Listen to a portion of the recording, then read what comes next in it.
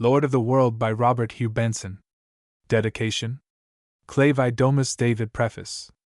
I am perfectly aware that this is a terribly sensational book, and open to innumerable criticisms on that account, as well as on many others.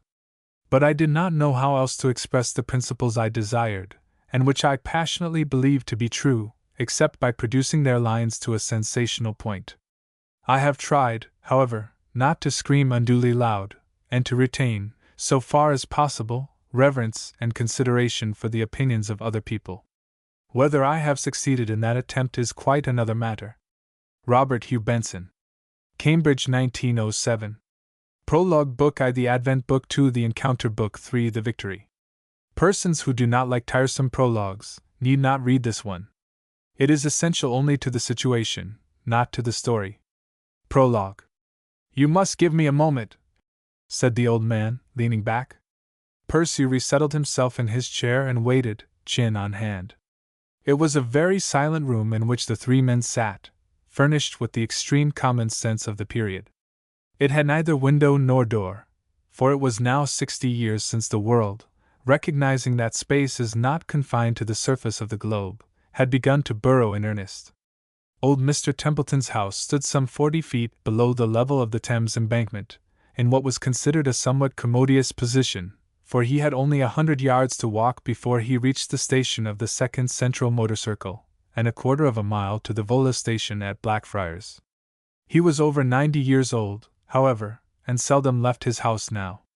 The room itself was lined throughout with the delicate green jade enamel prescribed by the Board of Health, and was suffused with the artificial sunlight discovered by the great Reuter 40 years before.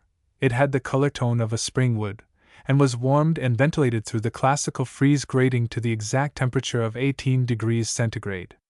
Mr. Templeton was a plain man, content to live as his father had lived before him.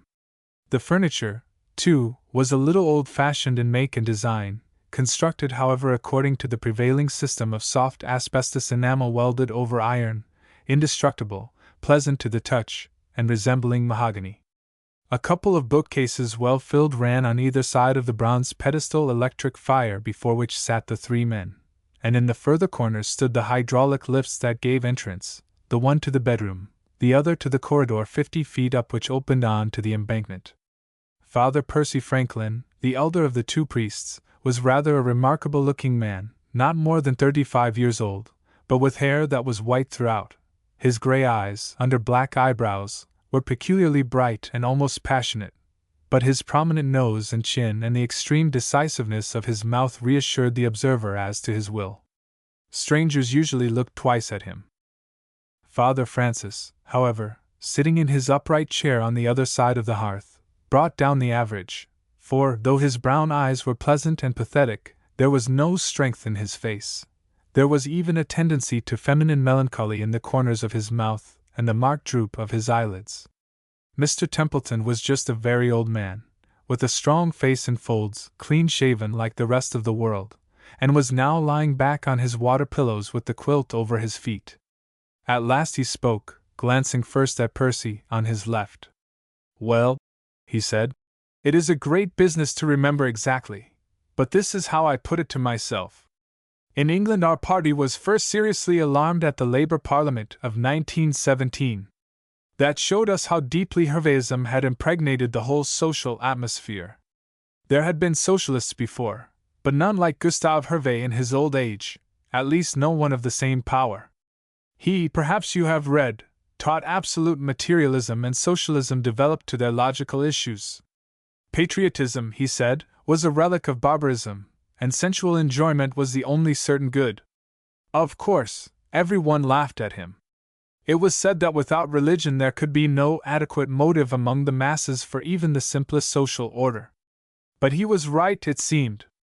After the fall of the French Church at the beginning of the century and the massacres of 1914, the bourgeoisie settled down to organize itself, and that extraordinary movement began in earnest, pushed through by the middle classes, with no patriotism, no class distinctions, practically no army. Of course, Freemasonry directed it all. This spread to Germany, where the influence of Karl Marx had already, Yes, sir, put in Percy smoothly. But what of England, if you don't mind, dash? Ah, yes, England. Well, in 1917 the Labour Party gathered up the reins, and communism really began. That was long before I can remember, of course, but my father used to date it from then. The only wonder was that things did not go forward more quickly, but I suppose there was a good deal of Tory leaven left. Besides, centuries generally run slower than is expected, especially after beginning with an impulse.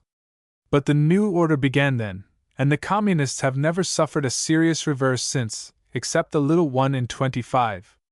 Blinken founded the New People then, and the Times dropped out, but it was not, strangely enough, till 35 that the House of Lords fell for the last time. The established church had gone finally in 29. And the religious effect of that? Asked Percy swiftly, as the old man paused to cough slightly, lifting his inhaler. The priest was anxious to keep to the point. It was an effect itself, said the other, rather than a cause. You see, the ritualists, as they used to call them, after a desperate attempt to get into the labor swim, came into the church after the Convocation of 19, when the Nicene Creed dropped out, and there was no real enthusiasm except among them.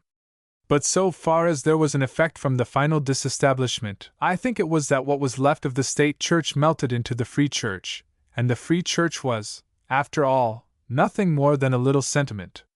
The Bible was completely given up as an authority after the renewed German attacks in the 20s, and the divinity of our Lord, some think, had gone all but in name by the beginning of the century.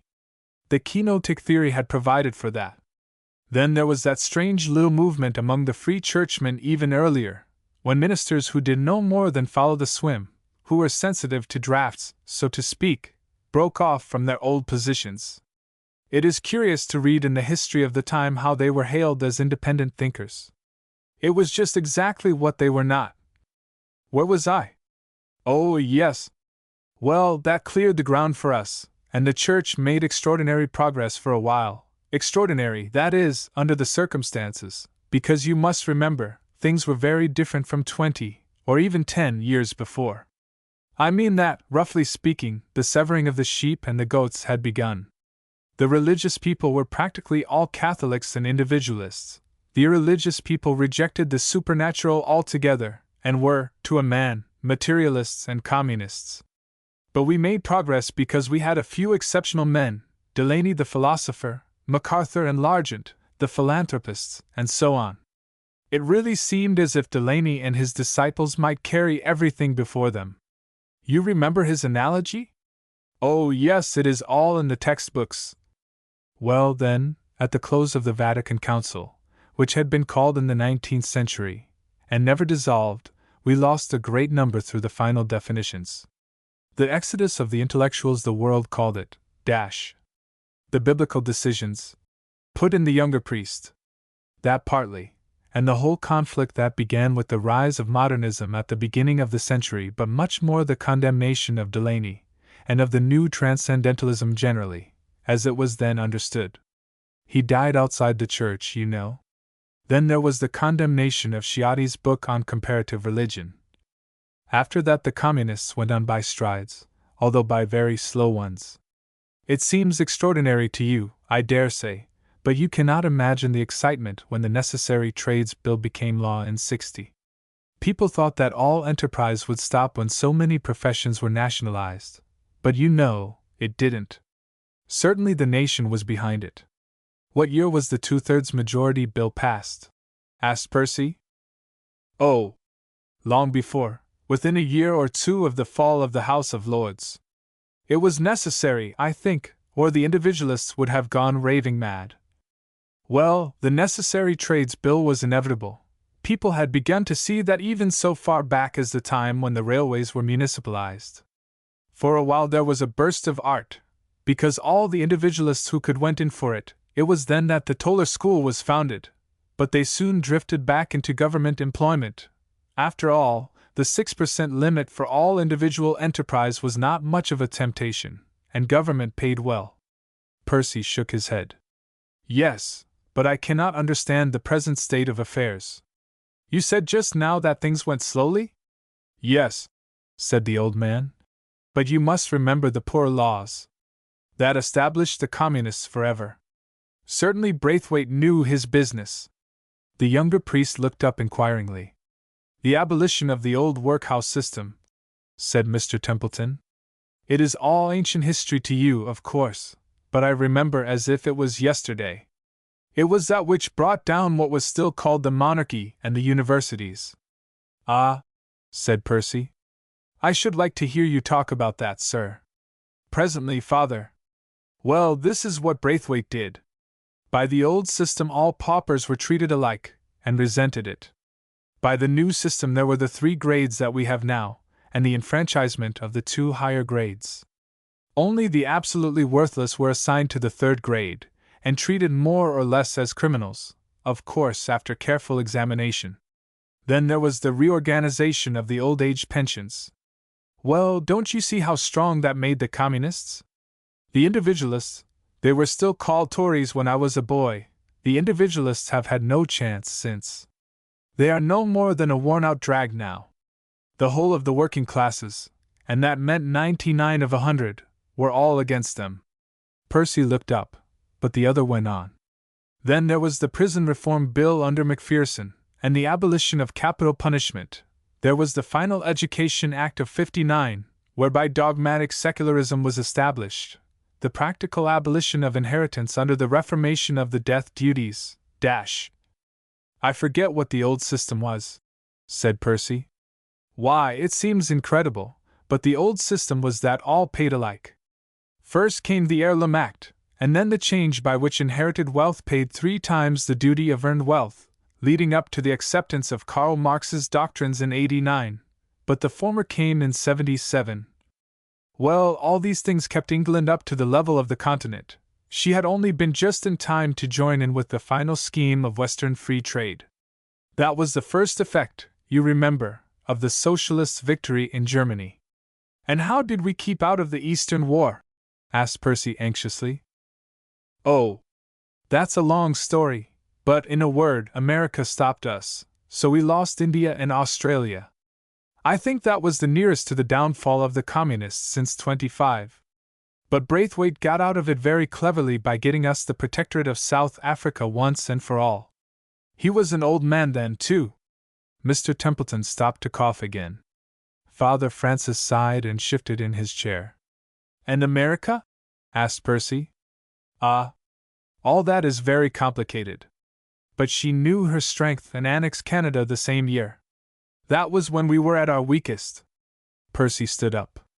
Have you a comparative atlas, sir? He asked. The old man pointed to a shelf.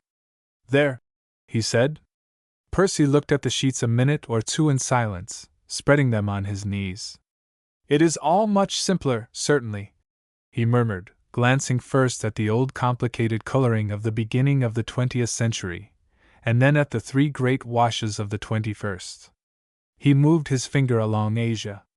The words Eastern Empire ran across the pale yellow, from the Ural Mountains on the left to the Bering Straits on the right, curling round in giant letters through India, Australia, and New Zealand. He glanced at the red. It was considerably smaller, but still important enough, considering that it covered not only Europe proper, but all Russia up to the Ural Mountains, and Africa to the south. The blue labeled American Republic swept over the whole of that continent, and disappeared right round to the left of the Western Hemisphere in a shower of blue sparks on the White Sea. Yes, it's simpler, said the old man drily. Percy shut the book and set it by his chair. And what next, sir? What will happen? The old Tory statesman smiled. God knows, he said. If the Eastern Empire chooses to move, we can do nothing. I don't know why they have not moved. I suppose it is because of religious differences. Europe will not split? Asked the priest. No, no, we know our danger now. And America would certainly help us. But all the same, God help us, or you, I should rather say, if the Empire does move. She knows her strength at last. There was silence for a moment or two. A faint vibration trembled through the deep-sunk room as some huge machine went past on the broad boulevard overhead. Prophesy, sir, said Percy suddenly. I mean about religion. Mr. Templeton inhaled another long breath from his instrument. Then again he took up his discourse. Briefly, he said, there are three forces: Catholicism, humanitarianism, and the Eastern religions. About the third I cannot prophesy, though I think the Sufis will be victorious. Anything may happen. Esotericism is making enormous strides, and that means pantheism, and the blending of the Chinese and Japanese dynasties throws out all our calculations. But in Europe and America, there is no doubt that the struggle lies between the other two. We can neglect everything else. And I think, if you wish me to say what I think, that, humanly speaking, Catholicism will decrease rapidly now. It is perfectly true that Protestantism is dead. Men do recognize at last that a supernatural religion involves an absolute authority, and that private judgment in matters of faith is nothing else than the beginning of disintegration. And it is also true that since the Catholic Church is the only institution that even claims supernatural authority, with all its merciless logic, she has again the allegiance of practically all Christians who have any supernatural belief left. There are a few faddists left, especially in America and here, but they are negligible. That is all very well, but on the other hand, you must remember that humanitarianism, contrary to all persons' expectations, is becoming an actual religion itself, though anti-supernatural. It is pantheism, it is developing a ritual under Freemasonry, it has a creed, God is man, and the rest. It has therefore a real food of a sort to offer to religious cravings, it idealizes, and yet it makes no demand upon the spiritual faculties. Then they have the use of all the churches except ours, and all the cathedrals, and they are beginning at last to encourage sentiment. Then they may display their symbols and we may not. I think that they will be established legally in another 10 years at the latest. Now we Catholics, remember, are losing. We have lost steadily for more than 50 years. I suppose that we have, nominally, about 1/40 of America now, and that is the result of the Catholic movement of the early 20s. In France and Spain we are nowhere, in Germany we are less. We hold our position in the East, certainly, but even there we have not more than 1 in 200, so the statistics say, and we are scattered. In Italy? Well, we have Rome again to ourselves, but nothing else. Here, we have Ireland altogether and perhaps 1 in 60 of England, Wales and Scotland, but we had 1 in 40-70 years ago. Then there is the enormous progress of psychology, all clean against us for at least a century. First, you see, there was materialism, pure and simple, that failed more or less. It was too crude, until psychology came to the rescue. Now psychology claims all the rest of the ground, and the supernatural sense seems accounted for. That's the claim. No, Father, we are losing, and we shall go on losing, and I think we must even be ready for a catastrophe at any moment. But began Percy. You think that weak for an old man on the edge of the grave? Well, it is what I think. I see no hope. In fact, it seems to me that even now something may come on us quickly. No, I see no hope until, Percy looked up sharply. Until our Lord comes back, said the old statesman. Father Francis sighed once more, and there fell a silence. And the fall of the universities? Said Percy at last. My dear father, it was exactly like the fall of the monasteries under Henry VIII. The same results, the same arguments, the same incidents. They were the strongholds of individualism, as the monasteries were the strongholds of papalism, and they were regarded with the same kind of awe and envy. Then the usual sort of remarks began about the amount of port wine drunk, and suddenly people said that they had done their work, that the inmates were mistaking means for ends, and there was a great deal more reason for saying it. After all, granted the supernatural, religious houses are an obvious consequence, but the object of secular education is presumably the production of something visible, either character or competence, and it became quite impossible to prove that the universities produced either, which was worth having. The distinction between Greek ou and Greek me is not an end in itself, and the kind of person produced by its study was not one which appealed to England in the 20th century. I am not sure that it appealed even to me much, and I was always a strong individualist, except by way of pathos. Yes? Said Percy. Oh, it was pathetic enough. The science schools of Cambridge and the colonial department of Oxford were the last hope, and then those went. The old dons crept about with their books, but nobody wanted them. They were too purely theoretical. Some drifted into the poorhouses, first or second grade, some were taken care of by charitable clergymen. There was that attempt to concentrate in Dublin, but it failed, and people soon forgot them. The buildings, as you know, were used for all kinds of things. Oxford became an engineering establishment for a while, and Cambridge a kind of government laboratory. I was at King's College, you know. Of course it was all as horrible as it could be, though I am glad they kept the chapel open even as a museum. It was not nice to see the chantries filled with anatomical specimens. However, I don't think it was much worse than keeping stoves and surplices in them. What happened to you? Oh, I was in Parliament very soon, and I had a little money of my own, too. But it was very hard on some of them. They had little pensions, at least all who were past work. And yet, I don't know, I suppose it had to come. They were very little more than picturesque survivals, you know, and had not even the grace of a religious faith about them. Percy sighed again, looking at the humorously reminiscent face of the old man. Then he suddenly changed the subject again. What about this European Parliament? He said. The old man started. Oh, I think it will pass, he said, if a man can be found to push it. All this last century has been leading up to it, as you see. Patriotism has been dying fast, but it ought to have died, like slavery and so forth, under the influence of the Catholic Church. As it is, the work has been done without the Church, and the result is that the world is beginning to range itself against us.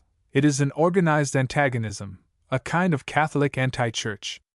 Democracy has done what the divine monarchy should have done. If the proposal passes, I think we may expect something like persecution once more.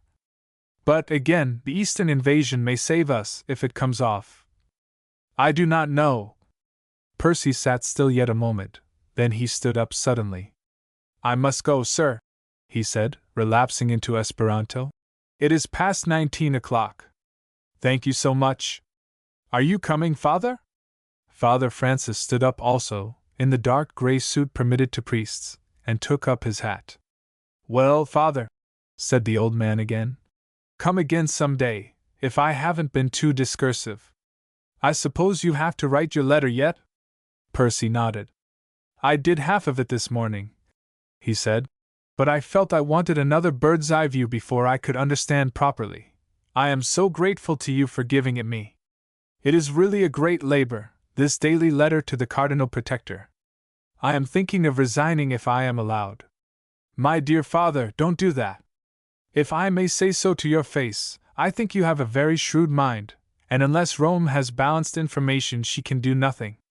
I don't suppose your colleagues are as careful as yourself. Percy smiled, lifting his dark eyebrows deprecatingly. Come, Father, he said. The two priests parted at the steps of the corridor, and Percy stood for a minute or two staring out at the familiar autumn scene, trying to understand what it all meant. What he had heard downstairs seemed strangely to illuminate that vision of splendid prosperity that lay before him. The air was as bright as day. Artificial sunlight had carried all before it, and London now knew no difference between dark and light. He stood in a kind of glazed cloister, heavily floored with a preparation of rubber on which footsteps made no sound. Beneath him, at the foot of the stairs, poured an endless double line of persons severed by a partition, going to right and left, noiselessly, except for the murmur of Esperanto talking that sounded ceaselessly as they went.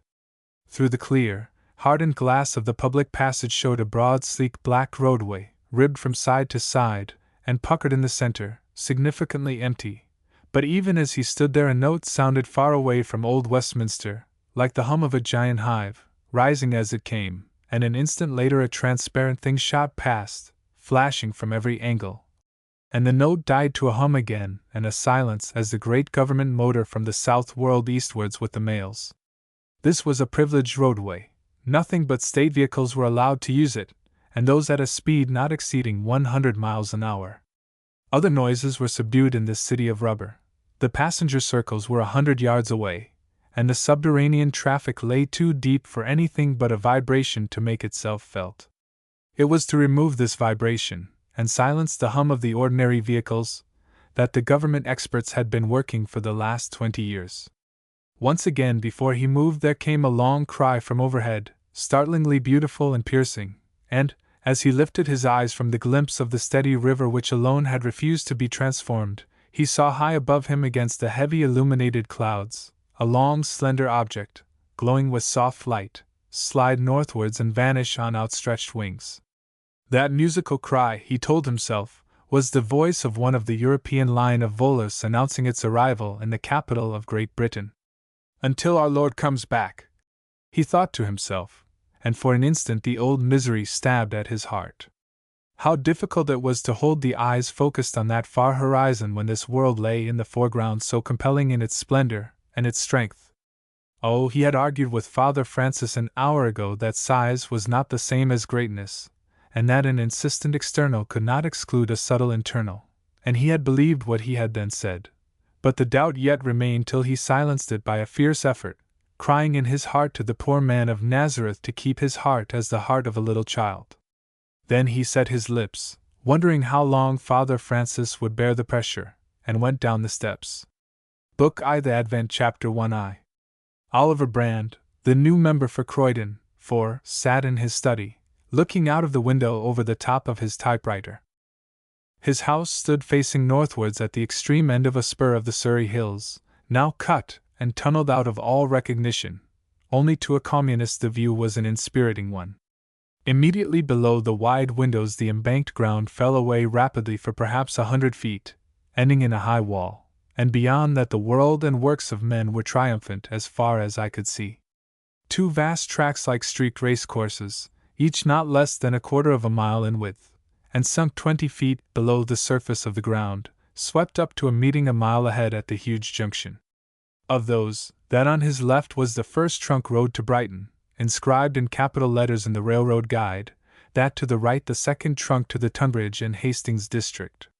Each was divided lengthways by a cement wall, on one side of which, on steel rails, ran the electric trams, and on the other lay the motor track itself again divided into three, on which ran, first the government coaches at a speed of 150 miles an hour, second the private motors at not more than 60, third the cheap government line at 30, with stations every 5 miles. This was further bordered by a road confined to pedestrians, cyclists and ordinary cars on which no vehicle was allowed to move at more than 12 miles an hour. Beyond these great tracks lay an immense plain of house roofs, with short towers here and there marking public buildings, from the Caterham district on the left to Croydon in front, all clear and bright in smokeless air, and far away to the west and north showed the low suburban hills against the April sky. There was surprisingly little sound, considering the pressure of the population, and with the exception of the buzz of the steel rails as a train fled north or south, and the occasional sweet chord of the great motors as they neared or left the junction, there was little to be heard in this study except a smooth, soothing murmur that filled the air like the murmur of bees in a garden. Oliver loved every hint of human life, all busy sights and sounds, and was listening now, smiling faintly to himself as he stared out into the clear air. Then he set his lips, laid his fingers on the keys once more, and went on speech constructing. He was very fortunate in the situation of his house. It stood in an angle of one of those huge spider webs with which the country was covered, and for his purposes was all that he could expect. It was close enough to London to be extremely cheap, for all wealthy persons had retired at least 100 miles from the throbbing heart of England, and yet it was as quiet as he could wish. He was within 10 minutes of Westminster on the one side, and 20 minutes of the sea on the other, and his constituency lay before him like a raised map. Further, since the great London termini were but 10 minutes away, there were at his disposal the first trunk lines to every big town in England. For a politician of no great means, who was asked to speak at Edinburgh on one evening and in Marseilles on the next, he was as well placed as any man in Europe. He was a pleasant-looking man, not much over 30 years old, black wire-haired, clean-shaven, thin, virile, magnetic, blue-eyed and white-skinned, and he appeared this day extremely content with himself and the world. His lips moved slightly as he worked, his eyes enlarged and diminished with excitement, and more than once he paused and stared out again, smiling and flushed. Then a door opened. A middle-aged man came nervously in with a bundle of papers, laid them down on the table without a word, and turned to go out. Oliver lifted his hand for attention, snapped a lever, and spoke. "Well, Mr. Phillips?" he said. "There is news from the East, sir," said the secretary. Oliver shot a glance sideways, and laid his hand on the bundle. "Any complete message?" he asked. "No, sir, it is interrupted again. Mr. Felsenburg's name is mentioned." Oliver did not seem to hear. He lifted the flimsy printed sheets with a sudden movement, and began turning them. "The fourth from the top, Mr. Brand," said the secretary. Oliver jerked his head impatiently, and the other went out as if at a signal. The fourth sheet from the top, printed in red on green, seemed to absorb Oliver's attention altogether, for he read it through 2 or 3 times, leaning back motionless in his chair. Then he sighed, and stared again through the window. Then once more the door opened, and a tall girl came in. "Well, my dear?" she observed. Oliver shook his head, with compressed lips. "Nothing definite," he said. "Even less than usual. Listen." He took up the green sheet and began to read aloud as the girl sat down in a window seat on his left. She was a very charming-looking creature, tall and slender, with serious, ardent gray eyes, firm red lips, and a beautiful carriage of head and shoulders. She had walked slowly across the room as Oliver took up the paper, and now sat back in her brown dress in a very graceful and stately attitude. She seemed to listen with a deliberate kind of patience, but her eyes flickered with interest. "Irkutsk, April 14, yesterday, as usual, but rumored defection from Sufi party, troops continue gathering, Felsenburg address, Buddhist crowd, attempt on Lama last Friday, work of anarchists, Felsenburg leaving for Moscow, as arranged he." "There, that is absolutely all," ended Oliver dispiritedly. "It's interrupted as usual." The girl began to swing a foot. "I don't understand in the least," she said. "Who is Felsenburg, after all? My dear child, that is what all the world is asking. Nothing is known except that he was included in the American deputation at the last moment. The Herald published his life last week, but it has been contradicted. It is certain that he is quite a young man, and that he has been quite obscure until now." "Well, he is not obscure now," observed the girl. "I know, it seems as if he were running the whole thing. One never hears a word of the others. It's lucky he's on the right side. And what do you think?" Oliver turned vacant eyes again out of the window. "I think it is touch and go," he said.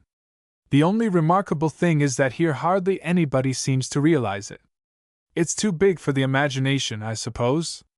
There is no doubt that the East has been preparing for a descent on Europe for these last 5 years. They have only been checked by America, and this is one last attempt to stop them. But why Felsenburg should come to the front, he broke off. He must be a good linguist, at any rate. This is at least the 5th crowd he has addressed. Perhaps he is just the American interpreter. Christ! I wonder who he is. Has he any other name? Julian, I believe. One message said so. How did this come through?" Oliver shook his head. "Private enterprise," he said. "The European agencies have stopped work. Every telegraph station is guarded night and day. There are lines of volus strung out on every frontier. The Empire means to settle this business without us. And if it goes wrong? My dear Mabel, if hell breaks loose, he threw out his hands deprecatingly. And what is the government doing? Working night and day, so is the rest of Europe. It'll be Armageddon with a vengeance if it comes to war. What chance do you see?" "I see 2 chances," said Oliver slowly. "One, that they may be afraid of America, and may hold their hands from sheer fear. The other, that they may be induced to hold their hands from charity, if only they can be made to understand that cooperation is the one hope of the world. But those damned religions of theirs, The girl sighed, and looked out again on to the wide plain of house roofs below the window. The situation was indeed as serious as it could be. That huge empire, consisting of a federalism of states under the sun of heaven, made possible by the merging of the Japanese and Chinese dynasties and the fall of Russia, had been consolidating its forces and learning its own power during the last 35 years, ever since, in fact, it had laid its lean yellow hands upon Australia and India.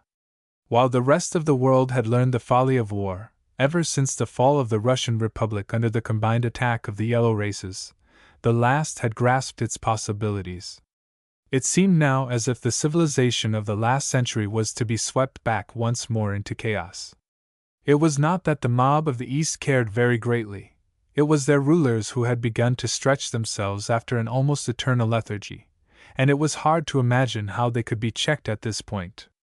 There was a touch of grimness too in the rumor that religious fanaticism was behind the movement, and that the patient East proposed at last to proselytize by the modern equivalents of fire and sword those who had laid aside for the most part all religious beliefs except that in humanity. To Oliver it was simply maddening. As he looked from his window and saw that vast limit of London laid peaceably before him, as his imagination ran out over Europe and saw everywhere that steady triumph of common sense and fact over the wild fairy stories of Christianity, it seemed intolerable that there should be even a possibility that all this should be swept back again into the barbarous turmoil of sects and dogmas.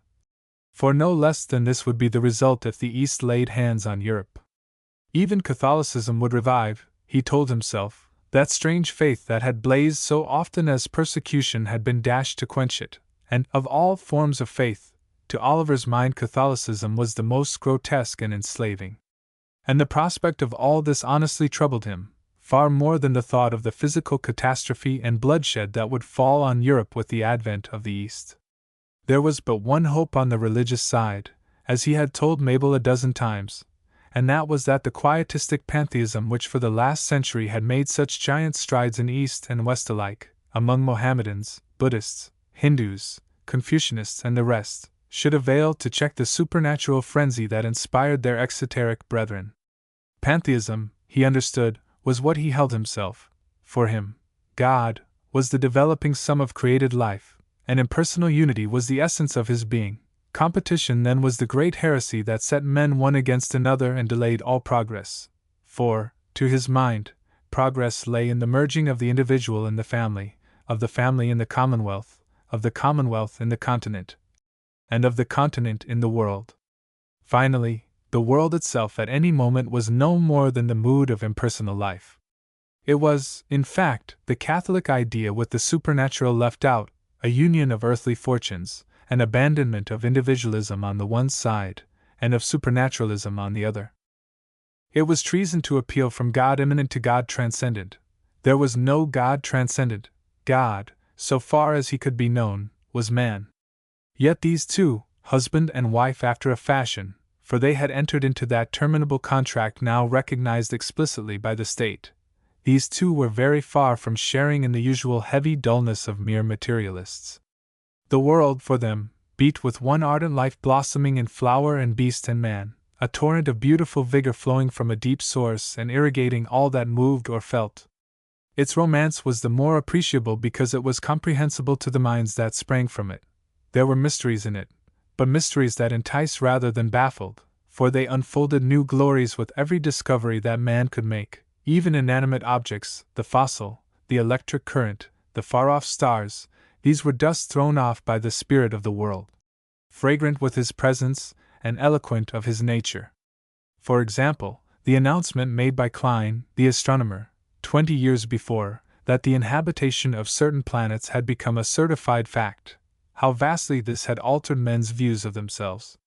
But the one condition of progress and the building of Jerusalem, on the planet that happened to be men's dwelling place, was peace, not the sword which Christ brought or that which Muhammad wielded, but peace that arose from, not past, understanding, the peace that sprang from a knowledge that man was all and was able to develop himself only by sympathy with his fellows. To Oliver and his wife, then, the last century seemed like a revelation. Little by little the old superstitions had died, and the new light broadened. The spirit of the world had roused himself, the sun had dawned in the west, And now with horror and loathing they had seen the clouds gather once more in the quarter whence all superstition had had its birth. Mabel got up presently, and came across to her husband. "My dear," she said, "you must not be downhearted. It all may pass as it passed before. It is a great thing that they are listening to America at all. And this Mr. Felsenburgh seems to be on the right side." Oliver took her hand and kissed it. 2. Oliver seemed altogether depressed at breakfast, half an hour later. His mother, an old lady of nearly 80, who never appeared till noon, seemed to see it at once, for after a look or two at him and a word, she subsided into silence behind her plate. It was a pleasant little room in which they sat, immediately behind Oliver's own, and was furnished, according to universal custom, in light green. Its windows looked out upon a strip of garden at the back, and the high creeper-grown wall that separated that domain from the next. The furniture, too, was of the usual sort. A sensible round table stood in the middle, with 3 tall armchairs, with the proper angles and rests, drawn up to it, and the center of it, resting apparently on a broad round column, held the dishes. It was 30 years now since the practice of placing the dining room above the kitchen, and of raising and lowering the courses by hydraulic power into the center of the dining table, had become universal in the houses of the well-to-do. The floor consisted entirely of the asbestos cork preparation invented in America, noiseless, clean, and pleasant to both foot and eye. Mabel broke the silence. "And your speech tomorrow?" she asked, taking up her fork. Oliver brightened a little, and began to discourse. It seemed that Birmingham was beginning to fret. They were crying out once more for free trade with America. European facilities were not enough, and it was Oliver's business to keep them quiet. It was useless, he proposed to tell them, to agitate until the Eastern business was settled. They must not bother the government with such details just now. He was to tell them, too, that the government was wholly on their side, that it was bound to come soon. "They are pig-headed," he added fiercely. "Pig-headed and selfish. They are like children who cry for food 10 minutes before dinner time. It is bound to come if they will wait a little." "And you will tell them so? That they are pig-headed?" "Certainly." Mabel looked at her husband with a pleased twinkle in her eyes. She knew perfectly well that his popularity rested largely on his outspokenness. Folks liked to be scolded and abused by a genial, bold man who danced and gesticulated in a magnetic fury. She liked it herself. "How shall you go?" she asked. "Vola. I shall catch the 18 o'clock at Blackfriars. The meeting is at 19, and I shall be back at 21.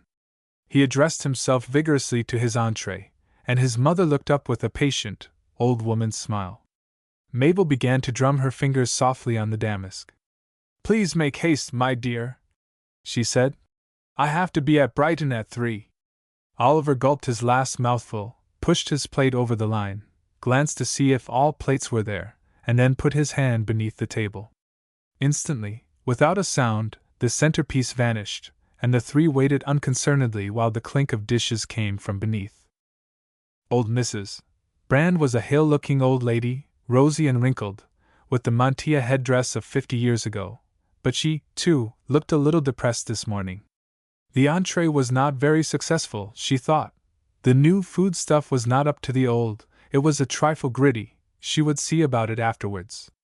There was a clink, a soft sound like a push, and the centerpiece snapped into its place, bearing an admirable imitation of a roasted fowl.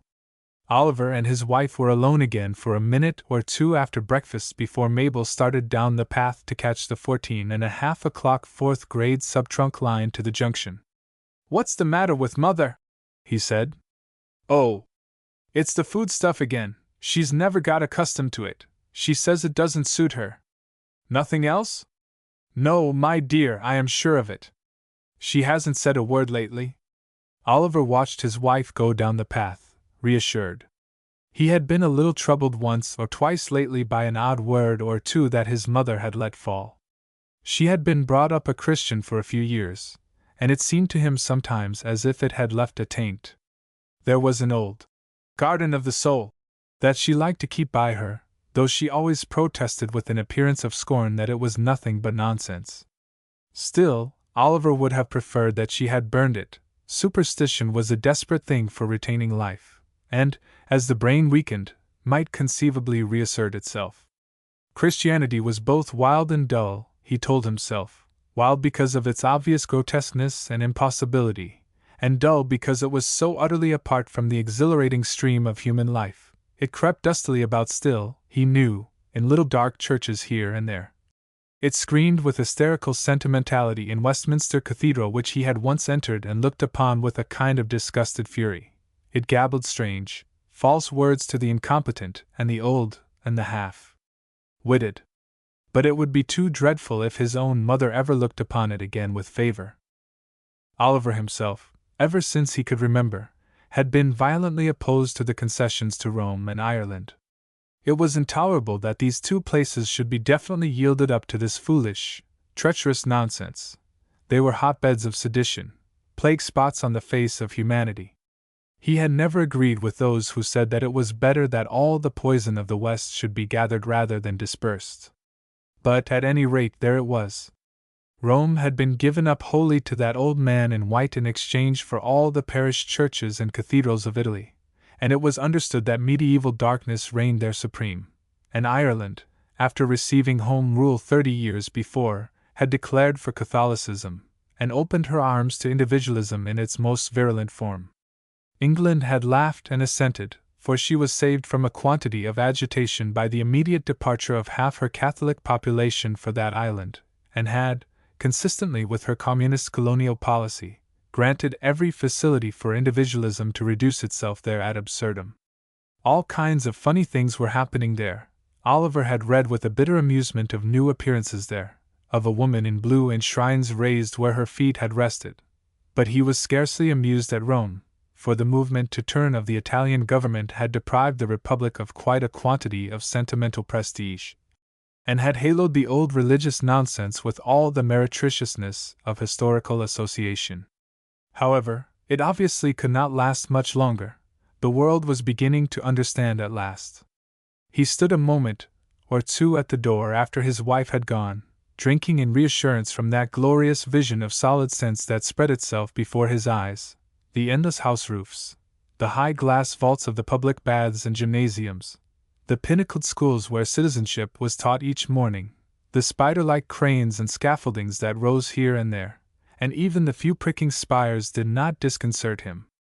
There it stretched away into the grey haze of London, really beautiful, this vast hive of men and women who had learned at least the primary lesson of the gospel that there was no God but man, no priest but the politician, no prophet but the schoolmaster. Then he went back once more to his speech constructing. Mabel, too, was a little thoughtful as she sat with her paper on her lap, spinning down the broad line to Brighton. This Eastern news was more disconcerting to her than she allowed her husband to see, yet it seemed incredible that there could be any real danger of invasion. This Western life was so sensible and peaceful. Folks had their feet at last upon the rock, and it was unthinkable that they could ever be forced back on to the mudflats. It was contrary to the whole law of development. Yet she could not but recognize that catastrophe seemed one of nature's methods. She sat very quiet, glancing once or twice at the meager little scrap of news, and read the leading article upon it. That too seemed significant of dismay. A couple of men were talking in the half-compartment beyond on the same subject. One described the government engineering works that he had visited, the breathless haste that dominated them. The other put in interrogations and questions. There was not much comfort there. There were no windows through which she could look. On the main lines the speed was too great for the eyes. The long compartment flooded with soft light bounded her horizon. She stared at the molded white ceiling, the delicious oak-framed paintings, the deep spring seats, the mellow globes overhead that poured out radiance, at a mother and child diagonally opposite her. Then the great chord sounded. The faint vibration increased ever so slightly, and an instant later the automatic doors ran back, and she stepped out onto the platform of Brighton Station. As she went down the steps leading to the station square, she noticed a priest going before her. He seemed a very upright and sturdy old man, for though his hair was white he walked steadily and strongly. At the foot of the steps he stopped and half-turned, and then, to her surprise, she saw that his face was that of a young man, fine-featured and strong, with black eyebrows and very bright gray eyes. Then she passed on and began to cross the square in the direction of her aunt's house. Then, without the slightest warning, except one shrill hoot from overhead, a number of things happened. A great shadow whirled across the sunlight at her feet, a sound of rending tore the air, and a noise like a giant's sigh, and, as she stopped bewildered, with a noise like 10,000 smashed kettles, a huge thing crashed on the rubber pavement before her, where it lay, filling half the square, writhing long wings on its upper side that beat and whirled like the flappers of some ghastly extinct monster, pouring out human screams, and beginning almost instantly to crawl with broken life. Mabel scarcely knew what happened next, but she found herself a moment later forced forward by some violent pressure from behind, till she stood shaking from head to foot, with some kind of smashed body of a man moaning and stretching at her feet. There was a sort of articulate language coming from it. She caught distinctly the names of Jesus and Mary. Then a voice hissed suddenly in her ears. "Let me through! I am a priest!" She stood there a moment longer, dazed by the suddenness of the whole affair, and watched almost unintelligently the gray-haired young priest on his knees, with his coat torn open, and a crucifix out. She saw him bend close, wave his hand in a swift sign, and heard a murmur of a language she did not know. Then he was up again, holding the crucifix before him, and she saw him begin to move forward into the midst of the red-flooded pavement, looking this way and that as if for a signal. Down the steps of the great hospital on her right came figures running now, hatless, each carrying what looked like an old-fashioned camera. She knew what those men were, and her heart leaped in relief. They were the ministers of euthanasia. Then she felt herself taken by the shoulder and pulled back, and immediately found herself in the front rank of a crowd that was swaying and crying out, and behind a line of police and civilians who had formed themselves into a cordon to keep the pressure back. 3. Oliver was in a panic of terror as his mother, half an hour later, ran in with the news that one of the government volors had fallen in the station square at Brighton just after the 14.5 train had discharged its passengers. He knew quite well what that meant, for he remembered one such accident 10 years before, just after the law forbidding private volors had been passed. It meant that every living creature in it was killed and probably many more in the place where it fell, and what then? The message was clear enough. She would certainly be in the square at that time. He sent a desperate wire to her aunt asking for news, and sat shaking in his chair, awaiting the answer. His mother sat by him. "Please God, Dash!" she sobbed out once, and stopped confounded as he turned on her. But fate was merciful, and 3 minutes before Mr. Phillips toiled up the path with the answer, Mabel herself came into the room, rather pale and smiling. "Christ!" cried Oliver, and gave one huge sob as he sprang up. She had not a great deal to tell him. There was no explanation of the disaster published as yet. It seemed that the wings on one side had simply ceased to work. She described the shadow, the hiss of sound, and the crash. Then she stopped. "Well, my dear?" said her husband, still rather white beneath the eyes as he sat close to her patting her hand. "There was a priest there," said Mabel. "I saw him before at the station." Oliver gave a little hysterical snort of laughter. "He was on his knees at once," she said, "with his crucifix, even before the doctors came." "My dear, do people really believe all that?"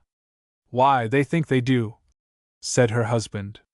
"It was all so sudden, and there he was, just as if he had been expecting it all." "Oliver, how can they?" "Why, people will believe anything if they begin early enough. And the man seemed to believe it, too, the dying man, I mean. I saw his eyes." She stopped. "Well, my dear? Oliver, what do you say to people when they are dying?" "Say? Why, nothing. What can I say?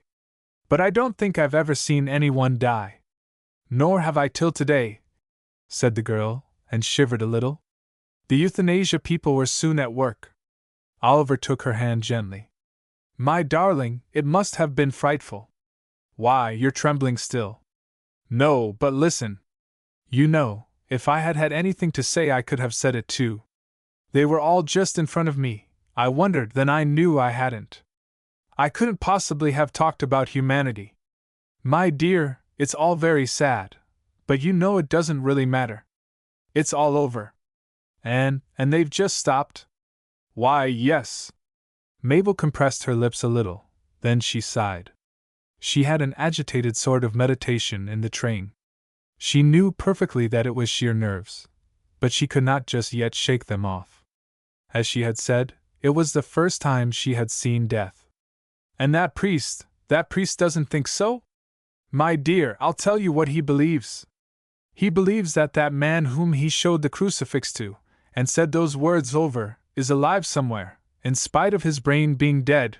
He is not quite sure where, but he is either in a kind of smelting works being slowly burned, or, if he is very lucky, and that piece of wood took effect, he is somewhere beyond the clouds, before three persons who are only one although they are three, that there are quantities of other people there.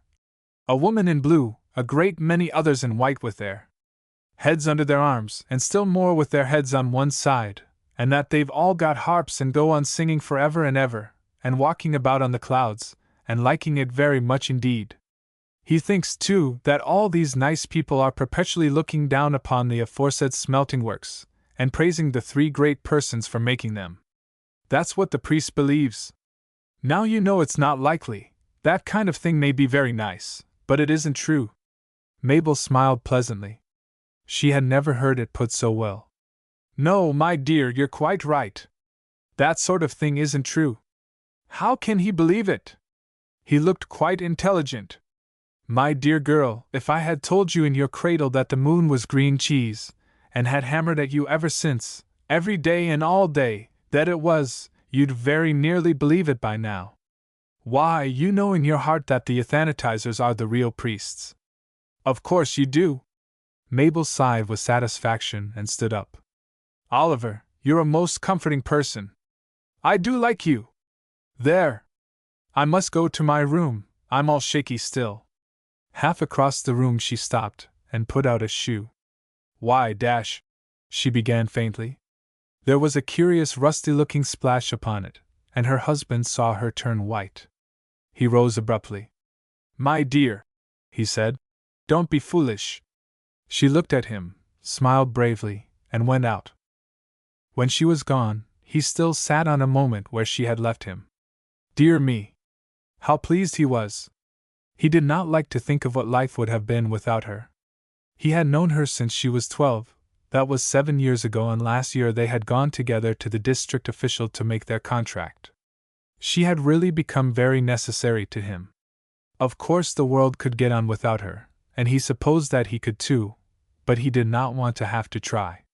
He knew perfectly well, for it was his creed of human love, that there was between them a double affection, of mind as well as body, and there was absolutely nothing else. But he loved her quick intuitions, and to hear his own thought echoed so perfectly. It was like two flames added together to make a third taller than either. Of course one flame could burn without the other. In fact, one would have to, one day.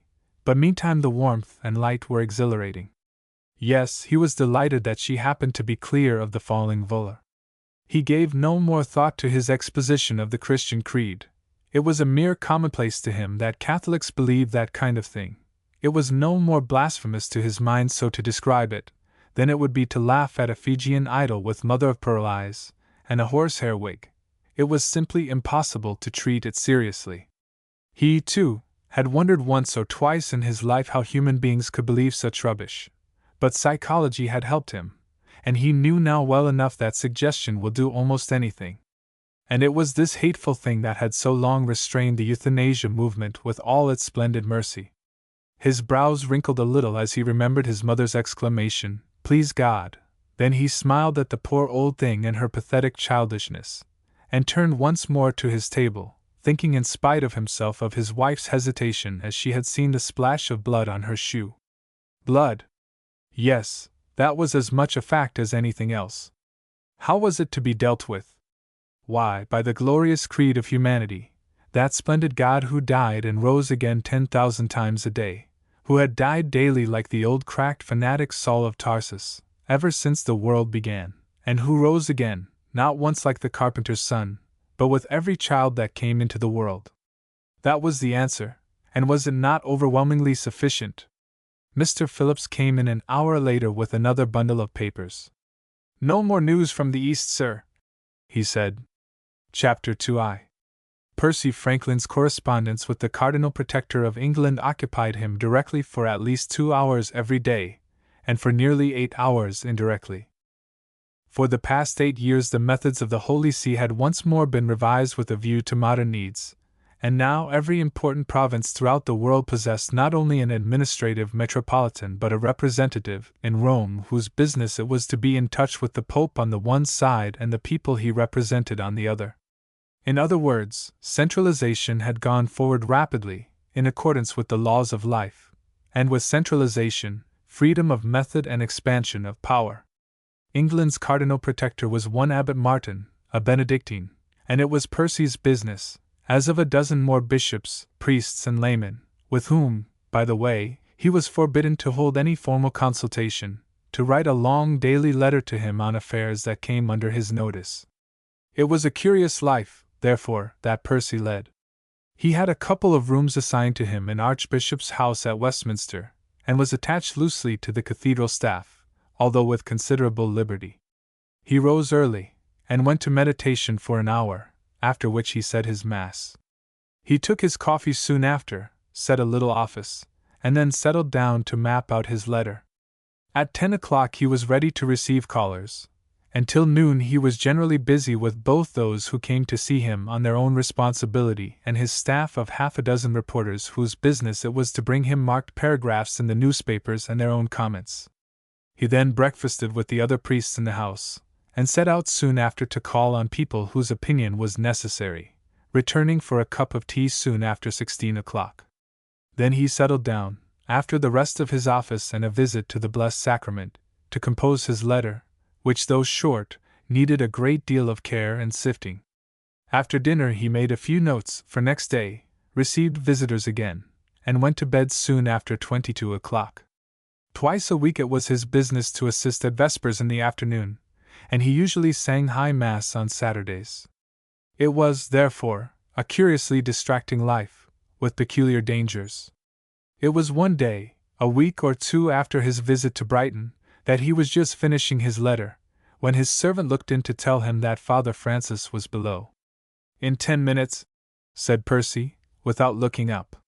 He snapped off his last lines, drew out the sheet, and settled down to read it over, translating it unconsciously from Latin to English. Westminster, May 14th. Eminence, since yesterday I have a little more information. It appears certain that the bill establishing Esperanto for all state purposes will be brought in June. I have had this from Johnson. This, as I have pointed out before, is the very last stone in our consolidation with the continent, which, at present, is to be regretted. A great access of Jews to Freemasonry is to be expected. Hitherto they have held aloof to some extent, but the abolition of the idea of God is tending to draw in those Jews, now greatly on the increase once more, who repudiate all notion of a personal Messiah. It is humanity here, too, that is at work.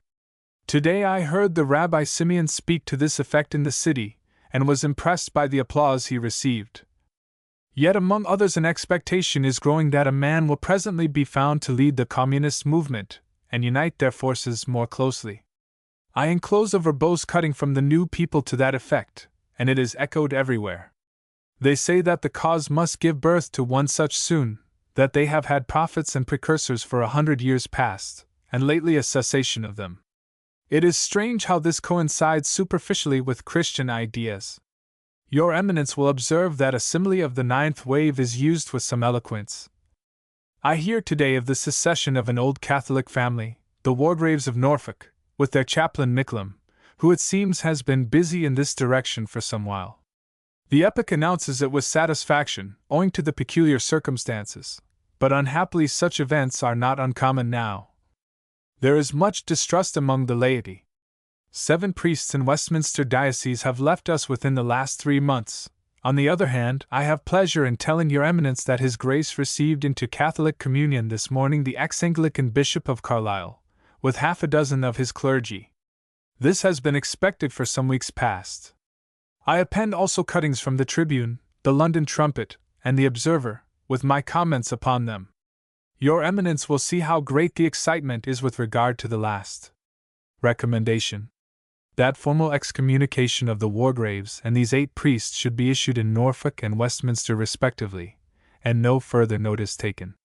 Percy laid down the sheet, gathered up the half-dozen other papers that contained his extracts and running commentary, signed the last, and slipped the whole into the printed envelope that lay ready.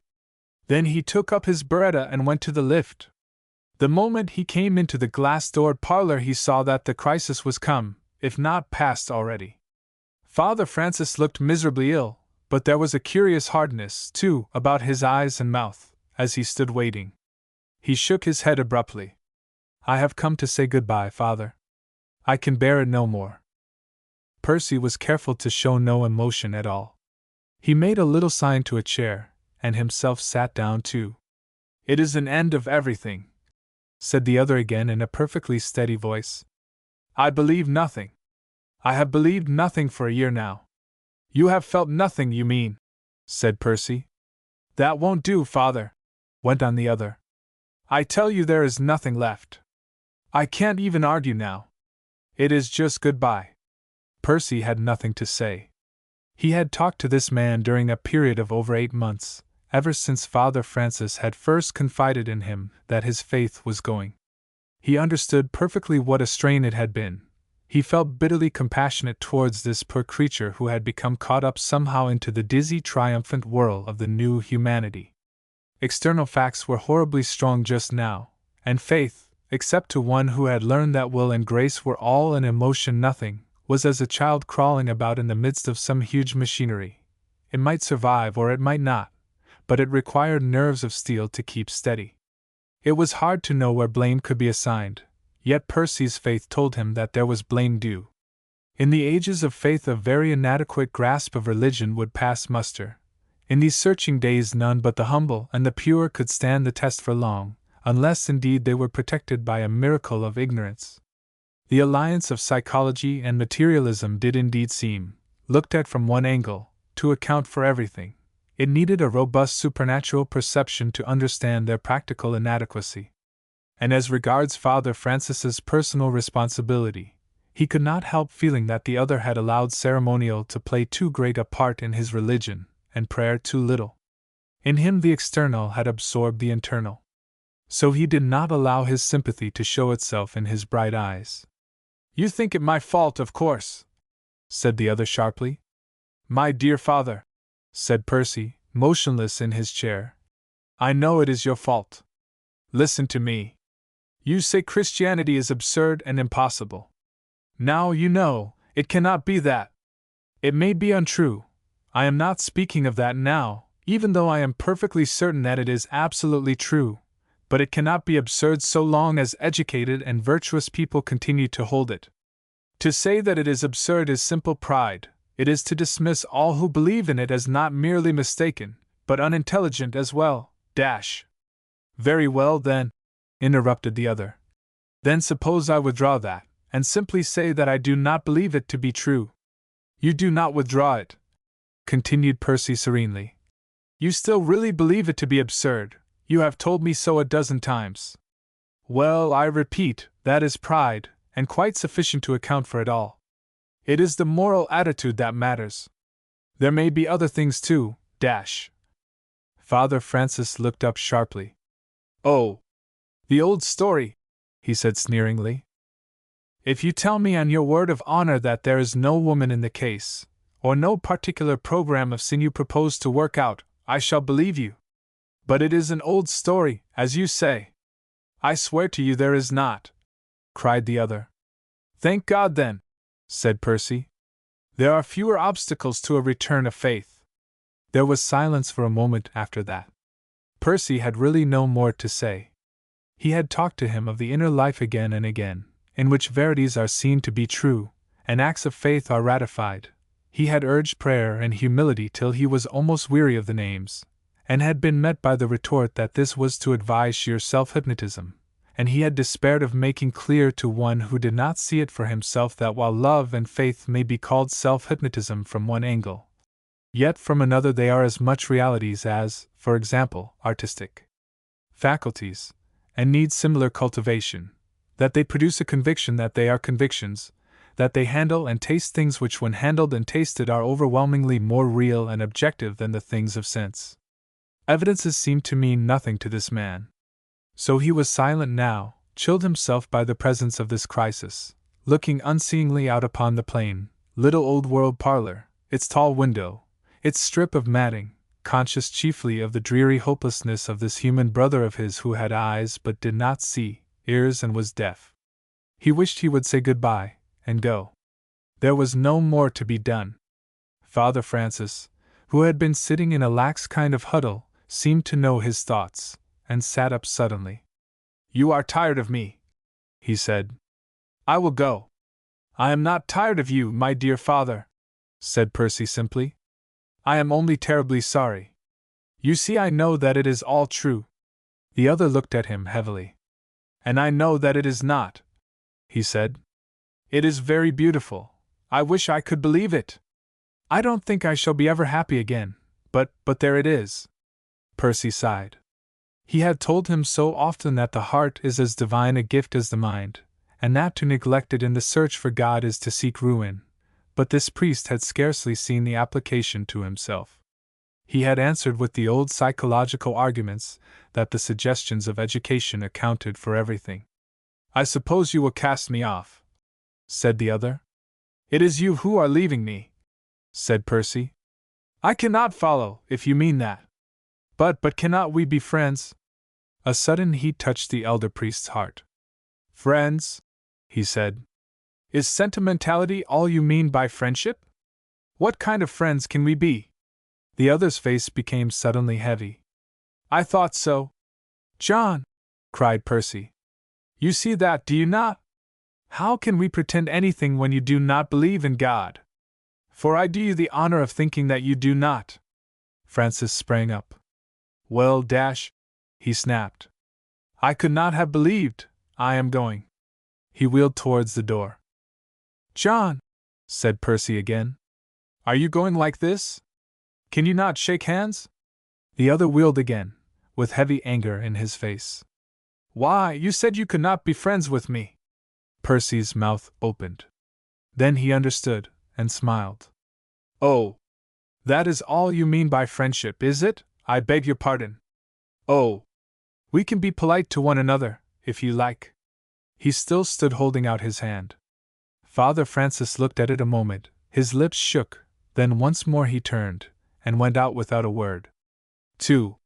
Percy stood motionless until he heard the automatic bell outside tell him that Father Francis was really gone. Then he went out himself and turned towards the long passage leading to the cathedral.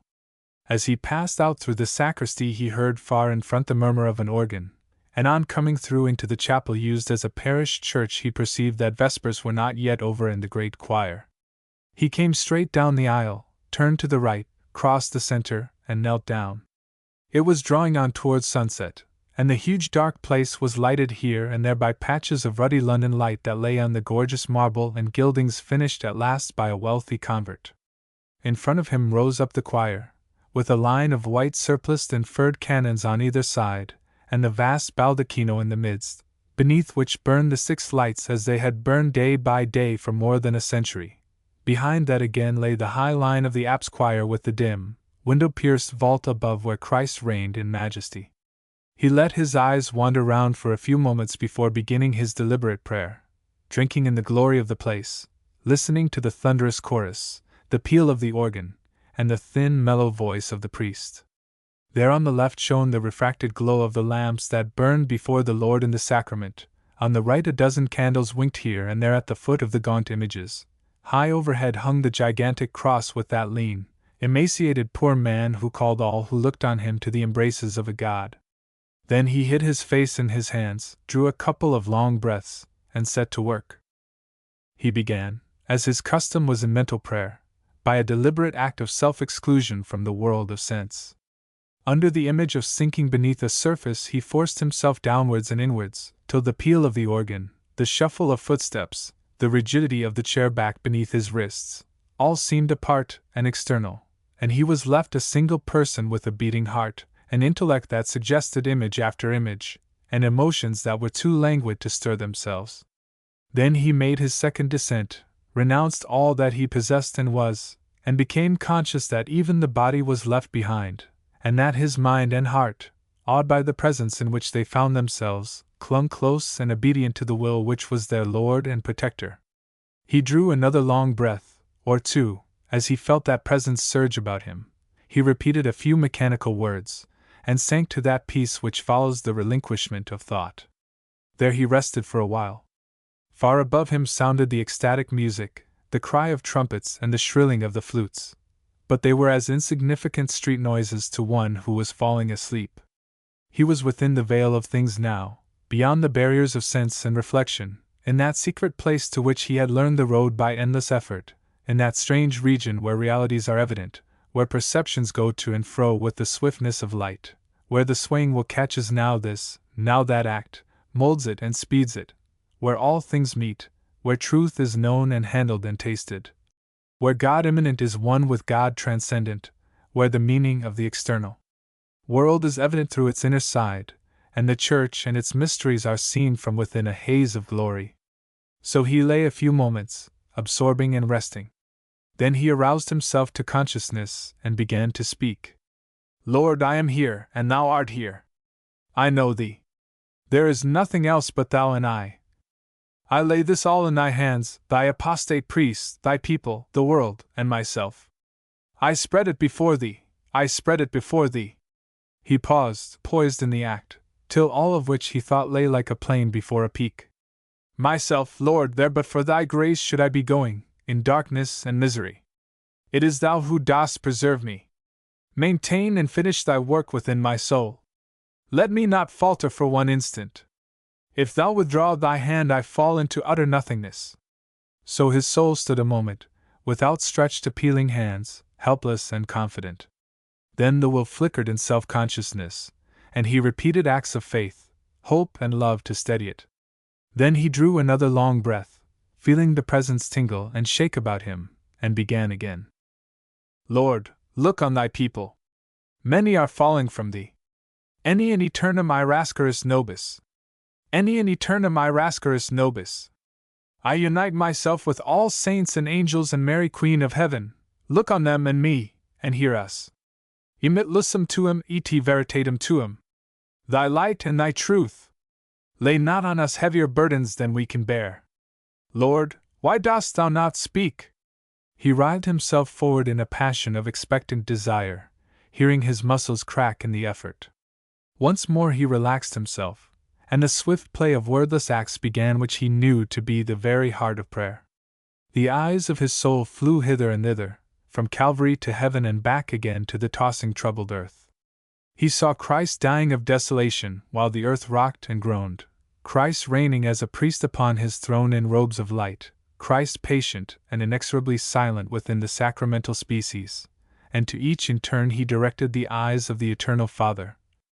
Then he waited for communications, and they came, so soft and delicate, passing like shadows, that his will sweated blood and tears in the effort to catch and fix them and correspond. He saw the body mystical in its agony, strained over the world as on a cross, silent with pain. He saw this and that nerve wrenched and twisted, till pain presented it to himself as under the guise of flashes of color. He saw the lifeblood drop by drop run down from his head and hands and feet. The world was gathered mocking and good-humored beneath. He saved others, himself he cannot save. Let Christ come down from the cross and we will believe. Far away behind bushes and in holes of the ground the friends of Jesus peeped and sobbed. Mary herself was silent, pierced by 7 swords. The disciple whom he loved had no words of comfort. He saw, too, how no word would be spoken from heaven. The angels themselves were bidden to put sword into sheath, and wait on the eternal patience of God, for the agony was hardly yet begun. There were 1,000 horrors yet before the end could come, that final sum of crucifixion. He must wait and watch, content to stand there and do nothing, and the resurrection must seem to him no more than a dreamed of hope. There was the Sabbath yet to come, while the body mystical must lie in its sepulchre cut off from light, and even the dignity of the cross must be withdrawn, and the knowledge that Jesus lived. That inner world, to which by long effort he had learned the way, was all alight with agony, It was bitter as brine, it was of that pale luminosity that is the utmost product of pain. It hummed in his ears with a note that rose to a scream. It pressed upon him, penetrated him, stretched him as on a rack. And with that his will grew sick and nerveless. "Lord! I cannot bear it!" he moaned.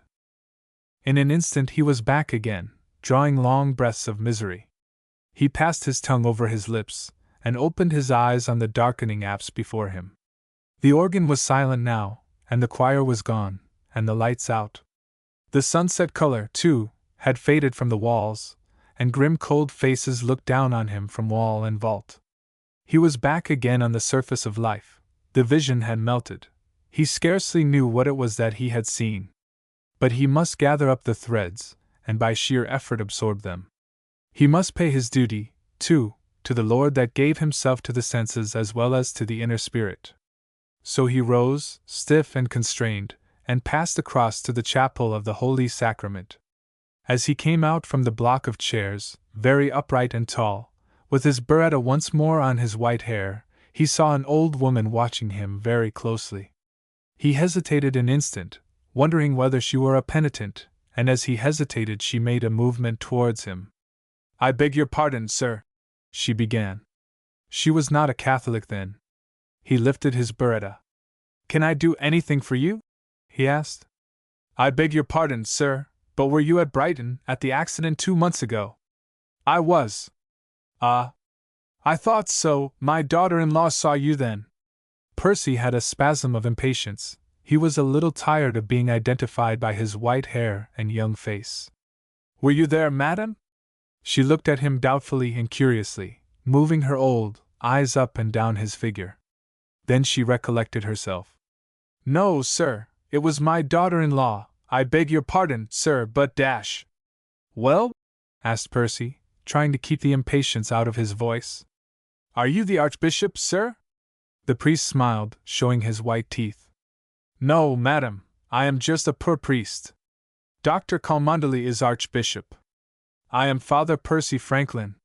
She said nothing, but still looking at him made a little old-world movement of a bow, and Percy passed on to the dim, splendid chapel to pay his devotions. 3. There was great talk that night at dinner among the priests as to the extraordinary spread of Freemasonry. It had been going on for many years now, and Catholics perfectly recognized its dangers, for the profession of Masonry had been for some centuries rendered incompatible with religion through the Church's unswerving condemnation of it. A man must choose between that and his faith. Things had developed extraordinarily during the last century.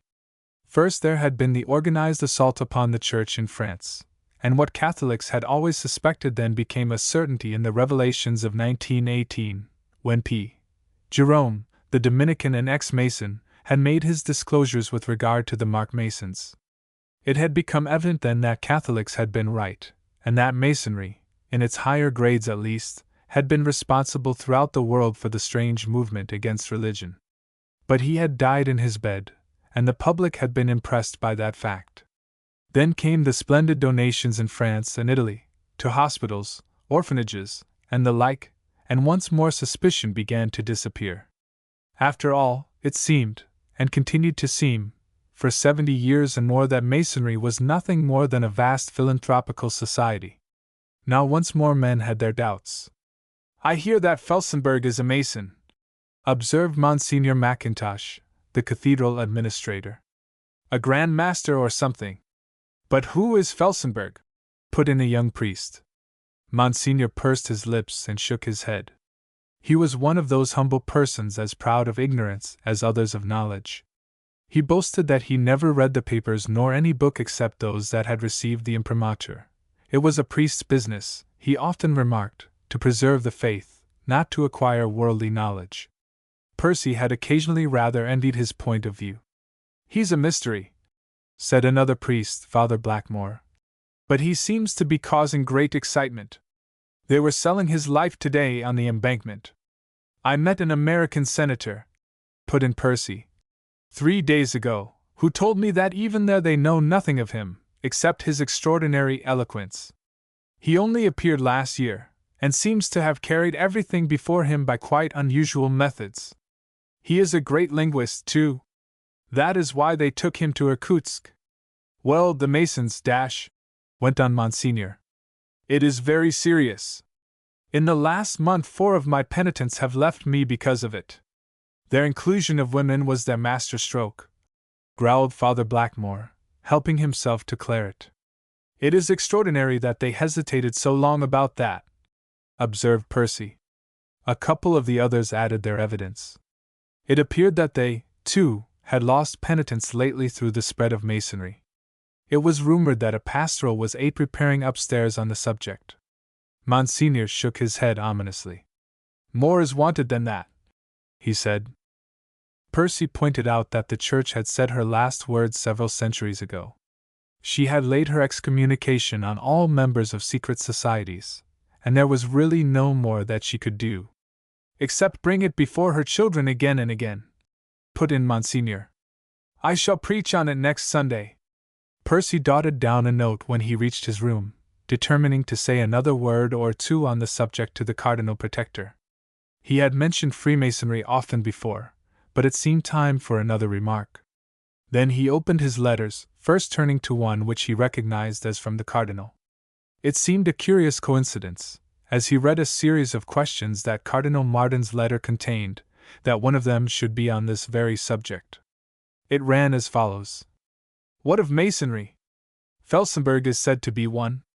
Gather all the gossip you can about him. Send any English or American biographies of him. Are you still losing Catholics through Masonry? He ran his eyes down the rest of the questions. They chiefly referred to previous remarks of his own, but twice, even in them, Felsenburgh's name appeared. He laid the paper down and considered a little. It was very curious, he thought, how this man's name was in everyone's mouth, in spite of the fact that so little was known about him.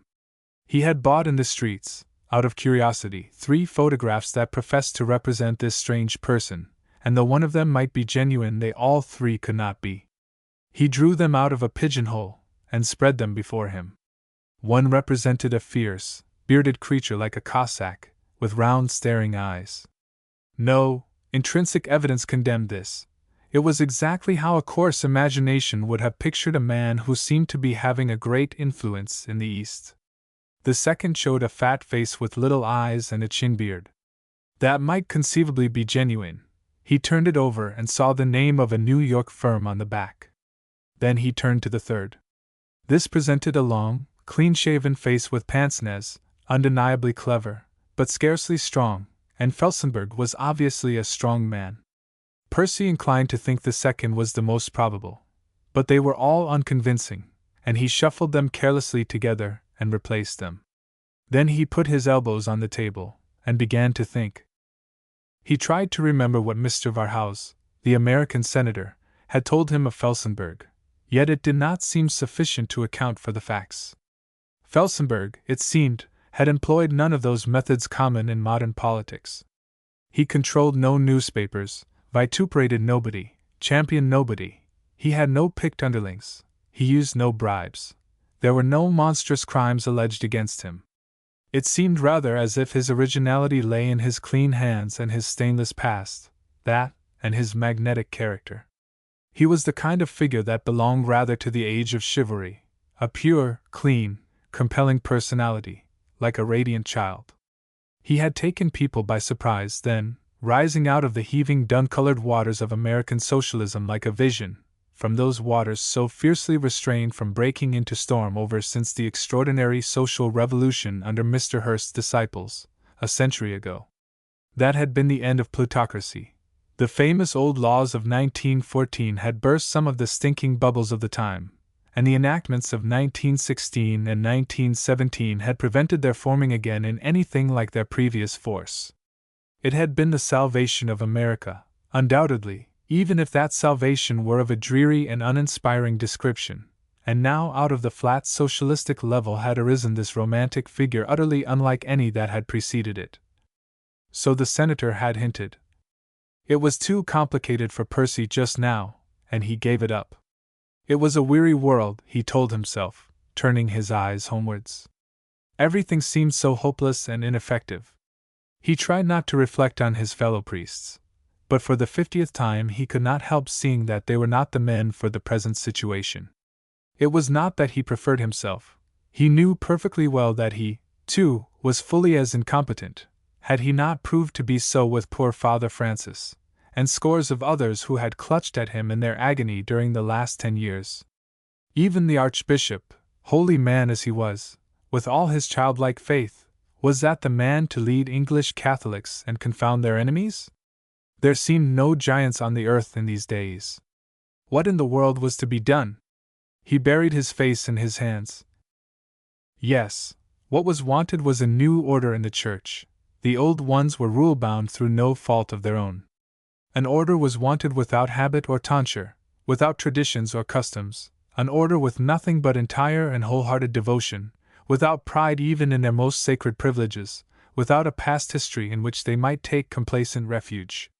They must be franc-tireurs of Christ's army, like the Jesuits, but without their fatal reputation, which, again, was no fault of their own.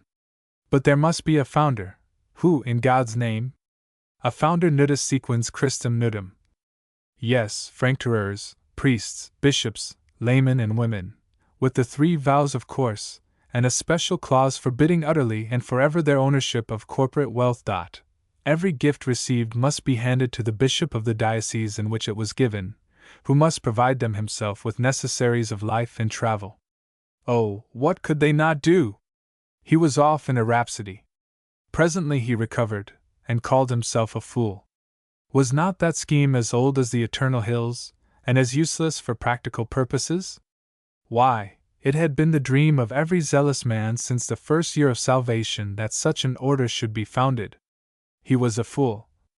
Then once more he began to think of it all over again. Surely it was this which was wanted against the Masons, and women, too. Had not scheme after scheme broken down because men had forgotten the power of women? It was that lack that had ruined Napoleon. He had trusted Josephine, and she had failed him, so he had trusted no other woman. In the Catholic Church, too, woman had been given no active work but either menial or connected with education, and was there not room for other activities than those? Well, it was useless to think of it. It was not his affair.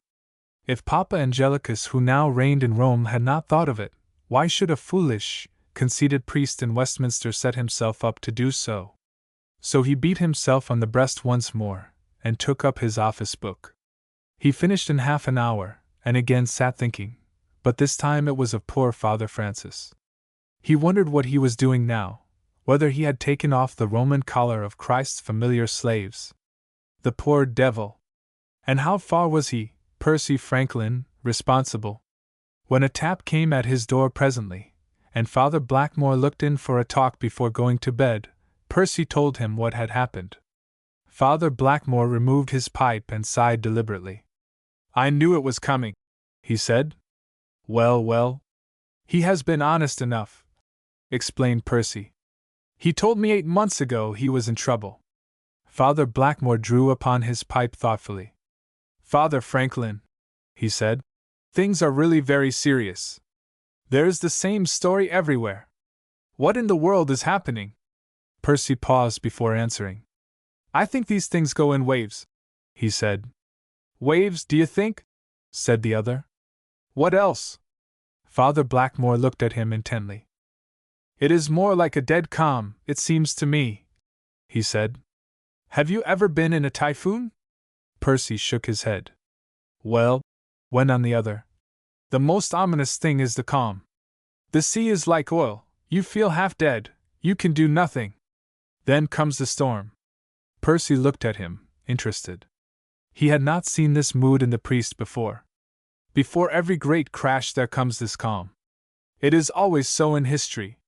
It was so before the Eastern War, it was so before the French Revolution. It was so before the Reformation. There is a kind of oily heaving, and everything is languid. So everything has been in America, too, for over 80 years. Father Franklin, I think something is going to happen. "Tell me," said Percy, leaning forward. "Well, I saw Templeton a week before he died, and he put the idea in my head. Look here, Father. It may be this Eastern affair that is coming on us, But somehow I don't think it is. It is in religion that something is going to happen. At least, so I think. Father, who in God's name is Felsenburgh? Percy was so startled at the sudden introduction of this name again, that he stared a moment without speaking. Outside, the summer night was very still. There was a faint vibration now and again from the underground track that ran 20 yards from the house where they sat, but the streets were quiet enough round the cathedral. Once a hoot rang far away, as if some ominous bird of passage were crossing between London and the stars, and once the cry of a woman sounded thin and shrill from the direction of the river. For the rest there was no more than the solemn, subdued hum that never ceased now night or day. Yes, Felsenburgh, said Father Blackmore once more. I cannot get that man out of my head. And yet, what do I know of him? What does anyone know of him? Percy licked his lips to answer, and drew a breath to still the beating of his heart. He could not imagine why he felt excited. After all, who was old Blackmore to frighten him? But old Blackmore went on before he could speak. See how people are leaving the church. The Wargraves, the Hendersons, Sir James Bartlett, Lady Magner, and then all the priests. Now they're not all knaves, I wish they were, it would be so much easier to talk of it. But Sir James Bartlett, last month! Now, there's a man who has spent half his fortune on the church, and he doesn't resent it even now.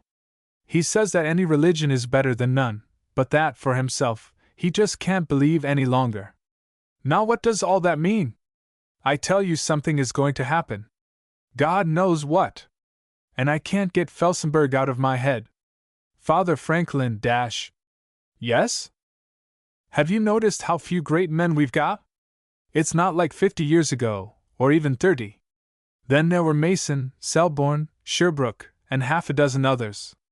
There was Brightman, too, as Archbishop, and now. Then the Communists, too.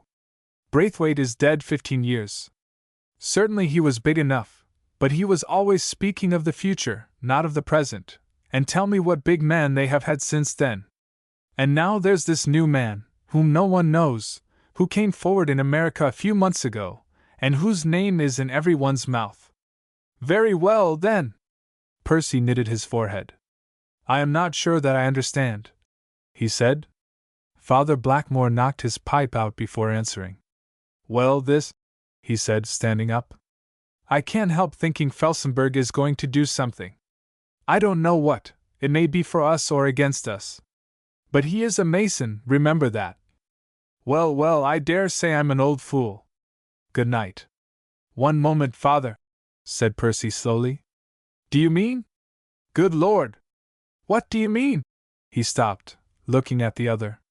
The old priest stared back under his bushy eyebrows. It seemed to Percy as if he, too, were afraid of something in spite of his easy talk, but he made no sign. Percy stood perfectly still a moment when the door was shut. Then he moved across to his prie-dieu. Chapter 3I. Old Mrs. Brand and Mabel were seated at a window of the new Admiralty offices in Trafalgar Square to see Oliver deliver his speech on the 50th anniversary of the passing of the Poor Laws Reform. It was an inspiriting sight, this bright June morning, to see the crowds gathering round Braithwaite's statue. That politician, dead 15 years before, was represented in his famous attitude, with arms outstretched and down-dropped, his head up and one foot slightly advanced, and today was decked, as was becoming more and more usual on such occasions, in his Masonic insignia. It was he who had given immense impetus to that secret movement by his declaration in the House that the key of future progress and brotherhood of nations was in the hands of the order. It was through this alone that the false unity of the Church with its fantastic spiritual fraternity could be counteracted. St. Paul had been right, he declared, in his desire to break down the partition walls between nations, and wrong only in his exaltation of Jesus Christ.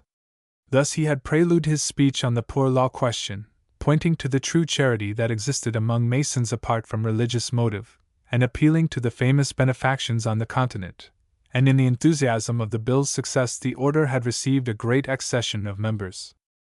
Old Mrs. Brand was in her best today, and looked out with considerable excitement at the huge throng gathered to hear her son speak. A platform was erected round the bronze statue at such a height that the statesman appeared to be one of the speakers, though at a slightly higher elevation, and this platform was hung with roses, surmounted by a sounding board, and set with a chair and table. The whole square round about was paved with heads and resonant with sound, the murmurs of thousands of voices, overpowered now and again by the crash of brass and thunder of drums as the benefit societies and democratic guilds, each headed by a banner, deployed from north, south, east and west, and converged towards the wide railed space about the platform where room was reserved for them. The windows on every side were packed with faces. Tall stands were erected along the front of the National Gallery and St. Martin's Church, garden beds of color behind the mute, white statues that faced outwards round the square, from Braithwaite in front, past the Victorians, John Davidson, John Burns, and the rest, round to Hampton and de Montfort towards the north. The old column was gone, with its lions. Nelson had not been found advantageous to the Entente Cordiale, nor the lions to the new art, and in their place stretched a wide pavement broken by slopes of steps that led up to the National Gallery. Overhead the roofs showed crowded friezes of heads against the blue summer sky. Not less than 100,000 persons, it was estimated in the evening papers, were collected within sight and sound of the platform by noon. As the clocks began to tell the hour, two figures appeared from behind the statue and came forward, and in an instant, the murmurs of talk rose into cheering. Old Lord Pemberton came first, a grey-haired, upright man, whose father had been active in denouncing the house of which he was a member on the occasion of its fall over 70 years ago, and his son had succeeded him worthily. This man was now a member of the government, and sat for Manchester 3, and it was he who was to be chairman on this auspicious occasion. Behind him came Oliver, bareheaded and spruce, and even at that distance his mother and wife could see his brisk movement, his sudden smile and nod as his name emerged from the storm of sound that surged round the platform. Lord Pemberton came forward, lifted his hand and made a signal, and in a moment the thin cheering died under the sudden roll of drums beneath that prelude the Masonic hymn. There was no doubt that these Londoners could sing. It was as if a giant voice hummed the sonorous melody, rising to enthusiasm till the music of massed bands followed it as a flag follows a flagstick. The hymn was one composed 10 years before, and all England was familiar with it. Old Mrs. Bland lifted the printed paper mechanically to her eyes, and saw the words that she knew so well. "The Lord that dwells in earth and sea." She glanced down the verses that from the humanitarian point of view had been composed with both skill and ardor. They had a religious ring. The unintelligent Christian could sing them without a qualm, yet their sense was plain enough. The old human creed that man was all. Even Christ's words themselves were quoted. The kingdom of God, it was said, lay within the human heart, and the greatest of all graces was charity. She glanced at Mabel, and saw that the girl was singing with all her might, with her eyes fixed on her husband's dark figure 100 yards away, and her soul pouring through them. So the mother, too, began to move her lips in chorus with that vast volume of sound. As the hymn died away, and before the cheering could begin again, old Lord Pemberton was standing forward on the edge of the platform, and his thin, metallic voice piped a sentence or two across the tinkling splash of the fountains behind him. Then he stepped back, and Oliver came forward. It was too far for the two to hear what was said, but Mabel slipped a paper, smiling tremulously, into the old lady's hand, and herself bent forward to listen. Old Mrs. Brand looked at that, too, knowing that it was an analysis of her son's speech, and aware that she would not be able to hear his words. There was an exordium first, congratulating all who were present to do honor to the great man who presided from his pedestal on the occasion of this great anniversary. Then there came a retrospect, comparing the old state of England with the present. 50 years ago, the speaker said, poverty was still a disgrace, now it was so no longer. It was in the causes that led to poverty that the disgrace, or the merit, lay. Who would not honor a man worn out in the service of his country, or overcome at last by circumstances against which his efforts could not prevail? He enumerated the reforms passed 50 years before on this very day, by which the nation once and for all declared the glory of poverty and man's sympathy with the unfortunate. So he had told them he was to sing the praise of patient poverty and its reward, and that, he supposed, together with a few periods on the reform of the prison laws, would form the first half of his speech. The second part was to be a panegyric of Braithwaite, treating him as the precursor of a movement that even now had begun. Old Mrs. Brand leaned back in her seat and looked about her. The window where they sat had been reserved for them. 2 armchairs filled the space, but immediately behind there were others, standing very silent now, craning forward, watching, too, with parted lips, a couple of women with an old man directly behind, and other faces visible again behind them. Their obvious absorption made the old lady a little ashamed of her distraction, and she turned resolutely once more to the square. Ah! He was working up now to his panegyric. The tiny dark figure was back, a yard nearer the statue, and as she looked, his hand went up and he wheeled, pointing, as a murmur of applause drowned for an instant the minute, resonant voice. Then again he was forward, half crouching, for he was a born actor, and a storm of laughter rippled round the throng of heads. She heard an indrawn hiss behind her chair, and the next instant an exclamation from Mabel. What was that? There was a sharp crack, and the tiny gesticulating figure staggered back a step. The old man at the table was up in a moment, and simultaneously a violent commotion bubbled and heaved like water about a rock at a point in the crowd immediately outside the railed space where the bands were massed, and directly opposite the front of the platform. Mrs. Brand, bewildered and dazed, found herself standing up, clutching the window rail, while the girl gripped her, crying out something she could not understand. A great roaring filled the square, the heads tossed this way and that, like corn under a squall of wind. Then Oliver was forward again, pointing and crying out, for she could see his gestures, and she sank back quickly, the blood racing through her old veins, and her heart hammering at the base of her throat. My dear, what is it?" she sobbed. But Mabel was up, too, staring out at her husband, and a quick babble of talk and exclamations from behind made itself audible in spite of the roaring tumult of the square. 2. Oliver told them the explanation of the whole affair that evening at home, leaning back in his chair, with one arm bandaged and in a sling. They had not been able to get near him at the time, the excitement in the square had been too fierce. But a messenger had come to his wife with the news that her husband was only slightly wounded, and was in the hands of the doctors. "He was a Catholic," explained the drawn-faced Oliver. "He must have come ready, for his repeater was found loaded. Well, there was no chance for a priest this time." Mabel nodded slowly. She had read of the man's fate on the placards. "He was killed, trampled and strangled instantly," said Oliver. "I did what I could, you saw me. But well, I dare say it was more merciful." "But you did what you could, my dear?" said the old lady anxiously, from her corner. "I called out to them, Mother, but they wouldn't hear me." Mabel leaned forward. "Oliver, I know this sounds stupid of me, but I wish they had not killed him." Oliver smiled at her. He knew this tender trait in her. "It would have been more perfect if they had not," she said. Then she broke off and sat back. "Why did he shoot just then?" she asked. Oliver turned his eyes for an instant towards his mother, but she was knitting tranquilly. Then he answered with a curious deliberateness. "I said that Braithwaite had done more for the world by one speech than Jesus and all his saints put together." He was aware that the knitting needles stopped for a second, then they went on again as before. "But he must have meant to do it anyhow," continued Oliver. "How do they know he was a Catholic?" asked the girl again. "There was a rosary on him, and then he just had time to call on his God. And nothing more is known?" "Nothing more. He was well dressed, though." Oliver leaned back a little wearily and closed his eyes. His arms still throbbed intolerably.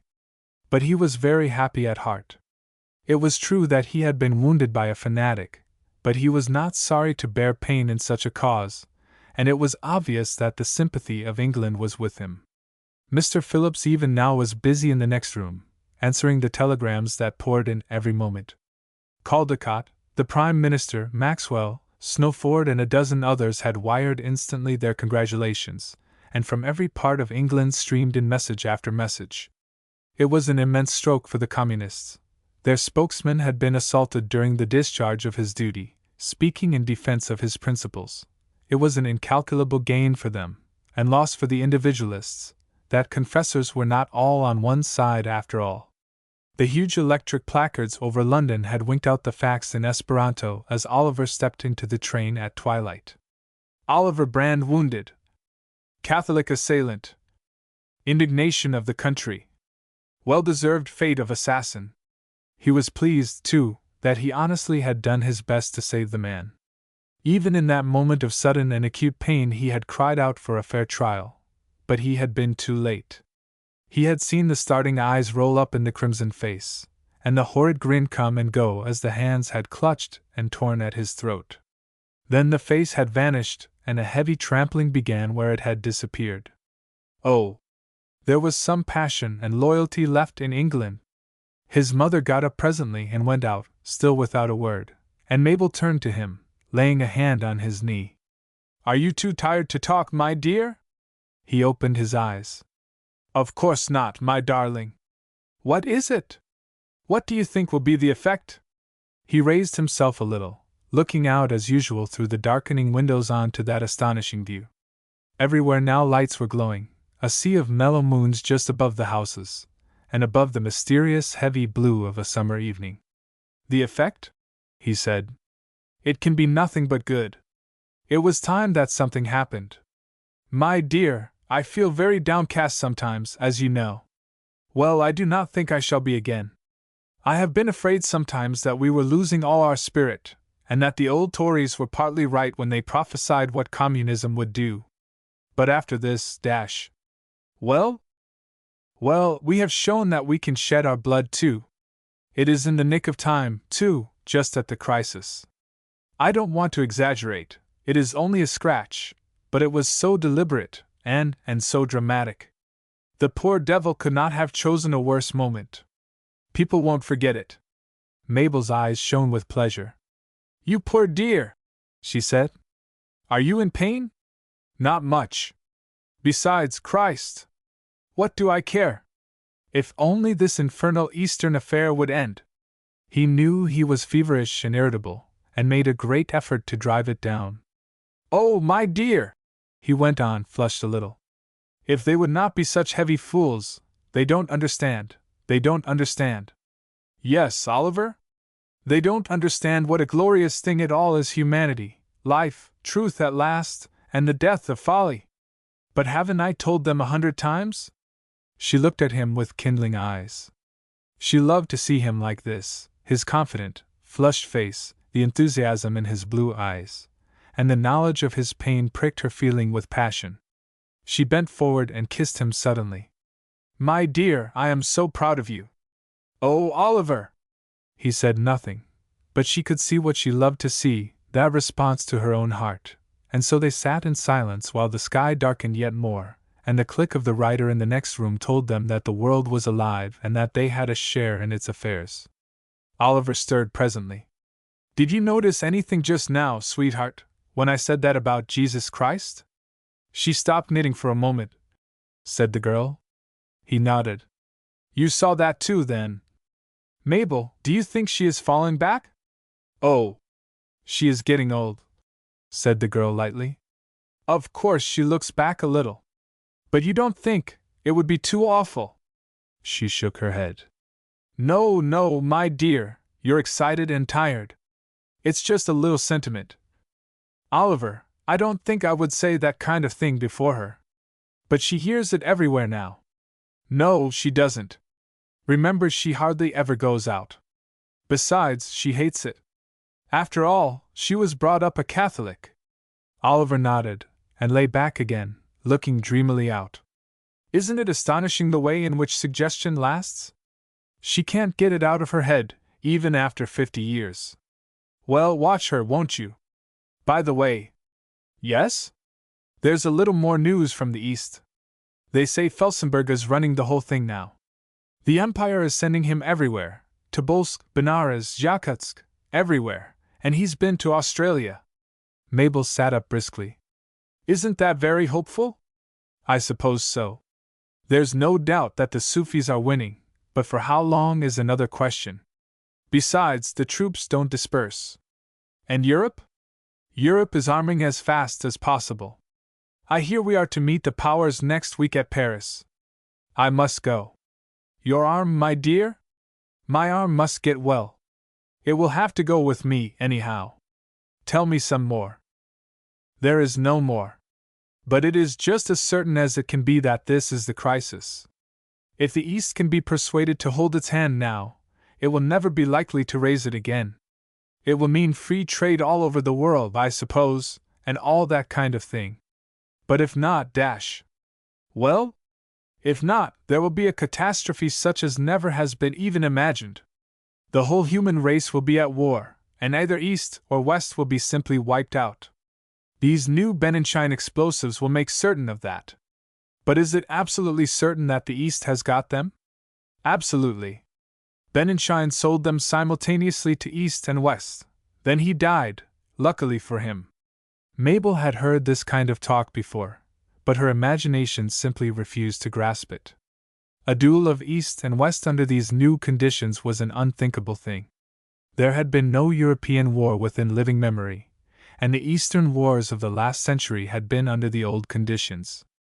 Now, if tales were true, entire towns would be destroyed with a single shell.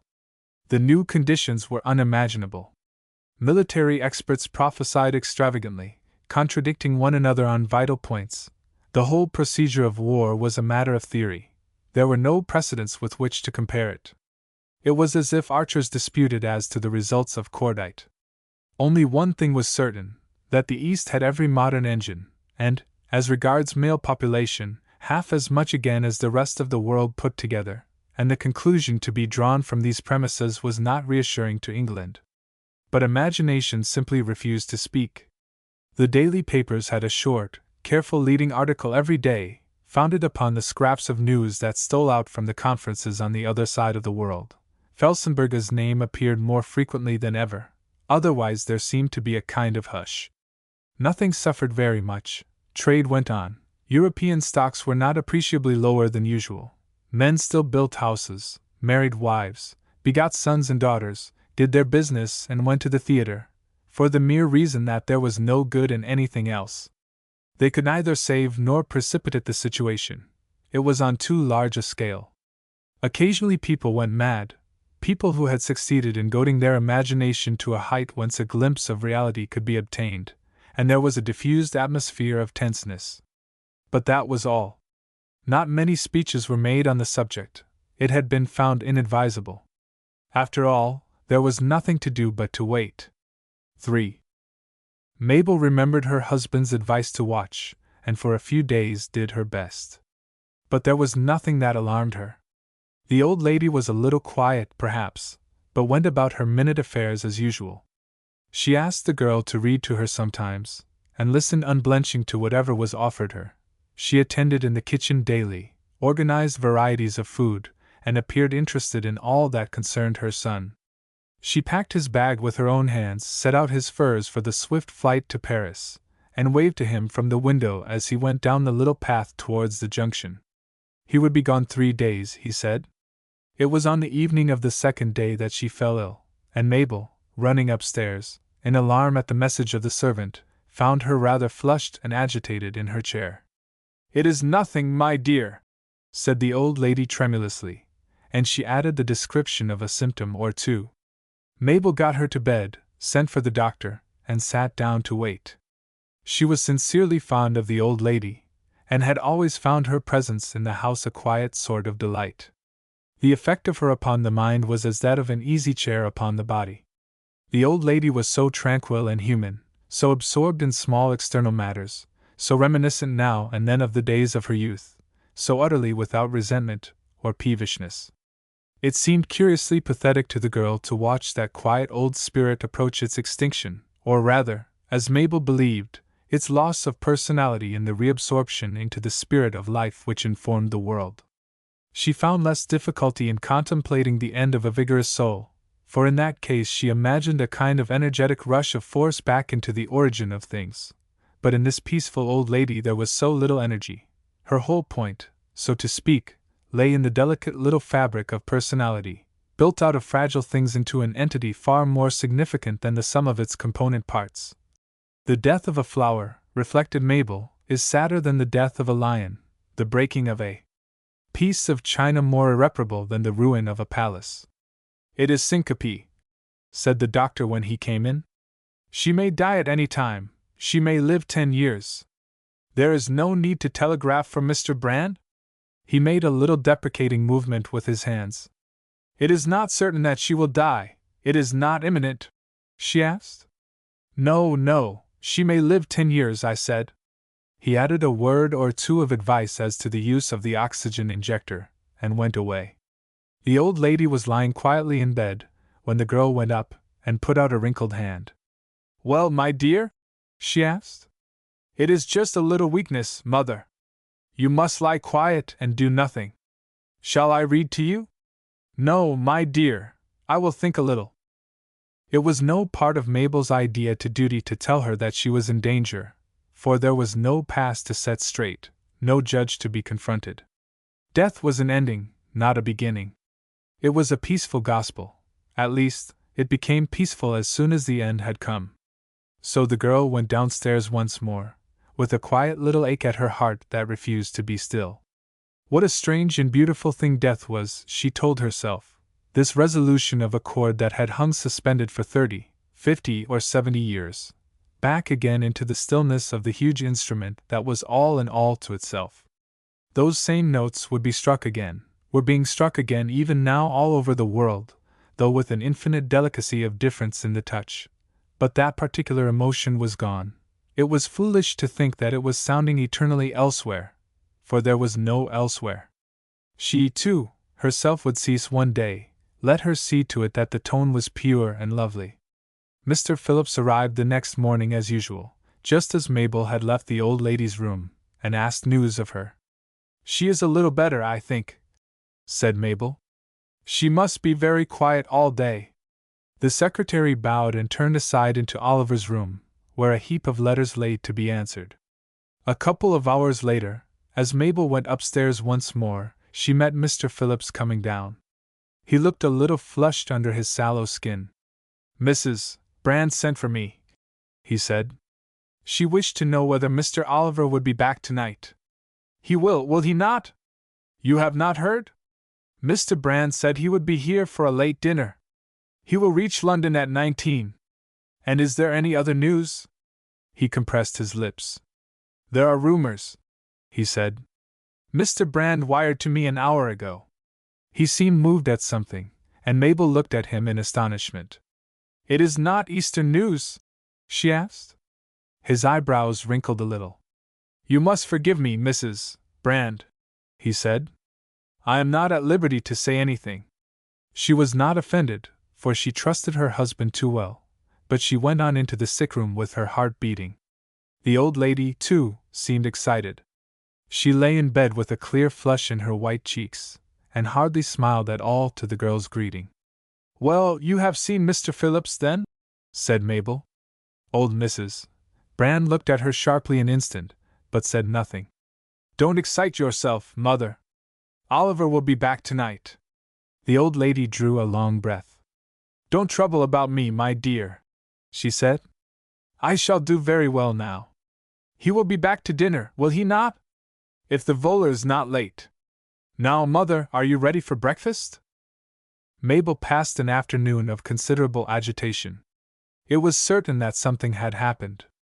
The secretary, who breakfasted with her in the parlor looking on to the garden, had appeared strangely excited. He had told her that he would be away the rest of the day. Mr. Oliver had given him his instructions. He had refrained from all discussion of the Eastern question, and he had given her no news of the Paris Convention. He only repeated that Mr. Oliver would be back that night. Then he had gone off in a hurry half an hour later. The old lady seemed asleep when the girl went up afterwards, and Mabel did not like to disturb her. Neither did she like to leave the house, so she walked by herself in the garden, thinking and hoping and fearing, till the long shadow lay across the path, and the tumbled platform of roofs was bathed in a dusty green haze from the west. As she came in she took up the evening paper, but there was no news there except to the effect that the convention would close that afternoon. 20 o'clock came, but there was no sign of Oliver. The Paris Vola should have arrived an hour before, but Mabel, staring out into the darkening heavens, had seen the stars come out like jewels one by one, but no slender winged fish pass overhead. Of course she might have missed it, there was no depending on its exact course, but she had seen it 100 times before, and wondered unreasonably why she had not seen it now. But she would not sit down to dinner, and paced up and down in her white dress, turning again and again to the window, listening to the soft rush of the trains, the faint hoots from the track, and the musical chords from the junction a mile away. The lights were up by now, and the vast sweep of the towns looked like fairyland between the earthly light and the heavenly darkness. Why did not Oliver come, or at least let her know why he did not? Once she went upstairs, miserably anxious herself, to reassure the old lady, and found her again very drowsy. "He is not come," she said. "I dare say he may be kept in Paris." The old face on the pillow nodded and murmured, and Mabel went down again. It was now an hour after dinner time. Oh! There were 100 things that might have kept him.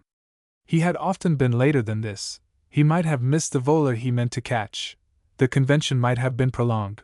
He might be exhausted, and think it better to sleep in Paris after all, and have forgotten to wire.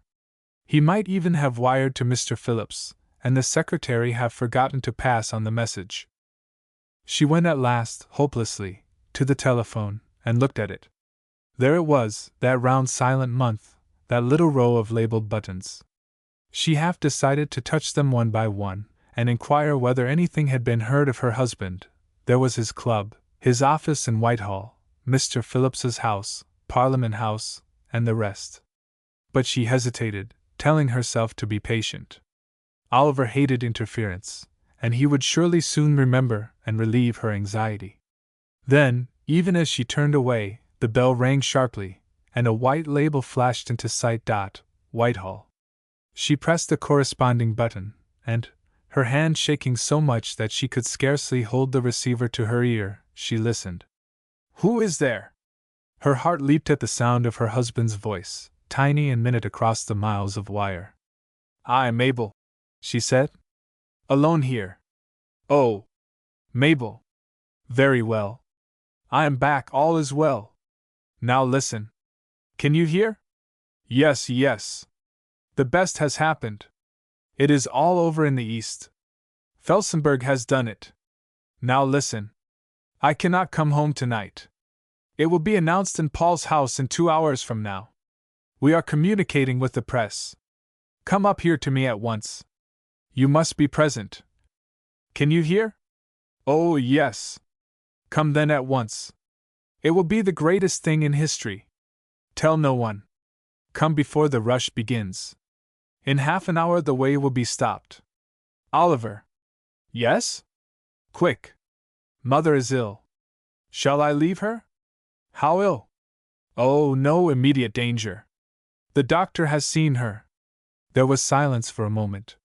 Yes, come then. We will go back tonight anyhow, then. Tell her we shall be late. Very well. Yes, you must come. Felsenburgh will be there. Chapter 4I. On the same afternoon Percy received a visitor. There was nothing exceptional about him, and Percy, as he came downstairs in his walking dress and looked at him in the light from the tall parlor window, came to no conclusion at all as to his business and person, except that he was not a Catholic. "You wish to see me?" said the priest, indicating a chair. "I fear I must not stop long." "I shall not keep you long," said the stranger eagerly. "My business is done in 5 minutes." Percy waited with his eyes cast down. A certain person has sent me to you. She was a Catholic once. She wishes to return to the church." Percy made a little movement with his head. It was a message he did not very often receive in these days. "You will come, sir, will you not? You will promise me?" The man seemed greatly agitated. His sallow face showed a little shining with sweat, and his eyes were piteous. "Of course I will come," said Percy, smiling. "Yes, sir, but you do not know who she is. It would make a great stir, sir, if it was known." "It must not be known, sir. You will promise me that, too?" "I must not make any promise of that kind." said the priest gently. I do not know the circumstances yet. The stranger licked his lips nervously. Well, sir, he said hastily, you will say nothing till you have seen her? You can promise me that. Oh, certainly, said the priest. Well, sir, you had better not know my name. It may make it easier for you and for me. And if you please, sir, the lady is ill. You must come today, if you please, but not until the evening. Will 22 o'clock be convenient, sir? Where is it? Asked Percy abruptly. It is near Croydon Junction. I will write down the address presently. And you will not come until 22 o'clock, sir? Why not now? Because the others may be there. They will be away then, I know that. This was rather suspicious, Percy thought. Discreditable plots had been known before. But he could not refuse outright. Why does she not send for her parish priest? He asked. She does not know who he is, sir. She saw you once in the cathedral, sir, and asked you for your name. Do you remember, sir, an old lady? Percy did dimly remember something of the kind a month or two before, but he could not be certain, and said so. Well, sir, you will come, will you not? I must communicate with Father Dolan, said the priest. If he gives me permission, If you please, sir, Father Dolan must not know her name. You will not tell him? I do not know it myself yet, said the priest, smiling. The stranger sat back abruptly at that, and his face worked. Well, sir, let me tell you this first. This old lady's son is my employer, and a very prominent communist. She lives with him and his wife. The other two will be away tonight. That is why I am asking you all this. And now you till come, sir? Percy looked at him steadily for a moment or two. Certainly, if this was a conspiracy, the conspirators were feeble folk. Then he answered, I will come, sir, I promise. Now the name. The stranger again licked his lips nervously, and glanced timidly from side to side. Then he seemed to gather his resolution. He leaned forward and whispered sharply. The old lady's name is Brand, sir, the mother of Mr. Oliver Brand. For a moment Percy was bewildered. It was too extraordinary to be true. He knew Mr. Oliver Brand's name only too well. It was he who, by God's permission, was doing more in England at this moment against the Catholic cause than any other man alive. And it was he whom the Trafalgar Square incident had raised into such eminent popularity. And now, here was his mother. He turned fiercely upon the man. I do not know what you are, sir, whether you believe in God or not, but will you swear to me on your religion and your honor that all this is true? The timid eyes met his, and wavered, but it was the wavering of weakness, not of treachery. I swear it, sir, by God Almighty. Are you a Catholic? The man shook his head. But I believe in God, he said. At least I think so. Percy leaned back, trying to realize exactly what it all meant. There was no triumph in his mind. That kind of emotion was not his weakness. There was fear of a kind, excitement, bewilderment, and under all a satisfaction that God's grace was so sovereign. If it could reach this woman, who could be too far removed for it to take effect? Presently he noticed the other looking at him anxiously. You are afraid, sir? You are not going back from your promise? That dispersed the cloud a little, and Percy smiled. Oh, no, he said. I will be there at 22 o'clock. Is death imminent? No, sir, it is syncope. She is recovered a little this morning. The priest passed his hand over his eyes and stood up. Well, I will be there, he said. Shall you be there, sir? The other shook his head, standing up too. I must be with Mr. Brand, sir. There is to be a meeting tonight, but I must not speak of that. No, sir, ask for Mrs. Brand, and say that she is expecting you. They will take you upstairs at once. I must not say I am a priest, I suppose? No, sir, if you please. He drew out a pocket-book, scribbled in it a moment, tore out the sheet, and handed it to the priest. The address, sir? Will you kindly destroy that when you have copied it? I do not wish to lose my place, sir, if it can be helped. Percy stood twisting the paper in his fingers a moment. "Why are you not a Catholic yourself?" he asked. The man shook his head mutely. Then he took up his hat and went towards the door. Percy passed a very emotional afternoon. For the last month or two little had happened to encourage him. He had been obliged to report half a dozen more significant secessions, and hardly a conversion of any kind. There was no doubt at all that the tide was setting steadily against the Church. The mad act in Trafalgar Square, too, had done incalculable harm last week. Men were saying more than ever, and the papers storming, that the Church's reliance on the supernatural was belied by every one of her public acts. "Scratch a Catholic and find an assassin," had been the text of a leading article in the New People, and Percy himself was dismayed at the folly of the attempt. It was true that the Archbishop had formally repudiated both the act and the motive from the cathedral pulpit, but that too had only served as an opportunity hastily taken up by the principal papers, to recall the continual policy of the Church to avail herself of violence while she repudiated the violent. The horrible death of the man had in no way appeased popular indignation. There were not even wanting suggestions that the man had been seen coming out of Archbishop's house an hour before the attempt at assassination had taken place. And now here, with dramatic swiftness, had come a message that the hero's own mother desired reconciliation with the Church that had attempted to murder her son. Again and again that afternoon, as Percy sped northwards on his visit to a priest in Worcester, and southwards once more as the lights began to shine towards evening, he wondered whether this were not a plot after all, some kind of retaliation, an attempt to trap him. Yet he had promised to say nothing, and to go. He finished his daily letter after dinner as usual, with a curious sense of fatality, addressed and stamped it.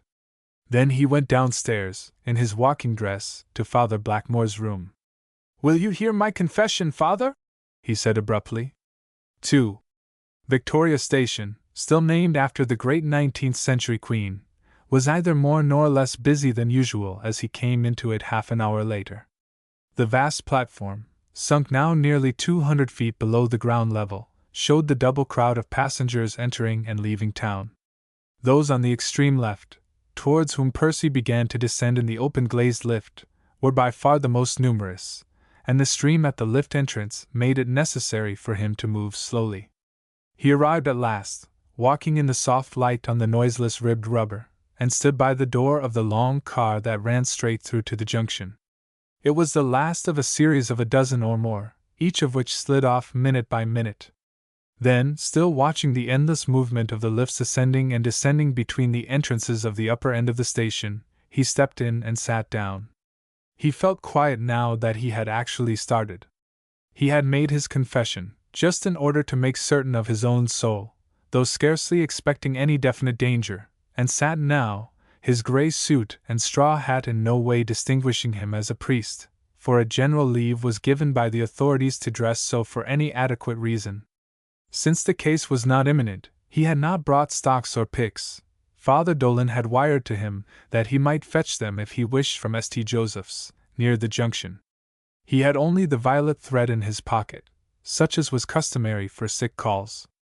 He was sliding along peaceably enough, fixing his eyes on the empty seat opposite, and trying to preserve complete collectedness when the car abruptly stopped. He looked out, astonished, and saw by the white enameled walks 20 feet from the window that they were already in the tunnel. The stoppage might arise from many causes, and he was not greatly excited, nor did it seem that others in the carriage took it very seriously. He could hear, after a moment's silence, the talking recommence beyond the partition.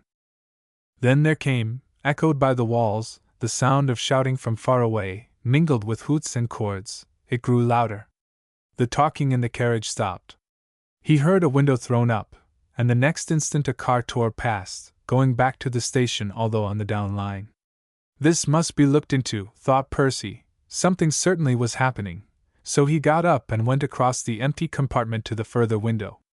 Again came the crying of voices, again the signals, and once more a car whirled past, followed almost immediately by another. There was a jerk, a smooth movement. Percy staggered and fell into a seat, as the carriage in which he was seated itself began to move backwards. There was a clamor now in the next compartment, and Percy made his way there through the door, only to find half a dozen men with their heads thrust from the windows, who paid absolutely no attention to his inquiries. So he stood there, aware that they knew no more than himself, waiting for an explanation from someone. It was disgraceful, he told himself, that any misadventure should so disorganize the line. Twice the car stopped. Each time it moved on again after a hoot or two, and at last drew up at the platform whence it had started, although 100 yards further out. Ah! There was no doubt that something had happened. The instant he opened the door, a great roar met his ears, and as he sprang onto the platform and looked up at the end of the station, he began to understand. From right to left of the huge interior, across the platforms, swelling every instant, surged an enormous swaying, roaring crowd. The flight of steps, 20 yards broad, used only in cases of emergency, resembled a gigantic black cataract nearly 200 feet in height. Each car as it drew up discharged more and more men and women, who ran like ants towards the assembly of their fellows. The noise was indescribable, the shouting of men, the screaming of women, the clang and hoot of the huge machines, and 3 or 4 times the brazen cry of a trumpet, as an emergency door was flung open overhead, and a small swirl of crowd poured through it towards the streets beyond. But after one look Percy looked no more at the people, for there, high up beneath the clock, on the government signal board, flared out monstrous letters of fire, telling in Esperanto and English the message for which England had grown sick. He read it a dozen times before he moved, staring, as at a supernatural sight which might denote the triumph of either heaven or hell. Eastern Convention dispersed. Peace, not war. Universal brotherhood established. Felsenburgh in London tonight. 3. It was not until nearly 2 hours later that Percy was standing at the house beyond the junction. He had argued, expostulated, threatened, but the officials were like men possessed. Half of them had disappeared in the rush to the city, for it had leaked out, in spite of the government's precautions, that Paul's house, known once as St. Paul's Cathedral, was to be the scene of Felsenburgh's reception. The others seemed demented. One man on the platform had dropped dead from nervous exhaustion, but no one appeared to care, and the body lay huddled beneath a seat. Again and again Percy had been swept away by a rush, as he struggled from platform to platform in his search for a car that would take him to Croydon.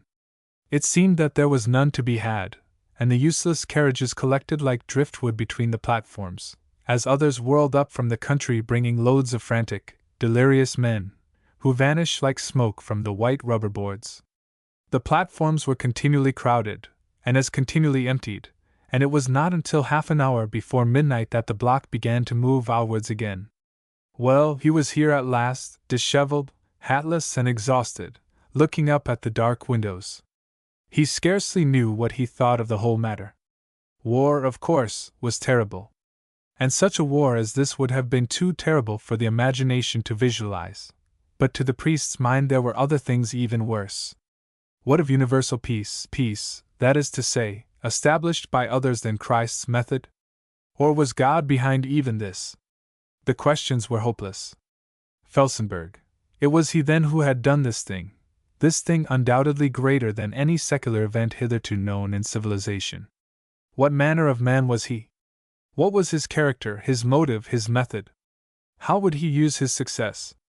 So the points flew before him like a stream of sparks, each, it might be, harmless, each, equally, capable of setting a world on fire.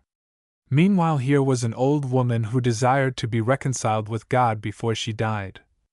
He touched the button again, 3 or 4 times, and waited. Then a light sprang out overhead, and he knew that he was heard. "I was sent for," he exclaimed to the bewildered maid. "I should have been here at 22. I was prevented by the rush." She babbled out a question at him. "Yes, it is true, I believe," he said. "It is peace, not war. Kindly take me upstairs." He went through the hall with a curious sense of guilt. This was Brand's house then, that vivid orator, so bitterly eloquent against God, and here was he, a priest, slinking in under cover of night. Well, it was not of his appointment. At the door of an upstairs room the maid turned to him. "A doctor, sir?" she said. "That is my affair," said Percy briefly, and opened the door. A little wailing cry broke from the corner, before he had time to close the door again. "Oh! Thank God! I thought he had forgotten me. You are a priest, Father?" "I am a priest. Do you not remember seeing me in the cathedral?" "Yes, yes, sir, I saw you praying, Father." "Oh! Thank God, thank God!" Percy stood looking down at her a moment, seeing her flushed old face in the nightcap, her bright sunken eyes and her tremulous hands. Yes, this was genuine enough. "Now, my child," he said, "tell me. My confession, Father." Percy drew out the purple thread, slipped it over his shoulders, and sat down by the bed. But she would not let him go for a while after that. "Tell me, Father. When will you bring me Holy Communion?" He hesitated. "I understand that Mr. Brand and his wife know nothing of all this." "No, Father." "Tell me, are you very ill?" "I don't know, Father. They will not tell me. I thought I was gone last night. When would you wish me to bring you Holy Communion?" "I will do as you say. Shall I send to you in a day or two?" "Father, ought I to tell him?" "You are not obliged. I will if I ought." "Well, think about it, and let me know. You have heard what has happened?" She nodded, but almost uninterestedly, and Percy was conscious of a tiny prick of compunction at his own heart. After all, the reconciling of a soul to God was a greater thing than the reconciling of east to west. "It may make a difference to Mr. Brand," he said. "He will be a great man now, you know." She still looked at him in silence, smiling a little. Percy was astonished at the youthfulness of that old face. Then her face changed. "Father, I must not keep you, but tell me this, who is this man?" "Felsenburgh?" "Yes. No one knows. We shall know more tomorrow. He is in town tonight." She looked so strange that Percy for an instant thought it was a seizure. Her face seemed to fall away in a kind of emotion, half cunning, half fear. "Well, my child?" "Father, I am a little afraid when I think of that man. He cannot harm me, can he? I am safe now? I am a Catholic? My child, of course you are safe. What is the matter? How can this man injure you?" But the look of terror was still there, and Percy came a step nearer. "You must not give way to fancies," he said. "Just commit yourself to our blessed Lord. This man can do you no harm." He was speaking now as to a child, but it was of no use. Her old mouth was still sucked in, and her eyes wandered past him into the gloom of the room behind. "My child, tell me what is the matter. What do you know of Felsenburgh? You have been dreaming." She nodded suddenly and energetically, and Percy for the first time felt his heart give a little leap of apprehension. Was this old woman out of her mind, then? Or why was it that that name seemed to him sinister? Then he remembered that Father Blackmore had once talked like this. He made an effort, and sat down once more. "Now tell me plainly," he said. "You have been dreaming. What have you dreamt?" She raised herself a little in bed, again glancing round the room. Then she put out her old ringed hand for one of his, and he gave it, wondering. "The door is shut, Father? There is no one listening?"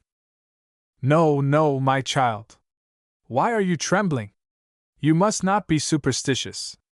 "Father, I will tell you. Dreams are nonsense, are they not? Well, at least, this is what I dreamt. I was somewhere in a great house. I do not know where it was. It was a house I have never seen.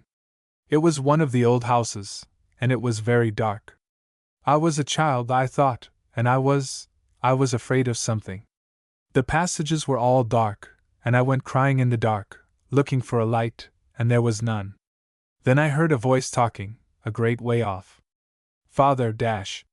Her hand gripped his more tightly, and again her eyes went round the room. With great difficulty Percy repressed a sigh. Yet he dared not leave her just now. The house was very still. Only from outside now and again sounded the clang of the cars, as they sped countrywards again from the congested town, and once the sound of great shouting. He wondered what time it was. "Had you better tell me now?" he asked, still talking with a patient simplicity. "What time will they be back?" "Not yet," she whispered. Mabel said, Not till 2 o'clock. What time is it now, father? He pulled out his watch with his disengaged hand. It is not yet 1, he said. Very well, listen, father.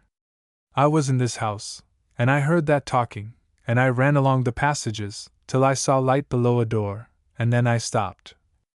Nearer, father. Percy was a little awed in spite of himself. Her voice had suddenly dropped to a whisper, and her old eyes seemed to hold him strangely. I stopped, father. I dared not go in. I could hear the talking, and I could see the light, and I dared not go in. Father, it was Felsenburgh in that room. From beneath came the sudden snap of a door, then the sound of footsteps. Percy turned his head abruptly, and at the same moment heard a swift, indrawn breath from the old woman. Hush, he said. Who is that? 2 voices were talking in the hall below now, and at the sound the old woman relaxed her hold. I thought it to be him, she murmured. Percy stood up. He could see that she did not understand the situation. Yes, my child, he said quietly. But who is it? My son and his wife, she said, then her face changed once more. Why, father, dash.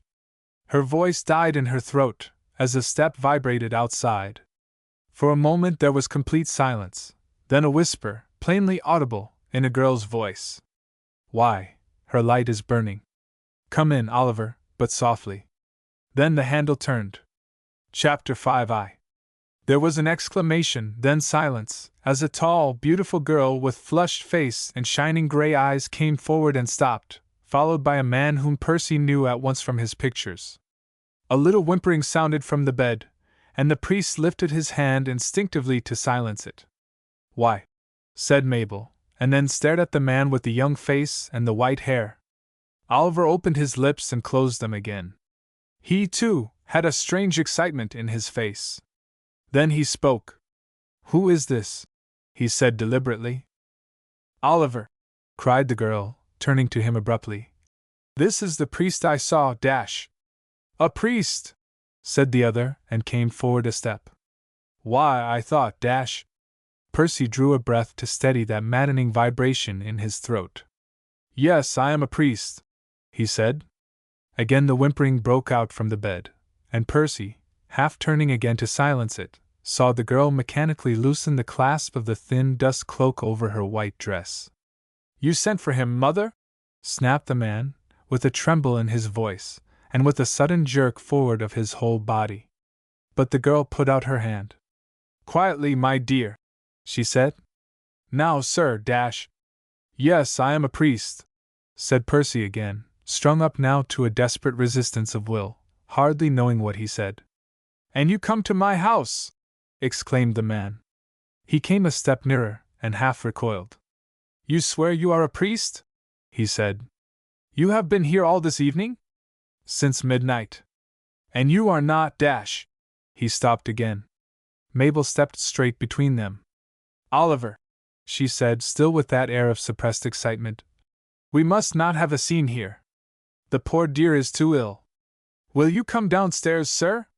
Percy took a step towards the door, and Oliver moved slightly aside.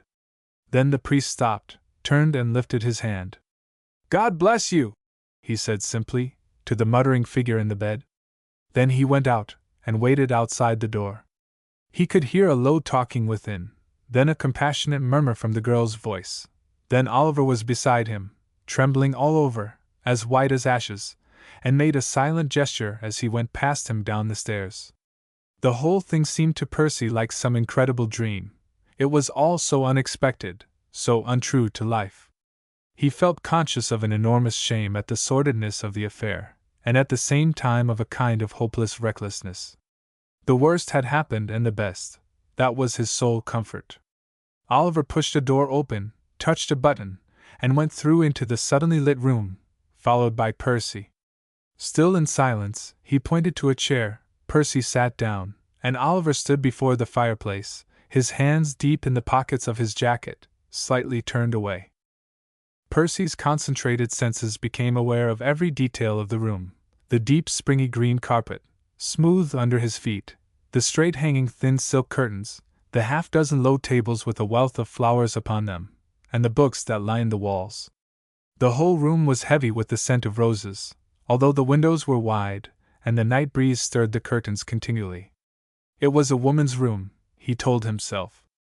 Then he looked at the man's figure, lithe, tense, upright, the dark gray suit not unlike his own, the beautiful curve of the jaw, the clear pale complexion, the thin nose, the protruding curve of idealism over the eyes, and the dark hair.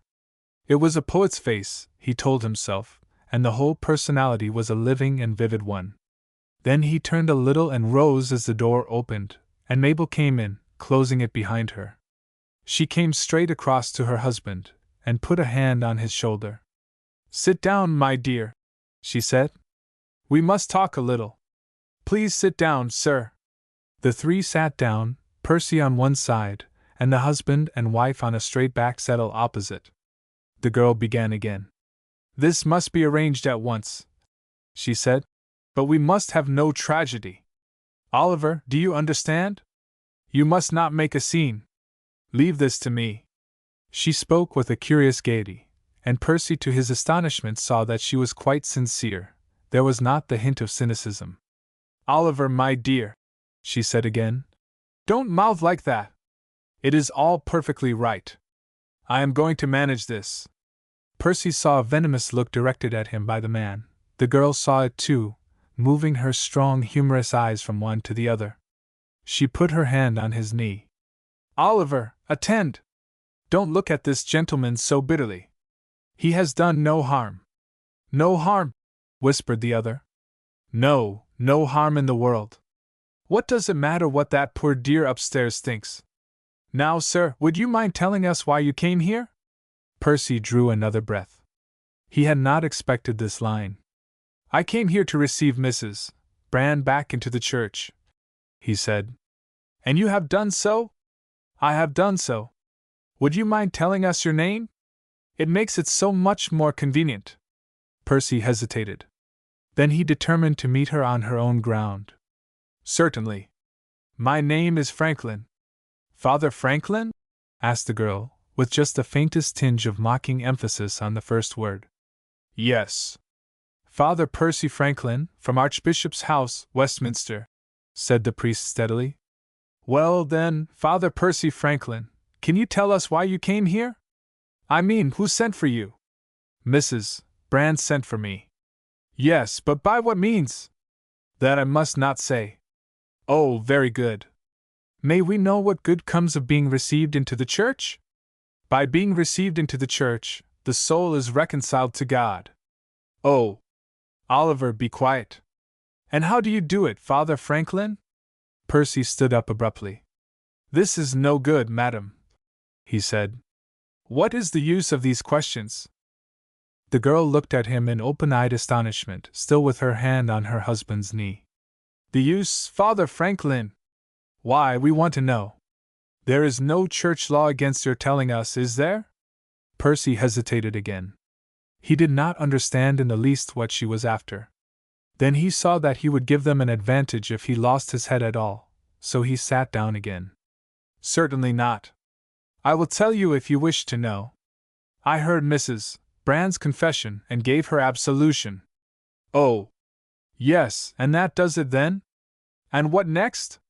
"She ought to receive Holy Communion and anointing if she is in danger of death." Oliver twitched suddenly. "Christ!" he said softly. "Oliver!" cried the girl entreatingly. "Please leave this to me. It is much better so. And then, I suppose, Father Franklin, you want to give those other things to my mother too?"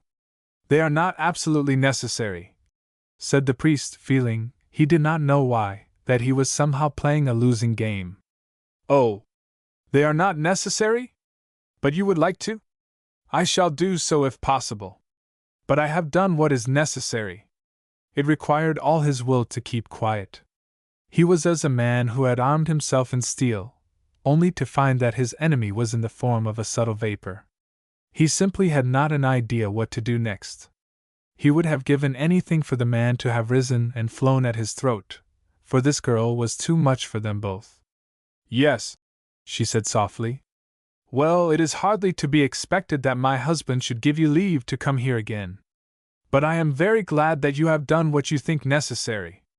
No doubt it will be a satisfaction to you, Father Franklin, and to the poor old thing upstairs, too. While we, she pressed her husband's knee. We do not mind at all. Oh, but there is one thing more. If you please, said Percy, wondering what on earth was coming. You Christians, forgive me if I say anything rude, but you know, you Christians have a reputation for counting heads, and making the most of converts. We shall be so much obliged, Father Franklin, if you will give us your word not to advertise this incident. It would distress my husband, and give him a great deal of trouble. Mrs. Brand began the priest. One moment. You see, we have not treated you badly. There has been no violence. We will promise not to make scenes with my mother. Will you promise us that? Percy had had time to consider, and he answered instantly. Certainly, I will promise that. Mabel sighed contentedly. Well, that is all right. We are so much obliged. And I think we may say this, that perhaps after consideration my husband may see his way to letting you come here again to do communion and the other thing, Again that spasm shook the man beside her. Well, we will see about that. At any rate, we know your address, and can let you know. By the way, Father Franklin, are you going back to Westminster tonight? He bowed.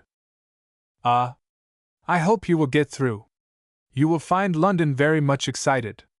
Perhaps you heard Felsenburgh? Said Percy. Yes.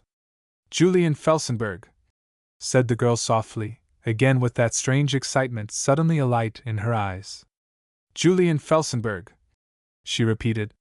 He is there, you know. He will stay in England for the present. Again Percy was conscious of that slight touch of fear at the mention of that name. I understand there is to be peace, he said. The girl rose and her husband with her. Yes, she said, almost compassionately. There is to be peace. Peace at last. She moved half a step towards him, and her face glowed like a rose of fire. Her hand rose a little. Go back to London, Father Franklin, and use your eyes. You will see him, I dare say, and you will see more besides. Her voice began to vibrate. And you will understand, perhaps, why we have treated you like this, why we are no longer afraid of you, why we are willing that my mother should do as she pleases. Oh! You will understand, Father Franklin, if not tonight, tomorrow, or if not tomorrow, at least in a very short time. Mabel! Cried her husband. The girl wheeled, and threw her arms round him, and kissed him on the mouth. Oh! I am not ashamed, Oliver, my dear. Let him go and see for himself. Good night, Father Franklin. As he went towards the door, hearing the ping of the bell that someone touched in the room behind him, he turned once more, dazed and bewildered, and there were the two, husband and wife, standing in the soft, sunny light, as if transfigured. The girl had her arm round the man's shoulder, and stood upright and radiant as a pillar of fire, and even on the man's face there was no anger now, nothing but an almost supernatural pride and confidence. They were both smiling. Then Percy passed out into the soft, summer night. 2. Percy understood nothing except that he was afraid, as he sat in the crowded car that whirled him up to London. He scarcely even heard the talk round him, although it was loud and continuous, and what he heard meant little to him. He understood only that there had been strange scenes, that London was said to have gone suddenly mad, that Felsenburgh had spoken that night in Paul's house. He was afraid at the way in which he had been treated, and he asked himself dully again and again what it was that had inspired that treatment. It seemed that he had been in the presence of the supernatural. He was conscious of shivering a little, and of the symptoms of an intolerable sleepiness. It was scarcely strange to him that he should be sitting in a crowded car at 2 o'clock of a summer dawn. Thrice the car stopped, and he stared out at the signs of confusion that were everywhere, at the figures that ran in the twilight between the tracks, at a couple of wrecked carriages, a tumble of tarpaulins. He listened mechanically to the hoots and cries that sounded everywhere. As he stepped out at last onto the platform, he found it very much as he had left it 2 hours before. There was the same desperate rush as the car discharged its load, the same dead body beneath the seat, and above all, as he ran helplessly behind the crowd, scarcely knowing whither he ran or why, above him burned the same stupendous message beneath the clock. Then he found himself in the lift, and a minute later he was out on the steps behind the station. There, too, was an astonishing sight. The lamps still burned overhead, but beyond them lay the first pale streaks of the false dawn. The street that ran now straight to the old royal palace, uniting there, as at the center of a web, with those that came from Westminster, the Mall and Hyde Park, was one solid pavement of heads. On this side and that rose up the hotels and houses of joy, the windows all ablaze with light, solemn and triumphant as if to welcome a king, while far ahead against the sky stood the monstrous palace outlined in fire, and alight from within like all other houses within view. The noise was bewildering. It was impossible to distinguish one sound from another. Voices, horns, drums, the tramp of 1,000 footsteps on the rubber pavements, the somber roll of wheels from the station behind, all united in one overwhelmingly solemn booming, overscored by shriller notes. It was impossible to move. He found himself standing in a position of extraordinary advantage, at the very top of the broad flight of steps that led down into the old station yard, now a wide space that united, on the left the broad road to the palace, and on the right Victoria Street, that showed like all else one vivid perspective of lights and heads. Against the sky on his right rose up the illuminated head of the Cathedral Campanile. It appeared to him as if he had known that in some previous existence. He edged himself mechanically a foot or two to his left, till he clasped a pillar, then he waited, trying not to analyze his emotions, but to absorb them. Gradually he became aware that this crowd was as no other that he had ever seen. To his psychical sense it seemed to him that it possessed a unity unlike any other. There was magnetism in the air. There was a sensation as if a creative act were in process, whereby thousands of individual cells were being welded more and more perfectly every instant into one huge sentient being with one will, one emotion, and one head. The crying of voices seemed significant only as the stirrings of this creative power which so expressed itself. Here rested this giant humanity, stretching to his sight and living limbs so far as he could see on every side, waiting for some consummation, stretching, too, as his tired brain began to guess, down every thoroughfare of the vast city. He did not even ask himself for what they waited. He knew, yet he did not know. He knew it was for a revelation, for something that should crown their aspirations, and fix them so forever.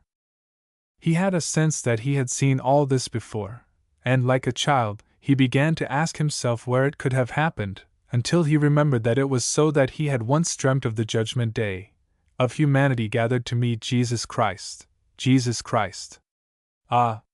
How tiny that figure seemed to him now, how far away, real indeed, but insignificant to himself, how hopelessly apart from this tremendous life. He glanced up at the Campanile. Yes, there was a piece of the true cross there, was there not? A little piece of the wood on which a poor man had died 20 centuries ago. Well, it was a long way off. He did not quite understand what was happening to him. Sweet Jesus, be to me not a judge but a Savior, he whispered beneath his breath, gripping the granite of the pillar, and a moment later knew how futile was that prayer. It was gone like a breath in this vast, vivid atmosphere of man. He had said Mass, had he not? This morning, in white vestments. Yes, he had believed it all then, desperately, but truly, and now. To look into the future was as useless as to look into the past. There was no future, and no past, it was all one eternal instant, present and final. Then he let go of effort, and again began to see with his bodily eyes. The dawn was coming up the sky now, a steady soft brightening that appeared in spite of its sovereignty to be as nothing compared with the brilliant light of the streets. We need no sun, he whispered, smiling piteously. No sun or light of a candle. We have our light on earth, the light that lighteneth every man.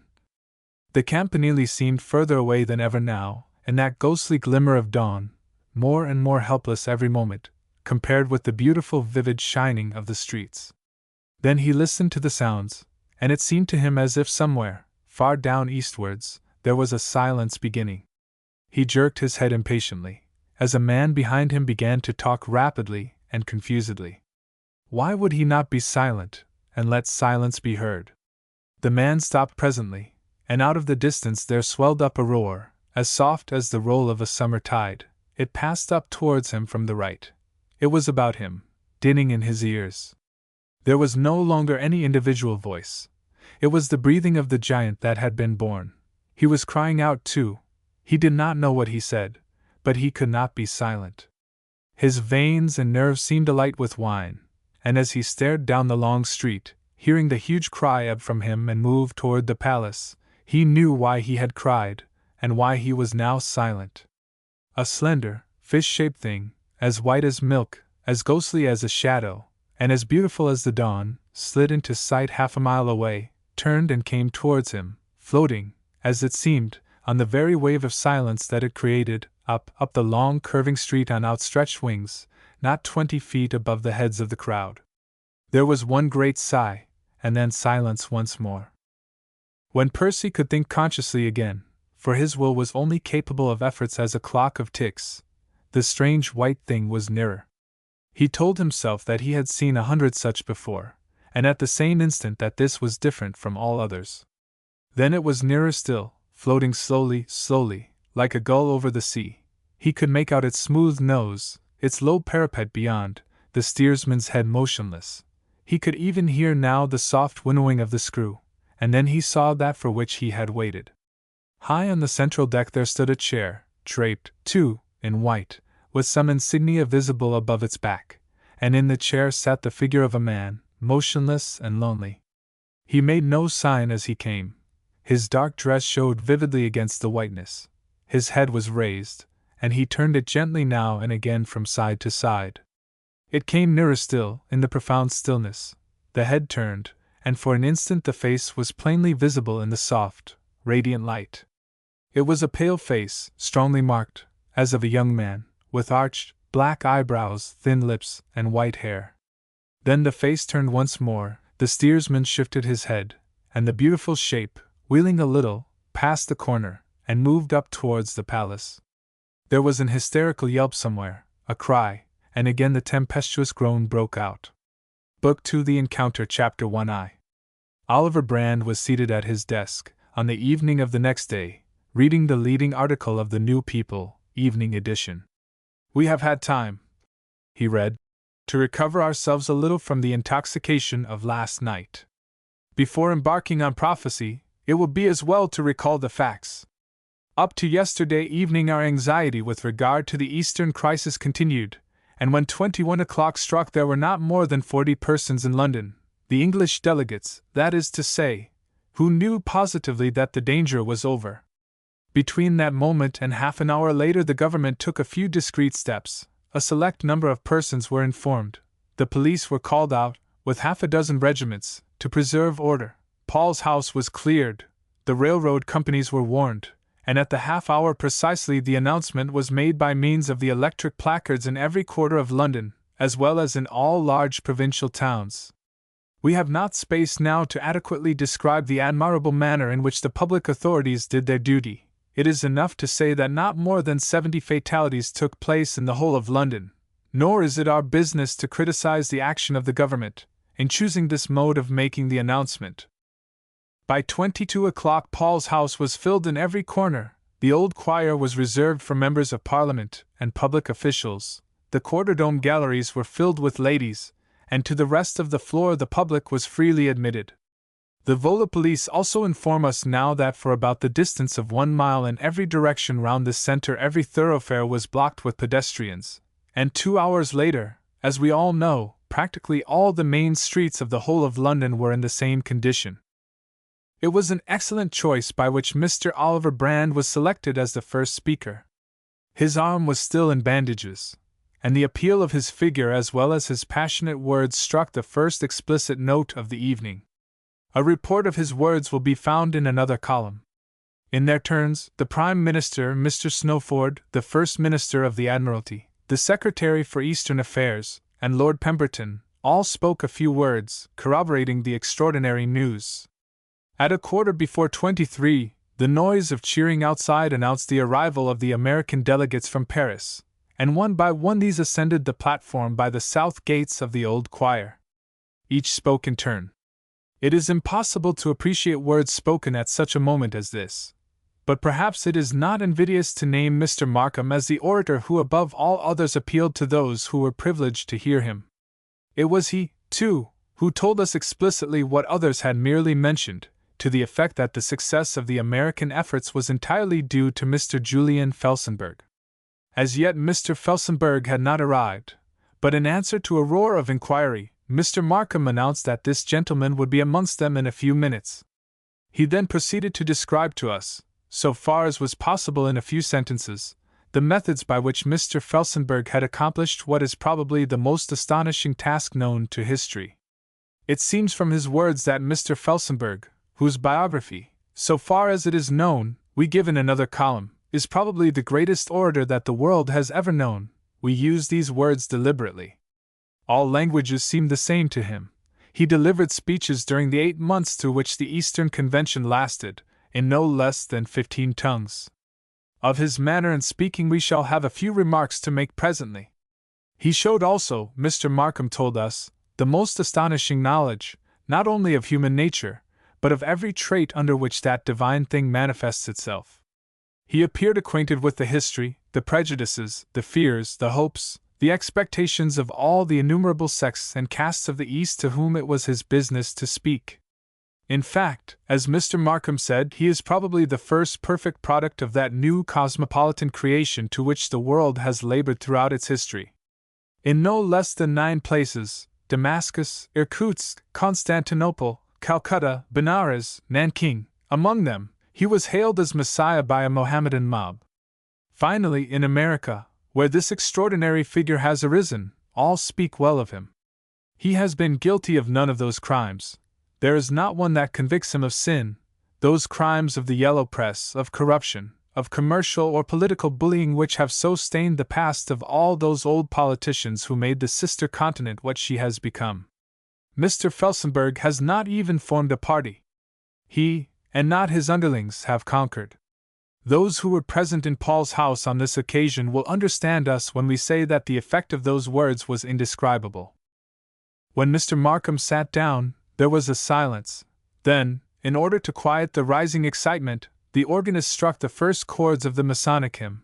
The words were taken up, and presently not only the whole interior of the building rang with it, but outside, too, the people responded, and the city of London for a few moments became indeed a temple of the Lord.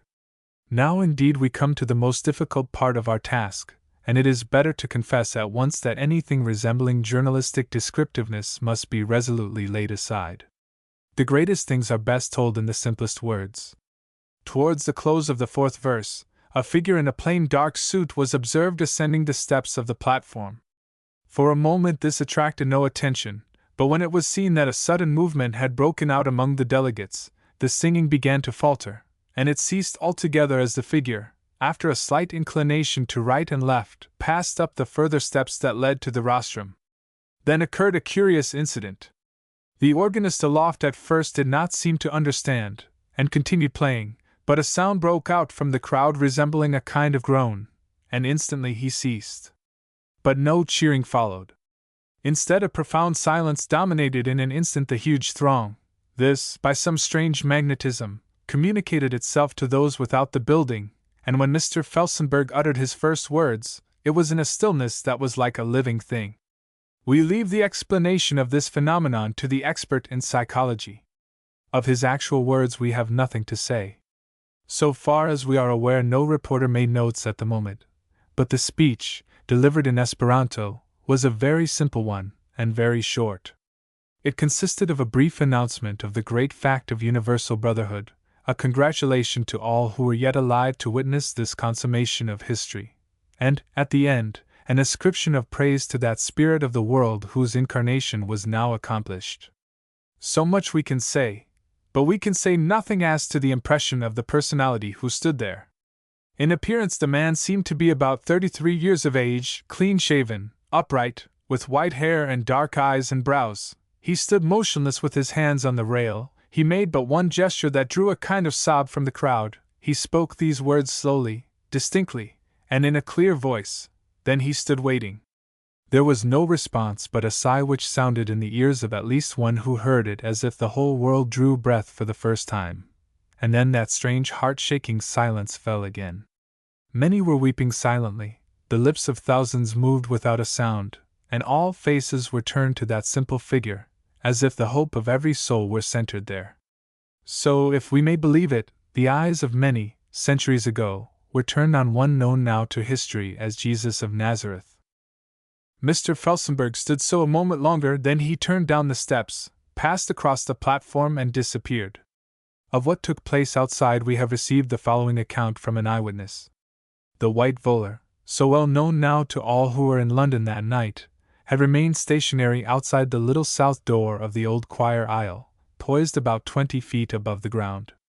Gradually it became known to the crowd, in those few minutes, who it was who had arrived in it, and upon Mr. Felsenburgh's reappearance that same strange groan sounded through the whole length of Paul's churchyard, followed by the same silence. The volor descended, the master stepped on board, and once more the vessel rose to a height of 20 feet. It was thought at first that some speech would be made, but none was necessary, and after a moment's pause, the volor began that wonderful parade which London will never forget. 4 times during the night Mr. Felsenburgh went round the enormous metropolis, speaking no word, and everywhere the groan preceded and followed him, while silence accompanied his actual passage. 2 hours after sunrise the white ship rose over Hampstead and disappeared towards the north, and since then he, whom we call, in truth, the Saviour of the world, has not been seen. And now what remains to be said? Comment is useless. It is enough to say in one short sentence that the new era has begun, to which prophets and kings, and the suffering, the dying, all who labor and are heavy laden, have aspired in vain. Not only has intercontinental rivalry ceased to exist, but the strife of home dissensions has ceased also. Of him who has been the herald of its inauguration we have nothing more to say. Time alone can show what is yet left for him to do. But what has been done is as follows. The Eastern peril has been forever dissipated. It is understood now, by fanatic barbarians as well as by civilized nations, that the reign of war is ended. Not peace but a sword, said Christ, and bitterly true have those words proved to be. Not a sword but peace is the retort, articulate at last, from those who have renounced Christ's claims or have never accepted them. The principle of love and union, learned however falteringly in the West during the last century, has been taken up in the East as well. There shall be no more an appeal to arms, but to justice, no longer a crying after a God who hides himself, but to man who has learned his own divinity. The supernatural is dead, rather, we know now that it never yet has been alive. What remains is to work out this new lesson, to bring every action, word and thought to the bar of love and justice, and this will be, no doubt, the task of years. Every code must be reversed, every barrier thrown down, party must unite with party, country with country, and continent with continent. There is no longer the fear of fear, the dread of the hereafter, or the paralysis of strife. Man has grown long enough in the travails of birth. His blood has been poured out like water through his own foolishness, but at length he understands himself and is at peace. Let it be seen at least that England is not behind the nations in this work of reformation. Let no national isolation, pride of race, or drunkenness of wealth hold her hands back from this enormous work. The responsibility is incalculable, but the victory certain. Let us go softly, humbled by the knowledge of our crimes in the past, confident in the hope of our achievements in the future, towards that reward which is in sight at last, the reward hidden so long by the selfishness of men, the darkness of religion, and the strife of tongues, the reward promised by one who knew not what he said and denied what he asserted. Blessed are the meek, the peacemakers, the merciful. For they shall inherit the earth, be named the children of God, and find mercy. Oliver, white to the lips, with his wife kneeling now beside him, turned the page and read one more short paragraph, marked as being the latest news. It is understood that the government is in communication with Mr. Felsenburgh. 2. Ah, it is journalese, said Oliver, at last, leaning back. tawdry stuff. But the thing. Mabel got up, passed across to the window seat, and sat down. Her lips opened once or twice, but she said nothing. My darling, cried the man, have you nothing to say? She looked at him tremulously a moment. Say, she said. As you said, what is the use of words? Tell me again, said Oliver. How do I know it is not a dream? A dream, she said. Was there ever a dream like this? Again she got up restlessly, came across the floor, and knelt down by her husband once more, taking his hands in hers. My dear, she said, I tell you it is not a dream. It is reality at last. I was there too, do you not remember? You waited for me when all was over. When he was gone out, we saw him together, you and I. We heard him, you on the platform and I in the gallery. We saw him again pass up the embankment as we stood in the crowd. Then we came home and we found the priest. Her face was transfigured as she spoke. It was as of one who saw a divine vision. She spoke very quietly, without excitement or hysteria. Oliver stared at her a moment, then he bent forward and kissed her gently. Yes, my darling, it is true. But I want to hear it again and again. Tell me again what you saw. I saw the Son of Man, she said. Oh, there is no other phrase. The Savior of the world, as that paper says. I knew him in my heart as soon as I saw him, as we all did, as soon as he stood there holding the rail. It was like a glory round his head. I understand it all now. It was he for whom we have waited so long, and he has come, bringing peace and goodwill in his hands. When he spoke, I knew it again. His voice was as the sound of the sea, as simple as that, as lamentable, as strong as that dot. Did you not hear it? Oliver bowed his head. I can trust him for all the rest, went on the girl softly. I do not know where he is, nor when he will come back, nor what he will do. I suppose there is a great deal for him to do, before he is fully known, laws, reforms, that will be your business, my dear. And the rest of us must wait, and love, and be content. Oliver again lifted his face and looked at her. Mabel, my dear, Oh, I knew it even last night, she said, but I did not know that I knew it till I awoke today and remembered. I dreamed of him all night. Oliver, where is he? He shook his head. Yes, I know where he is, but I am under oath, She nodded quickly and stood up. Yes. I should not have asked that. Well, we are content to wait. There was silence for a moment or two. Oliver broke it. My dear, what do you mean when you say that he is not yet known? I mean just that, she said. The rest only know what he has done, not what he is, but that too will come in time. And meanwhile, meanwhile you must work, the rest will come by and by. Oh, Oliver, be strong and faithful. She kissed him quickly and went out. Oliver sat on without moving, staring, as his habit was, out at the wide view beyond his windows. This time yesterday he was leaving Paris, knowing the fact indeed, for the delegates had arrived an hour before, but ignorant of the man. Now he knew the man as well, at least he had seen him, heard him, and stood enchanted under the glow of his personality. He could explain it to himself no more than could anyone else, unless, perhaps, it were Mabel. The others had been as he had been, awed and overcome, yet at the same time kindled in the very depths of their souls. They had come out, Snowford, Cartwright, Pemberton, and the rest, onto the steps of Paul's house, following that strange figure. They had intended to say something, but they were dumb as they saw the sea of white faces, heard the groan and the silence, and experienced that compelling wave of magnetism that surged up like something physical, as the volor rose and started on that indescribable progress. Once more he had seen him, as he and Mabel stood together on the deck of the electric boat that carried them south. The white ship had passed along overhead, smooth and steady, above the heads of that vast multitude, bearing him who, if any had the right to that title, was indeed the Savior of the world. Then they had come home, and found the priest. That, too, had been a shock to him, for, at first sight, It seemed that this priest was the very man he had seen ascend the rostrum 2 hours before. It was an extraordinary likeness, the same young face and white hair. Mabel, of course, had not noticed it, for she had only seen Felsenburgh at a great distance, and he himself had soon been reassured.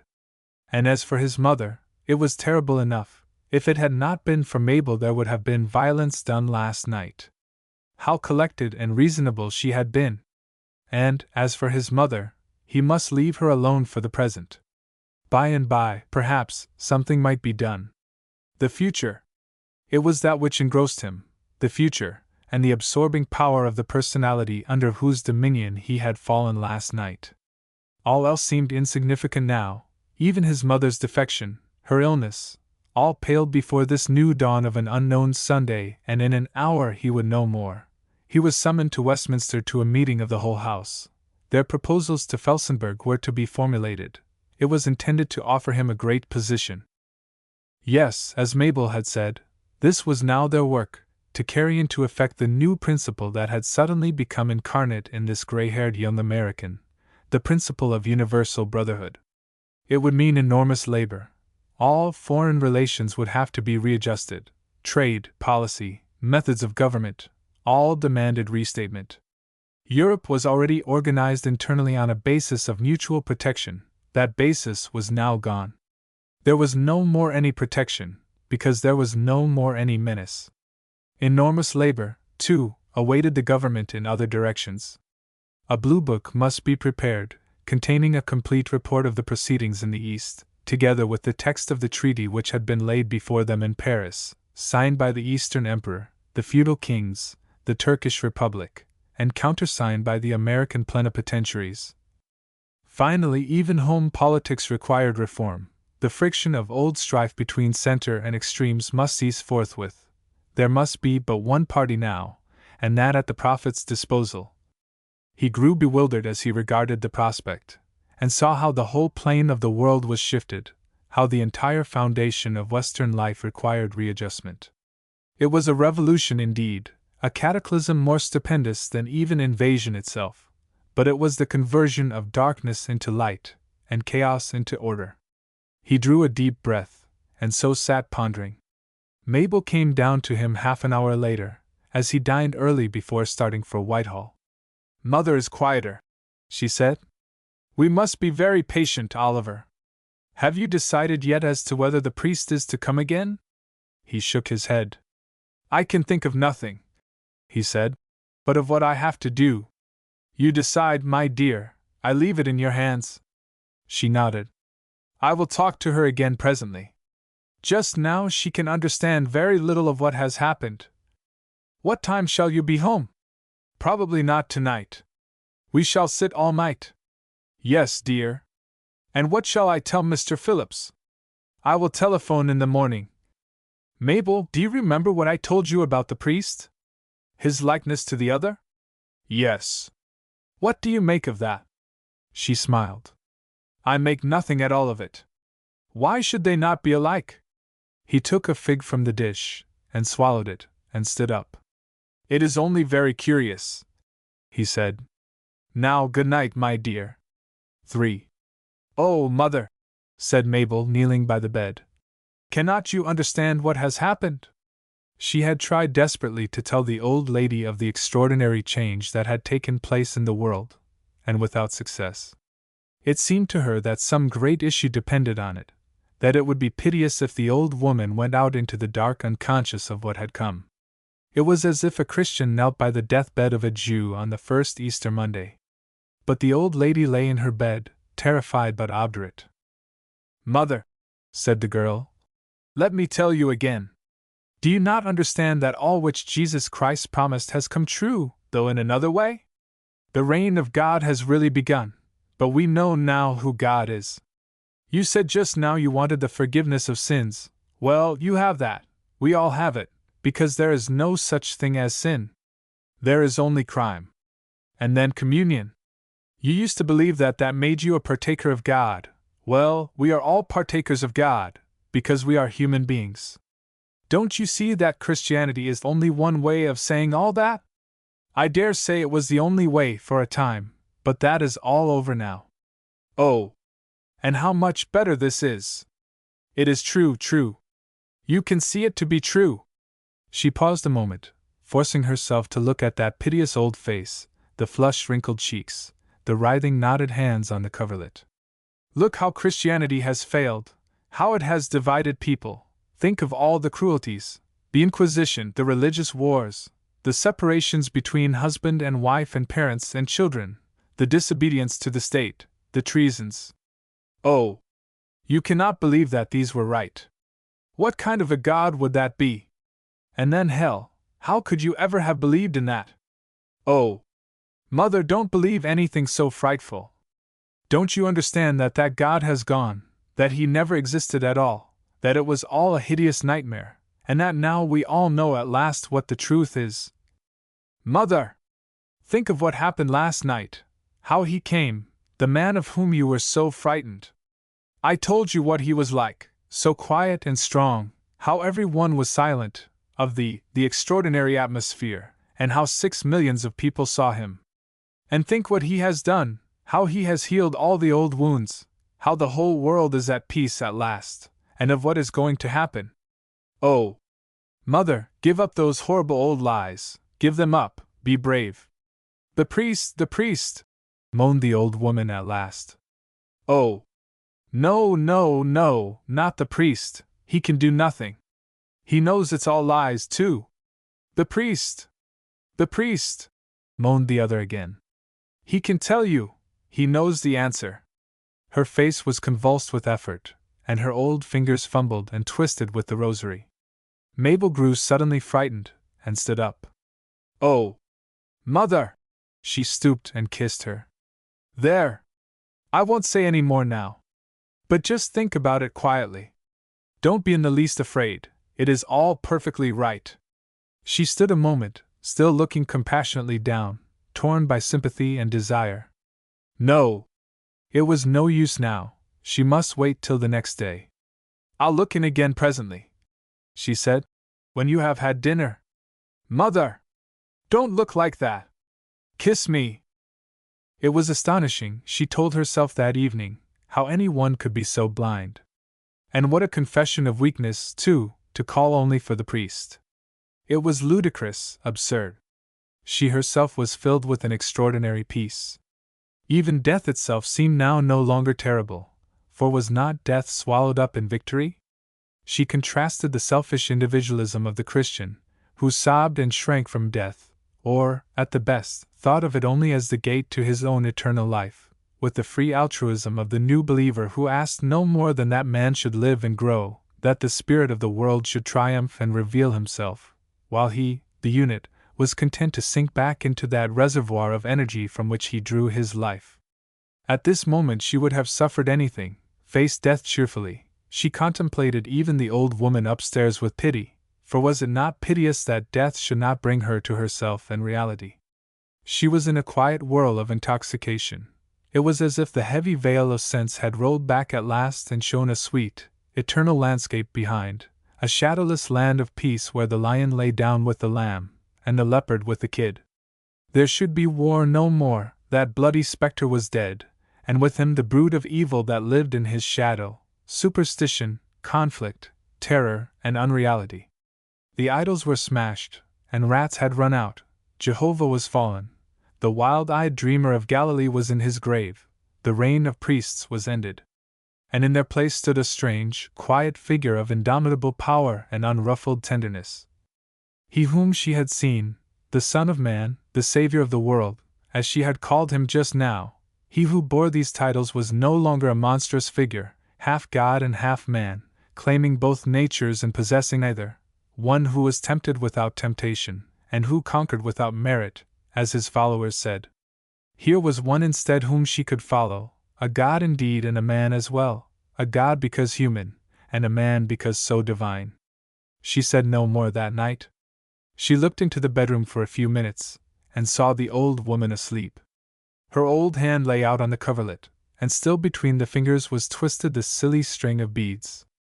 Mabel went softly across in the shaded light, and tried to detach it, but the wrinkled fingers writhed and closed, and a murmur came from the half-open lips.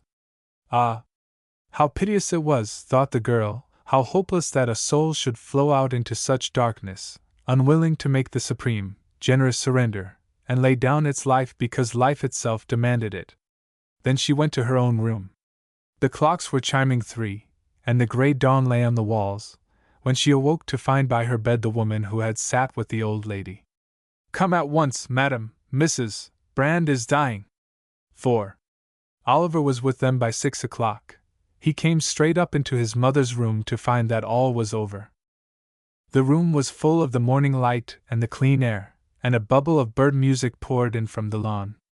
But his wife knelt by the bed, still holding the wrinkled hands of the old woman, her face buried in her arms. The face of his mother was quieter than he had ever seen it. The lines showed only like the faintest shadows on an alabaster mask. Her lips were set in a smile. He looked for a moment, waiting until the spasm that caught his throat had died again. Then he put his hand on his wife's shoulder. "When?" he said. Mabel lifted her face. "Oh, Oliver," she murmured. "It was an hour ago. Look at this." She released the dead hands and showed the rosary still twisted there. It had snapped in the last struggle, and a brown bead lay beneath the fingers. "I did what I could," sobbed Mabel. "I was not hard with her. But she would not listen. She kept on crying out for the priest as long as she could speak." "My dear," began the man. Then he, too, went down on his knees by his wife, leaned forward and kissed the rosary, while tears blinded him. "Yes, yes," he said. "Leave her in peace. I would not move it for the world. It was her toy, was it not?" The girl stared at him, astonished. "We can be generous, too," he said. "We have all the world at last. And she has lost nothing. It was too late. I did what I could. Yes, my darling, and you were right. But she was too old, she could not understand." He paused. "Euthanasia?" he whispered with something very like tenderness. She nodded. "Yes," she said. "Just as the last agony began. She resisted, but I knew you would wish it." They talked together for an hour in the garden before Oliver went to his room, and he began to tell her presently of all that had passed. "He has refused," he said. "We offered to create an office for him. He was to have been called consultor, and he refused it 2 hours ago. But he has promised to be at our service. No, I must not tell you where he is. He will return to America soon, we think, but he will not leave us. We have drawn up a program, and it is to be sent to him presently." Yes, we were unanimous. "And the program?" "It concerns the franchise, the poor laws and trade. I can tell you no more than that. It was he who suggested the points. But we are not sure if we understand him yet." "But my dear Dash." "Yes, it is quite extraordinary. I have never seen such things. There was practically no argument. Do the people understand? I think so. We shall have to guard against a reaction. They say that the Catholics will be in danger. There is an article this morning in the Era. The proofs were sent to us for sanction. It suggests that means must be taken to protect the Catholics." Mabel smiled.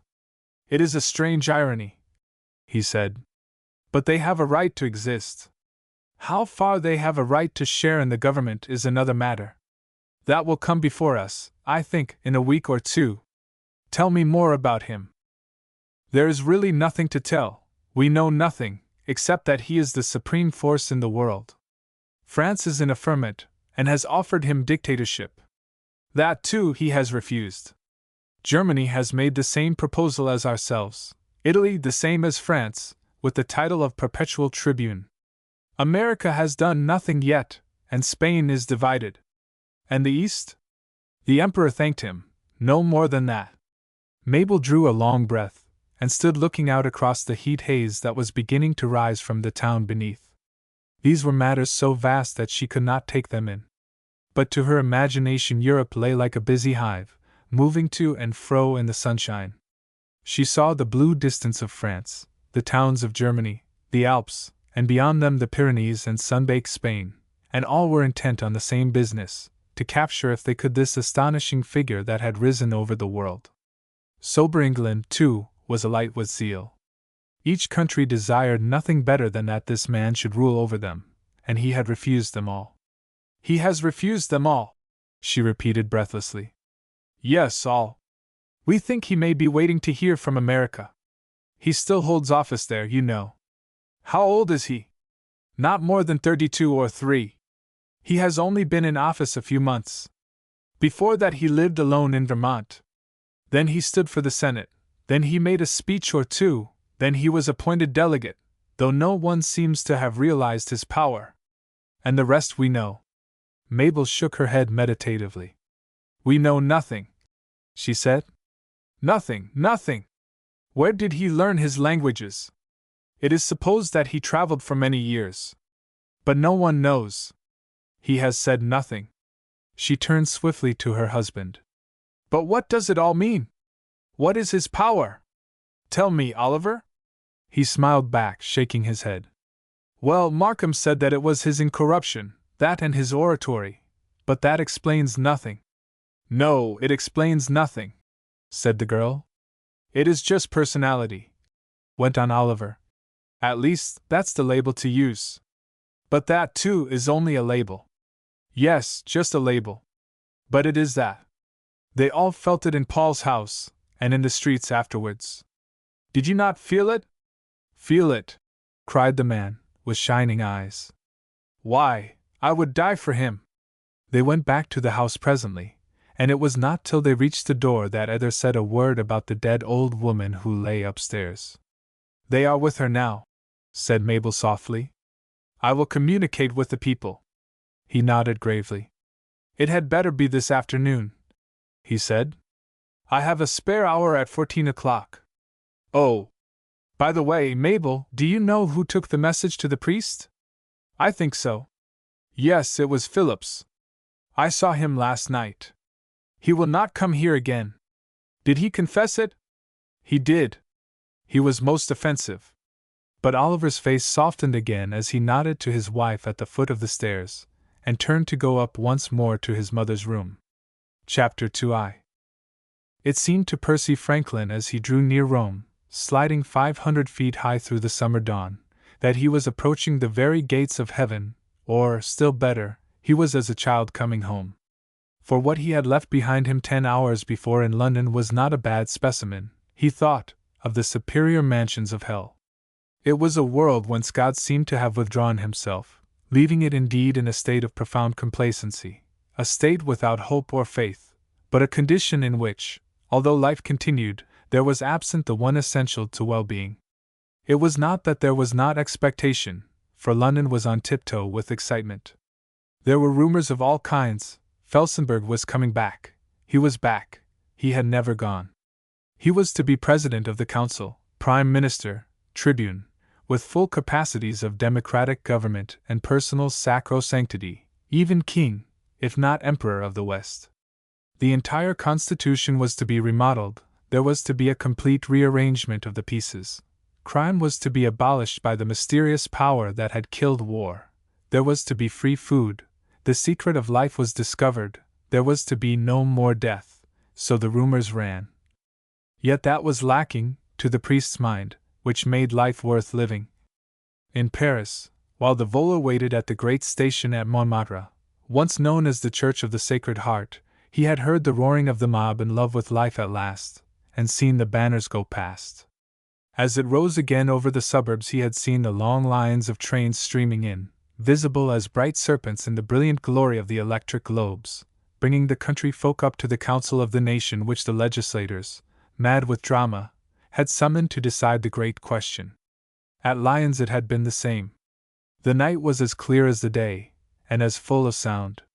Mid-France was arriving to register its votes. He had fallen asleep as the cold air of the Alps began to envelop the car, and had caught but glimpses of the solemn moonlit peaks below him, the black profundities of the gulfs, the silver glint of the shield-like lakes, and the soft glow of Interlaken and the towns in the Rhone valley. Once he had been moved in spite of himself, as one of the huge German volors had passed in the night, a blaze of ghostly lights and gilding, resembling a huge mouth with antennae of electric light, and the two ships had saluted one another through half a league of silent air, with a pathetic cry as of two strange night-birds who have no leisure to pause. Milan and Turin had been quiet, for Italy was organized on other principles than France, and Florence was not yet half awake. And now the Campania was slipping past like a gray-green rug, wrinkled and tumbled, 500 feet beneath, and Rome was all but in sight. The indicator above his seat moved its finger from 100 to 90 miles. He shook off the doze at last, and drew out his office book, but as he pronounced the words his attention was elsewhere, and when prime was said, he closed the book once more, propped himself more comfortably, drawing the furs round him, and stretching his feet on the empty seat opposite. He was alone in his compartment. The three men who had come in at Paris had descended at Turin. He had been remarkably relieved when the message had come 3 days before from the Cardinal Protector, bidding him make arrangements for a long absence from England, and, as soon as that was done, to come to Rome. He understood that the ecclesiastical authorities were really disturbed at last. He reviewed the last day or two, considering the report he would have to present. Since his last letter, 3 days before, 7 notable apostasies had taken place in Westminster diocese alone, 2 priests and 5 important laymen. There was talk of revolt on all sides. He had seen a threatening document, called a petition, demanding the right to dispense with all ecclesiastical vestments, signed by 120 priests from England and Wales. The petitioners pointed out that persecution was coming swiftly at the hands of the mob, that the government was not sincere in the promises of protection. They hinted that religious loyalty was already strained to breaking point even in the case of the most faithful, and that with all but those it had already broken. And as to his comments, Percy was clear. He would tell the authorities, as he had already told them 50 times, that it was not persecution that mattered. It was this new outburst of enthusiasm for humanity, an enthusiasm which had waxed 100-fold more hot since the coming of Felsenburgh and the publication of the Eastern News, which was melting the hearts of all but the very few. Man had suddenly fallen in love with man. The conventional were rubbing their eyes and wondering why they had ever believed, or even dreamed, that there was a God to love, asking one another what was the secret of the spell that had held them so long. Christianity and theism were passing together from the world's mind as a morning mist passes when the sun comes up. His recommendations? Yes, he had those clear, and ran them over in his mind with a sense of despair. For himself, he scarcely knew if he believed what he professed. His emotions seemed to have been finally extinguished in the vision of the white car and the silence of the crowd that evening 3 weeks before. It had been so horribly real and positive. The delicate aspirations and hopes of the soul appeared so shadowy when compared with that burning, heart-shaking passion of the people. He had never seen anything like it. No congregation under the spell of the most kindling preacher alive had ever responded with 1/10 of the fervor with which that irreligious crowd, standing in the cold dawn of the London streets, had greeted the coming of their Savior.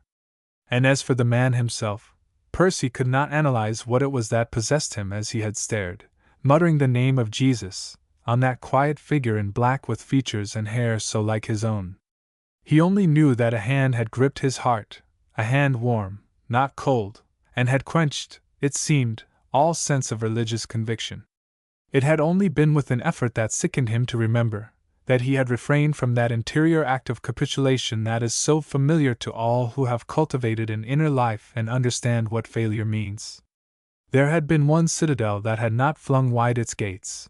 All else had yielded. His emotions had been stormed, his intellect silenced, his memory of grace obscured, a spiritual nausea had sickened his soul, yet the secret fortress of the will had, in an agony, held fast the doors and refused to cry out and call Felsenburgh king. Ah! How he had prayed during those 3 weeks! It appeared to him that he had done little else. There had been no peace. Lances of doubt thrust again and again through door and window, masses of argument had crashed from above. He had been on the alert day and night, repelling this, blindly, and denying that, endeavoring to keep his foothold on the slippery plane of the supernatural, sending up cry after cry to the Lord who hid himself. He had slept with his crucifix in his hand, he had awakened himself by kissing it, While he wrote, talked, ate, walked, and sat in cars, the inner life had been busy making frantic, speechless acts of faith in a religion which his intellect denied and from which his emotions shrank. There had been moments of ecstasy, now in a crowded street, when he recognized that God was all, that the Creator was the key to the creature's life, that a humble act of adoration was transcendently greater than the most noble natural act, that the supernatural was the origin and end of existence. There had come to him such moments in the night, in the silence of the cathedral, when the lamp flickered, and a soundless air had breathed from the iron door of the tabernacle. Then again passion ebbed, and left him stranded on misery, but set with a determination, which might equally be that of pride or faith, that no power in earth or hell should hinder him from professing Christianity even if he could not realize it. It was Christianity alone that made life tolerable.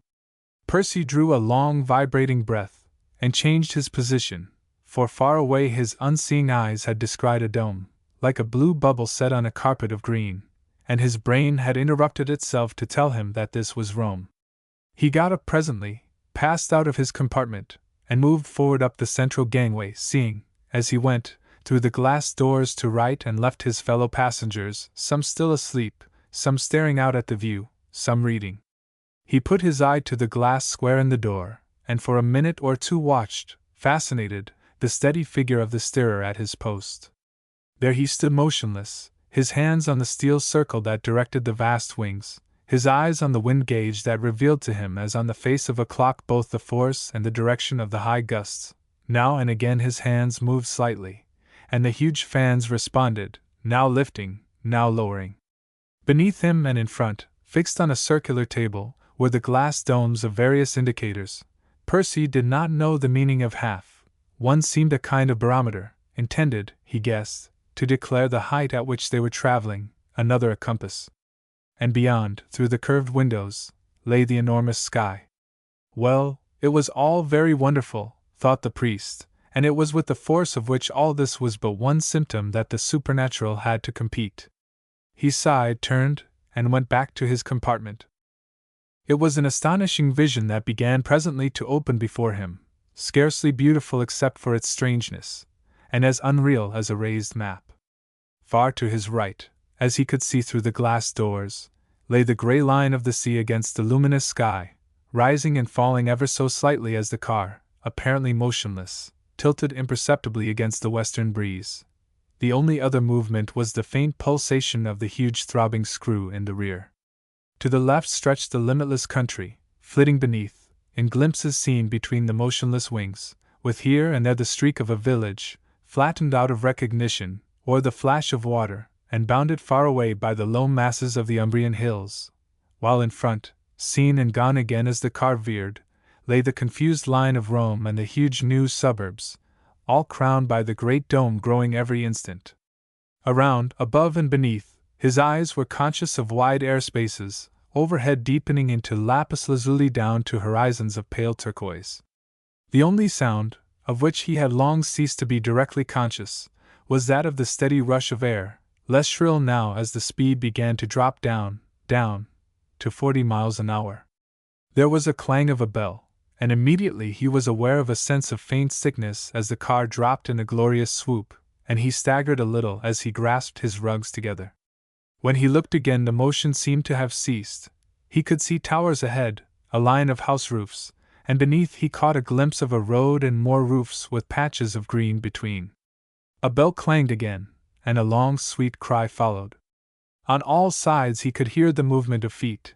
A guard in uniform passed swiftly along the glazed corridor. Again came the faint nausea, and as he looked up once more from his luggage for an instant he saw the dome, gray now and lined, almost on a level with his own eyes, huge against the vivid sky. The world span round for a moment. He shut his eyes, and when he looked again walls seemed to heave up past him and stop, swaying. There was the last bell, a faint vibration as the car grounded in the steel-netted dock. A line of faces rocked and grew still outside the windows, and Percy passed out towards the doors, carrying his bags. 2. He still felt a sense of insecure motion as he sat alone over coffee an hour later in one of the remote rooms of the Vatican, but there was a sense of exhilaration as well, as his tired brain realized where he was.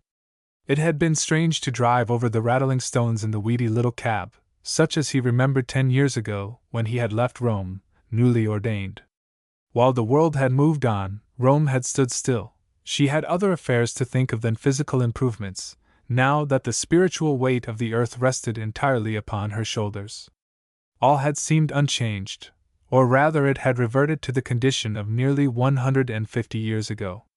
Histories related how the improvements of the Italian government had gradually dropped out of use as soon as the city, 80 years before, had been given her independence. The trains ceased to run, volors were not allowed to enter the walls, the new buildings, permitted to remain, had been converted to ecclesiastical use. The Quirinal became the offices of the Red Pope, the embassies, huge seminaries. Even the Vatican itself, with the exception of the upper floor, had become the abode of the Sacred College, who surrounded the Supreme Pontiff as stars their sun. It was an extraordinary city, said antiquarians, the one living example of the old days. Here were to be seen the ancient inconveniences, the insanitary horrors, the incarnation of a world given over to dreaming. The old church pomp was back, too. The cardinals drove again in gilt coaches. The Pope rode on his white mule. The blessed sacrament went through the ill-smelling streets with the sound of bells and the light of lanterns. A brilliant description of it had interested the civilized world immensely for about 48 hours. The appalling retrogression was still used occasionally as the text for violent denunciations by the poorly educated. The well-educated had ceased to do anything but take for granted that superstition and progress were irreconcilable enemies. Yet Percy, even in the glimpses he had had in the streets, as he drove from the Vola station outside the People's Gate, of the old peasant dresses, the blue and red-fringed wine carts, the cabbage-strewn gutters, the wet clothes flapping on strings, the mules and horses, strange though these were, he had found them a refreshment. It had seemed to remind him that man was human, and not divine as the rest of the world proclaimed, human, and therefore careless and individualistic, human, and therefore occupied with interests other than those of speed, cleanliness, and precision. The room in which he sat now by the window with shading blinds, for the sun was already hot, seemed to revert back even further than to a century and a half. The old damask and gilding that he had expected was gone, and its absence gave the impression of great severity. There was a wide deal table running the length of the room, with upright wooden armchairs set against it. The floor was red-tiled, with strips of matting for the feet. The white, distempered walls had only a couple of old pictures hung upon them, and a large crucifix flanked by candles stood on a little altar by the further door. There was no more furniture than that, with the exception of a writing desk between the windows, on which stood a typewriter. That jarred somehow on his sense of fitness, and he wondered at it. He finished the last drop of coffee in the thick-rimmed white cup, and sat back in his chair. Already the burden was lighter, and he was astonished at the swiftness with which it had become so. Life looked simpler here. The interior world was taken more for granted. It was not even a matter of debate. There it was, imperious and objective, and through it glimmered to the eyes of the soul the old figures that had become shrouded behind the rush of worldly circumstance. The very shadow of God appeared to rest here. It was no longer impossible to realize that the saints watched and interceded, that Mary sat on her throne, that the white disk on the altar was Jesus Christ. Percy was not yet at peace after all. He had been but an hour in Rome. An air, charged with never so much grace, could scarcely do more than it had done. But he felt more at ease, less desperately anxious, more childlike, more content to rest on the authority that claimed without explanation, and asserted that the world, as a matter of fact, proved by evidences without and within, was made this way and not that, for this purpose and not the other. Yet he had used the conveniences which he hated. He had left London a bare 12 hours before, and now here he sat in a place which was either a stagnant backwater of life, or else the very mid-current of it. He was not yet sure which. There was a step outside, a handle was turned, and the Cardinal Protector came through. Percy had not seen him for 4 years, and for a moment scarcely recognized him. It was a very old man that he saw now, bent and feeble, his face covered with wrinkles, crowned by very thin, white hair, and the little scarlet cap on top. He was in his black Benedictine habit with a plain abbatial cross on his breast, and walked hesitatingly, with a black stick. The only sign of vigor was in the narrow bright slit of his eyes showing beneath drooping lids. He held out his hand, smiling, and Percy, remembering in time that he was in the Vatican, bowed low only as he kissed the amethyst. "Welcome to Rome, father," said the old man, speaking with an unexpected briskness. "They told me you were here half an hour ago. I thought I would leave you to wash and have your coffee." Percy murmured something. "Yes, you are tired, no doubt," said the cardinal, pulling out a chair. "Indeed not, Your Eminence. I slept excellently." The cardinal made a little gesture to a chair. "But I must have a word with you. The Holy Father wishes to see you at 11 o'clock. Percy started a little. "We move quickly in these days, Father. There is no time to dawdle. You understand that you are to remain in Rome for the present? I have made all arrangements for that, Your Eminence." "That is very well. We are pleased with you here, Father Franklin. The Holy Father has been greatly impressed by your comments. You have foreseen things in a very remarkable manner." Percy flushed with pleasure. It was almost the first hint of encouragement he had had. Cardinal Martin went on. "I may say that you are considered our most valuable correspondent, certainly in England. That is why you are summoned. You are to help us here in future, a kind of consultor. Any one can relate facts, not every one can understand them. You look very young, Father. How old are you?" "I am 33, Your Eminence."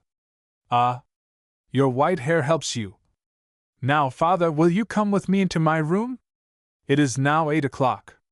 I will keep you till 9, no longer. Then you shall have some rest, and at 11 I shall take you up to His Holiness." Percy rose with a strange sense of elation, and ran to open the door for the cardinal to go through. 3. At a few minutes before 11 Percy came out of his little whitewashed room in his new fariwola, soutane and buckle shoes, and tapped at the door of the cardinal's room. He felt a great deal more self-possessed now. He had talked to the cardinal freely and strongly, had described the effect that Felsenburgh had had upon London, and even the paralysis that had seized upon himself. He had stated his belief that they were on the edge of a movement unparalleled in history. He related little scenes that he had witnessed, a group kneeling before a picture of Felsenburgh, a dying man calling him by name, the aspect of the crowd that had waited in Westminster to hear the result of the offer made to the stranger. He showed him half a dozen cuttings from newspapers, pointing out their hysterical enthusiasm. He even went so far as to venture upon prophecy, and to declare his belief that persecution was within reasonable distance. "The world seems very oddly alive," he said. "It is as if the whole thing was flushed and nervous." The cardinal nodded. "We too," he said. "Even we feel it." For the rest, the cardinal had sat watching him out of his narrow eyes, nodding from time to time, putting an occasional question, but listening throughout with great attention. "And your recommendations, Father Dash," he had said, and then interrupted himself. "No, that is too much to ask. The Holy Father will speak of that." He had congratulated him upon his Latin then, for they had spoken in that language throughout this second interview, and Percy had explained how loyal Catholic England had been in obeying the order, given 10 years before, that Latin should become to the Church what Esperanto was becoming to the world. "That is very well," said the old man. "His Holiness will be pleased at that." At his second tap the door opened and the cardinal came out, taking him by the arm without a word, and together they turned to the lift entrance. Percy ventured to make a remark as they slid noiselessly up towards the papal apartment. "I am surprised at the lift, Your Eminence, and the typewriter in the audience room." "Why, Father?" "Why, all the rest of Rome is back in the old days." The cardinal looked at him, puzzled. "Is it? I suppose it is. I never thought of that." A Swiss guard flung back the door of the lift, saluted and went before them along the plain flagged passage to where his comrade stood. Then he saluted again and went back. A pontifical chamberlain, in all the somber glory of purple, black, and a Spanish ruff, peeped from the door, and made haste to open it. It really seemed almost incredible that such things still existed. "In a moment, Your Eminence," he said in Latin. "Will Your Eminence wait here?" It was a little square room, with half a dozen doors, plainly contrived out of one of the huge old halls, for it was immensely high, and the tarnished gilt cornice vanished directly in 2 places into the white walls. The partitions, too, seemed thin, for as the 2 men sat down there was a murmur of voices faintly audible, the shuffling of footsteps, and the old eternal click of the typewriter from which Percy hoped he had escaped. They were alone in the room, which was furnished with the same simplicity as the cardinal's, giving the impression of a curious mingling of ascetic poverty and dignity by its red-tiled floor, its white walls, its altar, and 2 vast bronze candlesticks of incalculable value that stood on the dais. The shutters here, too, were drawn, and there was nothing to distract Percy from the excitement that surged up now tenfold in heart and brain. It was Papa Angelicus whom he was about to see, that amazing old man who had been appointed Secretary of State just 50 years ago, at the age of 30, and Pope 9 years previously. It was he who had carried out the extraordinary policy of yielding the churches throughout the whole of Italy to the government, in exchange for the temporal lordship of Rome, and who had since set himself to make it a city of saints. He had cared, it appeared, nothing whatever for the world's opinion. His policy, so far as it could be called one, consisted in a very simple thing. He had declared in epistle after epistle that the object of the Church was to do glory to God by producing supernatural virtues in man, and that nothing at all was of any significance or importance except so far as it effected this object. He had further maintained that since Peter was the rock, the city of Peter was the capital of the world, and should set an example to its dependency. This could not be done unless Peter ruled his city, and therefore he had sacrificed every church and ecclesiastical building in the country for that one end. Then he had set about ruling his city. He had said that on the whole the latter-day discoveries of man tended to distract immortal souls from a contemplation of eternal verities. Not that these discoveries could be anything but good in themselves, since after all they gave insight into the wonderful laws of God, but that at present they were too exciting to the imagination. So he had removed the trams, the volus, the laboratories, the manufactories, saying that there was plenty of room for them outside Rome, and had allowed them to be planted in the suburbs. In their place he had raised shrines, religious houses, and calvaries. Then he had attended further to the souls of his subjects. Since Rome was of limited area, and still more because the world corrupted without its proper salt, he allowed no man under the age of 50 to live within its walls for more than 1 month in each year, except those who received his permit. They might live, of course, immediately outside the city, and they did, by tens of thousands, but they were to understand that by doing so they sinned against the spirit, though not the letter, of their father's wishes. Then he had divided the city into national quarters, saying that as each nation had its peculiar virtues, each was to let its light shine steadily in its proper place. Rents had instantly begun to rise, so he had legislated against that by reserving in each quarter a number of streets at fixed prices, and had issued an ipso facto excommunication against all who erred in this respect. The rest were abandoned to the millionaires. He had retained the Leonine city entirely at his own disposal. Then he had restored capital punishment, with as much serene gravity as that with which he had made himself the derision of the civilized world in other matters, saying that though human life was holy, human virtue was more holy still, and he had added to the crime of murder the crimes of adultery, idolatry, and apostasy, for which this punishment was theoretically sanctioned.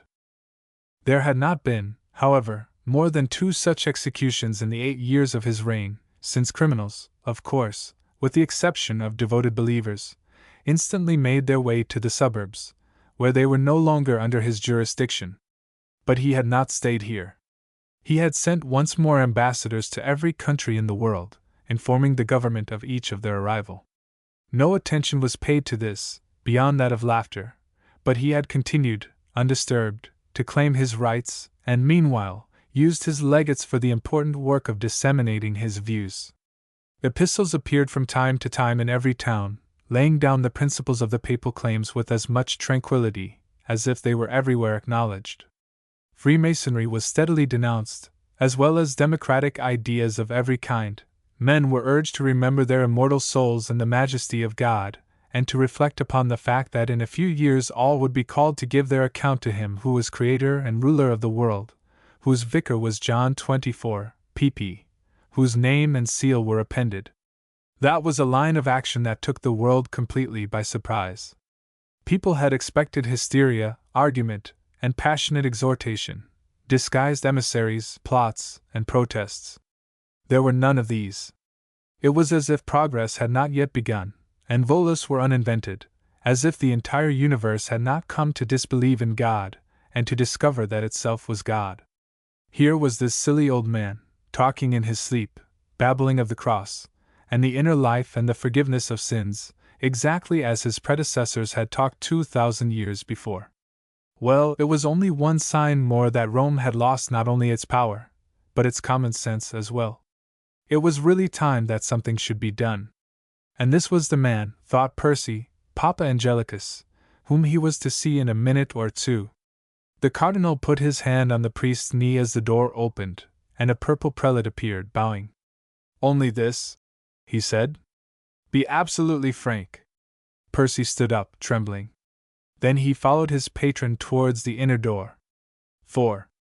A white figure sat in the green gloom, beside a great writing table, 3 or 4 yards away, but with the chair wheeled round to face the door by which the two entered. So much Percy saw as he performed the first genuflection. Then he dropped his eyes, advanced, genuflected again with the other, advanced once more, and for the third time genuflected, lifting the thin white hand, stretched out, to his lips. He heard the door close as he stood up. "Father Franklin, Holiness," said the cardinal's voice at his ear. A white-sleeved arm waved to a couple of chairs set a yard away, and the two sat down. While the cardinal, talking in slow Latin, said a few sentences, explaining that this was the English priest whose correspondence had been found so useful, Percy began to look with all his eyes. He knew the Pope's face well, from 100 photographs and moving pictures. Even his gestures were familiar to him, the slight bowing of the head in assent, the tiny eloquent movement of the hands. But Percy, with a sense of being platitudinal, told himself that the living presence was very different. It was a very upright old man that he saw in the chair before him, of medium height and girth, with hands clasping the bosses of his chair arms, and an appearance of great and deliberate dignity. But it was at the face chiefly that he looked, dropping his gaze 3 or 4 times, as the Pope's blue eyes turned on him. They were extraordinary eyes, reminding him of what historians said of Pius X. The lids drew straight lines across them, giving him the look of a hawk, but the rest of the face contradicted them. There was no sharpness in that. It was neither thin nor fat, but beautifully modeled in an oval outline. The lips were clean-cut, with a look of passion in their curves. The nose came down in an aquiline sweep, ending in chiseled nostrils. The chin was firm and cloven, and the poise of the whole head was strangely youthful.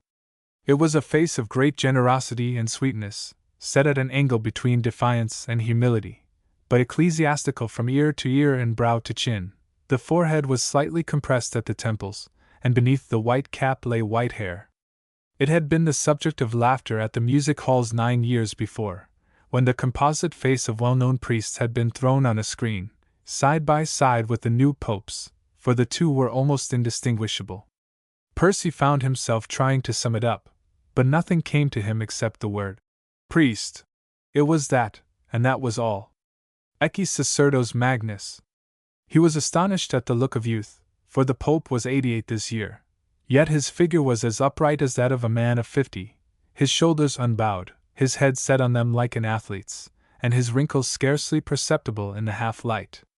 Papa Angelicus, reflected Percy. The cardinal ceased his explanations, and made a little gesture. Percy drew up all his faculties tense and tight to answer the questions that he knew were coming. "I welcome you, my son," said a very soft, resonant voice. Percy bowed, desperately, from the waist. The Pope dropped his eyes again, lifted a paperweight with his left hand, and began to play with it gently as he talked. "Now, my son, deliver a little discourse. I suggest to you 3 heads: what has happened, what is happening, what will happen, with a peroration as to what should happen." Percy drew a long breath, settled himself back, clasped the fingers of his left hand in the fingers of his right, fixed his eyes firmly upon the cross-embroidered red shoe opposite, and began. Had he not rehearsed this 100 times? He first stated his theme, to the effect that all the forces of the civilized world were concentrating into two camps, the world and God. Up to the present time, the forces of the world had been incoherent and spasmodic, breaking out in various ways. Revolutions and wars had been like the movements of a mob, undisciplined, unskilled, and unrestrained. To meet this, the Church, too, had acted through her Catholicity, dispersion rather than concentration. Franc-tireurs had been opposed to franc-tireurs. But during the last 100 years there had been indications that the method of warfare was to change. Europe, at any rate, had grown weary of internal strife. The unions first of labor, then of capital, then of labor and capital combined, illustrated this in the economic sphere, the peaceful partition of Africa in the political sphere, the spread of humanitarian religion in the spiritual sphere. Over against this must be placed the increased centralization of the Church. By the wisdom of her pontiffs, overruled by God Almighty, the lines had been drawing tighter every year. He instanced the abolition of all local usages, including those so long cherished by the East, the establishment of the cardinal protectorates in Rome, the enforced merging of all friars into one order, though retaining their familiar names, under the authority of the Supreme General, all monks, with the exception of the Carthusians, the Carmelites and the Trappists, into another, of the three accepted into a third, and the classification of nuns after the same plan. Further, he remarked on the more recent decrees, establishing the sense of the Vatican decision on infallibility, the new version of canon law, the immense simplification that had taken place in ecclesiastical government, the hierarchy, rubrics, and the affairs of missionary countries, with the new and extraordinary privileges granted to mission priests. At this point he became aware that his self-consciousness had left him, and he began, even with little gestures, and a slightly raised voice, to enlarge on the significance of the last month's events. All that had gone before, he said, pointed to what had now actually taken place, namely, the reconciliation of the world on a basis other than that of divine truth. It was the intention of God and of His vicars to reconcile all men in Christ Jesus. But the cornerstone had once more been rejected, and instead of the chaos that the pious had prophesied, there was coming into existence a unity unlike anything known in history. This was the more deadly from the fact that it contained so many elements of indubitable good.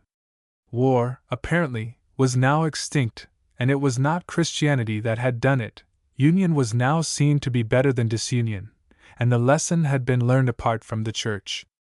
In fact, natural virtues had suddenly waxed luxuriant, and supernatural virtues were despised. Friendliness took the place of charity, contentment the place of hope, and knowledge the place of faith. Percy stopped. He had become conscious that he was preaching a kind of sermon. "Yes, my son," said the kind voice. "What else? What else?" "Very well," continued Percy. Movements such as these brought forth men, and the man of this movement was Julian Felsenburgh. He had accomplished a work that, apart from God, seemed miraculous. He had broken down the eternal division between East and West, coming himself from the continent that alone could produce such powers. He had prevailed by sheer force of personality over the two supreme tyrants of life, religious fanaticism and party government. His influence over the impassive English was another miracle, yet he had also set on fire France, Germany, and Spain. Percy here described one or two of his little scenes, saying that it was like the vision of a god, and he quoted freely some of the titles given to the man by sober, unhysterical newspapers. Felsenburgh was called the Son of Man, because he was so purebred a cosmopolitan, the savior of the world, because he had slain war and himself survived, even, here Percy's voice faltered, even incarnate God, because he was the perfect representative of divine man. The quiet, priestly face watching opposite never winced or moved, and he went on. Persecution, he said, was coming. There had been a riot or two already. But persecution was not to be feared. It would no doubt cause apostasies, as it had always done, but these were deplorable only on account of the individual apostates. On the other hand, it would reassure the faithful, and purge out the half-hearted. Once, in the early ages, Satan's attack had been made on the bodily side, with whips and fire and beasts.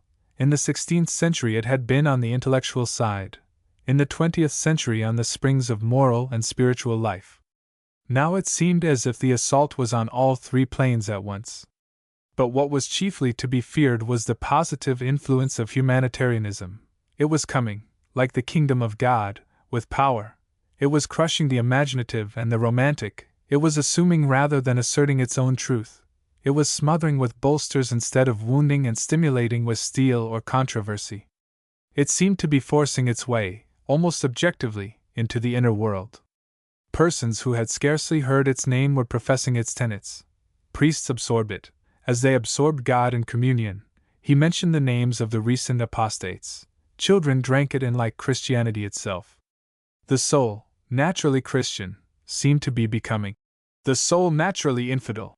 Persecution, cried the priest, was to be welcomed like salvation, prayed for, and grasped. But he feared that the authorities were too shrewd, and knew the antidote and the poison apart. There might be individual martyrdoms, in fact there would be, and very many, but they would be in spite of secular government, not because of it.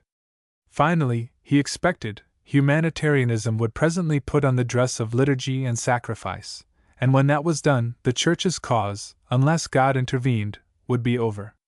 Percy sat back, trembling. Yes, my son. And what do you think should be done? Percy flung out his hands. Holy Father, the Mass, prayer, the Rosary. These first and last. The world denies their power. It is on their power that Christians must throw all their weight. All things in Jesus Christ, first and last. Nothing else can avail. He must do all, for we can do nothing. The white head bowed. Then it rose erect. Yes, my son. But so long as Jesus Christ deigns to use us, we must be used. He is prophet and king as well as priest. We then, too, must be prophet and king as well as priest. What of prophecy and royalty? The voice thrilled Percy like a trumpet. Yes, holiness. For prophecy, then, let us preach charity. For royalty, let us reign on crosses. We must love and suffer. He drew one sobbing breath. Your holiness has preached charity always. Let charity then issue in good deeds. Let us be foremost in them. Let us engage in trade honestly, in family life chastely, in government uprightly. And as for suffering, holiness! His old scheme leaped back to his mind, and stood poised there convincing and imperious. Yes, my son, speak plainly. Your holiness, it is old, old as Rome. Every fool has desired it. A new order, holiness, a new order. He stammered. The white hand dropped the paperweight.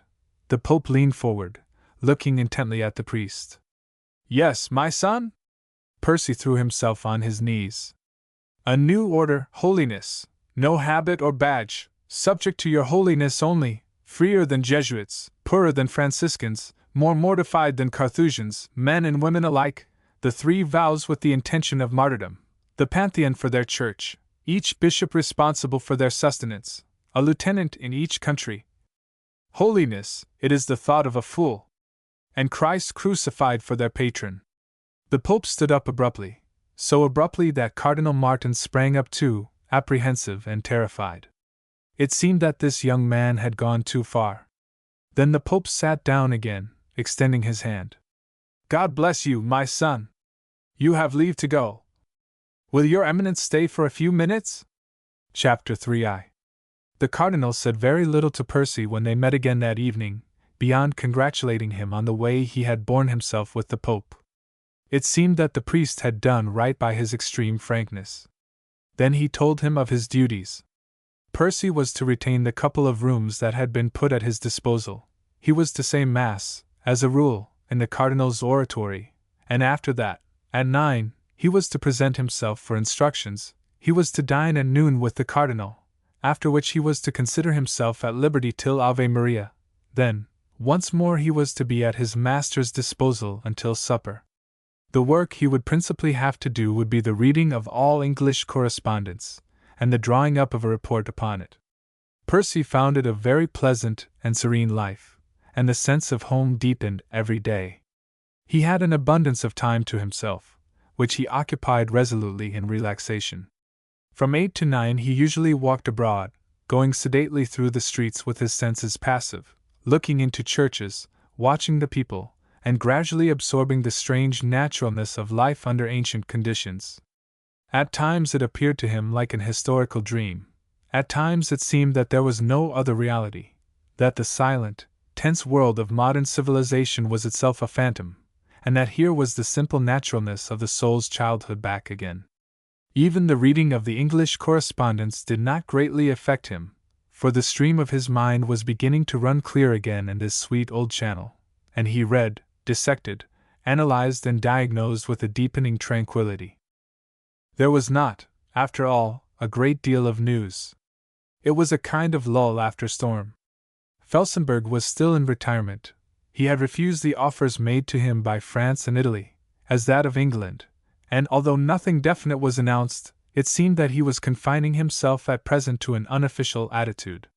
Meanwhile, the parliaments of Europe were busy in the preliminary stages of code revision. Nothing would be done, it was understood, until the autumn sessions. Life in Rome was very strange. The city had now become not only the center of faith but, in a sense, a microcosm of it. It was divided into 4 huge quarters: Anglo-Saxon, Latin, Teutonic, and Eastern, besides Trastevere, which was occupied almost entirely by papal offices, seminaries, and schools. Anglo-Saxondom occupied the southwestern quarter, now entirely covered with houses, including the Aventine, the Cillian, and Testaccio.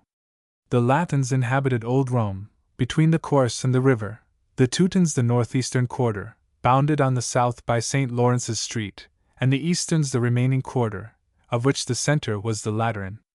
In this manner the true Romans were scarcely conscious of intrusion.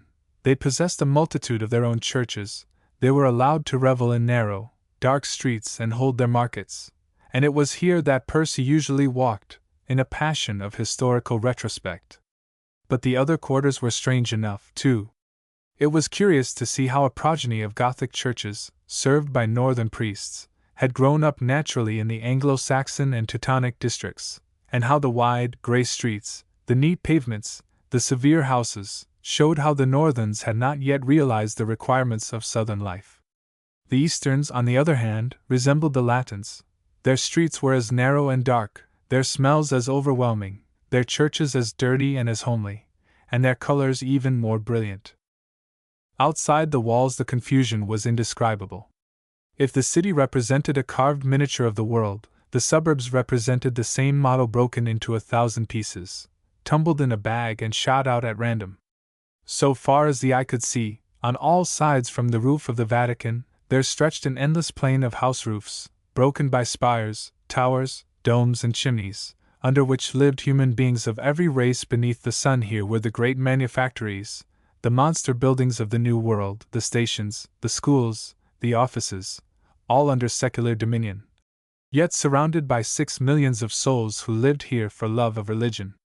It was these who had despaired of modern life, tired out with change and effort, who had fled from the new system for refuge to the church, but who could not obtain leave to live in the city itself. New houses were continually springing up in all directions. A gigantic compass, fixed by one leg in Rome, and with a span of 5 miles, would, if twirled, revolve through packed streets through its entire circle. Beyond that 2 houses stretched into the indefinite distance. But Percy did not realize the significance of all that he saw, until the occasion of the Pope's name-day towards the end of August. It was yet cool and early, when he followed his patron, whom he was to serve as chaplain, along the broad passages of the Vatican towards the room where the Pope and cardinals were to assemble. Through a window, as he looked out into the piazza, the crowd was yet more dense, if that were possible, than it had been an hour before. The huge oval square was cobbled with heads, through which ran a broad road, kept by papal troops for the passage of the carriages, and up the broad ribbon, white in the eastern light, came monstrous vehicles, a blaze of gilding and color and cream tint. Slow cheers swelled up and died, and through all came the rush and patter of wheels over the stones, like the sound of a tide-swept pebbly beach. As they waited in an antechamber, halted by the pressure in front and behind, a pack of scarlet and white and purple, he looked out again, and realized what he had known only intellectually before, that here before his eyes was the royalty of the old world assembled, and he began to perceive its significance. Round the steps of the basilica spread a great fan of coaches, each yoked to 8 horses, the white of France and Spain, the black of Germany, Italy and Russia, and the cream-colored of England. Those stood out in the near half-circle, and beyond was the sweep of the lesser powers, Greece, Norway, Sweden, Romania and the Balkan states. One, the Turk, was alone wanting, he reminded himself. The emblems of some were visible, eagles, lions, leopards, guarding the royal crown above the roof of each. From the foot of the steps to the head ran a broad scarlet carpet, lined with soldiers. Percy leaned against the shutter, and began to meditate. Here was all that was left of royalty. He had seen their palaces before, here and there in the various quarters, with standards flying, and scarlet-liveried men lounging on the steps. He had raised his hat a dozen times as a landau thundered past him up the course. He had even seen the lilies of France and the leopards of England pass together in the solemn parade of the Pincian Hill. He had read in the papers every now and again during the last 5 years that family after family had made its way to Rome, after papal recognition had been granted. He had been told by the Cardinal on the previous evening that William of England, with his consort, had landed at Ostia in the morning and that the tale of the powers was complete. But he had never before realized the stupendous, overwhelming fact of the assembly of the world's royalty under the shadow of Peter's throne, nor the appalling danger that its presence constituted in the midst of a democratic world. That world, he knew, affected to laugh at the folly and the childishness of it all, at the desperate play-acting of divine right on the part of fallen and despised families. But the same world, he knew very well, had not yet lost quite all its sentiment, and if that sentiment should happen to become resentful. The pressure relaxed. Percy slipped out of the recess, and followed in the slow-moving stream. Half an hour later he was in his place among the ecclesiastics, as the papal procession came out through the glimmering dusk of the chapel of the Blessed Sacrament into the nave of the enormous church. But even before he had entered the chapel he heard the quiet roar of recognition and the cry of the trumpets that greeted the Supreme Pontiff as he came out, 100 yards ahead, borne on the sedia gestatoria, with the fans going behind him. When Percy himself came out, 5 minutes later, walking in his quaternion, and saw the sight that was waiting, he remembered with a sudden throb at his heart that other sight he had seen in London in a summer dawn 3 months before. Far ahead, seeming to cleave its way through the surging heads, like the poop of an ancient ship, moved the canopy beneath which sat the Lord of the world, and between him and the priest, as if it were the wake of that same ship, swayed the gorgeous procession, protonotaries apostolic, generals of religious orders and the rest, making its way along with white, gold, scarlet and silver foam between the living banks on either side. Overhead hung the splendid barrel of the roof, and far in front the haven of God's altar reared its monstrous pillars, beneath which burned the 7 yellow stars that were the harbor lights of sanctity. It was an astonishing sight, but too vast and bewildering to do anything but oppress the observers with a consciousness of their own futility. The enormous enclosed air, the giant statues, the dim and distant roofs, the indescribable concert of sound, of the movement of feet, the murmur of 10,000 voices, the peal of organs like the crying of gnats, the thin celestial music, the faint suggestive smell of incense and men in bruised bay and myrtle, and, supreme above all, the vibrant atmosphere of human emotion, shot with supernatural aspiration. As the hope of the world, the holder of divine viceroyalty, passed on his way to stand between God and man, this affected the priest as the action of a drug that at once lulls and stimulates, that blinds while it gives new vision, that deafens while it opens stopped ears, that exalts while it plunges into new gulfs of consciousness. Here, then, was the other formulated answer to the problem of life. The 2 cities of Augustine lay for him to choose. The one was that of a world self-originated, self-organized and self-sufficient, interpreted by such men as Marx and Hervé, socialists, materialists, and in the end, hedonists, summed up at last in Felsenburgh. The other lay displayed in the sight he saw before him, telling of a creator and of a creation, of a divine purpose, a redemption, and a world transcendent and eternal from which all sprang and to which all moved. One of the two, John and Julian, was the vicar, and the other the ape of God. And Percy's heart in one more spasm of conviction made its choice. But the summit was not yet reached. As Percy came at last out from the nave beneath the dome, on his way to the tribune beyond the papal throne, he became aware of a new element. A great space was cleared about the altar and confession, extending, as he could see at least on his side, to the point that marked the entrance to the transepts. At this point ran rails straight across from side to side, continuing the lines of the nave. Beyond this red-hung barrier lay a gradual slope of faces, white and motionless. A glimmer of steel bounded it, and above, a third of the distance down the transept, rose in solemn serried array a line of canopies.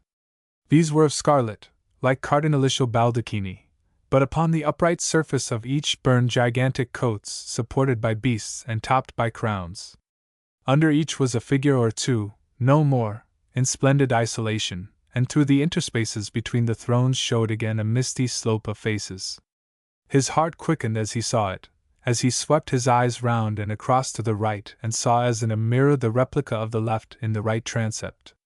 It was there then that they sat, those lonely survivors of that strange company of persons who, till half a century ago, had reigned as God's temporal vicegerents with the consent of their subjects. They were unrecognized now, save by him from whom they drew their sovereignty, pinnacles clustering and hanging from a dome, from which the walls had been withdrawn. These were men and women who had learned at last that power comes from above, and their title to rule came not from their subjects but from the supreme ruler of all, shepherds without sheep, captains without soldiers to command. It was piteous, horribly piteous, yet inspiring. The act of faith was so sublime, and Percy's heart quickened as he understood it.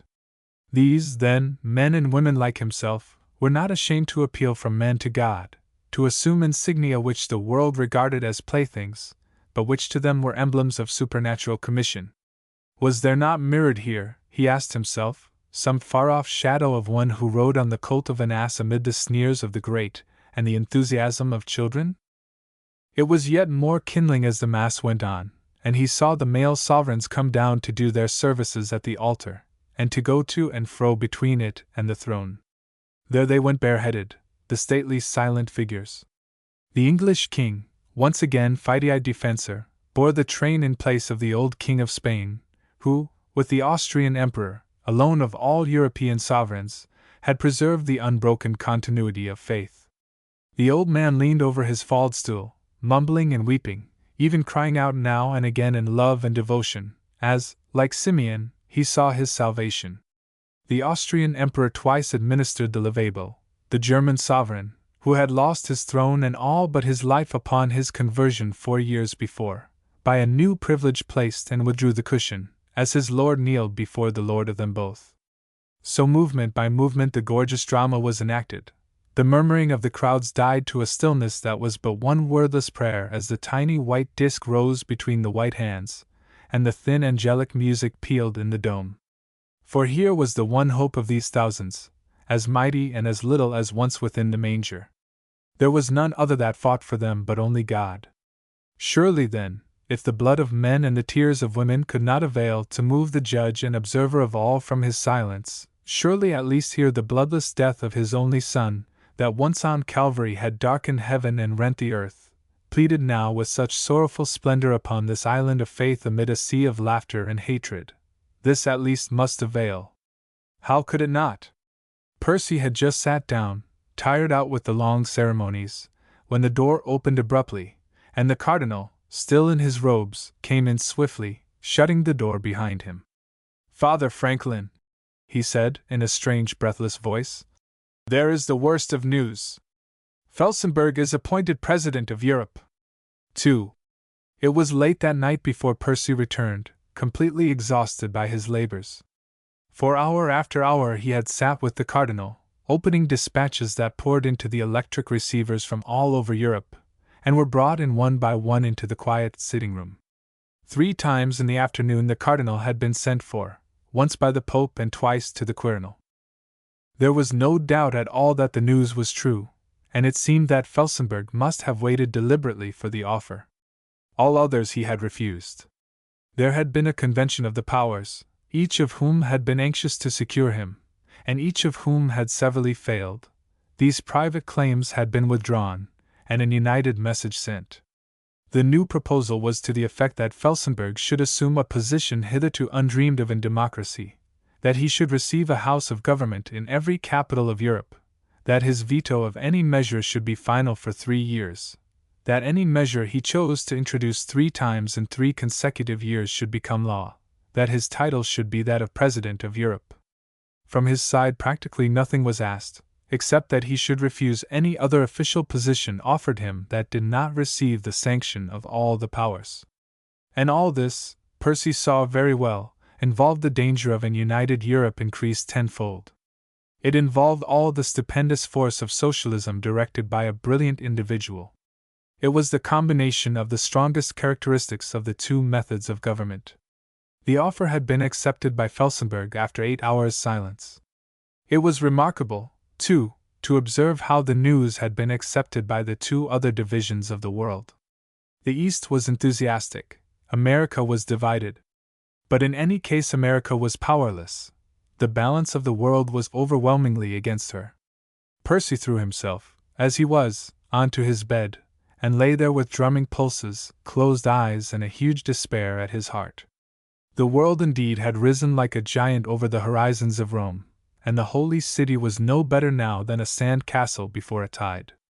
So much he grasped. As to how ruin would come, in what form and from what direction, he neither knew nor cared. Only he knew now that it would come.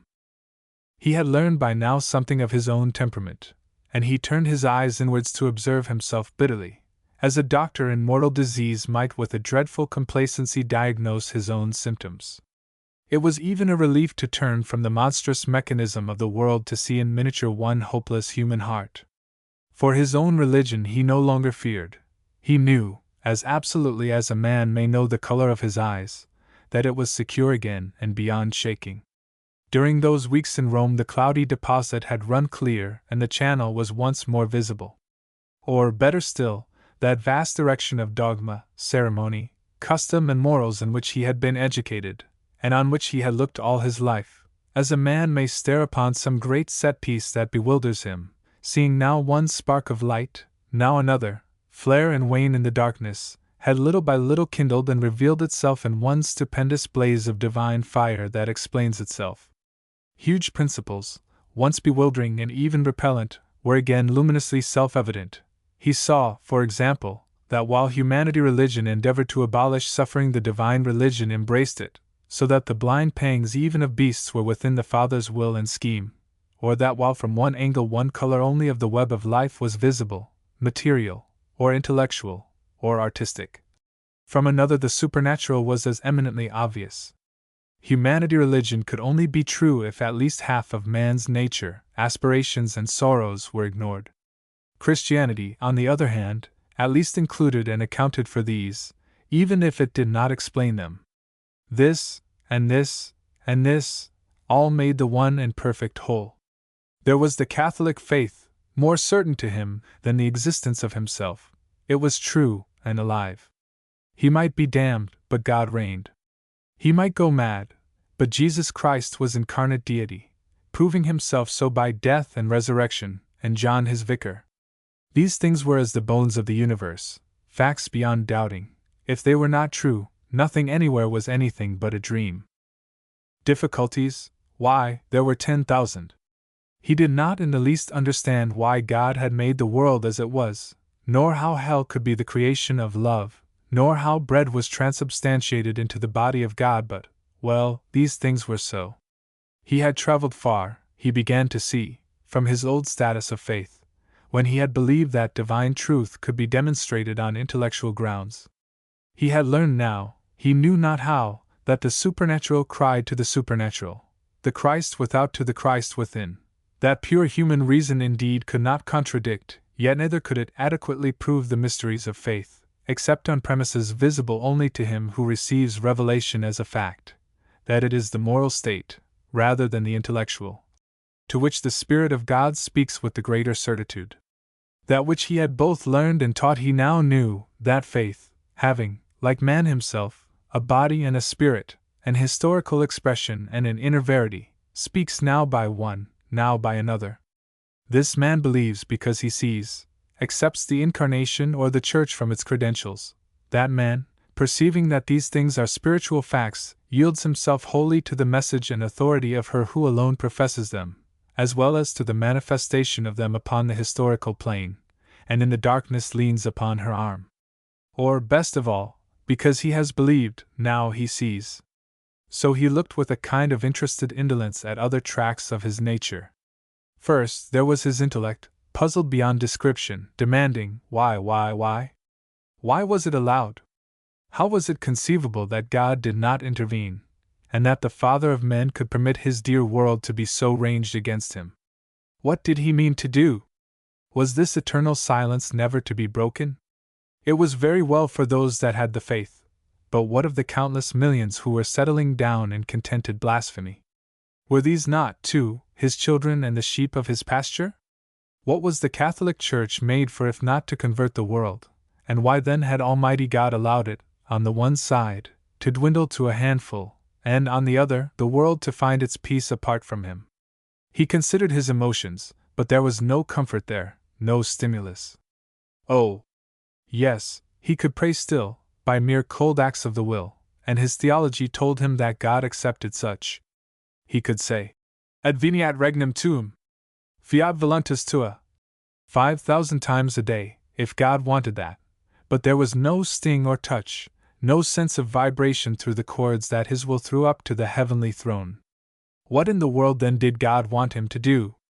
Was it just then to repeat formulas, to lie still, to open dispatches, to listen through the telephone, and to suffer? And then the rest of the world, the madness that had seized upon the nations, the amazing stories that had poured in that day of the men in Paris, who, raving like bacchantes, had stripped themselves naked in the Place de Concorde, and stabbed themselves to the heart, crying out to thunders of applause that life was too enthralling to be endured, of the woman who sang herself mad last night in Spain, and fell laughing and foaming in the concert hall at Seville, of the crucifixion of the Catholics that morning in the Pyrenees, and the apostasy of 3 bishops in Germany. And this, and 1,000 more horrors were permitted, and God made no sign and spoke no word. There was a tap, and Percy sprang up as the cardinal came in. He looked horribly worn, and his eyes had a kind of sunken brilliance that revealed fever. He made a little motion to Percy to sit down, and himself sat in the deep chair, trembling a little, and gathering his buckled feet beneath his red-buttoned cassock. "You must forgive me, father," he said. "I am anxious for the bishop's safety. He should be here by now." This was the Bishop of Southwark, Percy remembered, who had left England early that morning. "He is coming straight through, your eminence?" "Yes, he should have been here by 23. It is after midnight, is it not?" As he spoke, the bells chimed out the half-hour. It was nearly quiet now. All day the air had been full of sound, mobs had paraded the suburbs, the gates of the city had been barred, yet that was only an earnest of what was to be expected when the world understood itself. The cardinal seemed to recover himself after a few minutes' silence. "You look tired out, father," he said kindly. Percy smiled. "And your eminence?" he said. The old man smiled too. "Why, yes," he said. "I shall not last much longer, father. And then it will be you to suffer." Percy sat up, suddenly sick at heart. "Why, yes," said the cardinal. "The Holy Father has arranged it. You are to succeed me, you know. It need be no secret." Percy drew a long, trembling breath. "Eminence," he began piteously. The other lifted a thin old hand. "I understand all that," he said softly. "You wish to die, is it not so, and be at peace? There are many who wish that. But we must suffer first. Iti pati iti mori. Father Franklin, there must be no faltering." There was a long silence. The news was too stunning to convey anything to the priest but a sense of horrible shock. The thought had simply never entered his mind that he, a man under 40, should be considered eligible to succeed this wise, patient old prelate. As for the honor, Percy was past that now, even had he thought of it. There was but one view before him, of a long and intolerable journey, on a road that went uphill, to be traversed with a burden on his shoulders that he could not support. Yet he recognized its inevitability. The fact was announced to him as indisputable. It was to be. There was nothing to be said. But it was as if one more gulf had opened, and he stared into it with a dull, sick horror, incapable of expression. The Cardinal first broke the silence. "Father Franklin," he said, "I have seen today a picture of Felsenburgh. Do you know whom I at first took it for?" Percy smiled listlessly. "Yes, father, I took it for you. Now, what do you make of that? I don't understand, Eminence. Why, dash," he broke off, suddenly changing the subject. "There was a murder in the city today," he said. "A Catholic stabbed a blasphemer." Percy glanced at him again. "Oh, yes, he has not attempted to escape," went on the old man. "He is in jail. And dash, he will be executed. The trial will begin tomorrow. It is sad enough. It is the first murder for 8 months. The irony of the position was evident enough to Percy as he sat listening to the deepening silence outside in the starlit night. Here was this poor city pretending that nothing was the matter, quietly administering its derided justice, and there, outside, were the forces gathering that would put an end to all. His enthusiasm seemed dead. There was no thrill from the thought of the splendid disregard of material facts of which this was one tiny instance, none of despairing courage or drunken recklessness. He felt like one who watches a fly washing his face on the cylinder of an engine. The huge steel slides along bearing the tiny life towards enormous death. Another moment, and it will be over, and yet the watcher cannot interfere. The supernatural thus lay, perfect and alive, but immeasurably tiny. The huge forces were in motion, the world was heaving up, and Percy could do nothing but stare and frown. Yet, as has been said, there was no shadow on his faith. The fly, he knew, was greater than the engine from the superiority of its order of life. If it were crushed, life would not be the final sufferer. So much he knew, but how it was so, he did not know. As the two sat there, again came a step and a tap, and a servant's face looked in. "His lordship is come, Eminence," he said. The Cardinal rose painfully, supporting himself by the table. Then he paused, seeming to remember something, and fumbled in his pocket. "See that, father," he said, and pushed a small silver disc towards the priest. "No, when I am gone." Percy closed the door and came back, taking up the little round object. It was a coin, fresh from the mint.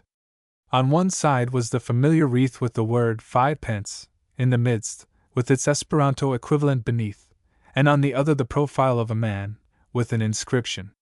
Percy turned it to read. Julian Felsenburgh, Law President de Europa. 3. It was at 10 o'clock on the following morning that the cardinals were summoned to the Pope's presence to hear the allocution. Percy, from his seat among the consultors, watched them come in, men of every nation and temperament and age, the Italians all together, gesticulating, and flashing teeth, the Anglo-Saxons steady-faced and serious, an old French cardinal leaning on his stick, walking with the English Benedictine. It was one of the great plain stately rooms of which the Vatican now chiefly consisted, seated lengthwise like a chapel.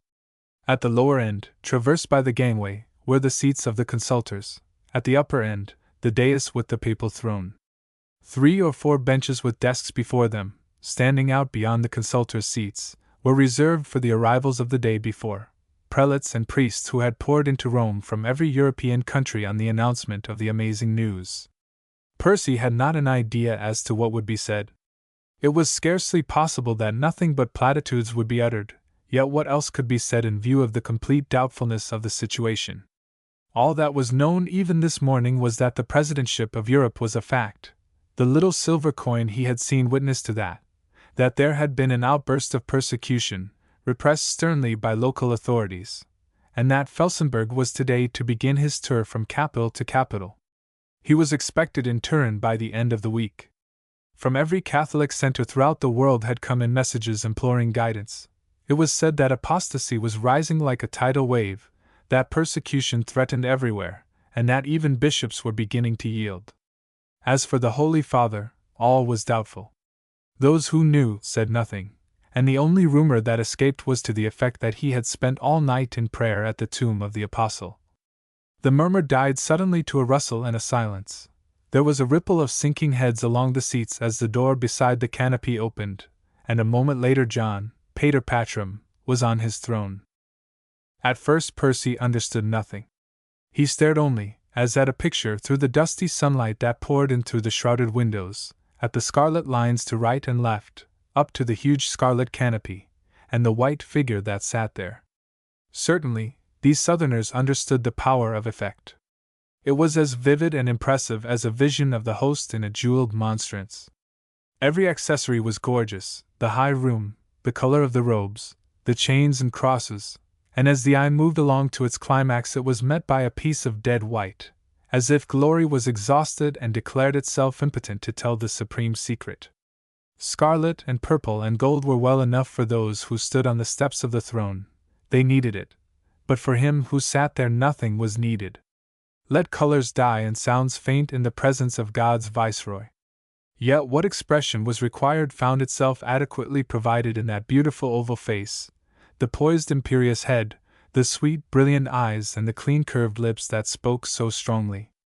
There was not a sound in the room, not a rustle, nor a breathing. Even without it seemed as if the world were allowing the supernatural to state its defense uninterruptedly, before summing up and clamoring condemnation. Percy made a violent effort at self-repression, clenched his hands and listened.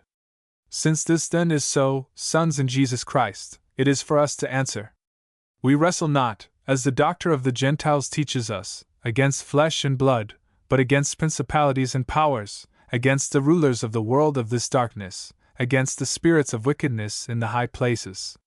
Wherefore, he continues, take unto you the armor of God, and he further declares to us its nature, the girdle of truth, the breastplate of justice, the shoes of peace, the shield of faith, the helmet of salvation, and the sword of the Spirit. By this, therefore, the word of God bids us to war, but not with the weapons of this world, for neither is his kingdom of this world, and it is to remind you of the principles of this warfare that we have summoned you to our presence. The voice paused, and there was a rustling sigh along the seats. Then the voice continued on a slightly higher note. It has ever been the wisdom of our predecessors, as is also their duty, while keeping silence at certain seasons, at others to speak freely the whole counsel of God. From this duty we ourselves must not be deterred by the knowledge of our own weakness and ignorance, but to trust rather that he who has placed us on this throne will deign to speak through our mouth, and use our words to his glory. First, then, it is necessary to utter our sentence as to the new movement, as men call it, which has latterly been inaugurated by the rulers of this world. We are not unmindful of the blessings of peace and unity, nor do we forget that the appearance of these things has been the fruit of much that we have condemned. It is this appearance of peace that has deceived many, causing them to doubt the promise of the Prince of Peace that it is through him alone that we have access to the Father. That true peace, passing understanding, concerns not only the relations of men between themselves, but, supremely, the relations of men with their Maker, and it is in this necessary point that the efforts of the world are found wanting. It is not indeed to be wondered at that in a world which has rejected God this necessary matter should be forgotten. Men have thought, led astray by seducers, that the unity of nations was the greatest prize of this life, forgetting the words of our Savior, who said that he came to bring not peace but a sword, and that it is through many tribulations that we enter God's kingdom. First, then, there should be established the peace of man with God, and after that the unity of man with man will follow.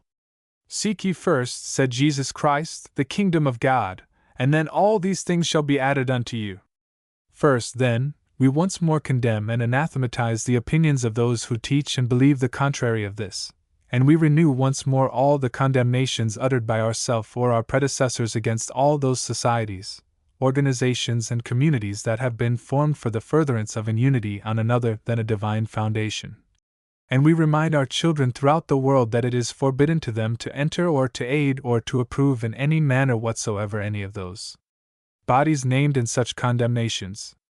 Percy moved in his seat, conscious of a touch of impatience.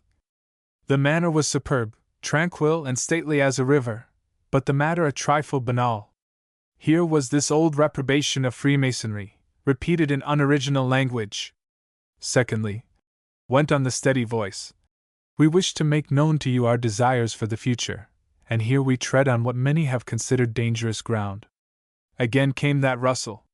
Percy saw more than one cardinal lean forward with hand crooked at ear to hear the better. It was evident that something important was coming. There are many points, went on the high voice, of which it is not our intention to speak at this time, for of their own nature they are secret, and must be treated of on another occasion. But what we say here, we say to the world. Since the assaults of our enemies are both open and secret, so too must be our defenses. This then is our intention. The Pope paused again, lifted one hand as if mechanically to his breast, and grasped the cross that hung there. While the army of Christ is one, it consists of many divisions, each of which has its proper function and object. In times past God has raised up companies of his servants to do this or that particular work, the sons of St. Francis to preach poverty, those of St. Bernard to labor in prayer with all holy women dedicating themselves to this purpose, the Society of Jesus for the education of youth and the conversion of the heathen, together with all the other religious orders whose names are known throughout the world. Each such company was raised up at a particular season of need, and each has corresponded nobly with the divine vocation. It has also been the especial glory of each, for the furtherance of its intention, while pursuing its end, to cut off from itself all such activities, good in themselves, which would hinder that work for which God had called it into being, following in this matter the words of our Redeemer, every branch that beareth fruit, he purgeth it that it may bring forth more fruit. At this present season, then, it appears to our humility that all such orders, which once more we commend and bless, are not perfectly suited by the very conditions of their respective rules to perform the great work which the time requires. Our warfare lies not with ignorance in particular, whether of the heathens to whom the gospel has not yet come, or of those whose fathers have rejected it, nor with the deceitful riches of this world, nor with science falsely so called, nor indeed with any one of those strongholds of infidelity against whom we have labored in the past. Rather it appears as if at last the time was come of which the Apostle spoke when he said that that day shall not come, except there come a falling away first, and that man of sin be revealed, the son of perdition, who opposeth and exalteth himself above all that is called God. It is not with this or that force that we are concerned, but rather with the unveiled immensity of that power whose time was foretold, and whose destruction is prepared. The voice paused again, and Percy gripped the rail before him to stay the trembling of his hands. There was no rustle now, nothing but a silence that tingled and shook. The Pope drew a long breath, turned his head slowly to right and left, and went on more deliberately than ever. It seems good, then, to our humility, that the Vicar of Christ should himself invite God's children to this new warfare, and it is our intention to enroll under the title of the Order of Christ Crucified the names of all who offer themselves to this supreme service. In doing this we are aware of the novelty of our action, and the disregard of all such precautions as have been necessary in the past. We take counsel in this matter with none save him who we believe has inspired it. First, then, let us say, that although obedient service will be required from all who shall be admitted to this order, our primary intention in instituting it lies in God's regard rather than in man's, in appealing to him who asks our generosity rather than to those who deny it, and dedicating once more by a formal and deliberate act our souls and bodies to the heavenly will and service of him who alone can rightly claim such offering, and will accept our poverty. Briefly, we dictate only the following conditions. None shall be capable of entering the order except such as shall be above the age of 17 years. No badge, habit, nor insignia shall be attached to it. The 3 evangelical counsels shall be the foundation of the rule, to which we add a 4th intention, namely, that of a desire to receive the crown of martyrdom and a purpose of embracing it. The bishop of every diocese, if he himself shall enter the order, shall be the superior within the limits of his own jurisdiction, and alone shall be exempt from the literal observance of the vow of poverty so long as he retains his see. Such bishops as do not feel the vocation to the order shall retain their sees under the usual conditions, but shall have no religious claim on the members of the order. Further, we announce our intention of ourself entering the order as its supreme prelate, and of making our profession within the course of a few days. Further, we declare that in our own pontificate none shall be elevated to the sacred college save those who have made their profession in the order, and we shall dedicate shortly the Basilica of St. Peter and St. Paul as the central church of the order, in which church we shall raise to the altars without any delay those happy souls who shall lay down their lives in the pursuance of their vocation. Of that vocation it is unnecessary to speak beyond indicating that it may be pursued under any conditions laid down by the superiors. As regards the novitiate, its conditions and requirements, we shall shortly issue the necessary directions.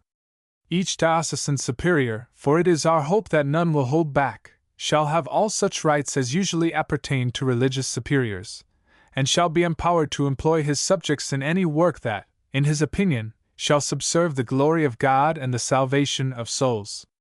It is our own intention to employ in our service none except those who shall make their profession. He raised his eyes once more, seemingly without emotion, then he continued. So far, then, we have determined. On other matters we shall take counsel immediately, but it is our wish that these words shall be communicated to all the world, that there may be no delay in making known what it is that Christ through his vicar asks of all who profess the divine name. We offer no rewards except those which God himself has promised to those that love him, and lay down their life for him. No promise of peace, save of that which passeth understanding, no home save that which befits pilgrims and sojourners who seek a city to come, no honor save the world's contempt, no life, save that which is hid with Christ in God. Chapter 4I. Oliver Brand, seated in his little private room at Whitehall, was expecting a visitor. It was already close upon 10 o'clock, and at 1:30 he must be in the house. He had hoped that Mr. Francis, whoever he might be, would not detain him long. Even now, every moment was a respite, for the work had become simply prodigious during the last weeks. But he was not reprieved for more than a minute, for the last boom from the Victoria Tower had scarcely ceased to throb when the door opened and a clerkly voice uttered the name he was expecting. Oliver shot one quick look at the stranger, at his drooping lids and downturned mouth, summed him up fairly and accurately in the moments during which they seated themselves, and went briskly to business. At 25 minutes past, sir, I must leave this room, he said. Until then, he made a little gesture. Mr. Francis reassured him. Thank you, Mr. Brand, that is ample time. Then, if you will excuse me, he groped in his breast pocket, and drew out a long envelope. I will leave this with you, he said, when I go. It sets out our desires at length and our names. And this is what I have to say, sir. He sat back, crossed his legs, and went on, with a touch of eagerness in his voice. I am a kind of deputation, as you know, he said. We have something both to ask and to offer. I am chosen because it was my own idea. First, may I ask a question? Oliver bowed. I wish to ask nothing that I ought not. But I believe it is practically certain, is it not, that divine worship is to be restored throughout the kingdom? Oliver smiled. I suppose so, he said. The bill has been read for the 3rd time, and, as you know, the President is to speak upon it this evening. He will not veto it? We suppose not. He has assented to it in Germany. Just so, said Mr. Francis. And if he assents here, I suppose it will become law immediately. Oliver leaned over this table, and drew out the green paper that contained the bill. You have this, of course, he said. Well, it becomes law at once, and the first feast will be observed on the 1st of October. Paternity, is it not? Yes, paternity. There will be something of a rush then, said the other eagerly. Why, that is only a week hence. I have not charge of this department, said Oliver, laying back the bill. But I understand that the ritual will be that already in use in Germany. There is no reason why we should be peculiar. And the abbey will be used? Why, yes. Well, sir, said Mr. Francis, of course I know the Government Commission has studied it all very closely, and no doubt has its own plans. But it appears to me that they will want all the experience they can get. No doubt.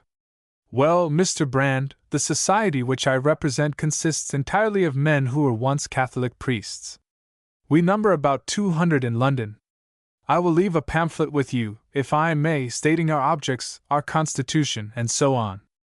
It seemed to us that here was a matter in which our past experience might be of service to the government. Catholic ceremonies, as you know, are very intricate, and some of us studied them very deeply in old days. We used to say that masters of ceremonies were born, not made, and we have a fair number of those amongst us. But indeed every priest is something of a ceremonialist. He paused. Yes, Mr. Francis? I am sure the government realizes the immense importance of all going smoothly. If divine service was at all grotesque or disorderly, it would largely defeat its own object. So I have been deputed to see you, Mr. Brand, and to suggest to you that here is a body of men, reckon it as at least 25, who have had special experience in this kind of thing, and are perfectly ready to put themselves at the disposal of the government. Oliver could not resist a faint flicker of a smile at the corner of his mouth. It was a very grim bit of irony, he thought, but it seemed sensible enough. I quite understand, Mr. Francis. It seems a very reasonable suggestion. But I do not think I am the proper person. Mr. Snowford — Yes, sir, I know. But your speech the other day inspired us all. You said exactly what was in all our hearts, that the world could not live without worship, and that now that God was found at last — Oliver waved his hand. He hated even a touch of flattery. It is very good of you, Mr. Francis. I will certainly speak to Mr. Snowford. I understand that you offer yourselves as masters of ceremonies? Yes, sir, and sacristans. I have studied the German ritual very carefully. It is more elaborate than I had thought it. It will need a good deal of adroitness. I imagine that you will want at least a dozen ceremoniarii in the abbey, and a dozen more in the vestries will scarcely be too much.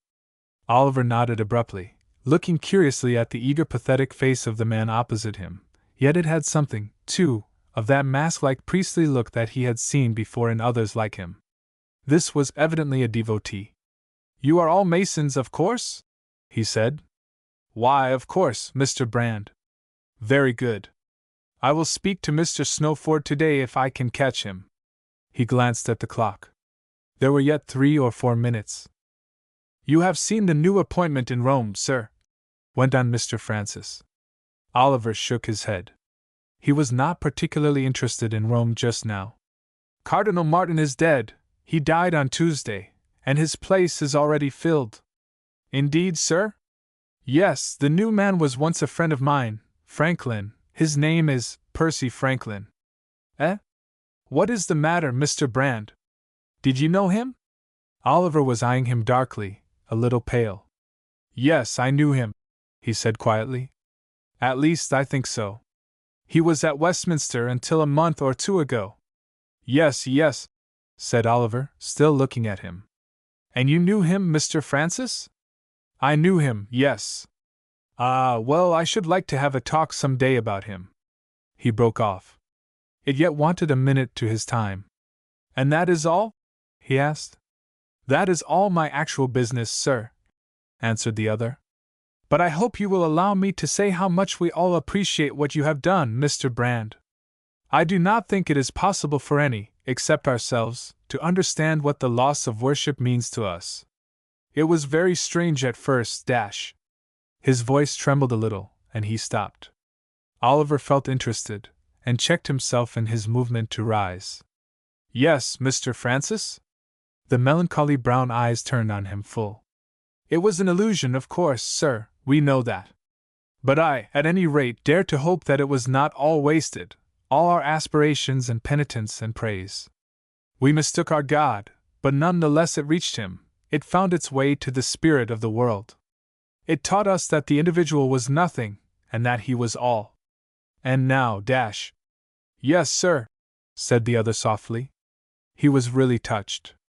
The sad brown eyes opened full. And now Mr. Felsenburgh is come. He swallowed in his throat. Julian Felsenburgh. There was a world of sudden passion in his gentle voice, and Oliver's own heart responded. I know, sir, he said. I know all that you mean. Oh, to have a savior at last! Cried Francis. One that can be seen and handled and praised to his face. It is like a dream, too good to be true. Oliver glanced at the clock, and rose abruptly, holding out his hand. Forgive me, sir. I must not stay. You have touched me very deeply. I will speak to Snowford. Your address is here, I understand? He pointed to the papers. Yes, Mr. Brand. There is one more question. I must not stay, sir, said Oliver, shaking his head. One instant. Is it true that this worship will be compulsory? Oliver bowed as he gathered up his papers. 2. Mabel, seated in the gallery that evening behind the president's chair, had already glanced at her watch half a dozen times in the last hour, hoping each time that 21 o'clock was nearer than she feared. She knew well enough by now that the President of Europe would not be half a minute either before or after his time. His supreme punctuality was famous all over the continent. He had said 21, so it was to be 21. A sharp bell note impinged from beneath, and in a moment the drawling voice of the speaker stopped. Once more she lifted her wrist, saw that it wanted 5 minutes of the hour, then she leaned forward from her corner and stared down into the house. A great change had passed over it at the metallic noise. All down the long brown seats members were shifting and arranging themselves more decorously, uncrossing their legs, slipping their hats beneath the leather fringes.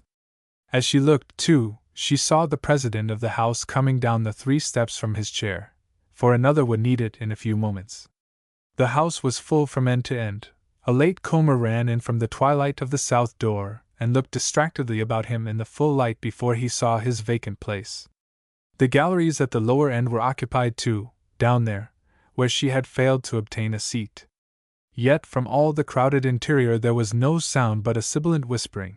From the passages behind she could hear again the quick bell note repeat itself as the lobbies were cleared, and from Parliament Square outside once more came the heavy murmur of the crowd that had been inaudible for the last 20 minutes. When that ceased she would know that he was come. How strange and wonderful it was to be here, on this night of all, when the President was to speak. A month ago he had assented to a similar bill in Germany, and had delivered a speech on the same subject at Turin. Tomorrow he was to be in Spain. No one knew where he had been during the past week. A rumor had spread that his volor had been seen passing over Lake Como, and had been instantly contradicted. No one knew either what he would say tonight. It might be 3 words or 20,000. There were a few clauses in the bill, notably those bearing on the point as to when the new worship was to be made compulsory on all subjects over the age of 7. It might be he would object and veto these. In that case all must be done again, and the bill repassed, unless the House accepted his amendment instantly by acclamation. Mabel herself was inclined to these clauses.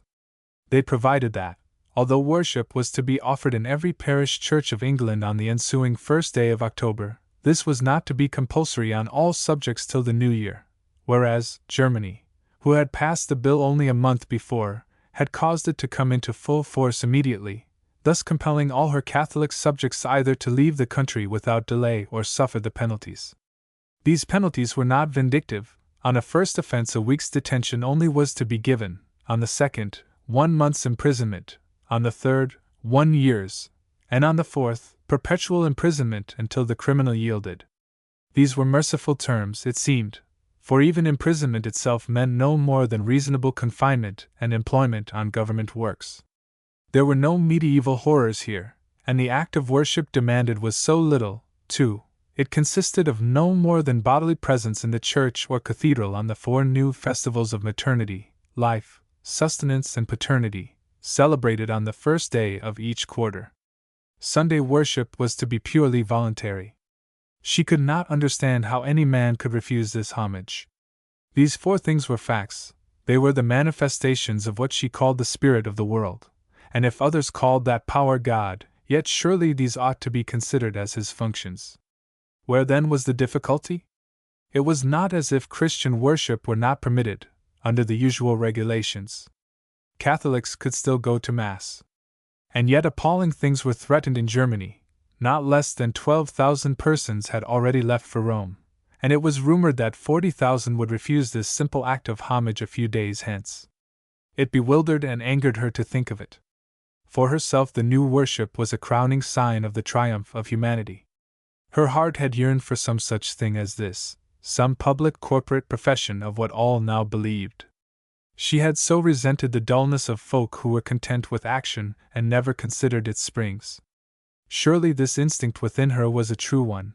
She desired to stand with her fellows in some solemn place, consecrated not by priests but by the will of man, to have as her inspirers sweet singing and the peal of organs, to utter her sorrow with thousands beside her at her own feebleness of immolation before the Spirit of all, to sing aloud her praise of the glory of life, and to offer by sacrifice and incense an emblematic homage to that from which she drew her being, and to whom one day she must render it again. Ah! These Christians had understood human nature, she had told herself 100 times. It was true that they had degraded it, darkened light, poisoned thought, misinterpreted instinct. But they had understood that man must worship or sink. For herself, she intended to go at least once a week to the little old church half a mile away from her home, to kneel there before the sunlit sanctuary, to meditate on sweet mysteries, to present herself to that which she was yearning to love, and to drink, it might be, new draughts of life and power. Ah! But the bill must pass first. She clenched her hands on the rail, and stared steadily before her on the ranks of heads, the open gangways, the great mace on the table, and heard, above the murmur of the crowd outside and the dying whispers within, her own heart beat. She could not see him, she knew. He would come in from beneath through the door that none but he might use, straight into the seat beneath the canopy. But she would hear his voice, that must be joy enough for her. Ah!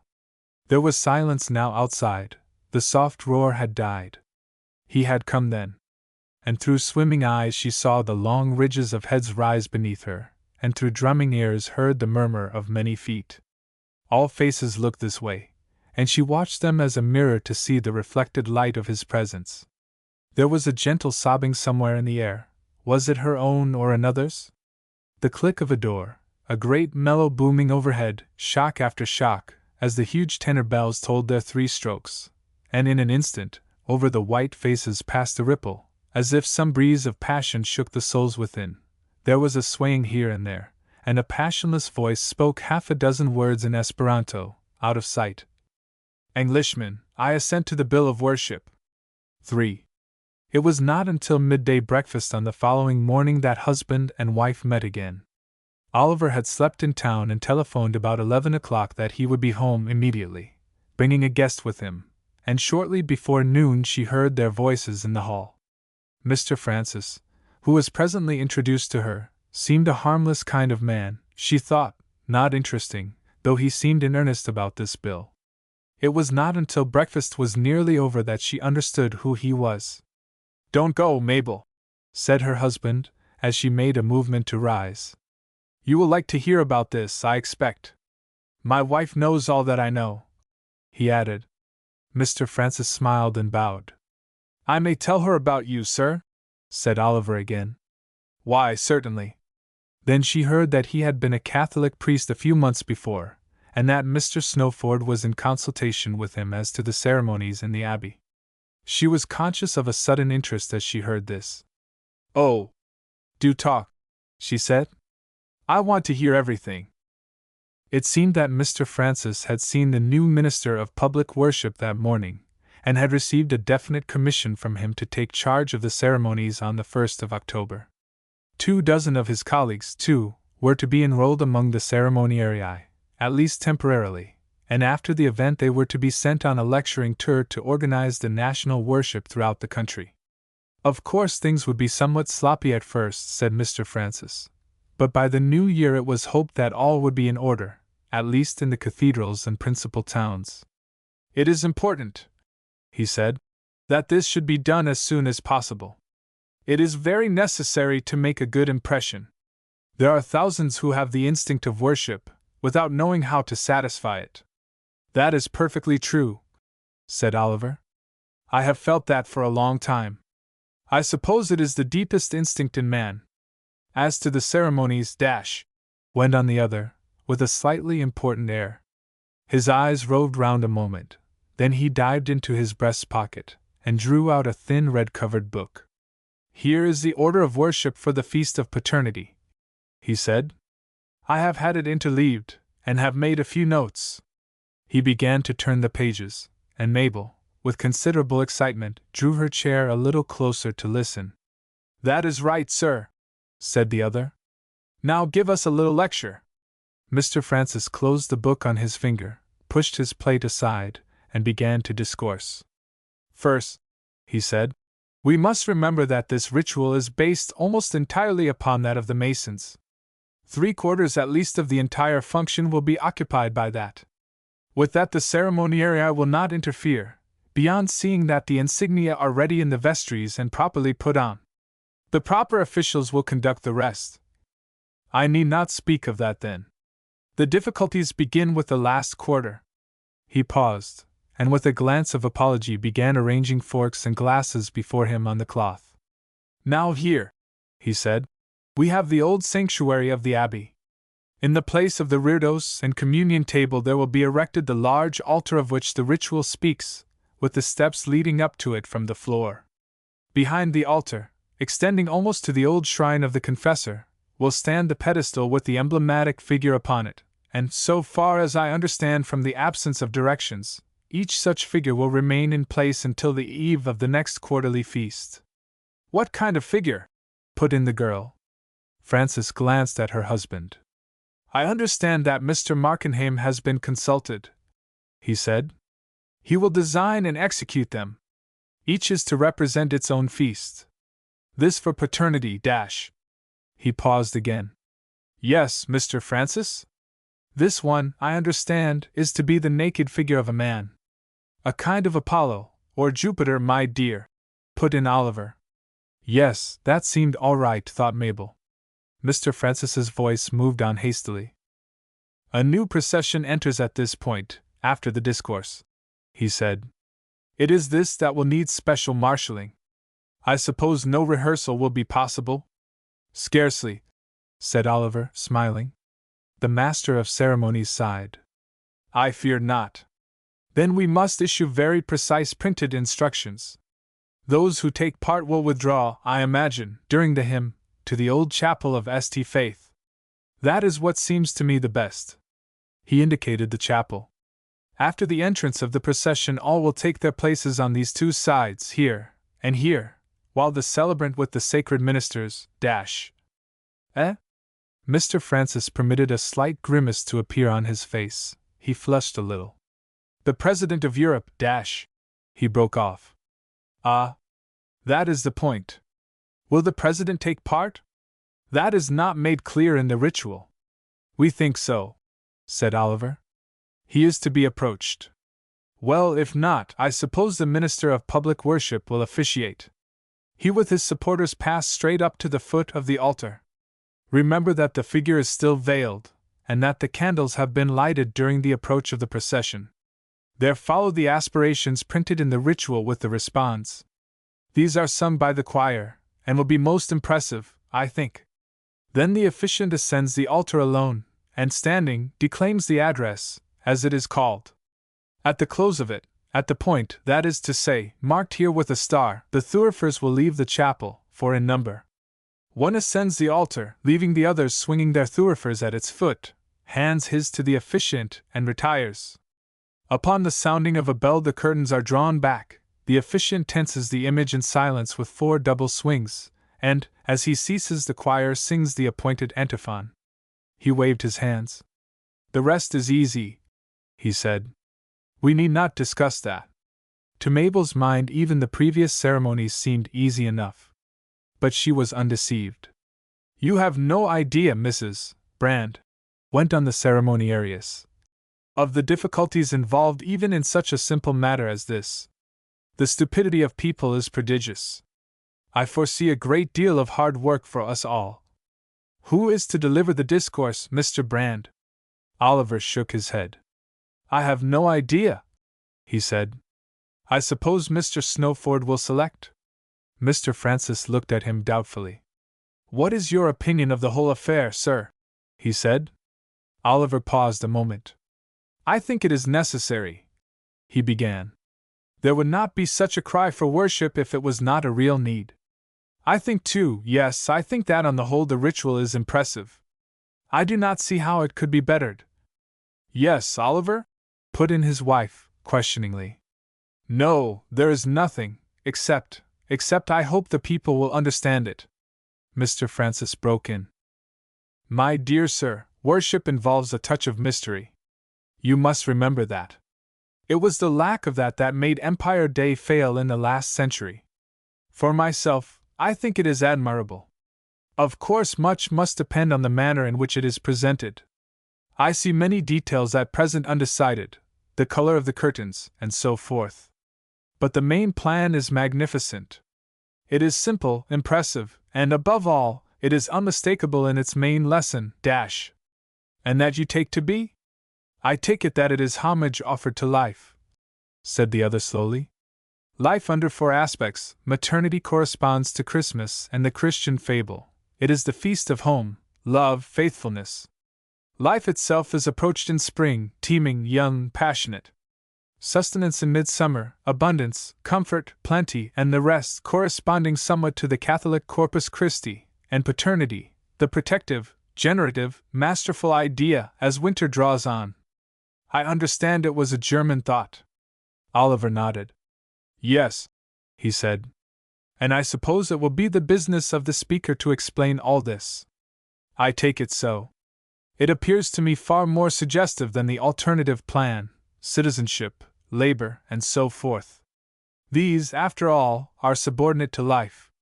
Mr. Francis spoke with an extraordinary suppressed enthusiasm, and the priestly look was more evident than ever. It was plain that his heart at least demanded worship. Mabel clasped her hands suddenly. I think it is beautiful, she said softly, and it is so real. Mr. Francis turned on her with a glow in his brown eyes. Ah, yes, madam. That is it. There is no faith, as we used to call it, it is the vision of facts that no one can doubt, and the incense declares the sole divinity of life as well as its mystery. What of the figures? Put in Oliver. A stone image is impossible, of course. It must be clay for the present. Mr. Markenheim is to set to work immediately. If the figures are approved, they can then be executed in marble. Again Mabel spoke with a soft gravity. It seems to me, she said, that this is the last thing that we needed. It is so hard to keep our principles clear, we must have a body for them, some kind of expression, dash. She paused. Yes, Mabel? I do not mean, she went on, that some cannot live without it, but many cannot. The unimaginative need concrete images. There must be some channel for their aspirations to flow through. Ah! I cannot express myself. Oliver nodded slowly. He, too, seemed to be in a meditative mood. Yes, he said. And this, I suppose, will mold men's thoughts too. It will keep out all danger of superstition. Mr. Francis turned on him abruptly. What do you think of the Pope's new religious order, sir? Oliver's face took on it a tinge of grimness. I think it is the worst step he ever took, for himself, I mean. Either it is a real effort, in which case it will provoke immense indignation, or it is a sham, and will discredit him. Why do you ask? I was wondering whether any disturbance will be made in the Abbey. I should be sorry for the brawler. A bell rang sharply from the row of telephone labels. Oliver rose and went to it. Mabel watched him as he touched a button, mentioned his name, and put his ear to the opening. It is Snowford's secretary, he said abruptly to the two expectant faces. Snowford wants to, ah. Again he mentioned his name and listened. They heard a sentence or two from him that seemed significant. Ah. That is certain, is it? I am sorry. Yes. Oh. But that is better than nothing. Yes, he is here. Indeed. Very well, we will be with you directly. He looked on the tube, touched the button again, and came back to them. I am sorry, he said. The President will take no part at the feast. But it is uncertain whether he will not be present. Mr. Snowford wants to see us both at once, Mr. Francis. Markenheim is with him. But though Mabel was herself disappointed, she thought he looked graver than the disappointment warranted. Chapter 5. Percy Franklin, the new Cardinal Protector of England, came slowly along the passage leading from the Pope's apartments, with Hans Steinmann, Cardinal Protector of Germany, blowing at his side. They entered the lift, still in silence, and passed out, two splendid vivid figures, one erect and virile, the other bent, fat, and very German from spectacles to flat-buckled feet. At the door of Percy's suite, the Englishman paused, made a little gesture of reverence, and went in without a word. A secretary, young Mr. Brent, lately from England, stood up as his patron came in. "Eminence," he said, "the English papers are come."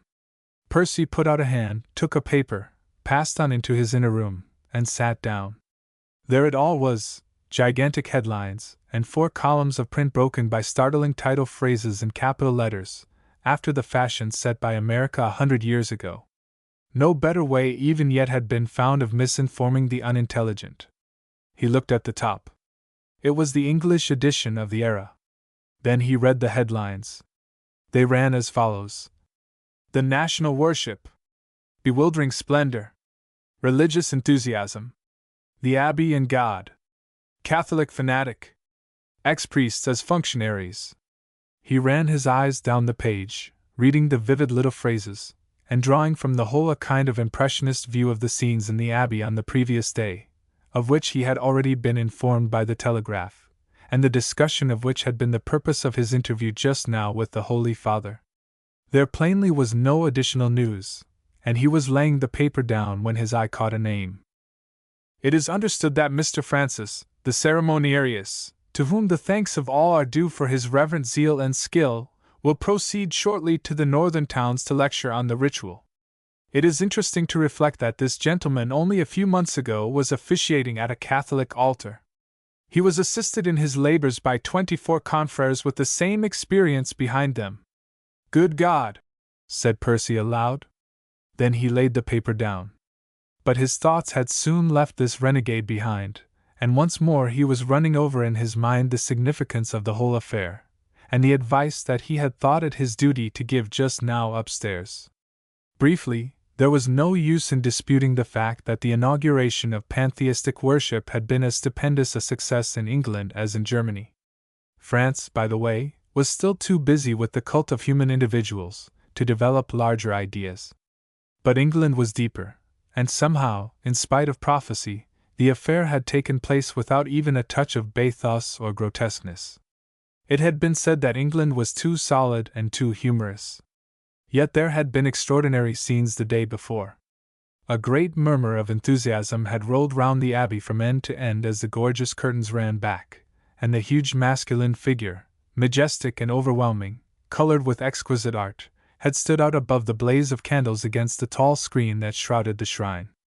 Markenheim had done his work well, and Mr. Brand's passionate discourse had well prepared the popular mind for the revelation. He had quoted in his peroration passage after passage from the Jewish prophets, telling of the city of peace whose walls rose now before their eyes. "Arise, shine, for thy light is come, and the glory of the Lord is risen upon thee. For behold, I create new heavens and a new earth, and the former shall not be remembered nor come into mind. Violence shall no more be heard in thy land, wasting nor destruction within thy borders. O thou so long afflicted, tossed with tempest and not comforted, behold, I will lay thy stones with fair colors, and thy foundations with sapphires. I will make thy windows of agates and thy gates of carbuncles, and all thy borders of pleasant stones. Arise, shine, for thy light is come." As the chink of the censer chains had sounded in the stillness, with one consent the enormous crowd had fallen on its knees, and so remained, as the smoke curled up from the hands of the rebel figure who held the thurible. Then the organ had begun to blow, and from the huge mass chorus in the transepts had rolled out the anthem, broken by one passionate cry, from some mad Catholic. But it had been silenced in an instant. It was incredible, utterly incredible, Percy had told himself. Yet the incredible had happened, and England had found its worship once more, the necessary culmination of unimpeded subjectivity. From the provinces had come the like news. In cathedral after cathedral had been the same scenes. Markenheim's masterpiece, executed in 4 days after the passing of the bill, had been reproduced by the ordinary machinery, and 4,000 replicas had been dispatched to every important center. Telegraphic reports had streamed into the London papers that everywhere the new movement had been received with acclamation, and that human instincts had found adequate expression at last. If there had not been a God, mused Percy reminiscently, it would have been necessary to invent one. He was astonished, too, at the skill with which the new cult had been framed. It moved round no disputable points.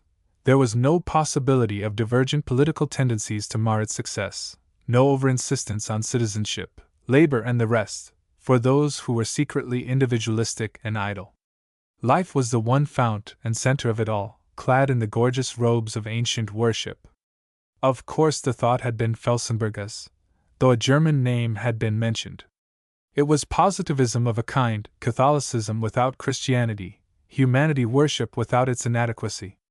It was not man that was worshipped but the idea of man, deprived of his supernatural principle. Sacrifice, too, was recognized, the instinct of oblation without the demand made by transcendent holiness upon the blood-guiltiness of man. In fact, said Percy, it was exactly as clever as the devil, and as old as Cain. The advice he had given to the Holy Father just now was a counsel of despair, or of hope, he really did not know which. He had urged that a stringent decree should be issued, forbidding any acts of violence on the part of Catholics. The faithful were to be encouraged to be patient, to hold utterly aloof from the worship, to say nothing unless they were questioned, to suffer bonds gladly. He had suggested, in company with the German cardinal, that they too should return to their respective countries at the close of the year, to encourage the waverers. But the answer had been that their vocation was to remain in Rome, unless something unforeseen happened. As for Felsenburgh, there was little news. It was said that he was in the East, but further details were secret. Percy understood quite well why he had not been present at the worship as had been expected. First, it would have been difficult to decide between the two countries that had established it, and secondly, he was too brilliant a politician to risk the possible association of failure with his own person. Thirdly, there was something the matter with the East. This last point was difficult to understand. It had not yet become explicit, but it seemed as if the movement of last year had not yet run its course. It was undoubtedly difficult to explain the new president's constant absences from his adopted continent, unless there was something that demanded his presence elsewhere. But the extreme discretion of the East and the stringent precautions taken by the Empire made it impossible to know any details. It was apparently connected with religion. There were rumors, portents, prophets, ecstatics there. Upon Percy himself had fallen a subtle change which he himself was recognizing. He no longer soared to confidence or sank to despair. He said his Mass, read his enormous correspondence, meditated strictly, and though he felt nothing he knew everything. There was not a tinge of doubt upon his faith, but neither was there emotion in it. He was as one who labored in the depths of the earth, crushed even in imagination, yet conscious that somewhere birds sang, and the sun shone, and water ran. He understood his own state well enough, and perceived that he had come to a reality of faith that was new to him, for it was sheer faith, sheer apprehension of the spiritual, without either the dangers or the joys of imaginative vision. He expressed it to himself by saying that there were 3 processes through which God led the soul. The first was that of external faith, which assents to all things presented by the accustomed authority, practices religion, and is neither interested nor doubtful. The second follows the quickening of the emotional and perceptive powers of the soul, and is set about with consolations, desires, mystical visions and perils. It is in this plane that resolutions are taken and vocations found and shipwrecks experienced. And the third, mysterious and inexpressible, consists in the reenactment in the purely spiritual sphere of all that has preceded, as a play follows a rehearsal, in which God is grasped but not experienced, grace is absorbed unconsciously and even distastefully, and little by little the inner spirit is conformed in the depths of its being, far within the spheres of emotion and intellectual perception, to the image and mind of Christ. So he lay back now, thinking, a long, stately, scarlet figure, in his deep chair, staring out over holy Rome seen through the misty September haze. How long, he wondered, would there be peace? To his eyes even already the air was black with doom. He struck his handbell at last. "Bring me Father Blackmore's last report," he said, as his secretary appeared. 2. Percy's intuitive faculties were keen by nature, and had been vastly increased by cultivation. He had never forgotten Father Blackmore's shrewd remarks of a year ago, and one of his first acts as Cardinal Protector had been to appoint that priest on the list of English correspondents. Hitherto he had received some dozen letters, and not one of them had been without its grain of gold. Especially he had noticed that one warning ran through them all, namely, that sooner or later there would be some overt act of provocation on the part of English Catholics, and it was the memory of this that had inspired his vehement entreaties to the Pope this morning. As in the Roman and African persecutions of the first 3 centuries, so now, the greatest danger to the Catholic community lay not in the unjust measures of the government, but in the indiscreet zeal of the faithful themselves. The world desired nothing better than a handle to its blade. The scabbard was already cast away. When the young man had brought the 4 closely written sheets, dated from Westminster, the previous evening, Percy turned at once to the last paragraph before the usual recommendations. "Mr. Brand's late secretary, Mr. Phillips, whom your eminence commended to me, has been to see me 2 or 3 times. He is in a curious state. He has no faith, yet, intellectually, he sees no hope anywhere but in the Catholic Church. He has even begged for admission to the Order of Christ Crucified, which of course is impossible. But there is no doubt he is sincere, otherwise he would have professed Catholicism. I have introduced him to many Catholics in the hope that they may help him. I should much wish your eminence to see him." Before leaving England, Percy had followed up the acquaintance he had made so strangely over Mrs. Brand's reconciliation to God, and scarcely knowing why, had commended him to the priest. He had not been particularly impressed by Mr. Phillips. He had thought him a timid, undecided creature, yet he had been struck by the extremely unselfish action by which the man had forfeited his position. There must surely be a good deal behind. And now the impulse had come to send for him. Perhaps the spiritual atmosphere of Rome would precipitate faith. In any case, the conversation of Mr. Brand's late secretary might be instructive. He struck the bell again. "Mr. Brent," he said, "in your next letter to Father Blackmore, tell him that I wish to see the man whom he proposed to send, Mr. Phillips." "Yes, Eminence. There is no hurry. He can send him at his leisure." "Yes, Eminence. But he must not come till January. That will be time enough, unless there is urgent reason." "Yes, Eminence." The development of the Order of Christ Crucified had gone forward with almost miraculous success. The appeal issued by the Holy Father throughout Christendom had been as fire among stubble. It seemed as if the Christian world had reached exactly that point of tension at which a new organization of this nature was needed, and the response had startled even the most sanguine. Practically the whole of Rome with its suburbs, 3 millions in all, had run to the enrolling stations in St. Peter's as starving men run to food, and desperate to the storming of a breach. For day after day the Pope himself had sat enthroned below the altar of the chair, a glorious, radiant figure, growing ever white and weary towards evening, imparting his blessing with a silent sign to each individual of the vast crowd that swarmed up between the barriers, fresh from fast and communion, to kneel before his new superior and kiss the pontifical ring. The requirements had been as stringent as circumstances allowed. Each postulant was obliged to go to confession to a specially authorized priest, who examined sharply into motives and sincerity, and only 1/3 of the applicants had been accepted. This, the authorities pointed out to the scornful, was not an excessive proportion, for it was to be remembered that most of those who had presented themselves had already undergone a sifting fierce as fire.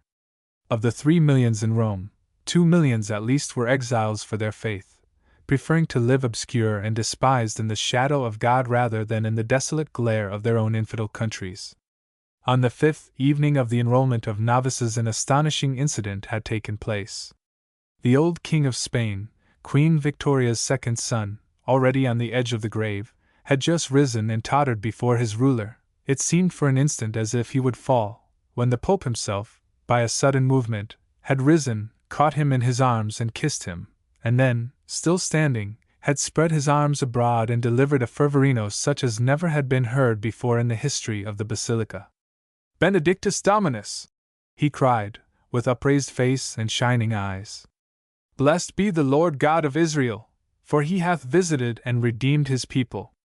I, John, vicar of Christ, servant of servants, and sinner among sinners, bid you be of good courage in the name of God. By him who hung on the cross, I promise eternal life to all who persevere in his order. He himself has said it. To him that overcometh I will give a crown of life. Little children, fear not him that killeth the body. There is no more that he can do. God and his mother are amongst us." So his voice had poured on, telling the enormous awe-stricken crowd of the blood that already had been shed on the place where they stood, of the body of the apostle that lay scarcely 50 yards away, urging, encouraging, inspiring. They had vowed themselves to death, if that were God's will, and if not, the intention would be taken for the deed. They were under obedience now. Their wills were no longer theirs but God's, under chastity, for their bodies were bought with a price, under poverty, and theirs was the kingdom of heaven. He had ended by a great silent benediction of the city and the world, and there were not wanting a half-dozen of the faithful who had seen, they thought, a white shape in the form of a bird that hung in the air while he spoke, white as a mist, translucent as water. The consequent scenes in the city and suburbs had been unparalleled, for thousands of families had with one consent dissolved human ties. Husbands had found their way to the huge houses on the Quirinal set apart for them, wives to the Aventine, while the children, as confident as their parents, had swarmed over to the sisters of St. Vincent, who had received at the Pope's orders the gift of 3 streets to shelter them in. Everywhere the smoke of burning went up in the squares where household property, rendered useless by the vows of poverty, were consumed by their late owners, and daily long trains moved out from the station outside the walls carrying jubilant loads of those who were dispatched by the Pope's delegates to be the salt of men, consumed in their function, and leaven plunged in the vast measures of the infidel world. And that infidel world welcomed their coming with bitter laughter. From the rest of Christendom had poured in news of success. The same precautions had been observed as in Rome, for the directions issued were precise and searching, and day after day came in the long rolls of the new religious drawn up by the diocesan superiors. Within the last few days, too, other lists had arrived, more glorious than all. Not only did reports stream in that already the order was beginning its work and that already broken communications were being re-established, that devoted missioners were in process of organizing themselves, and that hope was once more rising in the most desperate hearts. But better than all this was the tidings of victory in another sphere. In Paris 40 of the newborn order had been burned alive in one day in the Latin Quarter, before the government intervened. From Spain, Holland, Russia had come in other names. In Dusseldorf 18 men and boys, surprised at their singing of prime in the church of St. Lawrence, had been cast down one by one into the city sewer, each chanting as he vanished, "Christi Filii Dei vivi miserere nobis." And from the darkness had come up the same broken song till it was silenced with stones. Meanwhile, the German prisons were thronged with the first batches of recusants. The world shrugged its shoulders, and declared that they had brought it on themselves, while yet it deprecated mob violence, and requested the attention of the authorities and the decisive repression of this new conspiracy of superstition. And within St. Peter's Church the workmen were busy at the long rows of new altars, affixing to the stone diptychs the brass-forged names of those who had already fulfilled their vows and gained their crowns. It was the first word of God's reply to the world's challenge. As Christmas drew on, it was announced that the Sovereign Pontiff would sing Mass on the last day of the year, at the papal altar of St. Peter's, on behalf of the order, and preparations began to be made. It was to be a kind of public inauguration of the new enterprise, and to the astonishment of all, a special summons was issued to all members of the Sacred College throughout the world to be present, unless hindered by sickness. It seemed as if the Pope were determined that the world should understand that war was declared. For, although the command would not involve the absence of any cardinal from his province for more than 5 days, yet many inconveniences must surely result. However, it had been said, and it was to be done. It was a strange Christmas. Percy was ordered to attend the Pope at his second Mass, and himself said his 3 at midnight in his own private oratory. For the first time in his life he saw that of which he had heard so often, the wonderful old-world pontifical procession, lit by torches, going through the streets from the Lateran to St. Anastasia, where the Pope for the last few years had restored the ancient custom discontinued for nearly a century and a half. The little basilica was reserved, of course, in every corner for the peculiarly privileged, but the streets outside along the whole route from the cathedral to the church, and indeed, the other 2 sides of the triangle as well, were one dense mass of silent heads and flaming torches. The Holy Father was attended at the altar by the usual sovereigns, and Percy from his place watched the heavenly drama of Christ's Passion enacted through the veil of his nativity at the hands of his old angelic vicar. It was hard to perceive Calvary here. It was surely the air of Bethlehem, the celestial light, not the supernatural darkness, that beamed round the simple altar. It was the child called Wonderful that lay there beneath the old hands, rather than the stricken man of sorrows. Adest Fideles sang the choir from the tribune. Come, let us adore, rather than weep. Let us exult, be content, be ourselves like little children. As he for us became a child, let us become childlike for him. Let us put on the garments of infancy, and the shoes of peace. For the Lord hath reigned, he is clothed with beauty, the Lord is clothed with strength and hath girded himself. He hath established the world which shall not be moved, his throne is prepared from of old. He is from everlasting. Rejoice greatly then, O daughter of Zion, shout for joy, O daughter of Jerusalem, behold thy King cometh, to thee, the Holy One, the Saviour of the world. It will be time, then, to suffer by and by, when the Prince of this world cometh upon the Prince of heaven. So Percy mused, standing apart in his gorgeousness, striving to make himself little and simple. Surely nothing was too hard for God. Might not this mystic birth once more do what it had done before, bring into subjection through the might of its weakness every proud thing that exalts itself above all that is called God? It had drawn wise kings once across the desert, as well as shepherds from their flocks.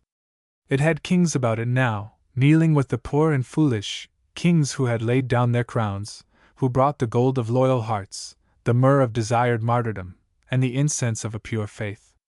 Could not republics, too, lay aside their splendor, mobs be tamed, selfishness deny itself, and wisdom confess its ignorance? Then he remembered Felsenburgh, and his heart sickened within him. 3. 6 days later, Percy rose as usual, said his Mass, breakfasted, and sat down to say office until his servant should summon him to vest for the pontifical Mass. He had learned to expect bad news now so constantly, of apostasies, deaths, losses, that the lull of the previous week had come to him with extraordinary refreshment. It appeared to him as if his musings in St. Anastasia had been truer than he thought, and that the sweetness of the old feast had not yet wholly lost its power even over a world that denied its substance. For nothing at all had happened of importance. A few more martyrdoms had been chronicled, but they had been isolated cases, and of Felsenburgh there had been no tidings at all. Europe confessed its ignorance of his business. On the other hand, tomorrow, Percy knew very well, would be a day of extraordinary moment in England and Germany at any rate, for in England it was appointed as the first occasion of compulsory worship throughout the country, while it was the second in Germany. Men and women would have to declare themselves now. He had seen on the previous evening a photograph of the image that was to be worshipped next day in the abbey, and in a fit of loathing, had torn it to shreds. It represented a nude woman, huge and majestic, entrancingly lovely, with head and shoulders thrown back, as one who sees a strange and heavenly vision, arms downstretched and hands a little raised, with wide fingers, as in astonishment, the whole attitude, with feet and knees pressed together, suggestive of expectation, hope and wonder. In devilish mockery her long hair was crowned with 12 stars. This, then, was the spouse of the other, the embodiment of man's ideal maternity, still waiting for her child. When the white scraps lay like poisonous snow at his feet, he had sprung across the room to his prie-dieu, and fallen there in an agony of reparation. "Oh! Mother, mother!" he cried to the stately Queen of Heaven who, with her true son long ago in her arms, looked down on him from her bracket, no more than that. But he was still again this morning, and celebrated Saint Sylvester, Pope and Martyr, the last saint in the procession of the Christian year, with tolerable equanimity. The sights of last night, the throng of officials, the stately, scarlet, unfamiliar figures of the cardinals who had come in from north, south, east, and west, these helped to reassure him again, unreasonably, as he knew, yet effectually. The very air was electric with expectation. All night the piazza had been crowded by a huge, silent mob waiting till the opening of the doors at 7 o'clock. Now the church itself was full, and the piazza full again. Far down the street to the river, so far as he could see as he had leaned from his window just now, lay that solemn motionless pavement of heads. The roof of the colonnade showed a fringe of them, the housetops were black, and this in the bitter cold of a clear, frosty morning, for it was announced that after Mass and the proceeding of the members of the order past the pontifical throne, the Pope would give apostolic benediction to the city and the world. Percy finished hers, closed his book and lay back. His servant would be here in a minute now. His mind began to run over the function, and he reflected that the entire Sacred College, with the exception of the Cardinal Protector of Jerusalem, detained by sickness, numbering 64 members, would take part. This would mean an unique sight by and by. 8 years before, he remembered, after the freedom of Rome, there had been a similar assembly, but the cardinals at that time amounted to no more than 53 all told, and 4 had been absent. Then he heard voices in his anteroom, a quick step, and a loud English expostulation. That was curious, and he sat up. Then he heard a sentence. "His Eminence must go to vest, it is useless." There was a sharp answer, a faint scuffle, and a snatch at the handle. This was indecent, so Percy stood up, made 3 strides of it to the door, and tore it open. A man stood there, whom at first he did not recognize, pale and disordered. "Why, began Percy, and recoiled. "Mr. Phillips," he said. The other threw out his hands. "It is I, sir, your Eminence, this moment arrived. It is life and death. Your servant tells me, Who sent you?" "Father Blackmore." "Good news or bad?" The man rolled his eyes towards the servant, who still stood erect and offended a yard away, and Percy understood. He put his hand on the other's arm, drawing him through the doorway. "Tap upon this door in 2 minutes, James," he said. They passed across the polished floor together. Percy went to his usual place in the window, leaned against the shutter, and spoke. "Tell me in 1 sentence, sir," he said to the breathless man. "There is a plot among the Catholics. They intend destroying the abbey tomorrow with explosives. I knew that the Pope, Percy cut him short with a gesture. Chapter 6I. The Vola stage was comparatively empty this afternoon, as the little party of 6 stepped out onto it from the lift. There was nothing to distinguish these from ordinary travelers. The 2 cardinals of Germany and England were wrapped in plain furs, without insignia of any kind. Their chaplain stood near them, while the 2 men servants hurried forward with the bags to secure a private compartment. The 4 kept complete silence, watching the busy movements of the officials on board, staring unseeingly at the sleek, polished monster that lay netted in steel at their feet, and the great folded fins that would presently be cutting the thin air at 150 miles an hour. Then Percy, by a sudden movement, turned from the others, went to the open window that looked over Rome, and leaned there with his elbows on the sill, looking. It was a strange view before him. It was darkening now towards sunset, and the sky, primrose green overhead, deepened to a clear tawny orange above the horizon, with a sanguine line or 2 at the edge, and beneath that lay the deep evening violet of the city, blotted here and there by the black of cypresses and cut by the thin leafless pinnacles of a poplar grove that aspired without the walls. But right across the picture rose the enormous dome, of an indescribable tint. It was gray, it was violet, it was what the eye chose to make it, and through it, giving its solidity the air of a bubble, shone the southern sky, flushed too with faint orange. It was this that was supreme and dominant, the serrated line of domes, spires and pinnacles, the crowded roofs beneath, in the Valley dell'Inferno, the fairy hills far away, all were but the annex to this mighty tabernacle of God. Already lights were beginning to shine, as for 30 centuries they had shone. Thin, straight skeins of smoke were ascending against the darkening sky. The hum of this mother of cities was beginning to be still, for the keen air kept folks indoors, and the evening peace was descending that closed another day and another year. Beneath in the narrow streets Percy could see tiny figures, hurrying like belated ants. The crack of a whip, the cry of a woman, the wail of a child came up to this immense elevation like details of a murmur from another world. They, too, would soon be quiet, and there would be peace. A heavy bell beat faintly from far away, and the drowsy city turned to murmur its good night to the Mother of God. From 1,000 towers came the tiny melody, floating across the great air spaces, in 1,000 accents, the solemn bass of St. Peter's, the mellow tenor of the Lateran, the rough cry from some old slum church, the peevish tinkle of convents and chapels, all softened and made mystical in this grave evening air. It was the wedding of delicate sound and clear light. Above, the liquid orange sky; beneath, this sweet, subdued ecstasy of bells. Alma Redemptoris Mater, whispered Percy, his eyes wet with tears. Gentle Mother of the Redeemer, the open door of the sky, star of the sea, have mercy on sinners. The angel of the Lord announced it to Mary, and she conceived of the Holy Ghost. Pour, therefore, Lord, thy grace into our hearts. Let us, who know Christ's incarnation, rise through passion and cross to the glory of resurrection, through the same Christ our Lord. Another bell clanged sharply close at hand, calling him down to earth, and wrong, and labor and grief, and he turned to see the motionless Voller itself one blaze of brilliant internal light, and the 2 priests following the German cardinal across the gangway. It was the rear compartment that the men had taken, and when he had seen that the old man was comfortable, still without a word he passed out again into the central passage to see the last of Rome.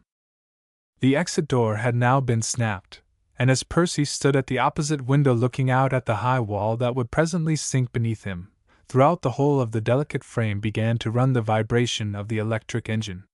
There was the murmur of talking somewhere, a heavy step shook the floor, a bell clanged again, twice, and a sweet wind chord sounded. Again it sounded. The vibration ceased, and the edge of the high wall against the tawny sky on which he had fixed his eyes sank suddenly like a dropped bar, and he staggered a little in his place. A moment later the dome rose again, and itself sank, the city, a fringe of towers and a mass of dark roofs, pricked with light, span like a whirlpool. The jeweled stars themselves sprang this way and that, and with one more long cry the marvelous machine righted itself, beat with its wings, and settled down, with the note of the flying air passing through rising shrillness into vibrant silence, to its long voyage to the north. Further and further sank the city behind. It was a patch now, grayness on black. The sky seemed to grow more huge and all-containing as the earth relapsed into darkness. It glowed like a vast dome of wonderful glass, darkening even as it glowed, and as Percy dropped his eyes once more round the extreme edge of the car the city was but a line and a bubble, a line and a swelling, a line, and nothingness. He drew a long breath, and went back to his friends. 2. Tell me again, said the old cardinal, when the 2 were settled down opposite to one another, and the chaplains were gone to another compartment. Who is this man? This man? He was secretary to Oliver Brand, one of our politicians. He fetched me to old Mrs. Brand's deathbed, and lost his place in consequence.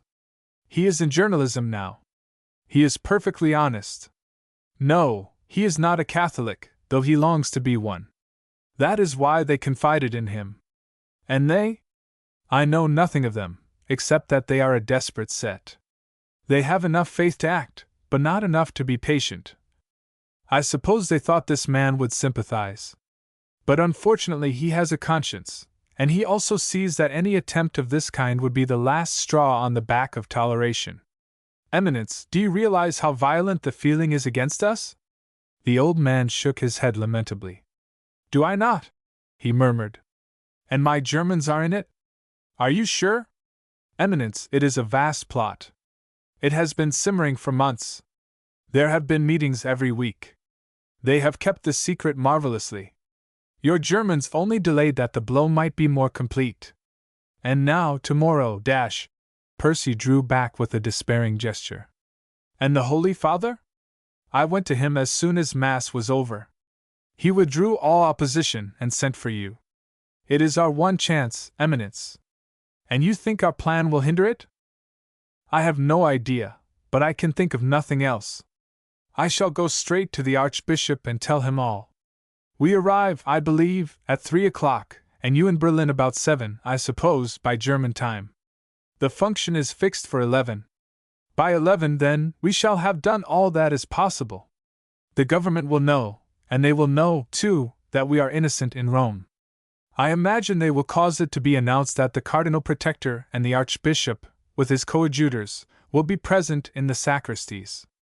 They will double every guard, they will parade volus overhead, and then, well, in God's hands be the rest. Do you think the conspirators will attempt it? I have no idea, said Percy shortly. I understand they have alternative plans. Just so. If all is clear, they intend dropping the explosive from above. If not, at least 3 men have offered to sacrifice themselves by taking it into the abbey themselves. And you, Eminence? The old man eyed him steadily. My program is yours, he said. Eminence, have you considered the effect in either case? If nothing happens, dash. If nothing happens, we shall be accused of a fraud, of seeking to advertise ourselves. If anything happens, well, we shall all go before God together. Pray God it may be the second, he added passionately. It will be at least easier to bear, observed the old man. I beg your pardon, Eminence. I should not have said that. There fell a silence between the two, in which no sound was heard but the faint, untiring vibration of the screw, and the sudden cough of a man in the next compartment. Percy leaned his head wearily on his hand, and stared from the window. The earth was now dark beneath them, an immense emptiness. Above, the huge engulfing sky was still faintly luminous, and through the high frosty mist through which they moved stars glimmered now and again, as the car swayed and tacked across the wind. It will be cold among the Alps, murmured Percy. Then he broke off. And I have not one shred of evidence, he said. Nothing but the word of a man. And you are sure? I am sure. Eminence, said the German suddenly, staring straight into his face. The likeness is extraordinary. Percy smiled listlessly. He was tired of bearing that. What do you make of it? Persisted the other. I have been asked that before, said Percy. I have no views. It seems to me that God means something, murmured the German heavily, still staring at him. Well, Eminence? A kind of antithesis, a reverse of the medal. I do not know. Again there was silence. A chaplain looked in through the glazed door, a homely, blue-eyed German, and was waved away once more. Eminence, said the old man abruptly, there is surely more to speak of. Plans to be made. Percy shook his head. There are no plans to be made, he said. We know nothing but the fact, no names, nothing. We are like children in a tiger's cage. And one of us has just made a gesture in the tiger's face. I suppose we shall communicate with one another? If we are in existence. It was curious how Percy took the lead. He had worn his scarlet for about 3 months, and his companion for 12 years, yet it was the younger who dictated plans and arranged. He was scarcely conscious of its strangeness, however. Ever since the shocking news of the morning, when a new mine had been sprung under the shaking church, and he had watched the stately ceremonial, the gorgeous splendor, the dignified, tranquil movements of the Pope and his court, with a secret that burned his heart and brain, above all, since that quick interview in which old plans had been reversed and a startling decision formed, and a blessing given and received, and a farewell look not uttered, all done in half an hour, his whole nature had concentrated itself into one keen tense force, like a coiled spring. He felt power tingling to his fingertips, power and the dullness of an immense despair. Every prop had been cut, every brace severed. He, the city of Rome, the Catholic Church, the very supernatural itself, seemed to hang now on one single thing, the finger of God. And if that failed, well, nothing would ever matter any more. He was going now to one of two things, ignominy or death. There was no third thing, unless, indeed, the conspirators were actually taken with their instruments upon them. But that was impossible. Either they would refrain, knowing that God's ministers would fall with them, and in that case there would be the ignominy of a detected fraud, of a miserable attempt to win credit. Or they would not refrain. They would count the death of a cardinal and a few bishops a cheap price to pay for revenge, and in that case, well, there was death and judgment. But Percy had ceased to fear. No ignominy could be greater than that which he already bore, the ignominy of loneliness and discredit. And death could be nothing but sweet, it would at least be knowledge and rest. He was willing to risk all on God. The other, with a little gesture of apology, took out his office book presently, and began to read. Percy looked at him with an immense envy. Ah! If only he were as old as that! He could bear a year or two more of this misery, but not 50 years, he thought. It was an almost endless vista that, even if things went well, opened before him, of continual strife, self-repression, energy, misrepresentation from his enemies. The church was sinking further every day. What if this new spasm of fervor were no more than the dying flare of faith? How could he bear that? He would have to see the tide of atheism rise higher and more triumphant every day. Felsenburgh had given it an impetus of whose end there was no prophesying. Never before had a single man wielded the full power of democracy. Then once more he looked forward to the morrow. Oh! If it could but end in death! Bibi mortrica in domino morienter! It was no good, it was cowardly to think in this fashion. After all, God was God, he takes up the Isles as a very little thing. Percy took out his office book, found Prime and St. Sylvester, signed himself with the cross, and began to pray. A minute later the two chaplains slipped in once more, and sat down, and all was silent, save for that throb of the screw, and the strange whispering rush of air outside. 3. It was about 19 o'clock that the ruddy English conductor looked in at the doorway, waking Percy from his doze. "Dinner will be served in half an hour, gentlemen," he said, speaking Esperanto, as the rule was on international cars. "We do not stop at Turin tonight." He shut the door and went out, and the sound of closing doors came down the corridor as he made the same announcement to each compartment. There were no passengers to descend at Turin, then, reflected Percy, and no doubt a wireless message had been received that there were none to come on board either. That was good news. It would give him more time in London. It might even enable Cardinal Steinmann to catch an earlier volor from Paris to Berlin, but he was not sure how they ran. It was a pity that the German had not been able to catch the 13 o'clock from Rome to Berlin direct. So he calculated, in a kind of superficial insensibility. He stood up presently to stretch himself. Then he passed out and along the corridor to the lavatory to wash his hands. He became fascinated by the view as he stood before the basin at the rear of the car, for even now they were passing over Turin. It was a blur of light, vivid and beautiful, that shone beneath him in the midst of this gulf of darkness, sweeping away southwards into the gloom as the car sped on towards the Alps. How little, he thought, seemed this great city seen from above, and yet how mighty it was! It was from that glimmer, already 5 miles behind, that Italy was controlled. In one of these dolls' houses of which he had caught but a glimpse, men sat in council over souls and bodies, and abolished God, and smiled at his church. And God allowed it all, and made no sign. It was there that Felsenburgh had been, a month or two ago, Felsenburgh, his double. And again the mental sword tore and stabbed at his heart. A few minutes later, the 4 ecclesiastics were sitting at their round table in a little screened compartment of the dining room in the bows of the airship. It was an excellent dinner, served, as usual, from the kitchen in the bowels of the volor, and rose, course by course, with a smooth click, into the center of the table. There was a bottle of red wine to each diner, and both table and chairs swung easily to the very slight motion of the ship. But they did not talk much, for there was only one subject possible to the 2 cardinals, and the chaplains had not yet been admitted into the full secret. It was growing cold now, and even the hot air footrests did not quite compensate for the deathly iciness of the breath that began to stream down from the Alps, which the ship was now approaching at a slight incline.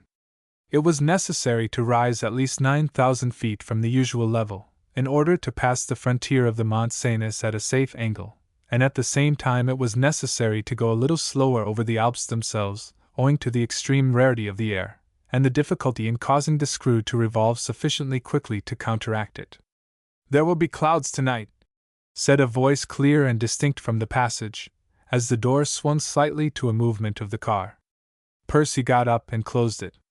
The German cardinal began to grow a little fidgety towards the end of dinner. "I shall go back," he said at last. "I shall be better in my fur rug." His chaplain dutifully went after him, leaving his own dinner unfinished, and Percy was left alone with Father Corcoran, his English chaplain lately from Scotland. He finished his wine, ate a couple of figs, and then sat staring out through the plate-glass window in front. "Ah," he said. "Excuse me, Father. There are the Alps at last." The front of the car consisted of 3 divisions, in the center of one of which stood the steersman, his eyes looking straight ahead, and his hands upon the wheel.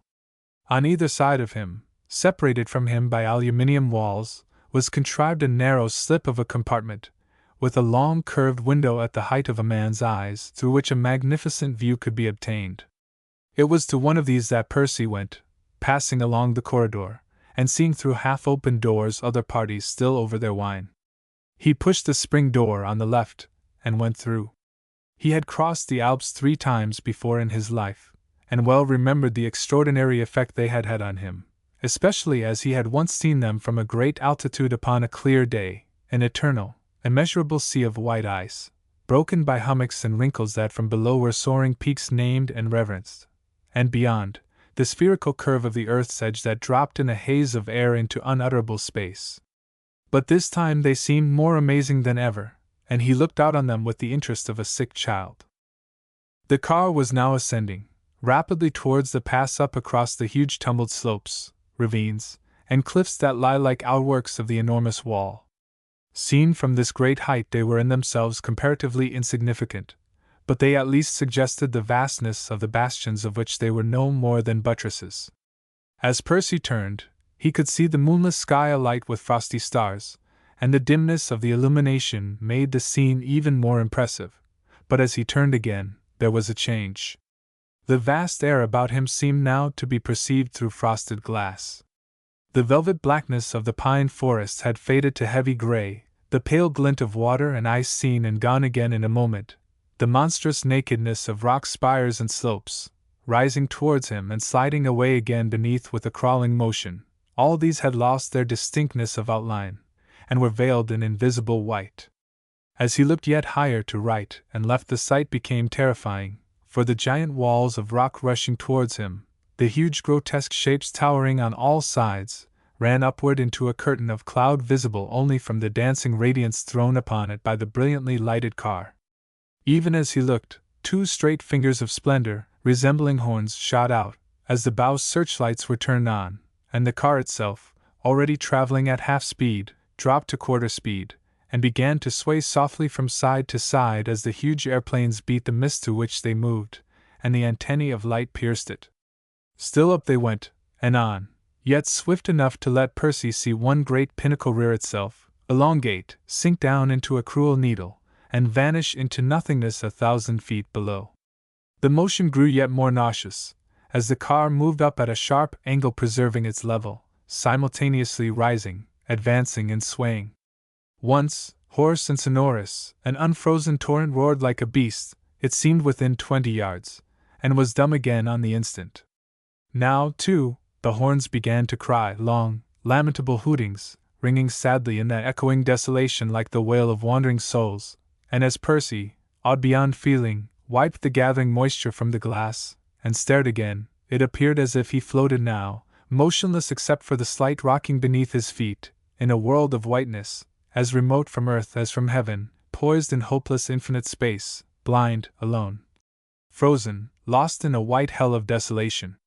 Once, as he stared, a huge whiteness moved towards him through the veil, slid slowly sideways and down, disclosing, as the car veered, a gigantic slope smooth as oil, with one cluster of black rock cutting it like the fingers of a man's hand groping from a mountainous wave.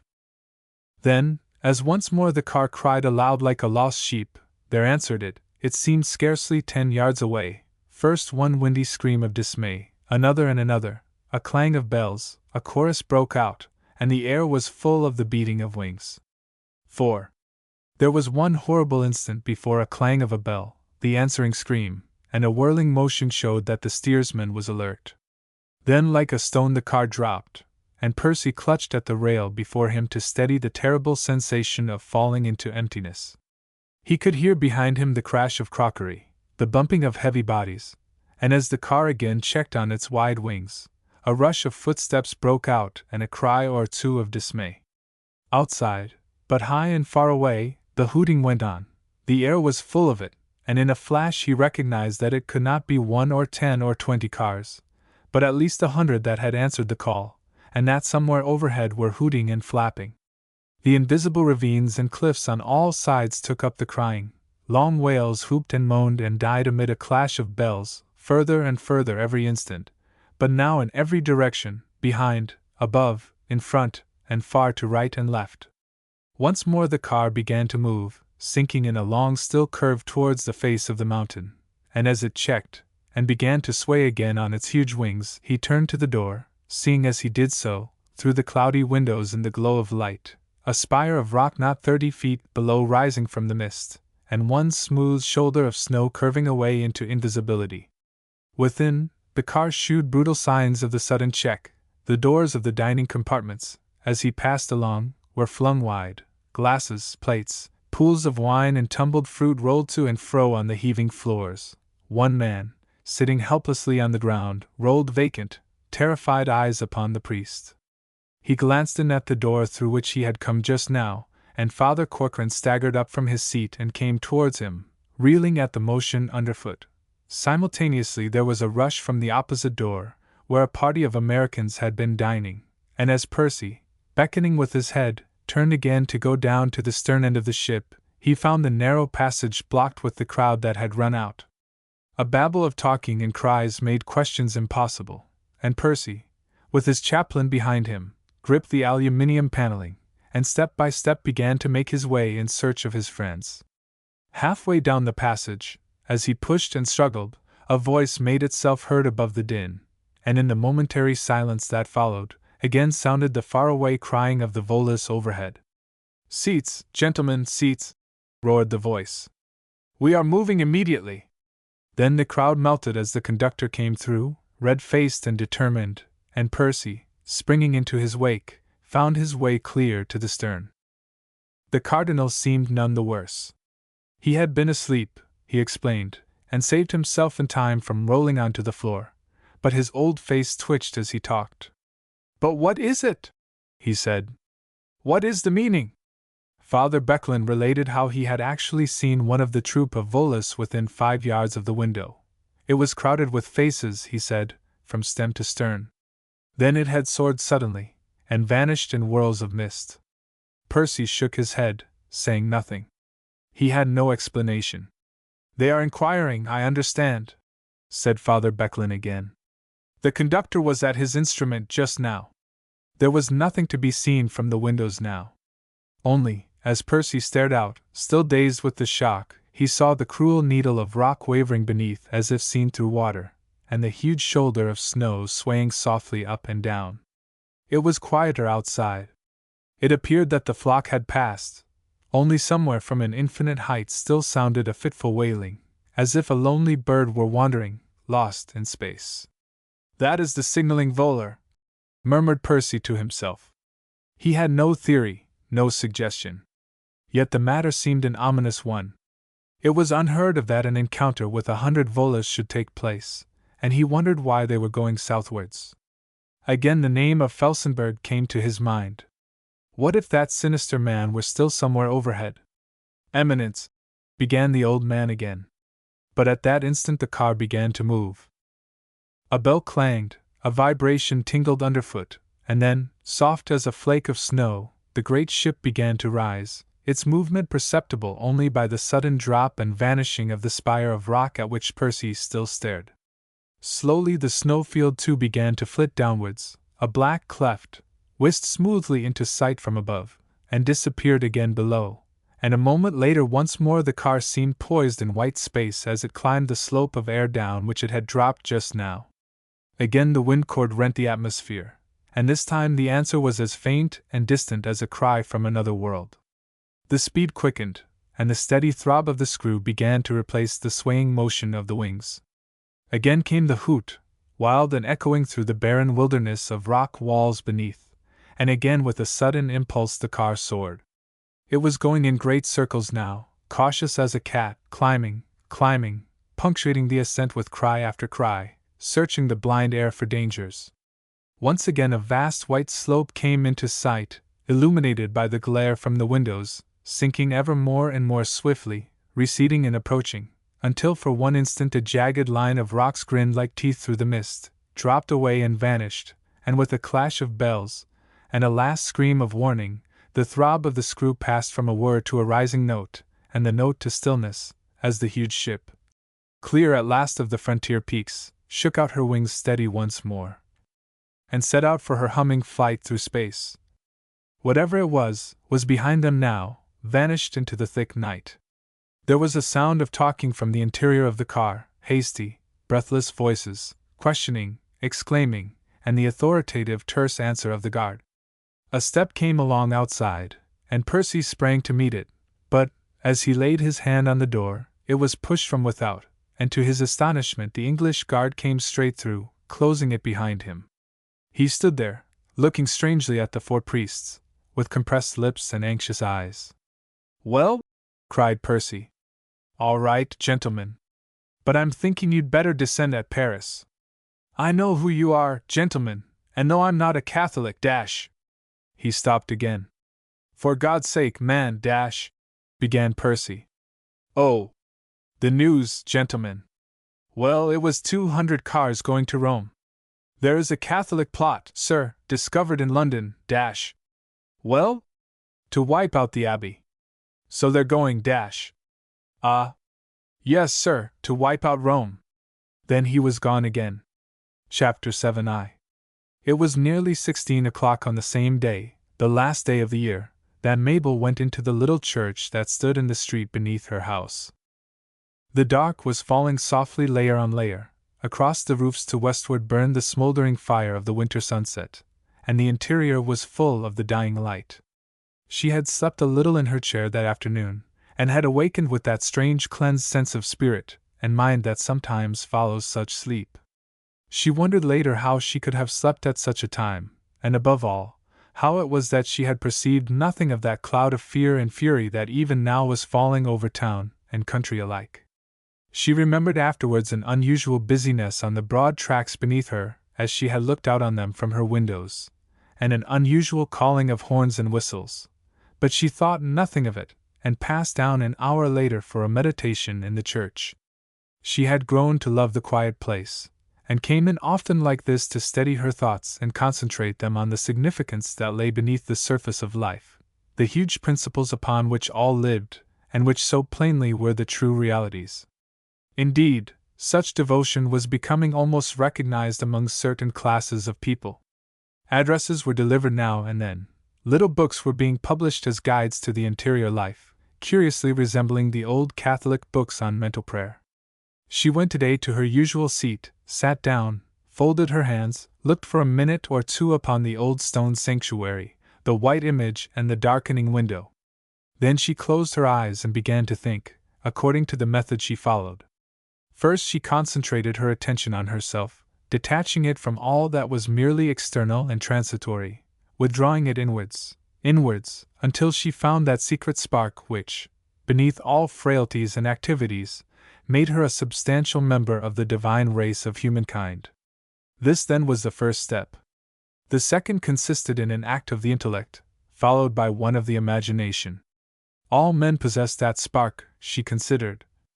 Then she sent out her powers, sweeping with the eyes of her mind the seething world, seeing beneath the light and dark of the two hemispheres, the countless millions of mankind, children coming into the world, old men leaving it, the mature rejoicing in it and their own strength. Back through the ages she looked, through those centuries of crime and blindness, as the race rose through savagery and superstition to a knowledge of themselves, on through the ages yet to come, as generation followed generation to some climax whose perfection, she told herself, she could not fully comprehend because she was not of it. Yet, she told herself again, that climax had already been born, the birth pangs were over, for had not he come who was the heir of time? Then by a third and vivid act she realized the unity of all, the central fire of which each spark was but a radiation, that vast passionless divine being, realizing himself up through these centuries, one yet many, him whom men had called God, now no longer unknown, but recognized as the transcendent total of themselves, him who now, with the coming of the new Savior, had stirred and awakened and shown himself as one. And there she stayed, contemplating the vision of her mind, detaching now this virtue, now that for particular assimilation, dwelling on her deficiencies, seeing in the whole the fulfillment of all aspirations, the sum of all for which men had hoped, that spirit of peace, so long hindered yet generated too perpetually by the passions of the world, forced into outline and being by the energy of individual lives, realizing itself in pulse after pulse, dominant at last, serene, manifest, and triumphant. There she stayed, losing the sense of individuality, merging it by a long-sustained effort of the will, drinking, as she thought, long breaths of the spirit of life and love.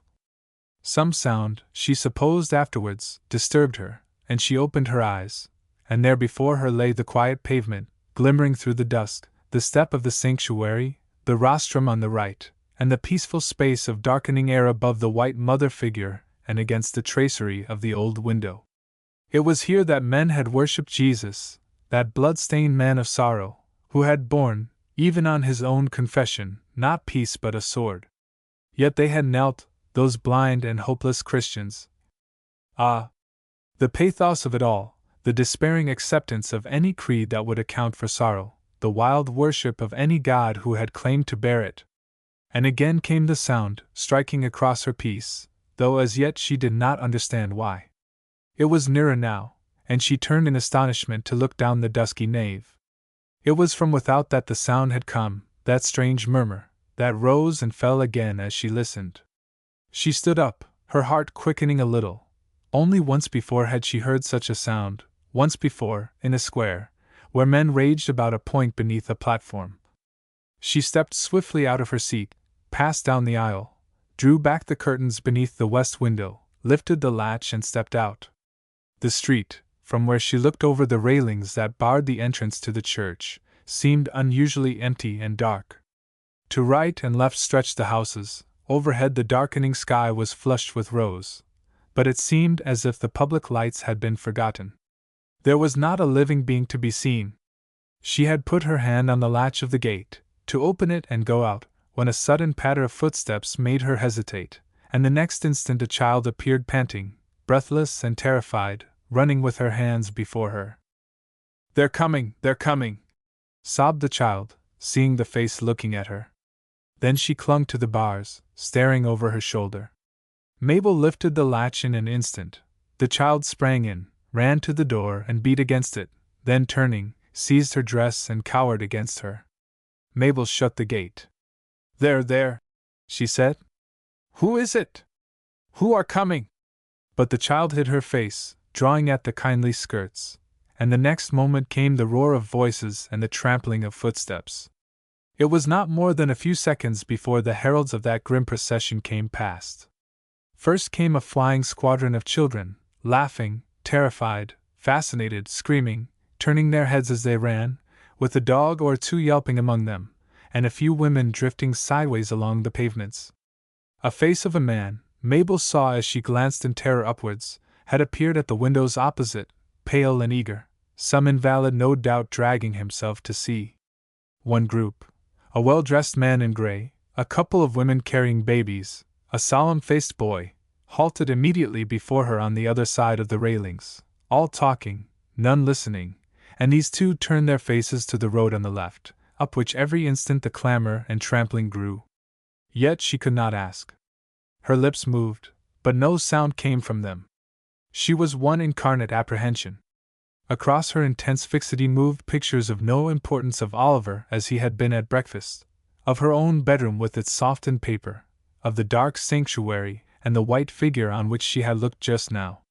They were coming thicker now, a troop of young men with their arms linked swayed into sight, all talking or crying aloud, none listening, all across the roadway, and behind them surged the crowd, like a wave in a stone-fenced channel, male scarcely distinguishable from female in that pack of faces, and under that sky that grew darker every instant.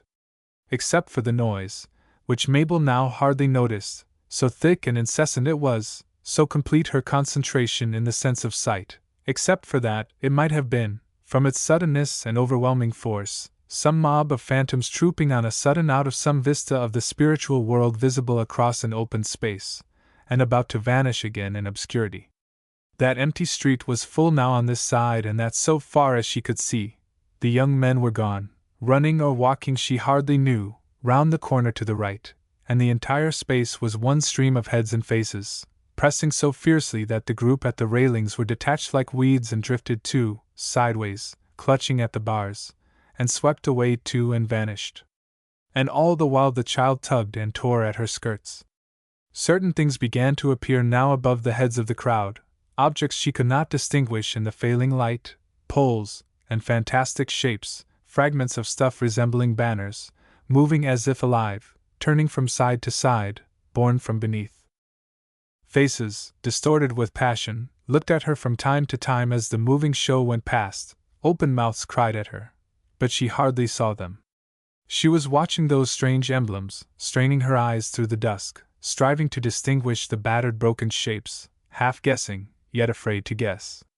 Then, on a sudden, from the hidden lamps beneath the eaves, light leaped into being, that strong, sweet, familiar light, generated by the great engines underground that, in the passion of that catastrophic day, all men had forgotten, and in a moment all changed from a mob of phantoms and shapes into a pitiless reality of life and death. Before her moved a great rood, with a figure upon it, of which one arm hung from the nailed hand, swinging as it went, and embroidery streamed behind with the swiftness of the motion. And next after it came the naked body of a child, impaled, white and ruddy, the head fallen upon the breast, and the arms, too, dangling and turning. And next the figure of a man, hanging by the neck, dressed, it seemed, in a kind of black gown and cape, with its black-capped head twisting from the twisting rope. 2. The same night Oliver Brand came home about an hour before midnight. For himself, what he had heard and seen that day was still too vivid and too imminent for him to judge of it coolly.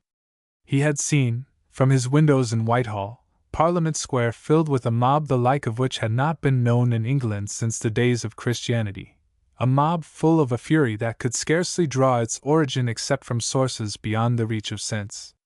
Thrice during the hours that followed the publication of the Catholic plot and the outbreak of mob law he had communicated with the Prime Minister asking whether nothing could be done to allay the tumult, and on both occasions he had received the doubtful answer that what could be done would be done, that force was inadmissible at present, but that the police were doing all that was possible.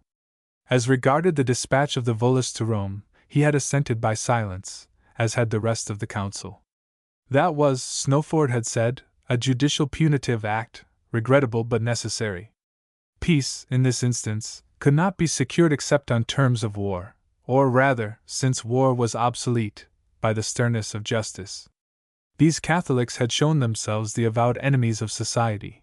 Very well, then society must defend itself, at least this once. Man was still human. And Oliver had listened and said nothing. As he passed in one of the government volors over London on his way home, he had caught more than one glimpse of what was proceeding beneath him. The streets were as bright as day, shadowless and clear in the white light, and every roadway was a crawling serpent. From beneath rose up a steady roar of voices, soft and woolly, punctuated by cries. From here and there ascended the smoke of burning, and once, as he flitted over one of the great squares to the south of Battersea, he had seen as it were a scattered squadron of ants running as if in fear or pursuit. He knew what was happening. Well, after all, man was not yet perfectly civilized. He did not like to think of what awaited him at home. Once, about 5 hours earlier, he had listened to his wife's voice through the telephone, and what he had heard had nearly caused him to leave all and go to her. Yet he was scarcely prepared for what he found. As he came into the sitting room, there was no sound, except that faraway hum from the seething streets below. The room seemed strangely dark and cold. The only light that entered was through one of the windows from which the curtains were withdrawn, and silhouetted against the luminous sky beyond, was the upright figure of a woman, looking and listening. He pressed the knob of the electric light, and Mabel turned slowly towards him. She was in her day dress, with a cloak thrown over her shoulders, and her face was almost as that of a stranger. It was perfectly colorless. Her lips were compressed and her eyes full of an emotion which he could not interpret. It might equally have been anger, terror, or misery. She stood there in the steady light, motionless, looking at him. For a moment he did not trust himself to speak. He passed across to the window, closed it, and drew the curtains. Then he took that rigid figure gently by the arm. "Mabel," he said. "Mabel." She submitted to be drawn towards the sofa, but there was no response to his touch. He sat down and looked up at her with a kind of despairing apprehension. "My dear, I am tired out," he said. Still she looked at him. There was in her pose that rigidity that actors simulate, yet he knew it for the real thing. He had seen that silence once or twice before in the presence of a horror, once at any rate, at the sight of a splash of blood on her shoe. "Well, my darling, sit down at least," he said. She obeyed him mechanically, sat, and still stared at him. In the silence once more that soft roar rose and died from the invisible world of tumult outside the windows. Within here all was quiet. He knew perfectly that two things strove within her, her loyalty to her faith and her hatred of those crimes in the name of justice. As he looked on her he saw that these two were at death grips, that hatred was prevailing, and that she herself was little more than a passive battlefield. Then, as with a long-drawn howl of a wolf, there surged and sank the voices of the mob a mile away, the tension broke. She threw herself forward towards him, he caught her by the wrists, and so she rested, clasped in his arms, her face and bosom on his knees, and her whole body torn by emotion. For a full minute neither spoke. Oliver understood well enough, yet at present he had no words. He only drew her a little closer to himself, kissed her hair 2 or 3 times, and settled himself to hold her. He began to rehearse what he must say presently. Then she raised her flushed face for an instant, looked at him passionately, dropped her head again and began to sob out broken words. He could only catch a sentence here and there, yet he knew what she was saying. It was the ruin of all her hopes, she sobbed, the end of her religion. Let her die, and have done with it. It was all gone, swept away in this murderous passion of the people of her faith. They were no better than Christians, after all, as fierce as the men on whom they avenged themselves, as dark as though the Savior, Julian, had never come. It was all lost. War and passion and murder had returned to the body from which she had thought them gone forever. The burning churches, the hunted Catholics, the raging of the streets on which she had looked that day, the bodies of the child and the priest carried on poles, the burning churches and convents. All streamed out, incoherent, broken by sobs, details of horror, lamentations, reproaches, interpreted by the writhing of her head and hands upon his knees. The collapse was complete. He put his hands again beneath her arms and raised her. He was worn out by his work, yet he knew he must quiet her. This was more serious than any previous crisis. Yet he knew her power of recovery. "Sit down, my darling," he said. "There, give me your hands. Now listen to me." He made really an admirable defense, for it was what he had been repeating to himself all day. Men were not yet perfect, he said. There ran in their veins the blood of men who for 20 centuries had been Christians. There must be no despair. Faith in man was of the very essence of religion, faith in man's best self, in what he would become, not in what at present he actually was. They were at the beginning of the new religion, not in its maturity. There must be sourness in the young fruit. Consider, too, the provocation. Remember the appalling crime that these Catholics had contemplated. They had set themselves to strike the new faith in its very heart. "My darling," he said, "men are not changed in an instant.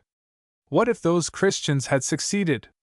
I condemn it all as strongly as you. I saw a couple of newspapers this afternoon that are as wicked as anything that the Christians have ever done. They exulted in all these crimes. It will throw the movement back 10 years. Do you think that there are not thousands like yourself who hate and detest this violence? But what does faith mean, except that we know that mercy will prevail? Faith, patience, and hope, these are our weapons." He spoke with passionate conviction, his eyes fixed on hers, in a fierce endeavor to give her his own confidence, and to reassure the remnants of his own doubtfulness. It was true that he too hated what she hated, yet he saw things that she did not. Well, he told himself, he must remember that she was a woman. The look of frantic horror passed slowly out of her eyes, giving way to acute misery as he talked, and as his personality once more began to dominate her own. But it was not yet over. "But the Volus," she cried. "The Volus! That is deliberate, that is not the work of the mob. My darling, it is no more deliberate than the other. We are all human, we are all immature. Yes, the Council permitted it, remember. The German government, too, had to yield. We must tame nature slowly, we must not break it." He talked again for a few minutes, repeating his arguments, soothing, reassuring, encouraging, and he saw that he was beginning to prevail. But she returned to one of his words. "Permitted it! And you permitted it. Dear, I said nothing either for it or against. I tell you that if we had forbidden it there would have been yet more murder, and the people would have lost their rulers. We were passive, since we could do nothing. Ah! But it would have been better to die. Oh, Oliver, let me die at least! I cannot bear it." By her hands which he still held he drew her nearer yet to himself. "Sweetheart," he said gravely, "cannot you trust me a little? If I could tell you all that passed today, you would understand. But trust me that I am not heartless. And what of Julian Felsenburgh?" For a moment he saw hesitation in her eyes. Her loyalty to him, and her loathing of all that had happened strove within her. Then once again loyalty prevailed, the name of Felsenburgh weighed down the balance, and trust came back with a flood of tears.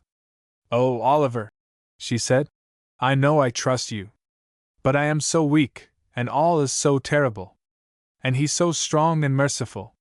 And will he be with us tomorrow?" It struck midnight from the clock tower a mile away as they yet sat and talked. She was still tremulous from the struggle, but she looked at him smiling, still holding his hands. He saw that the reaction was upon her in full force at last. "The new year, my husband," she said, and rose as she said it, drawing him after her. "I wish you a happy new year," she said. "Oh, help me, Oliver." She kissed him, and drew back, still holding his hands, looking at him with bright, tearful eyes. "Oliver," she cried again, "I must tell you this. Do you know what I thought before you came?" He shook his head, staring at her greedily. How sweet she was! He felt her grip tighten on his hands. "I thought I could not bear it," she whispered. "That I must end it all. Ah! You know what I mean." His heart flinched as he heard her, and he drew her closer again to himself. "It is all over! It is all over!" she cried. "Ah! Do not look like that! I could not tell you if it was not." As their lips met again there came the vibration of an electric bell from the next room, and Oliver, knowing what it meant, felt even in that instant a tremor shake his heart. He loosed her hands and still smiled at her.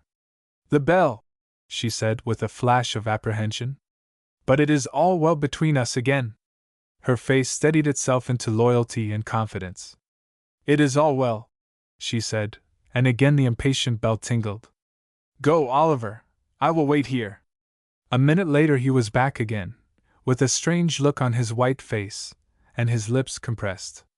He came straight up to her, taking her once more by the hands, and looking steadily into her steady eyes.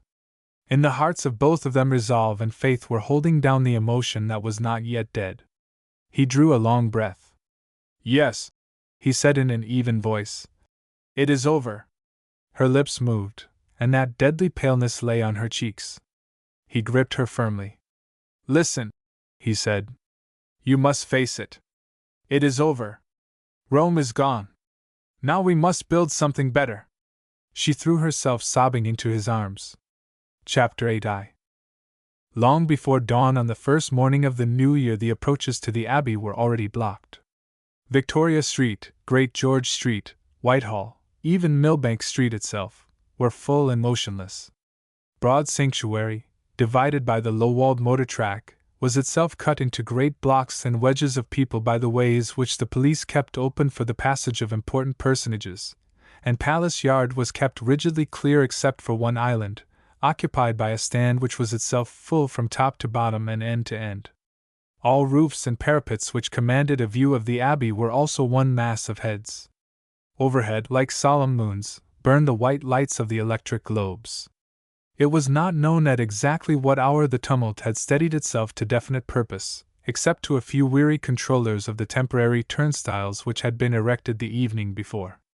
It had been announced a week previously that, in consideration of the enormous demand for seats, all persons who presented their worship ticket at an authorized office, and followed the directions issued by the police, would be accounted as having fulfilled the duties of citizenship in that respect. And it was generally made known that it was the government's intention to toll the great bell of the Abbey at the beginning of the ceremony and at the incensing of the image, during which period silence must be as far as possible preserved by all those within hearing. London had gone completely mad on the announcement of the Catholic plot on the afternoon before. The secret had leaked out about 14 o'clock, an hour after the betrayal of the scheme to Mr. Snowford, and practically all commercial activities had ceased on the instant. By 15:30 all stores were closed, the Stock Exchange, the city offices, the West End establishments, all had as by irresistible impulse suspended business, and from within 2 hours after noon until nearly midnight, when the police had been adequately reinforced and enabled to deal with the situation, whole mobs and armies of men, screaming squadrons of women, troops of frantic youths, had paraded the streets, howling, denouncing, and murdering. It was not known how many deaths had taken place, but there was scarcely a street without the signs of outrage. Westminster Cathedral had been sacked, every altar overthrown, indescribable indignities performed there. An unknown priest had scarcely been able to consume the blessed sacrament before he was seized and throttled. The Archbishop with 11 priests and 2 bishops had been hanged at the north end of the church. 35 convents had been destroyed, St. George's Cathedral burned to the ground, and it was reported even, by the evening papers, that it was believed that, for the first time since the introduction of Christianity into England, there was not one tabernacle left within 20 miles of the Abbey. London, explained the New People in huge headlines, was cleansed at last of dingy and fantastic nonsense. It was known at about 15:30 o'clock that at least 70 volus had left for Rome, and half an hour later that Berlin had reinforced them by 60 more. At midnight, fortunately at a time when the police had succeeded in shepherding the crowds into some kind of order, the news was flashed on to cloud and placard alike that the grim work was done, and that Rome had ceased to exist. The early morning papers added a few details, pointing out, of course, the coincidence of the fall with the close of the year, relating how, by an astonishing chance, practically all the heads of the hierarchy throughout the world had been assembled in the Vatican, which had been the first object of attack, and how these, in desperation, it was supposed, had refused to leave the city when the news came by wireless telegraphy that the punitive force was on its way. There was not a building left in Rome. The entire place, Leonine City, Trastevere, suburbs, everything was gone, for the volus, poised at an immense height, had parceled out the city beneath them with extreme care, before beginning to drop the explosives, and 5 minutes after the first roar from beneath and the first burst of smoke and flying fragments, the thing was finished. The volus had then dispersed in every direction, pursuing the motor and rail tracks along which the population had attempted to escape so soon as the news was known, and it was supposed that not less than 30,000 belated fugitives had been annihilated by this foresight. It was true, remarked the studio, that many treasures of incalculable value had been destroyed, but this was a cheap price to pay for the final and complete extermination of the Catholic pest. "There comes a point," it remarked, "when destruction is the only cure for a vermin-infested house." And it proceeded to observe that now that the Pope with the entire College of Cardinals, all the ex-royalties of Europe, all the most frantic religionists from the inhabited world who had taken up their abode in the Holy City, were gone at a stroke, a recrudescence of the superstition was scarcely to be feared elsewhere. Yet care must even now be taken against any relenting. Catholics, if any were left bold enough to attempt it, must no longer be allowed to take any kind of part in the life of any civilized country. So far as messages had come in from other countries, there was but one chorus of approval at what had been done. A few papers regretted the incident, or rather the spirit which had lain behind it. It was not seemly, they said, that humanitarians should have recourse to violence, yet not one pretended that anything could be felt but thanksgiving for the general result. Ireland, too, must be brought into line. They must not dally any longer. It was now brightening slowly towards dawn, and beyond the river through the faint wintry haze a crimson streak or two began to burn. But all was surprisingly quiet, for this crowd, tired out with an all-night watch, chilled by the bitter cold, and intent on what lay before them, had no energy left for useless effort.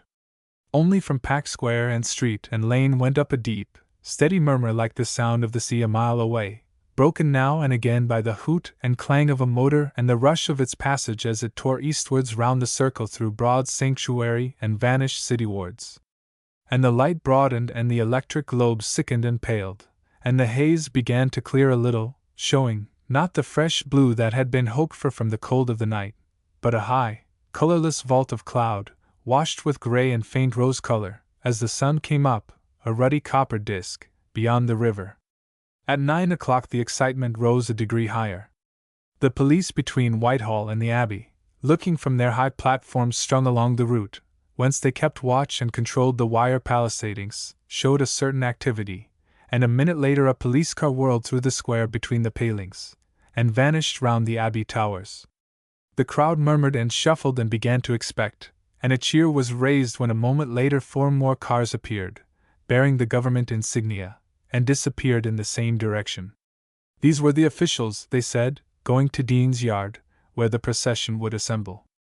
At about 9:45 the crowd at the west end of Victoria Street began to raise its voice in a song, and by the time that was over, and the bells had burst out from the Abbey towers, a rumor had somehow made its entrance that Felsenburgh was to be present at the ceremony. There was no assignable reason for this, either then nor afterwards. In fact, the Evening Star declared that it was one more instance of the astonishing instinct of human beings en masse, for it was not until an hour later that even the government were made aware of the facts. Yet the truth remained that at 10:30 one continuous roar went up, drowning even the brazen clamor of the bells, reaching round to Whitehall and the crowded pavements of Westminster Bridge, demanding Julian Felsenburgh. Yet there had been absolutely no news of the President of Europe for the last fortnight, beyond an entirely unsupported report that he was somewhere in the East. And all the while the motors poured from all directions towards the Abbey and disappeared under the arch into Dean's Yard, bearing those fortunate persons whose tickets actually admitted them to the church itself.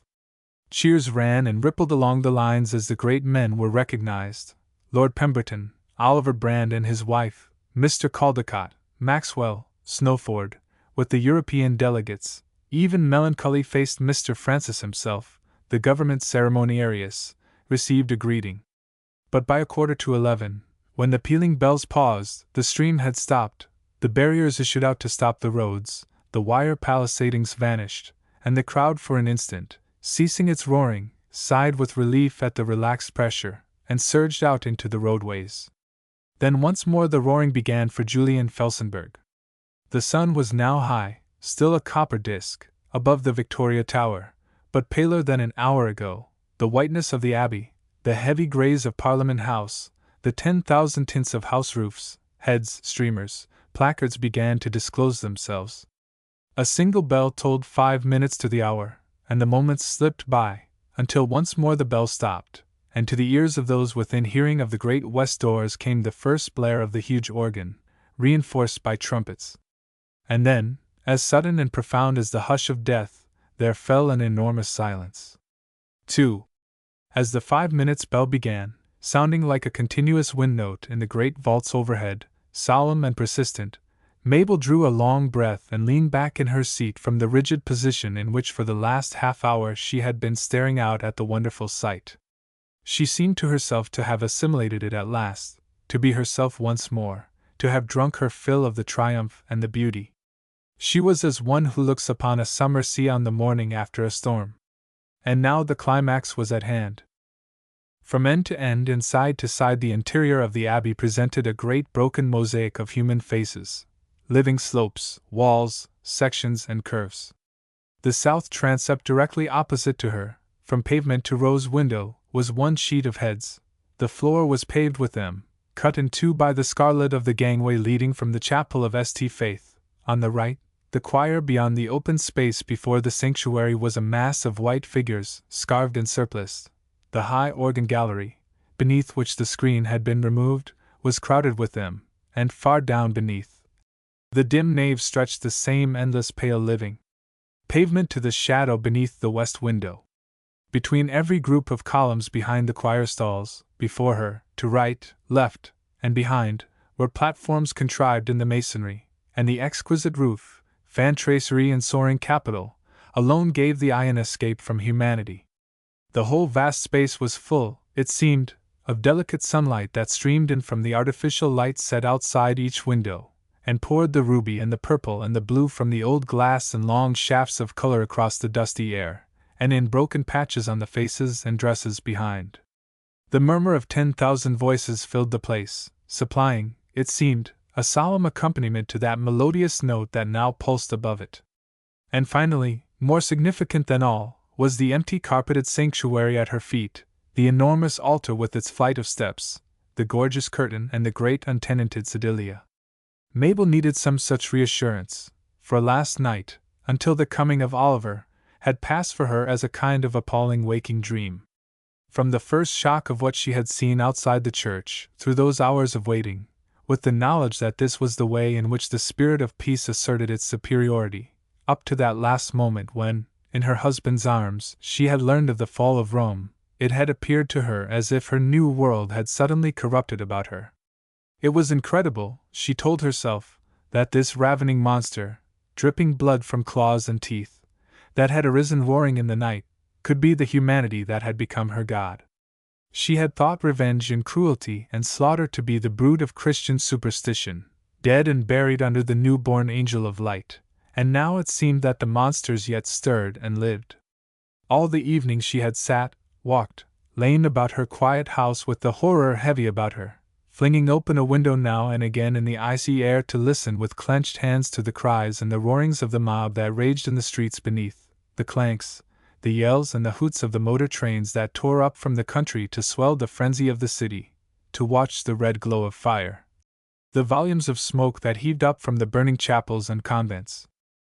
She had questioned, doubted, resisted her doubts, flung out frantic acts of faith, attempted to renew the confidence that she attained in her meditation, told herself that traditions died slowly. She had knelt, crying out to the spirit of peace that lay, as she knew so well, at the heart of man, though overwhelmed for the moment by evil passion. A line or two ran in her head from one of the old Victorian poets. You doubt if any one could think or bid it? How could it come about? Who did it? Not men. Not here. Oh, not beneath the sun. The torch that smoldered till the cup o'erran the wrath of God, which is the wrath of man. She had even contemplated death, as she had told her husband, the taking of her own life, in a great despair with the world. Seriously, she had thought of it. It was an escape perfectly in accord with her morality. The useless and agonizing were put out of the world by common consent. The euthanasia houses witnessed to it. Then why not she? For she could not bear it. Then Oliver had come, she had fought her way back to sanity and confidence, and the phantom had gone again. How sensible and quiet he had been, she was beginning to tell herself now, as the quiet influence of this huge throng in this glorious place of worship possessed her once more. How reasonable in his explanation that man was even now only convalescent and therefore liable to relapse. She had told herself that again and again during the night, but it had been different when he had said so. His personality had once more prevailed, and the name of Felsenburgh had finished the work. If he were but here! She sighed. But she knew he was far away. It was not until 11:15 that she understood that the crowds outside were clamoring for him too, and that knowledge reassured her yet further. They knew, then, these wild tigers, where their redemption lay. They understood what was their ideal, even if they had not attained to it. Ah! If he were but here, there would be no more question. The sullen waves would sink beneath his call of peace, the hazy clouds lift, the rumble die to silence. But he was away on some strange business. Well, he knew his work. He would surely come soon again to his children who needed him so terribly. She had the good fortune to be alone in a crowd. Her neighbor, a grizzled old man with his daughters beyond, was her only neighbor, and a stranger. At her left rose up the red-covered barricade over which she could see the sanctuary and the curtain, and her seat in the tribune, raised some 8 feet above the floor, removed her from any possibility of conversation. She was thankful for that. She did not want to talk. She wanted only to control her faculties in silence, to reassert her faith, to look out over this enormous throng gathered to pay homage to the Great Spirit whom they had betrayed, to renew her own courage and faithfulness. She wondered what the preacher would say, whether there would be any note of penitence. Maternity was his subject, that benign aspect of universal life, tenderness, love, quiet, receptive, protective passion, the spirit that soothes rather than inspires, that busies itself with peaceful tasks, that kindles the lights and fires of home, that gives sleep, food, and welcome. The bell stopped, and in the instant before the music began she heard, clear above the murmur within, the roar of the crowds outside, who still demanded their God. Then, with a crash, the huge organ awoke, pierced by the cry of the trumpets and the maddening throb of drums. There was no delicate prelude here, no slow stirring of life rising through labyrinths of mystery to the climax of sight. Here rather was full-orbed day, the high noon of knowledge and power, the dayspring from on high, dawning in mid-heaven. Her heart quickened to meet it, and her reviving confidence, still convalescent, stirred and smiled, as the tremendous chords blared overhead, telling of triumph full-armed. God was man, then, after all, a God who last night had faltered for an hour, but who rose again on this morning of a new year, scattering mists, dominant over his own passion, all-compelling and all-beloved. God was man, and Felsenburgh his incarnation. Yes, she must believe that. She did believe that. Then she saw how already the long procession was winding up beneath the screen, and by imperceptible art the light grew yet more acutely beautiful. They were coming, then, those ministers of a pure worship, grave men who knew in what they believed, and who, even if they did not at this moment thrill with feeling, for she knew that in this respect her husband for one did not yet believe the principles of this worship and recognized their need of expression for the majority of mankind, coming slowly up in fours and pairs and units, led by robed vergers, rippling over the steps, and emerging again into the colored sunlight in all their bravery of Masonic apron, badge, and jewel. Surely here was reassurance enough. The sanctuary now held a figure or two. Anxious-faced Mr. Francis, in his robes of office, came gravely down the steps and stood awaiting the procession, directing with almost imperceptible motions his satellites who hovered about the aisles ready to point this way and that to the advancing stream, and the westernmost seats were already beginning to fill, when on a sudden she recognized that something had happened. Just now the roaring of the mob outside had provided a kind of underbass to the music within, imperceptible except to subconsciousness, but clearly discernible in its absence, and this absence was now a fact. At first she thought that the signal of beginning worship had hushed them, and then, with an indescribable thrill, she remembered that in all her knowledge only one thing had ever availed to quiet a turbulent crowd.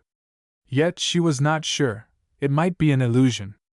Even now the mob might be roaring still, and she only deaf to it. But again with an ecstasy that was very near to agony she perceived that the murmur of voices even within the building had ceased, and that some great wave of emotion was stirring the sheets, and slopes of faces before her as a wind stirs wheat.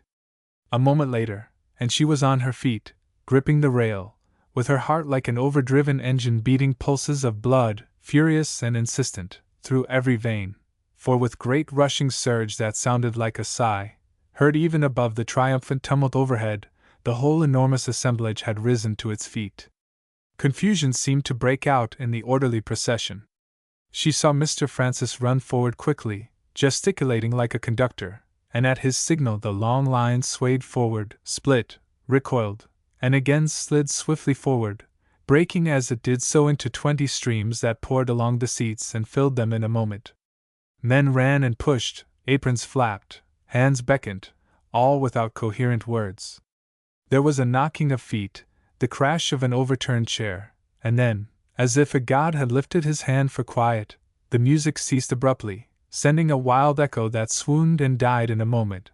A great sigh filled its place, and in the colored sunshine that lay along the immense length of the gangway that ran open now from west to east, far down in the distant nave, a single figure was seen advancing.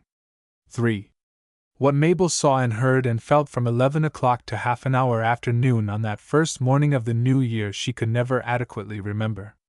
For the time she lost the continuous consciousness of self, the power of reflection, for she was still weak from her struggle. There was no longer in her the process by which events are stored, labeled and recorded. She was no more than a being who observed as it were in one long act, across which considerations played at uncertain intervals. Eyes and ears seemed her sole functions, communicating direct with a burning heart. She did not even know at what point her senses told her that this was Felsenburgh. She seemed to have known it even before he entered, and she watched him as in complete silence he came deliberately up the red carpet, superbly alone, rising a step or two at the entrance of the choir, passing on and up before her. He was in his English judicial dress of scarlet and black, but she scarcely noticed it. For her, too, no one else existed but he. This vast assemblage was gone, poised and transfigured in one vibrating atmosphere of an immense human emotion. There was no one, anywhere, but Julian Felsenburgh. Peace and light burned like a glory about him. For an instant after passing he disappeared beyond the speaker's tribune, and the instant after reappeared once more, coming up the steps. He reached his place. She could see his profile beneath her and slightly to the left, pure and keen as the blade of a knife, beneath his white hair. He lifted one white furred sleeve, made a single motion, and with a surge and a rumble, the 10,000 were seated. He motioned again, and with a roar they were on their feet. Again there was a silence. He stood now, perfectly still, his hands laid together on the rail, and his face looking steadily before him. It seemed as if he who had drawn all eyes and stilled all sounds were waiting until his domination were complete, and there was but one will, one desire, and that beneath his hand. Then he began to speak. In this again, as Mabel perceived afterwards, there was no precise or verbal record within her of what he said. There was no conscious process by which she received, tested, or approved what she heard. The nearest image under which she could afterwards describe her emotions to herself was that when he spoke it was she who was speaking. Her own thoughts, her predispositions, her griefs, her disappointment, her passion, her hopes, all these interior acts of the soul known scarcely even to herself, down even, it seemed, to the minutest whirls and eddies of thought, were, by this man, lifted up, cleansed, kindled, satisfied and proclaimed. For the first time in her life she became perfectly aware of what human nature meant, for it was her own heart that passed out upon the air, borne on that immense voice.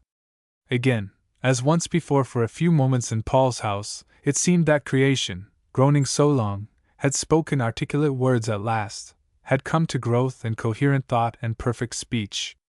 Yet then he had spoken to men, now it was man himself speaking.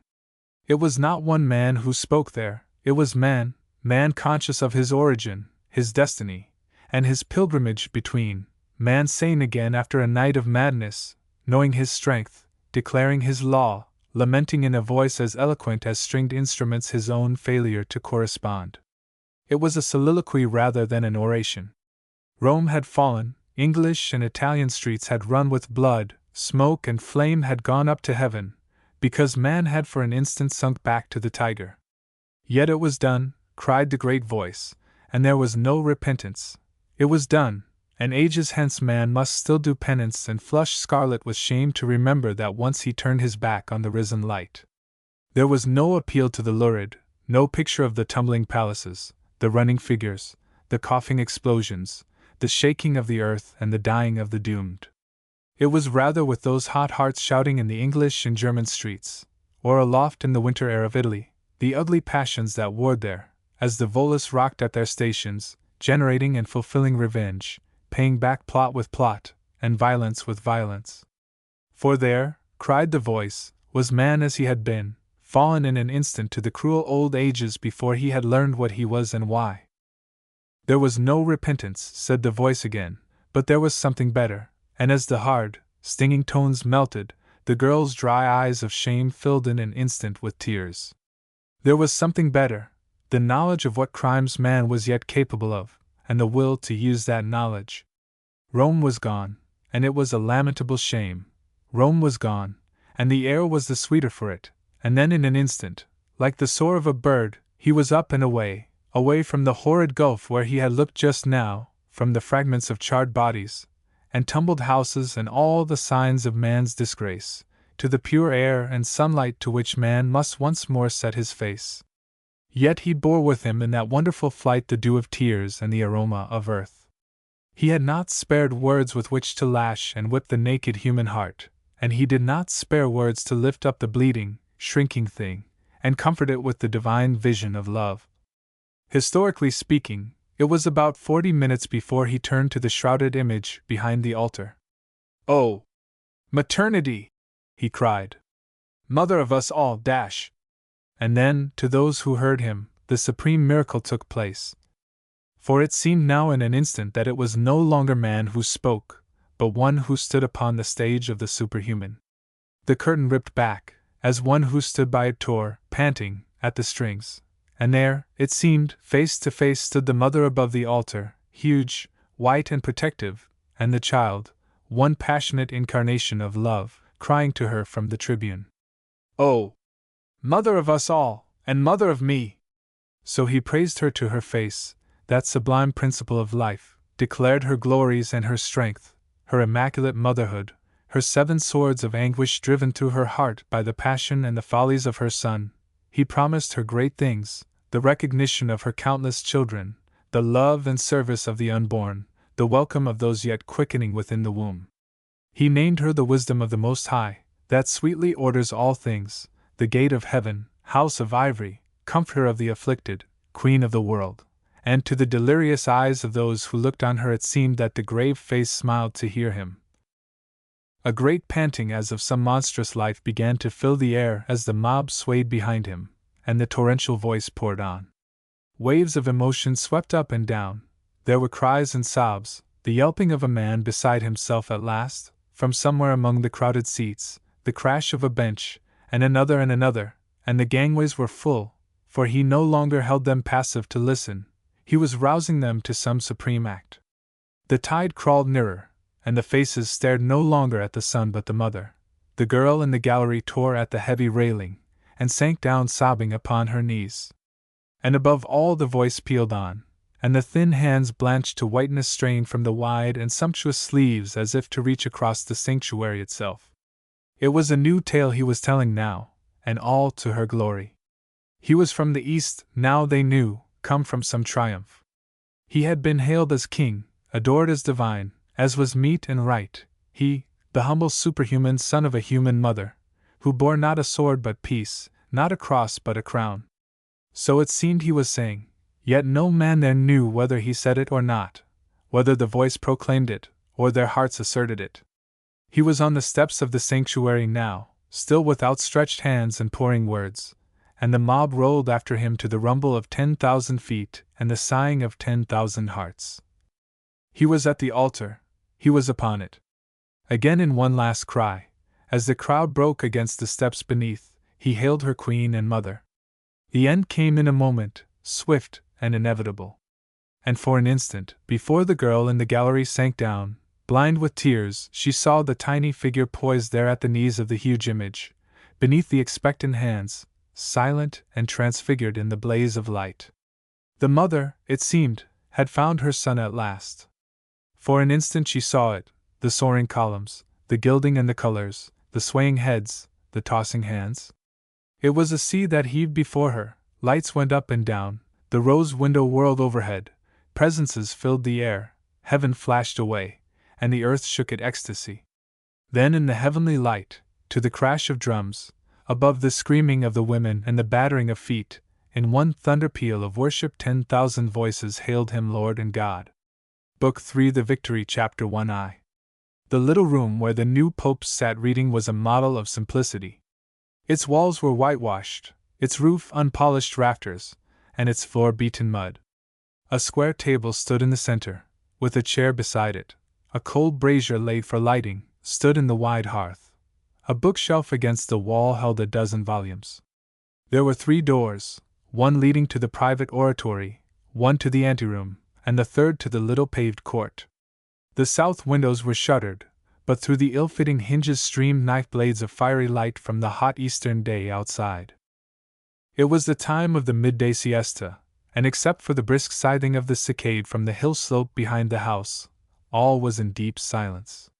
The Pope, who had dined an hour before, had hardly shifted his attitude in all that time, so intent was he upon his reading. For the while, all was put away, his own memory of those last 3 months, the bitter anxiety, the intolerable load of responsibility. The book he held was a cheap reprint of the famous biography of Julian Felsenburgh, issued a month before, and he was now drawing to an end. It was a terse, well-written book, composed by an unknown hand, and some even suspected it to be the disguised work of Felsenburgh himself. More, however, considered that it was written at least with Felsenburgh's consent by one of that small body of intimates whom he had admitted to his society, that body which under him now conducted the affairs of West and East. From certain indications in the book it had been argued that its actual writer was a Westerner.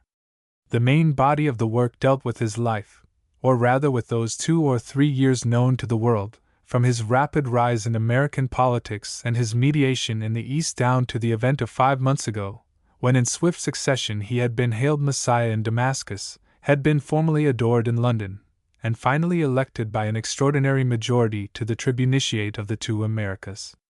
The Pope had read rapidly through these objective facts, for he knew them well enough already, and was now studying with close attention the summary of his character, or rather, as the author rather sententiously explained, the summary of his self-manifestation to the world. He read the description of his 2 main characteristics, his grasp upon words and facts. Words, the daughters of earth, were wedded in this man to facts, the sons of heaven, and Superman was their offspring.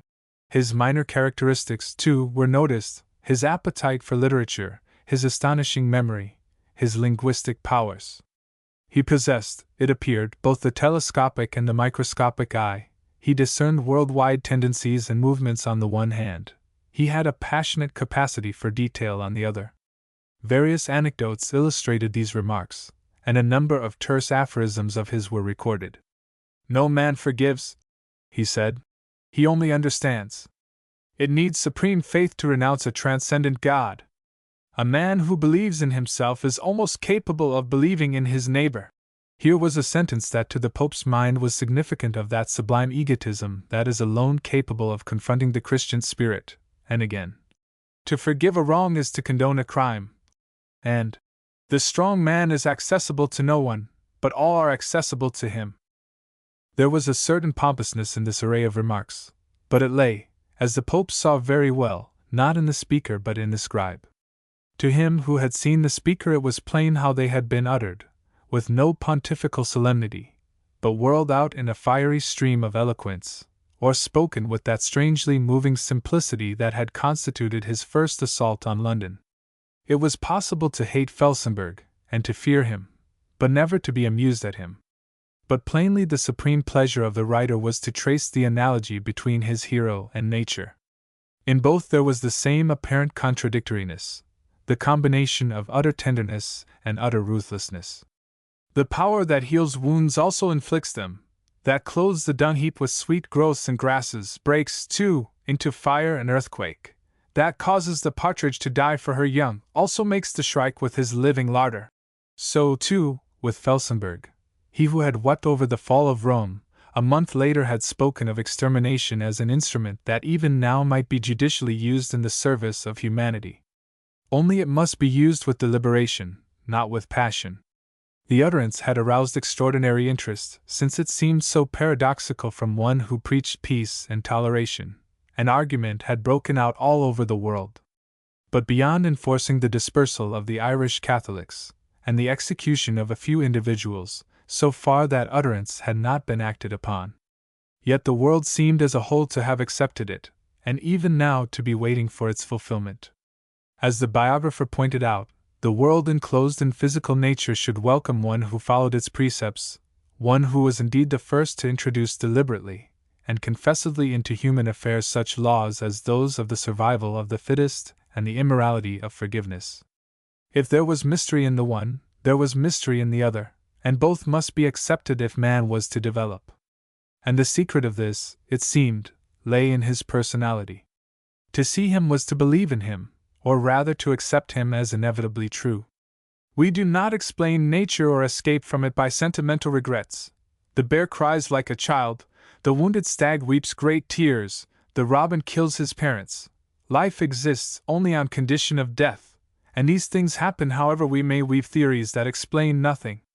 Life must be accepted on those terms. We cannot be wrong if we follow nature, rather to accept them is to find peace. Our great mother only reveals her secrets to those who take her as she is. So, too, with Felsenburgh. It is not for us to discriminate. His personality is of a kind that does not admit it. He is complete and sufficing for those who trust him and are willing to suffer, an hostile and hateful enigma to those who are not. We must prepare ourselves for the logical outcome of this doctrine. Sentimentality must not be permitted to dominate reason. Finally, then, the writer showed how to this man belonged properly all those titles hitherto lavished upon imagined supreme beings. It was in preparation for him that these types came into the realms of thought and influenced men's lives. He was the creator, for it was reserved for him to bring into being the perfect life of union to which all the world had hitherto groaned in vain. It was in his own image and likeness that he had made man. Yet he was the Redeemer too, for that likeness had in one sense always underlain the tumult of mistake and conflict. He had brought man out of darkness and the shadow of death, guiding their feet into the way of peace. He was the Savior for the same reason, the Son of Man, for he alone was perfectly human. He was the Absolute, for he was the content of ideals, the Eternal, for he had lain always in nature's potentiality, and secured by his being the continuity of that order, the Infinite, for all finite things fell short of him who was more than their sum. He was Alpha, then, and Omega, the beginning and the end, the first and the last. He was Dominus et Deus Noster, as the mission had been, the Pope reflected. He was as simple and as complex as life itself, simple in its essence, complex in its activities. And last of all, the supreme proof of his mission lay in the immortal nature of his message. There was no more to be added to what he had brought to light, for in him all diverging lines at last found their origin and their end. As to whether or no he would prove to be personally immortal was an wholly irrelevant thought. It would be indeed fitting if through his means the vital principle should disclose its last secret, but no more than fitting. Already his spirit was in the world. The individual was no more separate from his fellows. Death no more than a wrinkle that came and went across the inviolable sea. For man had learned at last that the race was all and self was nothing. The cell had discovered the unity of the body. Even, the greatest thinkers declared, the consciousness of the individual had yielded the title of personality to the corporate mass of man, and the restlessness of the unit had sunk into the peace of a common humanity. For nothing but this could explain the cessation of party strife and national competition, and this, above all, had been the work of Felsenburgh. "Behold, I am with you always," quoted the writer in a passionate peroration, "even now in the consummation of the world, and the Comforter is come unto you. I am the door, the way, the truth and the life, the bread of life and the water of life. My name is Wonderful, the Prince of Peace, the Father everlasting. It is I who am the desire of all nations, the fairest among the children of men, and of my kingdom there shall be no end. The Pope laid down the book, and leaned back, closing his eyes. 2. And as for himself, what had he to say to all this? A transcendent God who hid himself, a divine Savior who delayed to come, a comforter heard no longer in wind nor seen in fire. There, in the next room, was a little wooden altar, and above it an iron box, and within that box a silver cup, and within that cup, something. Outside the house, 100 yards away, lay the domes and plaster roofs of a little village called Nazareth. Carmel was on the right, a mile or two away, Thabor on the left, the plain of Esdraelon in front, and behind, Cana and Galilee, and the quiet lake, and Hermon. And far away to the south lay Jerusalem.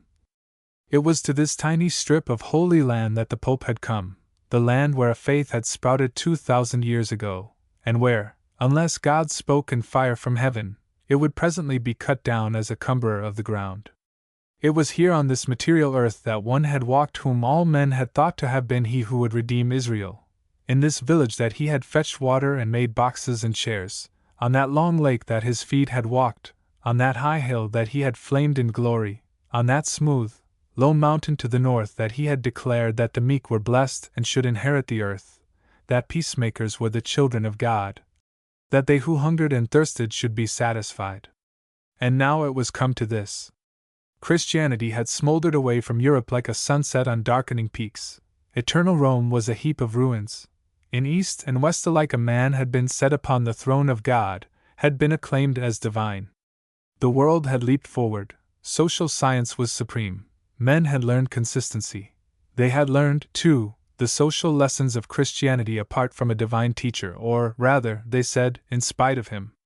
There were left, perhaps, 3 millions, perhaps 5, at the utmost 10 millions, it was impossible to know, throughout the entire inhabited globe who still worshipped Jesus Christ as God. And the Vicar of Christ sat in a whitewashed room in Nazareth, dressed as simply as his Master, waiting for the end. He had done what he could. There had been a week 5 months ago when it had been doubtful whether anything at all could be done. There were left 3 cardinals alive, himself, Steinman, and the Patriarch of Jerusalem. The rest lay mangled somewhere in the ruins of Rome. There was no precedent to follow, so the 2 Europeans had made their way out to the east, and to the one town in it where quiet still reigned. With the disappearance of Greek Christianity there had also vanished the last remnants of internecine war in Christendom, and by a kind of tacit consent of the world, Christians were allowed a moderate liberty in Palestine. Russia, which now held the country as a dependency, had sufficient sentiment left to leave it alone. It was true that the holy places had been desecrated, and remained now only as spots of antiquarian interest. The altars were gone, but the sites were yet marked, and although Mass could no longer be said there, it was understood that private oratories were not forbidden. It was in this state that the 2 European cardinals had found the Holy City. It was not thought wise to wear insignia of any description in public, and it was practically certain even now that the civilized world was unaware of their existence. For within 3 days of their arrival the old patriarch had died, yet not before Percy Franklin, surely under the strangest circumstances since those of the 1st century, had been elected to the supreme pontificate. It had all been done in a few minutes by the dying man's bedside. The 2 old men had insisted. The German had even recurred once more to the strange resemblance between Percy and Julian Felsenburgh, and had murmured his old half-heard remarks about the antithesis and the finger of God, and Percy, marveling at his superstition, had accepted, and the election was recorded. He had taken the name of Sylvester, the last saint in the year, and was the 3rd of that title. He had then retired to Nazareth with his chaplain. Steinman had gone back to Germany, and been hanged in a riot within a fortnight of his arrival.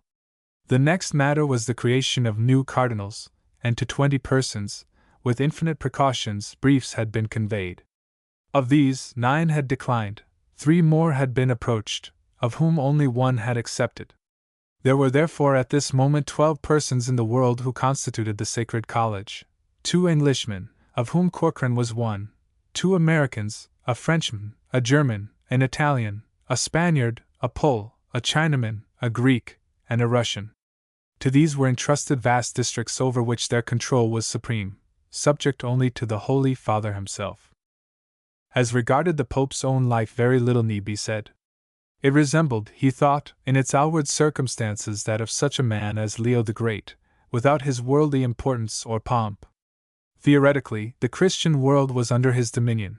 Practically, Christian affairs were administered by local authorities. It was impossible for 100 reasons for him to do what he wished with regard to the exchange of communications.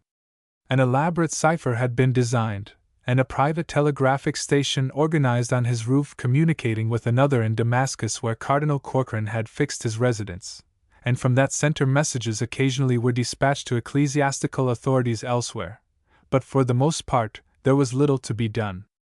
The Pope, however, had the satisfaction of knowing that, with incredible difficulty, a little progress had been made towards the reorganization of the hierarchy in all countries. Bishops were being consecrated freely. There were not less than 2,000 of them all told, and of priests an unknown number. The Order of Christ Crucified was doing excellent work, and the tales of not less than 400 martyrdoms had reached Nazareth during the last 2 months, accomplished mostly at the hands of the mobs. In other respects, also, as well as in the primary object of the Order's existence, namely, the affording of an opportunity to all who loved God to dedicate themselves to Him more perfectly, the new religious were doing good work. The more perilous tasks, the work of communication between prelates, missions to persons of suspected integrity, all the business, in fact, which was carried on now at the vital risk of the agent, were entrusted solely to members of the Order. Stringent instructions had been issued from Nazareth that no bishop was to expose himself unnecessarily. Each was to regard himself as the heart of his diocese to be protected at all costs save that of Christian honor, and in consequence each had surrounded himself with a group of the new religious, men and women, who with extraordinary and generous obedience undertook such dangerous tasks as they were capable of performing. It was plain enough by now that had it not been for the Order, the Church would have been little better than paralyzed under these new conditions. Extraordinary facilities were being issued in all directions. Every priest who belonged to the Order received universal jurisdiction subject to the bishop, if any, of the diocese in which he might be. Mass might be said on any day of the year of the 5 Wounds, or the Resurrection, or Our Lady, and all had the privilege of the portable altar, now permitted to be wood. Further ritual requirements were relaxed. Mass might be said with any decent vessels of any material capable of destruction, such as glass or china. Bread of any description might be used, and no vestments were obligatory except the thin thread that now represented the stole. Lights were non-essential. None need wear the clerical habit, and rosary, even without beads, was always permissible instead of the office. In this manner priests were rendered capable of giving the sacraments and offering the holy sacrifice at the least possible risk to themselves, and these relaxations had already proved of enormous benefit in the European prisons, where by this time many thousands of Catholics were undergoing the penalty of refusing public worship. The Pope's private life was as simple as his room. He had 1 Syrian priest for his chaplain, and 2 Syrian servants. He said his Mass each morning, himself wearing vestments and his white habit beneath, and heard a Mass after. He then took his coffee, after changing into the tunic and burnous of the country, and spent the morning over business. He dined at noon, slept, and rode out, for the country by reason of its indeterminate position was still in the simplicity of 100 years ago. He returned at dusk, supped, and worked again till late into the night. That was all. His chaplain sent what messages were necessary to Damascus. His servants, themselves ignorant of his dignity, dealt with the secular world so far as was required, and the utmost that seemed to be known to his few neighbors was that there lived in the late Sheikh's little house on the hill an eccentric European with a telegraph office. His servants, themselves devout Catholics, knew him for a bishop, but no more than that. They were told only that there was yet a pope alive, and with that and the sacraments were content. To sum up, therefore, the Catholic world knew that their pope lived under the name of Sylvester, and 13 persons of the entire human race knew that Franklin had been his name, and that the throne of Peter rested for the time in Nazareth. It was, as a Frenchman had said, just 100 years ago. Catholicism survived, but no more. 3. And as for his inner life, what can be said of that? He lay now back in his wooden chair, thinking with closed eyes. He could not have described it consistently even to himself, for indeed he scarcely knew it. He acted rather than indulged in reflex thought. But the center of his position was simple faith. The Catholic religion, he knew well enough, gave the only adequate explanation of the universe. It did not unlock all mysteries, but it unlocked more than any other key known to man. He knew, too, perfectly well, that it was the only system of thought that satisfied man as a whole, and accounted for him in his essential nature. Further, he saw well enough that the failure of Christianity to unite all men one to another rested not upon its feebleness but its strength. Its lines met in eternity, not in time. Besides, he happened to believe it. But to this foreground there were other moods whose shifting was out of his control. In his exalt moods, which came upon him like a breeze from paradise, the background was bright with hope and drama. He saw himself and his companions as Peter and the apostles must have regarded themselves, as they proclaimed through the world, in temples, slums, marketplaces, and private houses, the faith that was to shake and transform the world. They had handled the Lord of life, seen the empty sepulchre, grasped the pierced hands of him who was their brother and their God. It was radiantly true, though not a man believed it. The huge superincumbent weight of incredulity could not disturb a fact that was as the sun in heaven. Moreover, the very desperateness of the cause was their inspiration. There was no temptation to lean upon the arm of flesh, for there was none that fought for them but God. Their nakedness was their armor, their slow tongues their persuasiveness, their weakness demanded God's strength, and found it. Yet there was this difference, and it was a significant one. For Peter, the spiritual world had an interpretation and a guarantee in the outward events he had witnessed. He had handled the risen Christ, the external corroborated the internal. But for Sylvester it was not so. For him it was necessary so to grasp spiritual truths in the supernatural sphere that the external events of the Incarnation were proved by rather than proved the certitude of his spiritual apprehension. Certainly, historically speaking, Christianity was true, proved by its records, yet to see that needed illumination. He apprehended the power of the resurrection, therefore Christ was risen. Therefore in heavier moods it was different with him. There were periods, lasting sometimes for days together, clouding him when he awoke, stifling him as he tried to sleep, dulling the very savor of the sacrament and the thrill of the precious blood, times in which the darkness was so intolerable that even the solid objects of faith attenuated themselves to shadow, when half his nature was blind not only to Christ, but to God himself, and the reality of his own existence. When his own awful dignity seemed as the insignia of a fool. And was it conceivable, his earthly mind demanded, that he and his college of 12 and his few thousands should be right, and the entire consensus of the civilized world wrong? It was not that the world had not heard the message of the gospel. It had heard little else for 2,000 years, and now pronounced it false, false in its external credentials, and false therefore in its spiritual claims. It was a lost cause for which he suffered. He was not the last of an august line, he was the smoking wick of a candle of folly. He was the reductio ad absurdum of a ludicrous syllogism based on impossible premises. He was not worth killing, he and his company of the insane. They were no more than the crowned dunces of the world's school. Sanity sat on the solid benches of materialism. And this heaviness waxed so dark sometimes that he almost persuaded himself that his faith was gone. The clamors of minds so loud that the whisper of the heart was unheard, the desires for earthly peace so fierce that supernatural ambitions were silenced. So dense was the gloom, that, hoping against hope, believing against knowledge, and loving against truth, he cried as one other had cried on another day like this, Eli, Eli, lama sabachthani. But that, at least, he never failed to cry. One thing alone gave him power to go on, so far at least as his consciousness was concerned, and that was his meditation. He had traveled far in the mystical life since his agonies of effort. Now he used no deliberate descents into the spiritual world. He threw, as it were, his hands over his head, and dropped into spacelessness. Consciousness would draw him up, as a cork, to the surface, but he would do no more than repeat his action, until by that cessation of activity, which is the supreme energy, he floated in the twilight realm of transcendence, and their God would deal with him, now by an articulate sentence, now by a sword of pain, now by an air like the vivifying breath of the sea. Sometimes after communion he would treat him so, sometimes as he fell asleep, sometimes in the whirl of work. Yet his consciousness did not seem to retain for long such experiences. 5 minutes later, it might be, he would be wrestling once more with the all but sensible phantoms of the mind and the heart. There he lay, then, in the chair, revolving the intolerable blasphemies that he had read.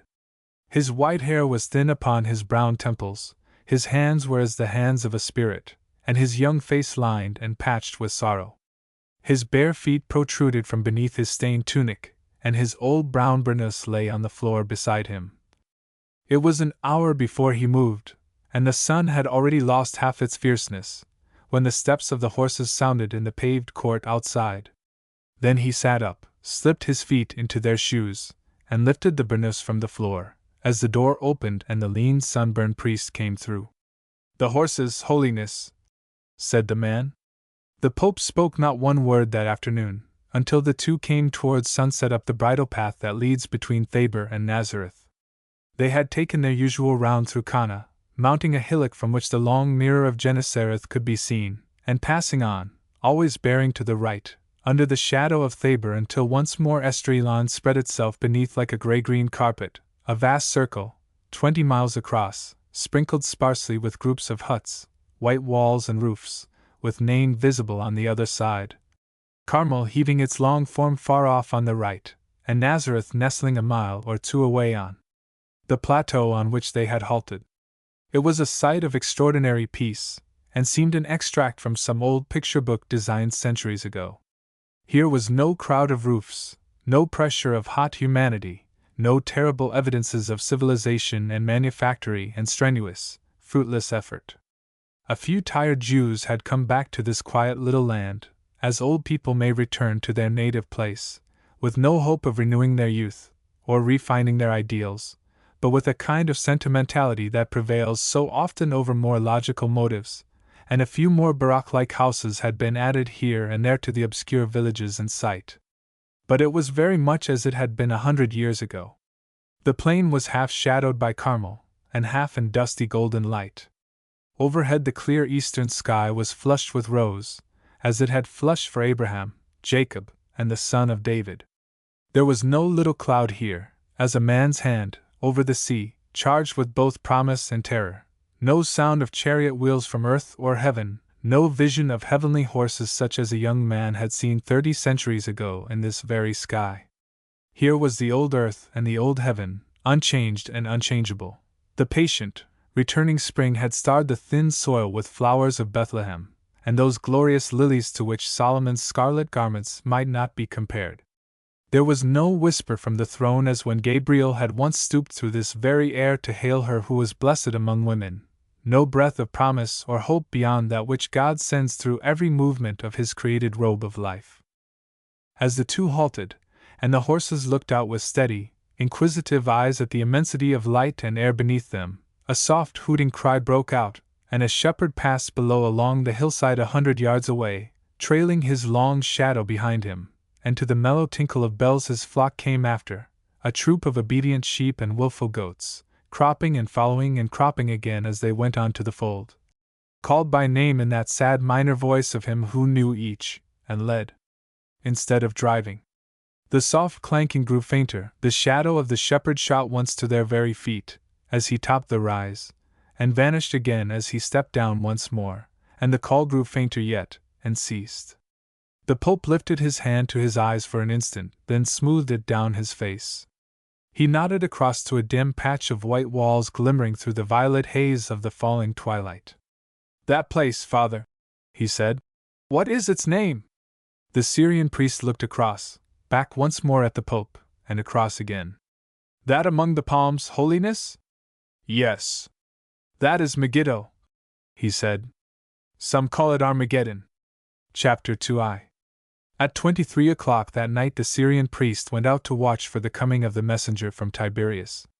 Nearly 2 hours previously he had heard the cry of the Russian vola that plied from Damascus to Tiberias, and Tiberias to Jerusalem, and even as it was the messenger was a little late. These were very primitive arrangements, but Palestine was out of the world, a slip of useless country, and it was necessary for a man to ride from Tiberias to Nazareth each night with papers from Cardinal Corcoran to the Pope, and to return with correspondence. It was a dangerous task, and the members of the new order who surrounded the cardinal undertook it by turns. In this manner all matters for which the Pope's personal attention was required, and which were too long and not too urgent, could be dealt with at leisure by him, and an answer returned within the 24 hours. It was a brilliant moonlit night. The great golden shield was riding high above Thabor, shedding its strange metallic light down the long slopes and over the moor-like country that rose up from before the house door, casting two heavy black shadows that seemed far more concrete and solid than the brilliant pale surfaces of the rock slabs or even than the diamond flashes from the quartz and crystal that here and there sparkled up the stony pathway. Compared with this clear splendor, the yellow light from the shuttered house seemed a hot and tawdry thing, and the priest, leaning against the door-post, his eyes alone alight in his dark face, sank down at last with a kind of Eastern sensuousness to bathe himself in the glory, and to spread his lean, brown hands out to it. This was a very simple man, in faith as well as in life. For him there were neither the ecstasies nor the desolations of his master. It was an immense and solemn joy to him to live here at the spot of God's incarnation and in attendance upon his vicar. As regarded the movements of the world, he observed them as a man in a ship watches the heaving of the waves far beneath. Of course the world was restless, he half perceived, for, as the Latin doctor had said, all hearts were restless until they found their rest in God. Quae fremurint gentes? Adversus Dominum, et adversus Christum aegis. As to the end, he was not greatly concerned. It might well be that the ship would be overwhelmed, but the moment of the catastrophe would be the end of all things earthly. The gates of hell shall not prevail. When Rome falls, the world falls, and when the world falls, Christ is manifest in power. For himself, he imagined that the end was not far away. When he had named Megiddo this afternoon, it had been in his mind. To him it seemed natural that at the consummation of all things Christ's vicar should dwell at Nazareth where his king had come on earth, and that the Armageddon of the divine John should be within sight of the scene where Christ had first taken his earthly scepter and should take it again. After all, it would not be the first battle that Megiddo had seen.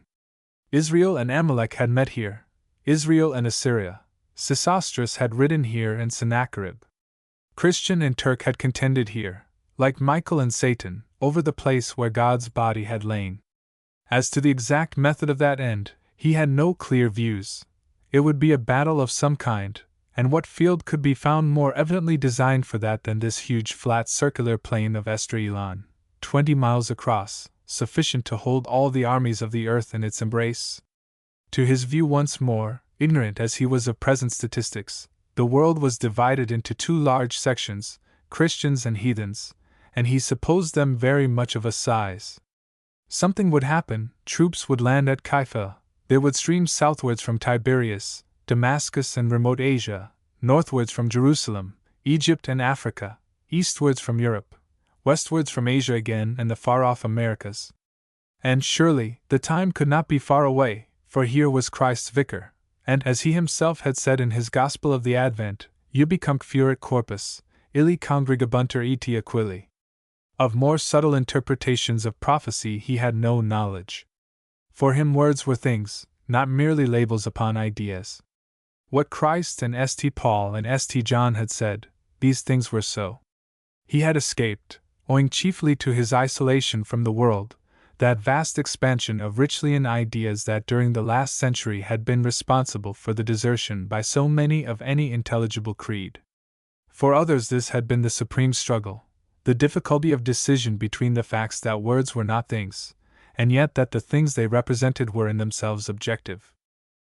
But to this man, sitting now in the moonlight, listening to the far-off tap of hoofs over the hill as the messenger came up from Cana, faith was as simple as an exact science. Here Gabriel had descended on wide feathered wings from the throne of God set beyond the stars. The Holy Ghost had breathed in a beam of ineffable light. The Word had become flesh as Mary folded her arms and bowed her head to the decree of the Eternal.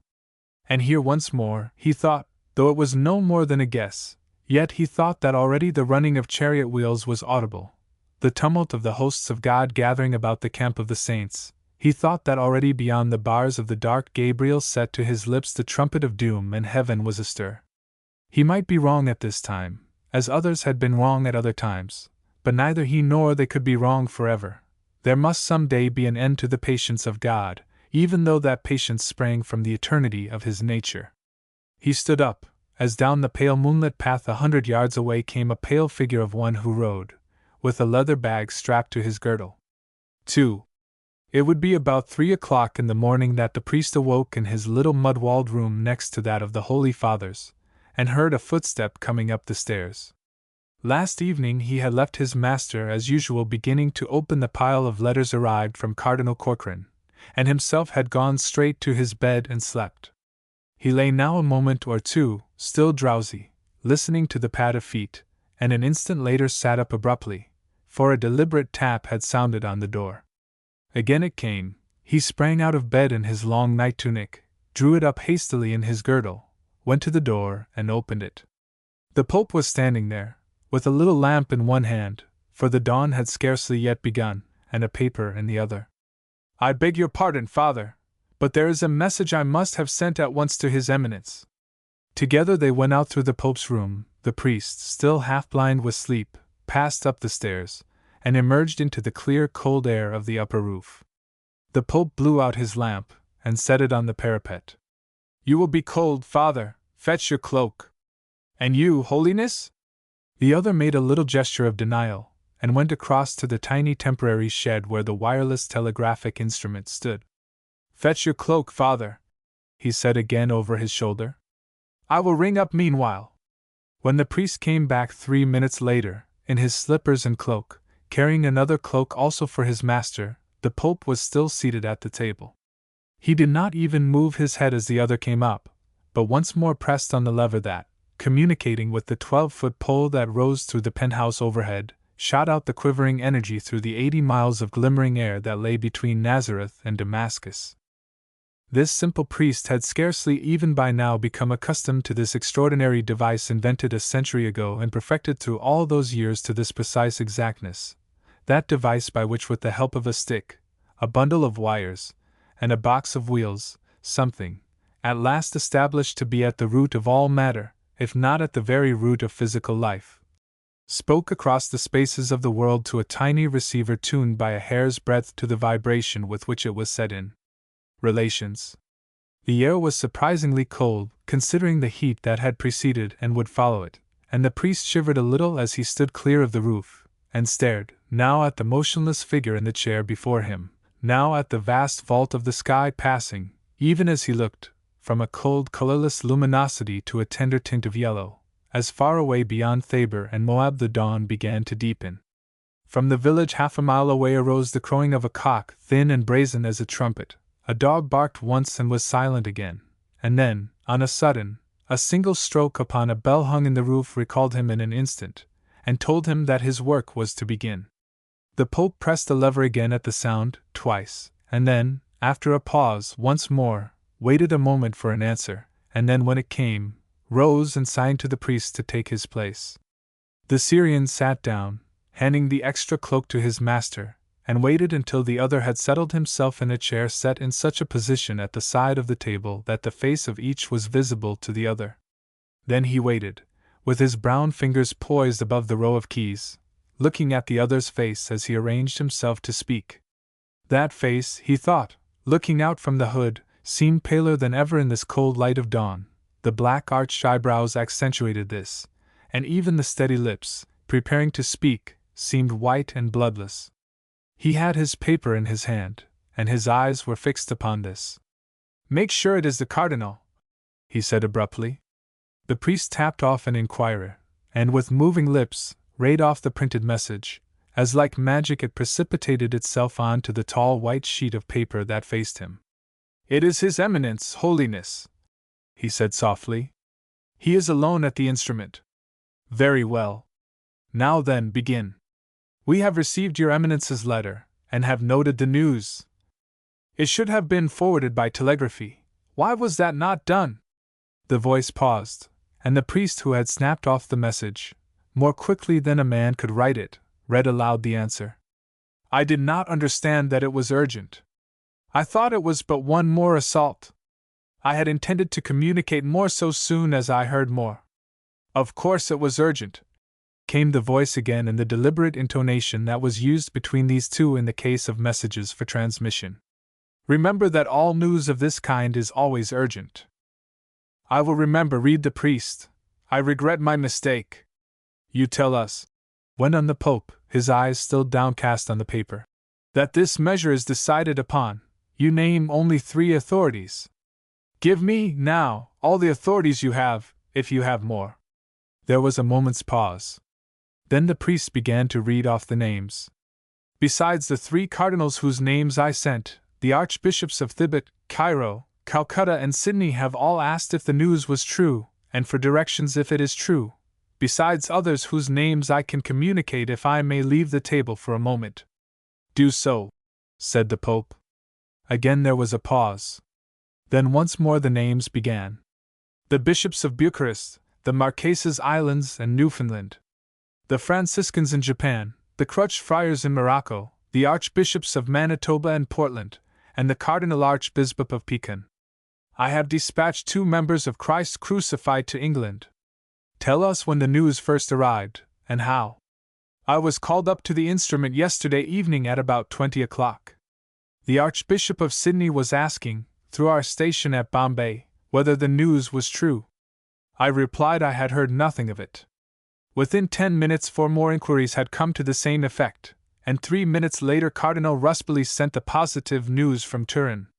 This was accompanied by a similar message from Father Petrovsky in Moscow. Then, stop. Why did not Cardinal Dolgorovsky communicate it? He did communicate it 3 hours later. Why not at once? His Eminence had not heard it. Find out at what hour the news reached Moscow, not now, but within the day. I will.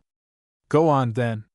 Cardinal Malpas communicated it within 5 minutes of Cardinal Ruspoli, and the rest of the inquiries arrived before midnight. China reported it at 23. Then when do you suppose the news was made public?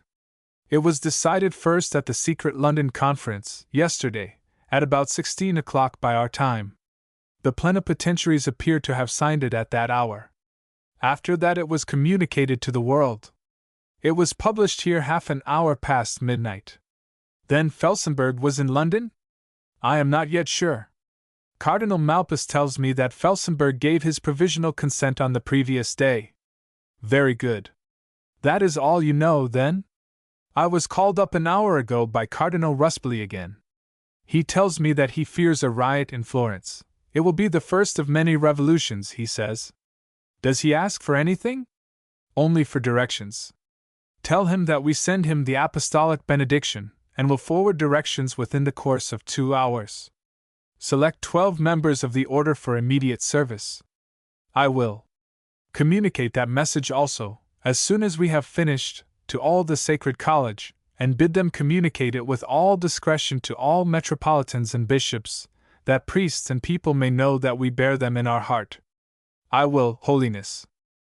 Tell them, finally, that we had foreseen this long ago, that we commend them to the Eternal Father without whose providence no sparrow falls to the ground. Bid them be quiet and confident, to do nothing, save confess their faith when they are questioned. All other directions shall be issued to their pastors immediately. I will, Holiness. There was again a pause. The Pope had been speaking with the utmost tranquility, as one in a dream. His eyes were downcast upon the paper, his whole body as motionless as an image. Yet to the priest who listened, dispatching the Latin messages, and reading aloud the replies, it seemed, although so little intelligible news had reached him, as if something very strange and great was impending. There was the sense of a peculiar strain in the air, and although he drew no deductions from the fact that apparently the whole Catholic world was in frantic communication with Damascus, yet he remembered his meditations of the evening before as he had waited for the messenger. It seemed as if the powers of this world were contemplating one more step, with its nature he was not greatly concerned. The Pope spoke again in his natural voice. "Father," he said, "what I am about to say now is as if I told it in confession. You understand? Very well. Now begin." Then again the intonation began. "Eminence, we shall say Mass of the Holy Ghost in 1 hour from now.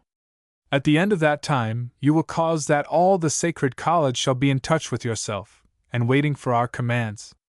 This new decision is unlike any that have preceded it. Surely you understand that now. 2 or 3 plans are in our mind, yet we are not sure yet which it is that our Lord intends. After Mass we shall communicate to you that which he shall show us to be according to his will. We beg of you to say Mass also, immediately, for our intention. Whatever must be done quickly. The matter of Cardinal Dolgorovsky you may leave until later. But we wish to hear the result of your inquiries, especially in London, before midday. Benedicat te omnipotens Deus, Pater et Filius et Spiritus Sanctus." "Amen," murmured the priest, reading it from the sheet. 3. The little chapel in the house below was scarcely more dignified than the other rooms. Of ornaments, except those absolutely essential to liturgy and devotion, there were none. In the plaster of the walls were indented in slight relief the 14 stations of the cross. A small stone image of the Mother of God stood in a corner, with an ironwork candlestick before it, and on the solid uncarved stone altar, raised on a stone step, stood 6 more iron candlesticks and an iron crucifix. A tabernacle, also of iron, shrouded by linen curtains, stood beneath the cross. A small stone slab projecting from the wall served as a credence. There was but one window, and this looked into the court, so that the eyes of strangers might not penetrate. It seemed to the Syrian priest as he went about his business, laying out the vestments in the little sacristy that opened out at one side of the altar, preparing the cruets, and stripping the covering from the altar cloth, that even that slight work was wearying. There seemed a certain oppression in the air. As to how far that was the result of his broken rest he did not know, but he feared that it was one more of those sirocco days that threatened. That yellowish tinge of dawn had not passed with the sun rising. Even now, as he went noiselessly on his bare feet between the predella and the prie-dieu where the silent white figure was still motionless, he caught now and again, above the roof across the tiny court, a glimpse of that faint sand-tinged sky that was the promise of beat and heaviness. He finished at last, lighted the candles, genuflected, and stood with bowed head waiting for the Holy Father to rise from his knees. A servant's footsteps sounded in the court, coming across to hear Mass, and simultaneously the Pope rose and went towards the sacristy, where the red vestments of God who came by fire were laid ready for the sacrifice. Sylvester's bearing at Mass was singularly unostentatious. He moved as swiftly as any young priest, his voice was quite even and quite low, and his pace neither rapid nor pompous. According to tradition, he occupied half an hour ab amictu ad amictum, and even in the tiny empty chapel he observed to keep his eyes always downcast. And yet this Syrian never served his Mass without a thrill of something resembling fear.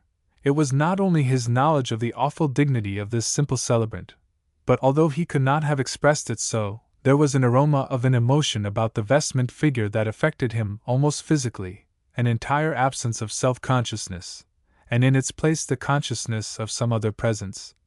A perfection of manner even in the smallest details that could only arise from absolute recollection. Even in Rome in the old days it had been one of the sights of Rome to see Father Franklin say Mass. Seminary students on the eve of ordination were sent to that sight to learn the perfect manner and method.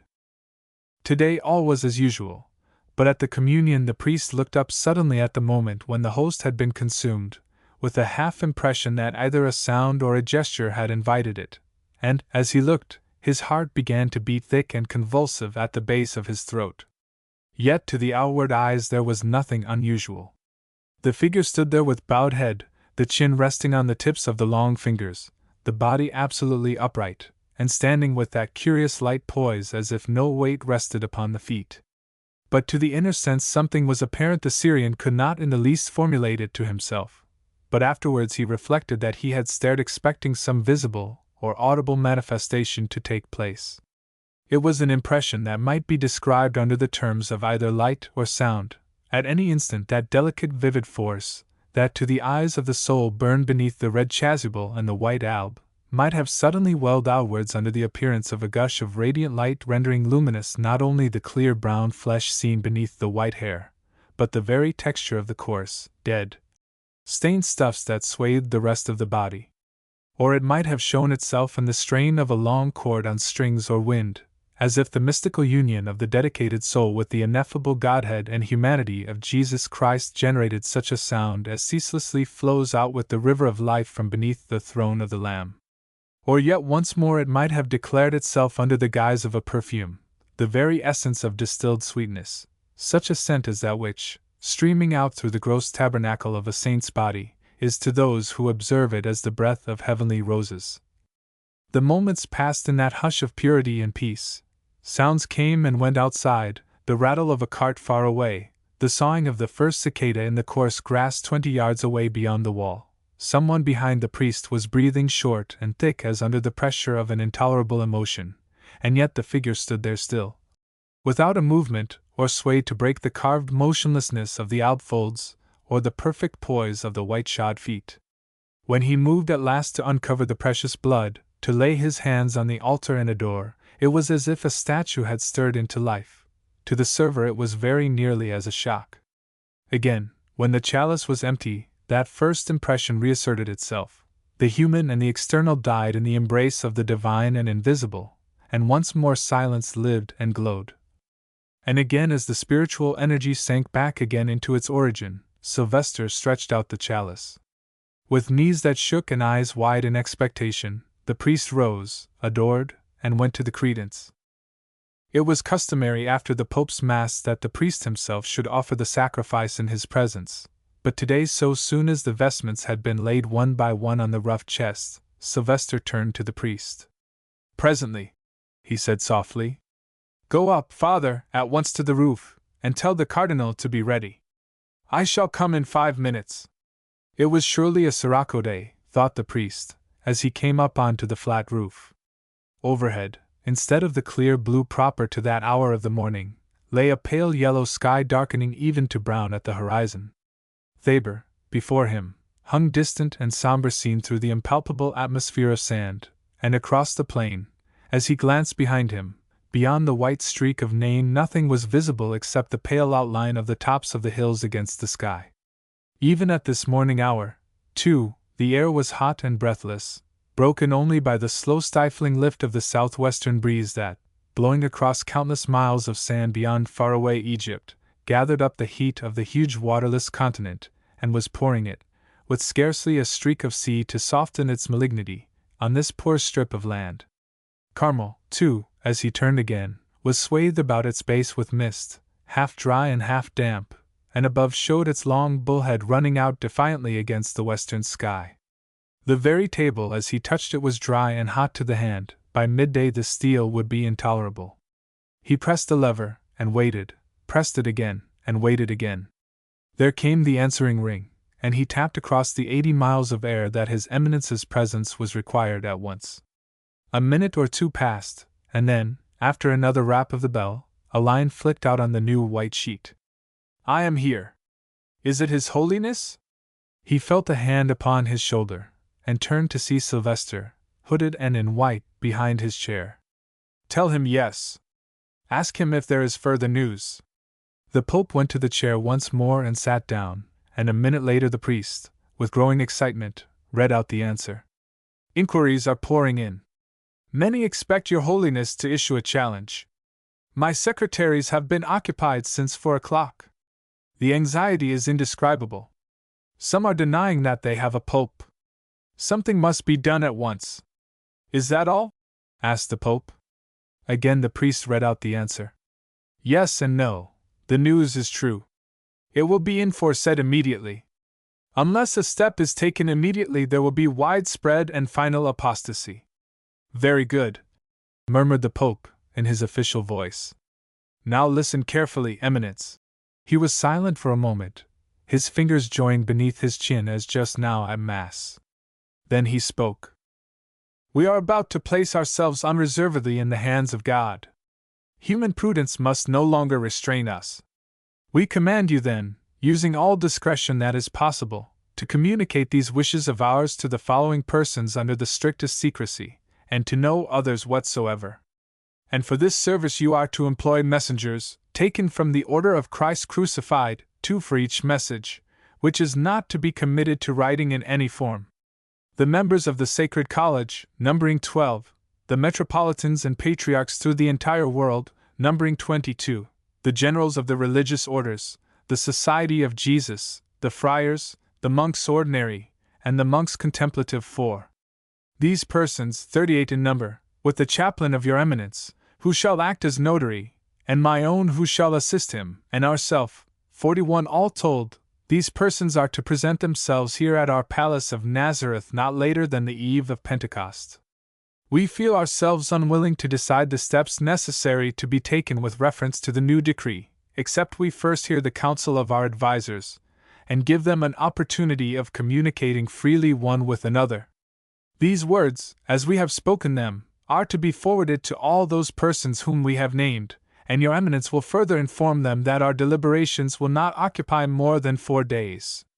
As regards the questions of provisioning the council and all matters of that kind, your eminence will dispatch today the chaplain of whom we have spoken, who with my own chaplain will at once set about preparations, and your eminence will yourself follow, appointing Father Marabout to act in your absence, not later than 4 days hence. Finally, to all who have asked explicit directions in the face of this new decree, communicate this one sentence, and no more. Lose not your confidence, which hath a great reward. For yet a little while, and he that is to come will come and will not delay. Sylvester the Bishop, servant of the servants of God. Chapter 3I. Oliver Brand stepped out from the conference hall in Westminster on the Friday evening, so soon as the business was over and the plenipotentiaries had risen from the table, more concerned as to the effect of the news upon his wife than upon the world. He traced the beginning of the change to the day 5 months ago, when the President of the world had first declared the development of his policy, and while Oliver himself had yielded to that development, and from defending it in public had gradually convinced himself of its necessity, Mabel, for the first time in her life, had shown herself absolutely obstinate. The woman to his mind seemed to him to have fallen into some kind of insanity. Felsenburgh's declaration had been made a week or 2 after his acclamation at Westminster, and Mabel had received the news of it at first with absolute incredulity. Then, when there was no longer any doubt that he had declared the extermination of the supernaturalists to be a possible necessity, there had been a terrible scene between husband and wife. She had said that she had been deceived, that the world's hope was a monstrous mockery, that the reign of universal peace was as far away as ever, that Felsenburgh had betrayed his trust and broken his word. There had been an appalling scene. He did not even now like to recall it to his imagination. She had quieted after a while, but his arguments, delivered with infinite patience, seemed to produce very little effect. She settled down into silence, hardly answering him. One thing only seemed to touch her, and that was when he spoke of the President himself. It was becoming plain to him that she was but a woman after all, at the mercy of a strong personality, but utterly beyond the reach of logic. He was very much disappointed. Yet he trusted to time to cure her. The government of England had taken swift and skillful steps to reassure those who, like Mabel, recoiled from the inevitable logic of the new policy. An army of speakers traversed the country, defending and explaining. The press was engineered with extraordinary adroitness, and it was possible to say that there was not a person among the millions of England who had not easy access to the government's defense. Briefly, shorn of rhetoric, their arguments were as follows, and there was no doubt that, on the whole, they had the effect of quieting the amazed revolt of the more sentimental minds. Peace, it was pointed out, had for the first time in the world's history become an universal fact. There was no longer one state, however small, whose interests were not identical with those of one of the 3 divisions of the world of which it was a dependency, and that first stage had been accomplished nearly half a century ago. But the second stage, the reunion of these 3 divisions under a common head, an infinitely greater achievement than the former, since the conflicting interests were incalculably more vast, this had been consummated by a single person, who, it appeared, had emerged from humanity at the very instant when such a character was demanded. It was surely not much to ask that those on whom these benefits had come should assent to the will and judgment of him through whom they had come. This, then, was an appeal to faith. The second main argument was addressed to reason. Persecution, as all enlightened persons confessed, was the method of a majority of savages who desired to force a set of opinions upon a minority who did not spontaneously share them. Now the peculiar malevolence of persecution in the past lay, not in the employment of force, but in the abuse of it. That any one kingdom should dictate religious opinions to a minority of its members was an intolerable tyranny, for no one state possessed the right to lay down universal laws, the contrary to which might be held by its neighbor. This, however, disguised, was nothing else than the individualism of nations, a heresy even more disastrous to the commonwealth of the world than the individualism of the individual. But with the arrival of the universal community of interests, the whole situation was changed. The single personality of the human race had succeeded to the incoherence of divided units, and with that consummation, which might be compared to a coming of age, an entirely new set of rights had come into being. The human race was now a single entity with a supreme responsibility towards itself. There were no longer any private rights at all, such as had certainly existed in the period previous to this. Man now possessed dominion over every cell which composed his mystical body, and where any such cell asserted itself to the detriment of the body, the rights of the whole were unqualified. And there was no religion but one that claimed the equal rights of universal jurisdiction, and that the Catholic. The sects of the East, while each retained characteristics of its own, had yet found in the new man the incarnation of their ideals, and had therefore given in their allegiance to the authority of the whole body of whom he was head. But the very essence of the Catholic religion was treason to the very idea of man. Christians directed their homage to a supposed supernatural being who was not only, so they claimed, outside of the world but positively transcended it.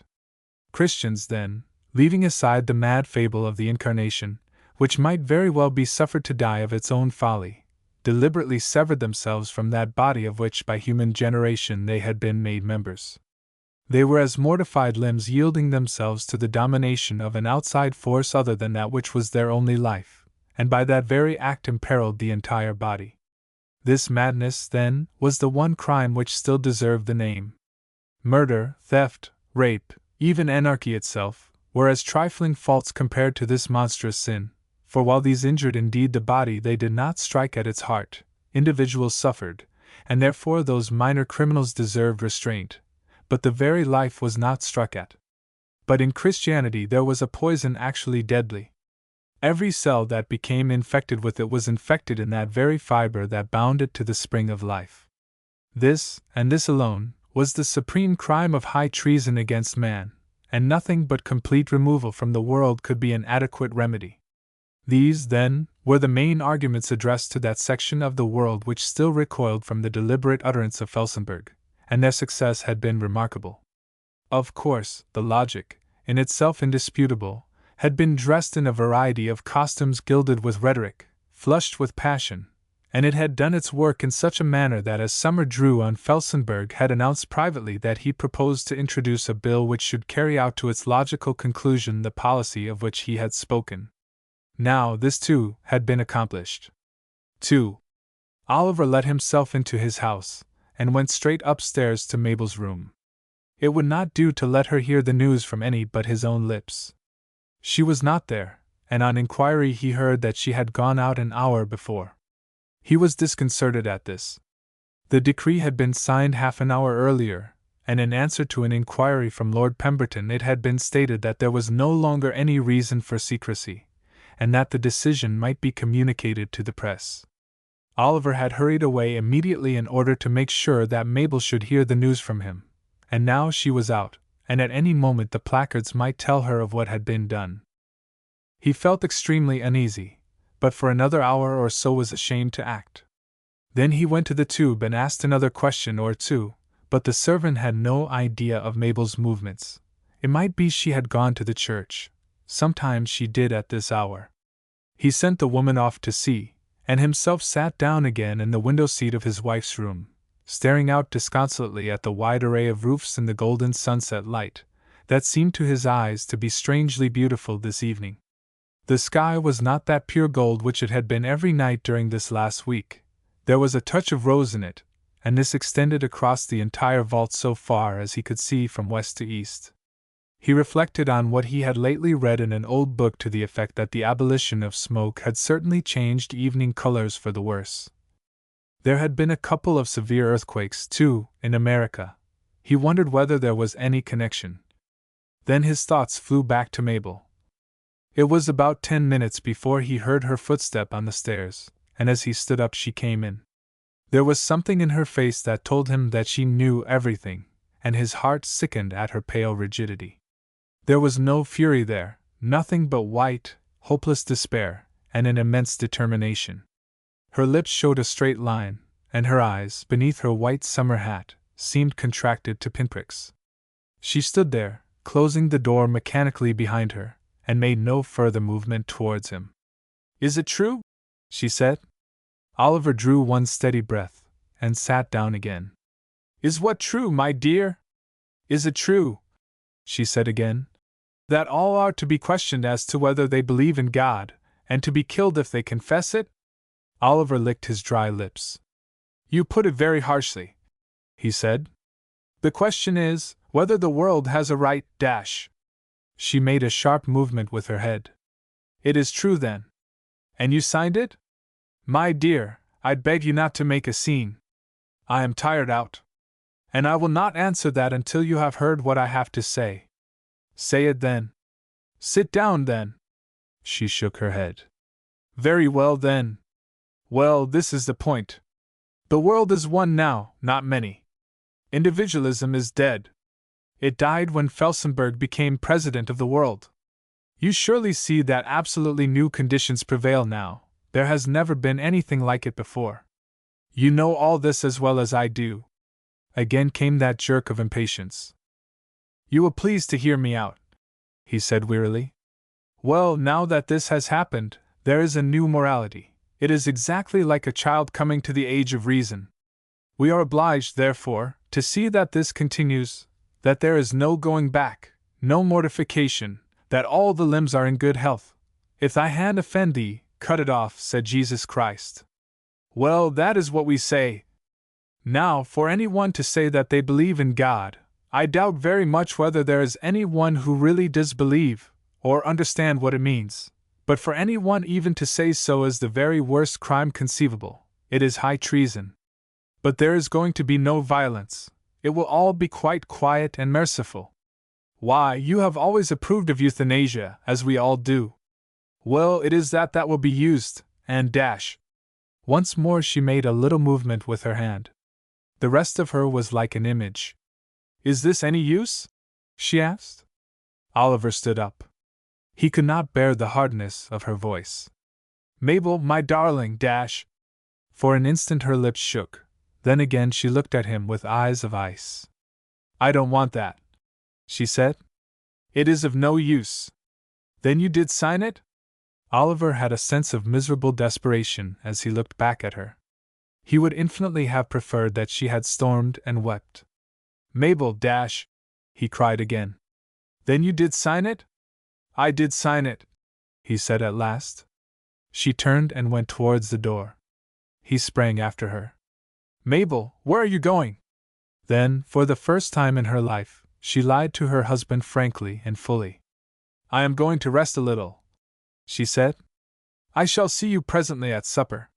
He still hesitated, but she met his eyes, pale indeed, but so honest that he fell back. "Very well, my dear."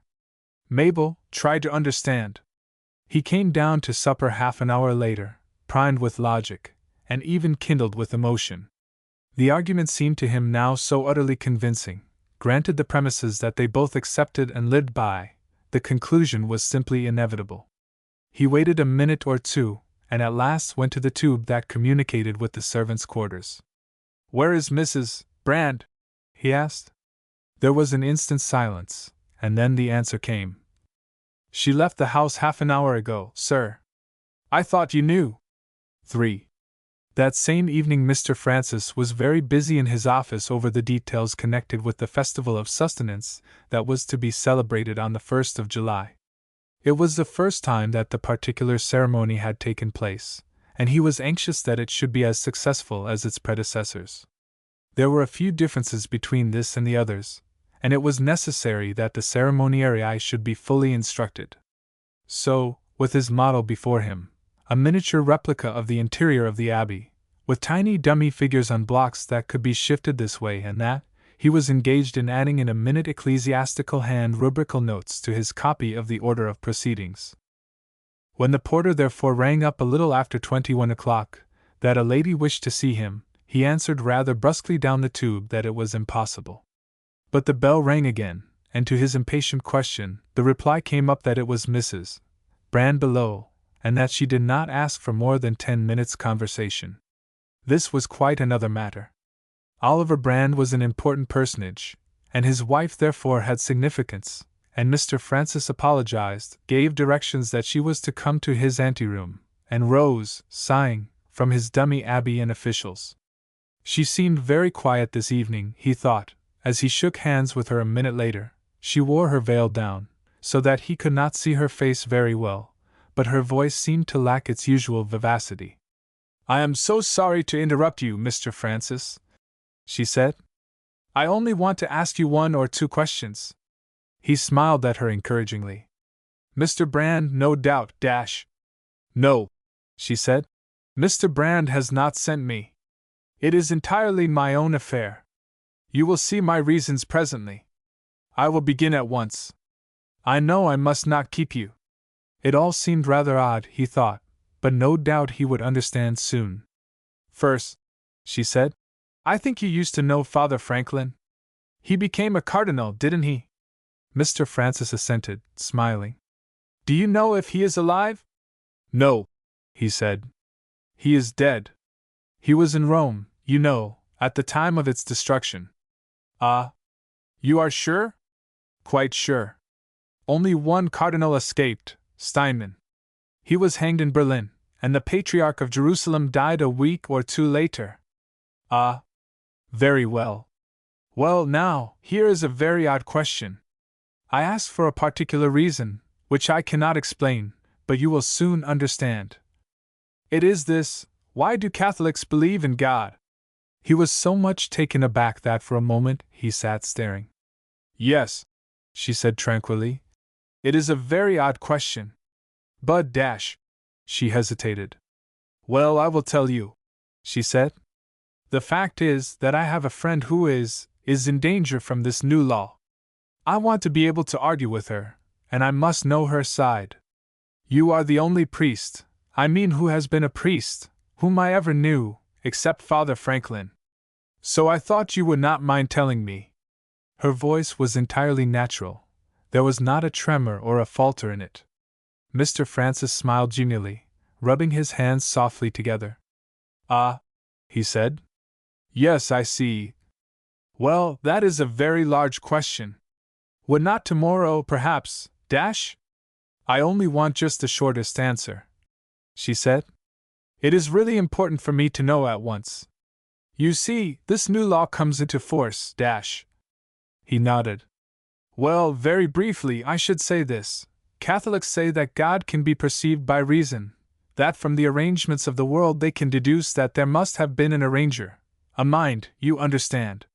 Then they say that they deduce other things about God, that He is love, for example, because of happiness, And the pain?" she interrupted. He smiled again. "Yes. That is the point, that is the weak point. But what do they say about that? Well, briefly, they say that pain is the result of sin, And sin? You see, I know nothing at all, Mr. Francis. Well, sin is the rebellion of man's will against God's. What do they mean by that? Well, you see, they say that God wanted to be loved by His creatures, so He made them free, otherwise they could not really love. But if they were free, it means that they could, if they liked, refuse to love and obey God, and that is what is called sin. You see what nonsense, She jerked her head a little. Yes, she said. But I really want to get at what they think. Well, then, that is all? Mr. Francis pursed his lips. Scarcely, he said. That is hardly more than what they call natural religion. Catholics believe much more than that. Well, my dear Mrs. Brand, it is impossible to put it in a few words. But, in brief, they believe that God became man, that Jesus was God, and that he did this in order to save them from sin by dying, By bearing pain, you mean? Yes, by dying. Well, what they call the incarnation is really the point. Everything else flows from that. And once a man believes that, I must confess that all the rest follows, even down to scapulars and holy water. Mr. Francis, I don't understand a word you're saying. He smiled indulgently. Of course not, he said. It is all incredible nonsense. But you know, I did really believe it all once.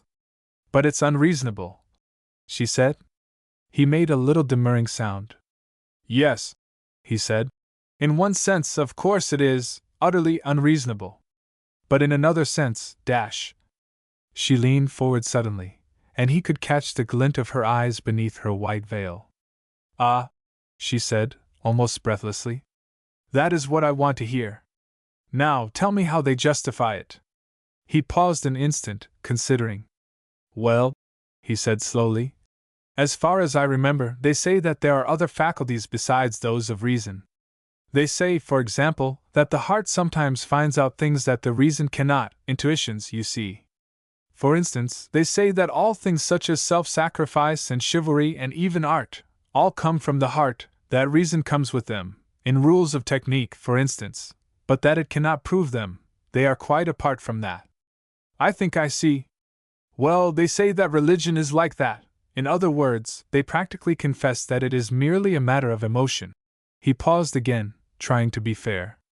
Well, perhaps they would not say that, although it is true. But briefly, Well? Well, they say there's a thing called faith, a kind of deep conviction unlike anything else, supernatural, which God is supposed to give to people who desire it, to people who pray for it, and lead good lives, and so on, And this faith? Well, this faith, acting upon what they call evidences, this faith makes them absolutely certain that there is a God, that he was made man and so on, with the church and all the rest of it. They say too that this is further proved by the effect that their religion has had in the world, and by the way it explains man's nature to himself. You see, it is just a case of self-suggestion. He heard her sigh and stopped. Is that any clearer, Mrs. Brand? Thank you very much, she said. It certainly is clearer. And it is true that Christians have died for this faith, whatever it is. Oh, yes. Thousands and thousands. Just as Mohammedans have for theirs. The Mohammedans believe in God too, don't they? Well, they did, and I suppose that a few do now. But very few, the rest have become esoteric, as they say. And which would you say were the most highly evolved people, East or West? Oh, West undoubtedly. The East thinks a good deal, but it doesn't act much. And that always leads to confusion, even to stagnation of thought. And Christianity certainly has been the religion of the West up to 100 years ago. Oh, yes. She was silent then, and Mr. Francis had time again to reflect how very odd all this was. She certainly must be very much attached to this Christian friend of hers. Then she stood up, and he rose with her. Thank you so much, Mr. Francis. Then that is the kind of outline? Well, yes, so far as one can put it in a few words. Thank you. I mustn't keep you. He went with her towards the door. But within a yard of it she stopped. And you, Mr. Francis? You were brought up in all this. Does it ever come back to you? He smiled. Never, he said, except as a dream. How do you account for that, then? If it is all self-suggestion, you have had 30 years of it. She paused, and for a moment he hesitated what to answer. How would your old fellow Catholics account for it? They would say that I had forfeited light, that faith was withdrawn. And you? Again he paused. I should say that I had made a stronger self-suggestion the other way. I see. Good night, Mr. Francis. She would not let him come down the lift with her, so when he had seen the smooth box drop noiselessly below the level, he went back again to his model of the Abbey and the little dummy figures. But before he began to move these about again, he sat for a moment or two with pursed lips staring. Chapter 4. A week later Mabel awoke about dawn, and for a moment or two forgot where she was. She even spoke Oliver's name aloud, staring round the unfamiliar room, wondering what she did here. Then she remembered, and was silent. It was the 8th day she had spent in this home. Her probation was finished. Today she was at liberty to do that for which she had come. On the Saturday of the previous week she had gone through her private examination before the magistrate, stating under the usual conditions of secrecy her name, age and home, as well as her reasons for making the application for euthanasia, and all had passed off well. She had selected Manchester as being sufficiently remote and sufficiently large to secure her freedom from Oliver's molestation, and her secret had been admirably kept. There was not a hint that her husband knew anything of her intentions, for, after all, in these cases the police were bound to assist the fugitive. Individualism was at least so far recognized as to secure to those weary of life the right of relinquishing it. She scarcely knew why she had selected this method, except that any other seemed impossible. The knife required skill and resolution, firearms were unthinkable, and poison, under the new stringent regulations, was hard to obtain. Besides, she seriously wished to test her own intentions, and to be quite sure that there was no other way than this. Well, she was as certain as ever. The thought had first come to her in the mad misery of the outbreak of violence on the last day of the old year. Then it had gone again, soothed away by the arguments that man was still liable to relapse. Then once more it had recurred, a cold and convincing phantom, in the plain daylight revealed by Felsenburgha's declaration. It had taken up its abode with her then, yet she controlled it, hoping against hope that the declaration would not be carried into action, occasionally revolting against its horror. Yet it had never been far away, and finally when the policy sprouted into deliberate law, she had yielded herself resolutely to its suggestion. That was 8 days ago, and she had not had one moment of faltering since that. Yet she had ceased to condemn. The logic had silenced her. All that she knew was that she could not bear it, that she had misconceived the new faith, that for her, whatever it was for others, there was no hope. She had not even a child of her own. Those 8 days, required by law, had passed very peacefully. She had taken with her enough money to enter one of the private homes furnished with sufficient comfort to save from distractions those who had been accustomed to gentle living. The nurses had been pleasant and sympathetic. She had nothing to complain of. She had suffered, of course, to some degree from reactions. The second night after her arrival had been terrible, when, as she lay in bed in the hot darkness, her whole sentient life had protested and struggled against the fate her will ordained. It had demanded the familiar things, the promise of food and breath and human intercourse. It had writhed in horror against the blind dark towards which it moved so inevitably, and in the agony had been pacified only by the half-hinted promise of some deeper voice suggesting that death was not the end. With morning light sanity had come back, the will had reassumed the mastery, and with it, had withdrawn explicitly the implied hope of continued existence. She had suffered again for an hour or two from a more concrete fear. The memory came back to her of those shocking revelations that 10 years ago had convulsed England and brought about the establishment of these homes under government supervision, those evidences that for years in the great vivisection laboratories human subjects had been practiced upon. Persons who with the same intentions as herself had cut themselves off from the world in private euthanasia houses, to whom had been supplied a gas that suspended instead of destroying animation. But this, too, had passed with the return of light. Such things were impossible now under the new system, at least, in England. She had refrained from making an end upon the continent for this very reason. There, where sentiment was weaker, and logic more imperious, materialism was more consistent. Since men were but animals, the conclusion was inevitable. There had been but one physical drawback, the intolerable heat of the days and nights. It seemed, scientists said, that an entirely unexpected heat wave had been generated. There were a dozen theories, most of which were mutually exclusive one of another. It was humiliating, she thought, that men who professed to have taken the earth under their charge should be so completely baffled. The conditions of the weather had of course been accompanied by disasters. There had been earthquakes of astonishing violence. A ripple had wrecked not less than 25 towns in America. An island or two had disappeared, and that bewildering Vesuvius seemed to be working up for a denouement. But no one knew really the explanation. One man had been wild enough to say that some cataclysm had taken place in the center of the earth. So she had heard from her nurse, but she was not greatly interested. It was only tiresome that she could not walk much in the garden, and had to be content with sitting in her own cool shaded room on the second floor. There was only one other matter of which she had asked, namely, the effect of the new decree, but the nurse did not seem to know much about that. It appeared that there had been an outrage or two, but the law had not yet been enforced to any great extent. A week, after all, was a short time, even though the decree had taken effect at once, and magistrates were beginning the prescribed census. It seemed to her, as she lay awake this morning, staring at the tinted ceiling, and out now and again at the quiet little room, that the heat was worse than ever. For a minute she thought she must have overslept, but, as she touched her repeater, it told her that it was scarcely after 4 o'clock. Well, she would not have to bear it much longer. She thought that about 8 it would be time to make an end. There was her letter to Oliver yet to be written, and 1 or 2 final arrangements to be made. As regarded the morality of what she was doing, the relation, that is to say, which her act bore to the common life of man, she had no shadow of doubt.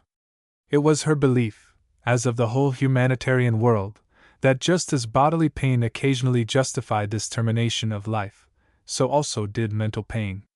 There was a certain pitch of distress at which the individual was no longer necessary to himself or the world. It was the most charitable act that could be performed. But she had never thought in old days that that state could ever be hers. Life had been much too interesting. But it had come to this. There was no question of it. Perhaps a dozen times in that week she had thought over her conversation with Mr. Francis. Her going to him had been little more than instinctive. She did just wish to hear what the other side was, whether Christianity was as ludicrous as she had always thought. It seemed that it was not ludicrous. It was only terribly pathetic. It was just a lovely dream, an exquisite piece of poetry. It would be heavenly to believe it, but she did not. No. A transcendent God was unthinkable, although not quite so unthinkable as a merely immeasurable man. And as for the incarnation, well, there seemed no way out of it. The humanity religion was the only one. Man was God, or at least his highest manifestation, and he was a God with which she did not wish to have anything more to do.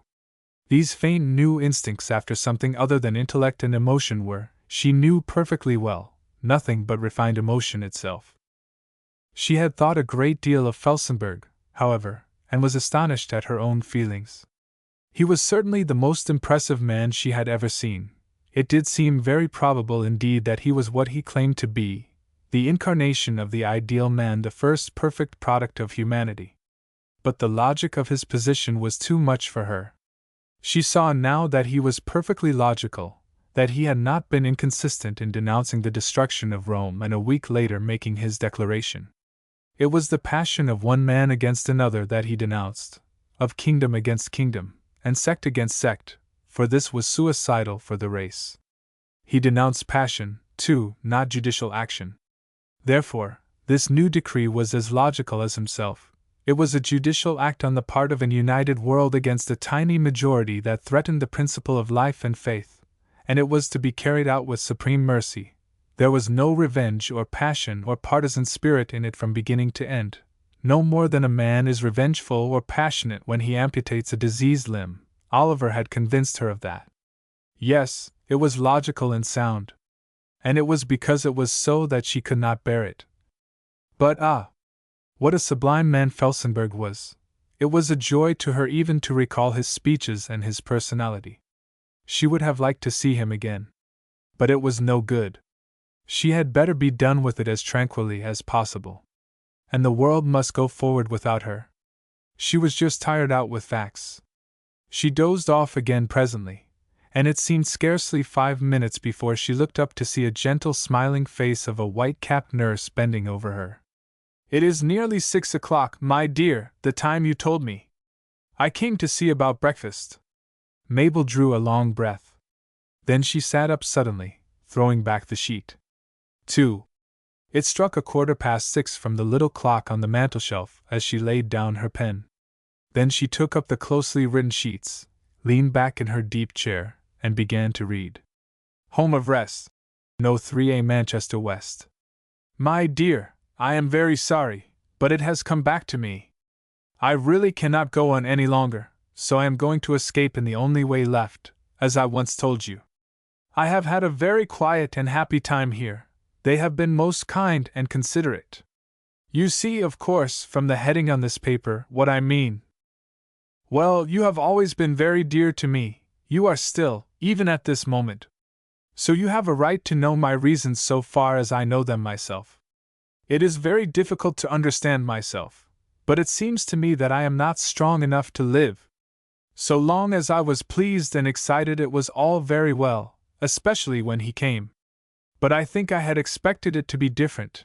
I did not understand as I do now how it must come to this, how it is all quite logical and right. I could bear it, when I thought that they had acted through passion, but this is deliberate. I did not realize that peace must have its laws, and must protect itself. And somehow, that peace is not what I want. It is being alive at all that is wrong. Then there is this difficulty. I know how absolutely in agreement you are with this new state of affairs. Of course you are, because you are so much stronger and more logical than I am. But if you have a wife she must be of one mind with you. And I am not, any more, at least not with my heart, though I see you are right. Do you understand, my dear? If we had had a child, it might have been different. I might have liked to go on living for his sake. But humanity, somehow, oh! Oliver! I can't. I know I am wrong, and that you are right, but there it is, I cannot change myself. So I am quite sure that I must go. Then I want to tell you this, that I am not at all frightened. I never can understand why people are, unless, of course, they are Christians.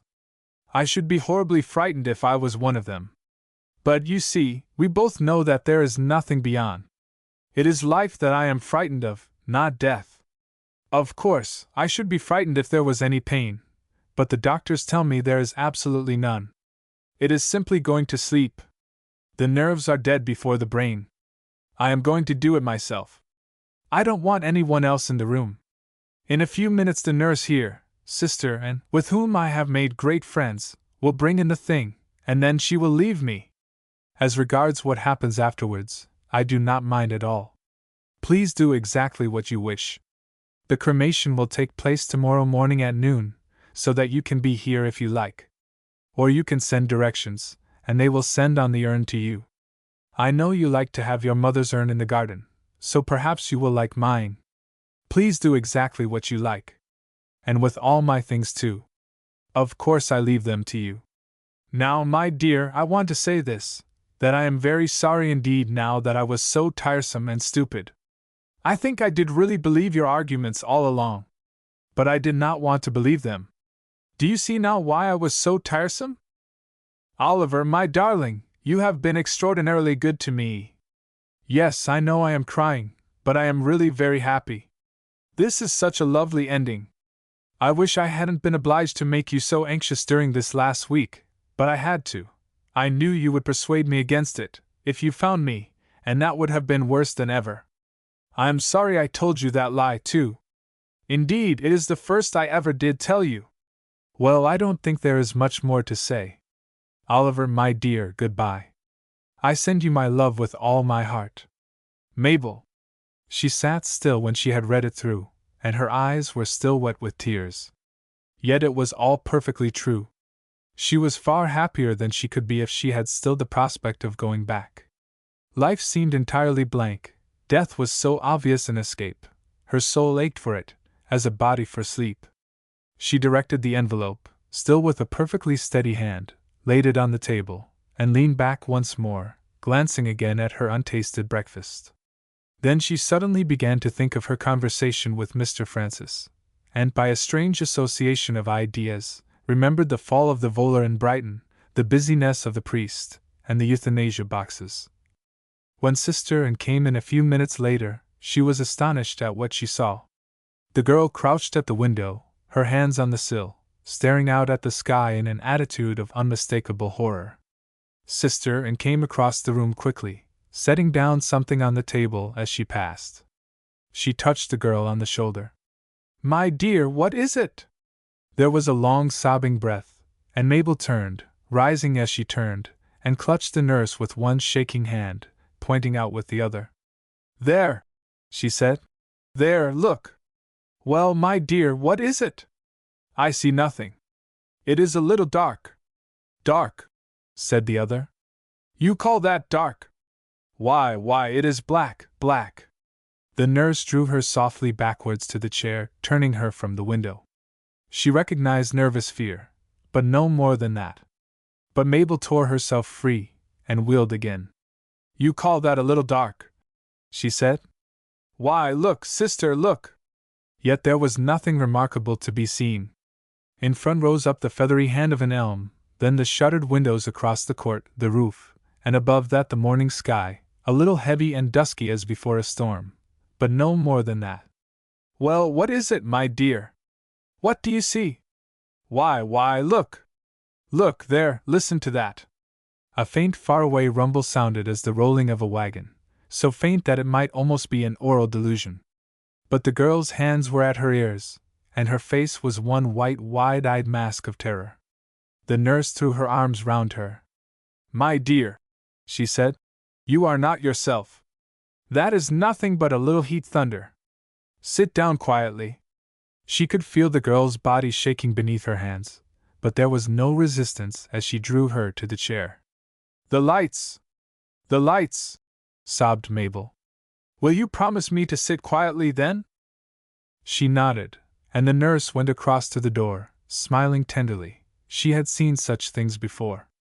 A moment later the room was full of exquisite sunlight, as she switched the handle. As she turned, she saw that Mabel had wheeled herself round in the chair, and with clasped hands was still staring out at the sky above the roofs. But she was plainly quieter again now. The nurse came back, and put her hand on her shoulder. "You are overwrought, my dear. Now you must believe me. There is nothing to be frightened of. It is just nervous excitement. Shall I pull down the blind?" Mabel turned her face. Yes, certainly the light had reassured her. Her face was still white and bewildered, but the steady look was coming back to her eyes, though, even as she spoke, they wandered back more than once to the window. "Nurse," she said more quietly, "please look again and tell me if you see nothing. If you say there is nothing, I will believe that I am going mad. No, you must not touch the blind." No, there was nothing. The sky was a little dark, as if a blight were coming on, but there was hardly more than a veil of cloud, and the light was scarcely more than tinged with gloom. It was just such a sky as precedes a spring thunderstorm. She said so, clearly and firmly. Mabel's face steadied still more. "Very well, nurse. Then, She turned to the little table by the side on which Sister Anne had set down what she had brought into the room. "Show me, please." The nurse still hesitated. "Are you sure you are not too frightened, my dear? Shall I get you anything?" "I have no more to say," said Mabel firmly. "Show me, please." Sister Anne turned resolutely to the table. There rested upon it a white enameled box, delicately painted with flowers. From this box emerged a white flexible tube with a broad mouthpiece, fitted with two leather-covered steel clasps. From the side of the box nearest the chair protruded a little china handle. "Now, my dear," began the nurse quietly, watching the other's eyes turn once again to the window, and then back. "Now, my dear, you sit there, as you are now. Your head right back, please. When you are ready, you put this over your mouth, and clasp the springs behind your head. So. It works quite easily. Then you turn this handle round that way, as far as it will go. And that is all. Mabel nodded. She had regained her self-command, and understood plainly enough, though even as she spoke once again her eyes strayed away to the window. "That is all," she said. "And what then?" The nurse eyed her doubtfully for a moment. "I understand perfectly," said Mabel. "And what then?" "There is nothing more. Breathe naturally. You will feel sleepy almost directly. Then you close your eyes, and that is all." Mabel laid the tube on the table and stood up. She was completely herself now. "Give me a kiss, sister," she said. The nurse nodded and smiled to her once more at the door. But Mabel hardly noticed it. Again she was looking towards the window. "I shall come back in half an hour," said Sister Anne. Then her eyes caught a square of white upon the center table. "Ah! That letter!" she said. "Yes," said the girl absently. "Please take it." The nurse took it up, glanced at the address, and again at Mabel. Still she hesitated. "In half an hour," she repeated. "There is no hurry at all. It doesn't take 5 minutes. Goodbye, my dear." But Mabel was still looking out of the window, and made no answer. 3. Mabel stood perfectly still until she heard the locking of the door and the withdrawal of the key. Then once more she went to the window and clasped the sill. From where she stood there was visible to her first the courtyard beneath, with its lawn in the center, and a couple of trees growing there, all plain in the brilliant light that now streamed from her window, and secondly, above the roofs, a tremendous pall of ruddy black. It was the more terrible from the contrast. Earth, it seemed, was capable of light. Heaven had failed. It appeared, too, that there was a curious stillness. The house was, usually, quiet enough at this hour. The inhabitants of that place were in no mood for bustle. But now it was more than quiet. It was deathly still. It was such a hush as precedes the sudden crash of the sky's artillery. But the moments went by, and there was no such crash.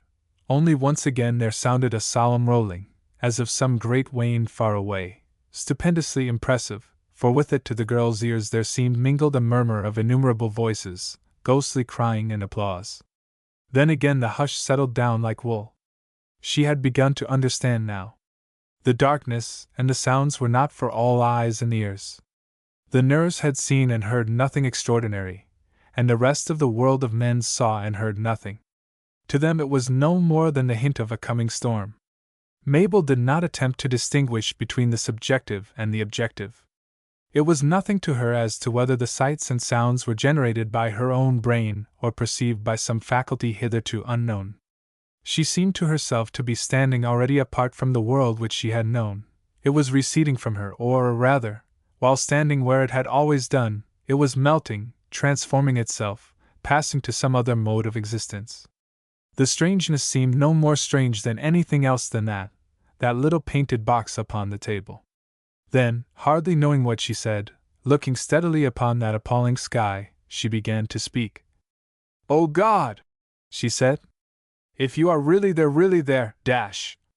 Her voice faltered, and she gripped the sill to steady herself.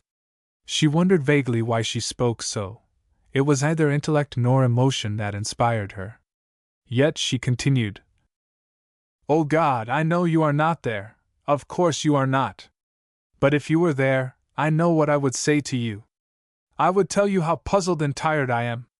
No, I need not tell you, you would know it. But I would say that I was very sorry for all this.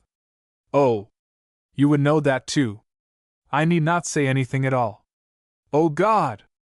I don't know what I want to say. I would like you to look after Oliver, of course, and all your poor Christians. Oh, they will have such a hard time. God, you would understand, wouldn't you?"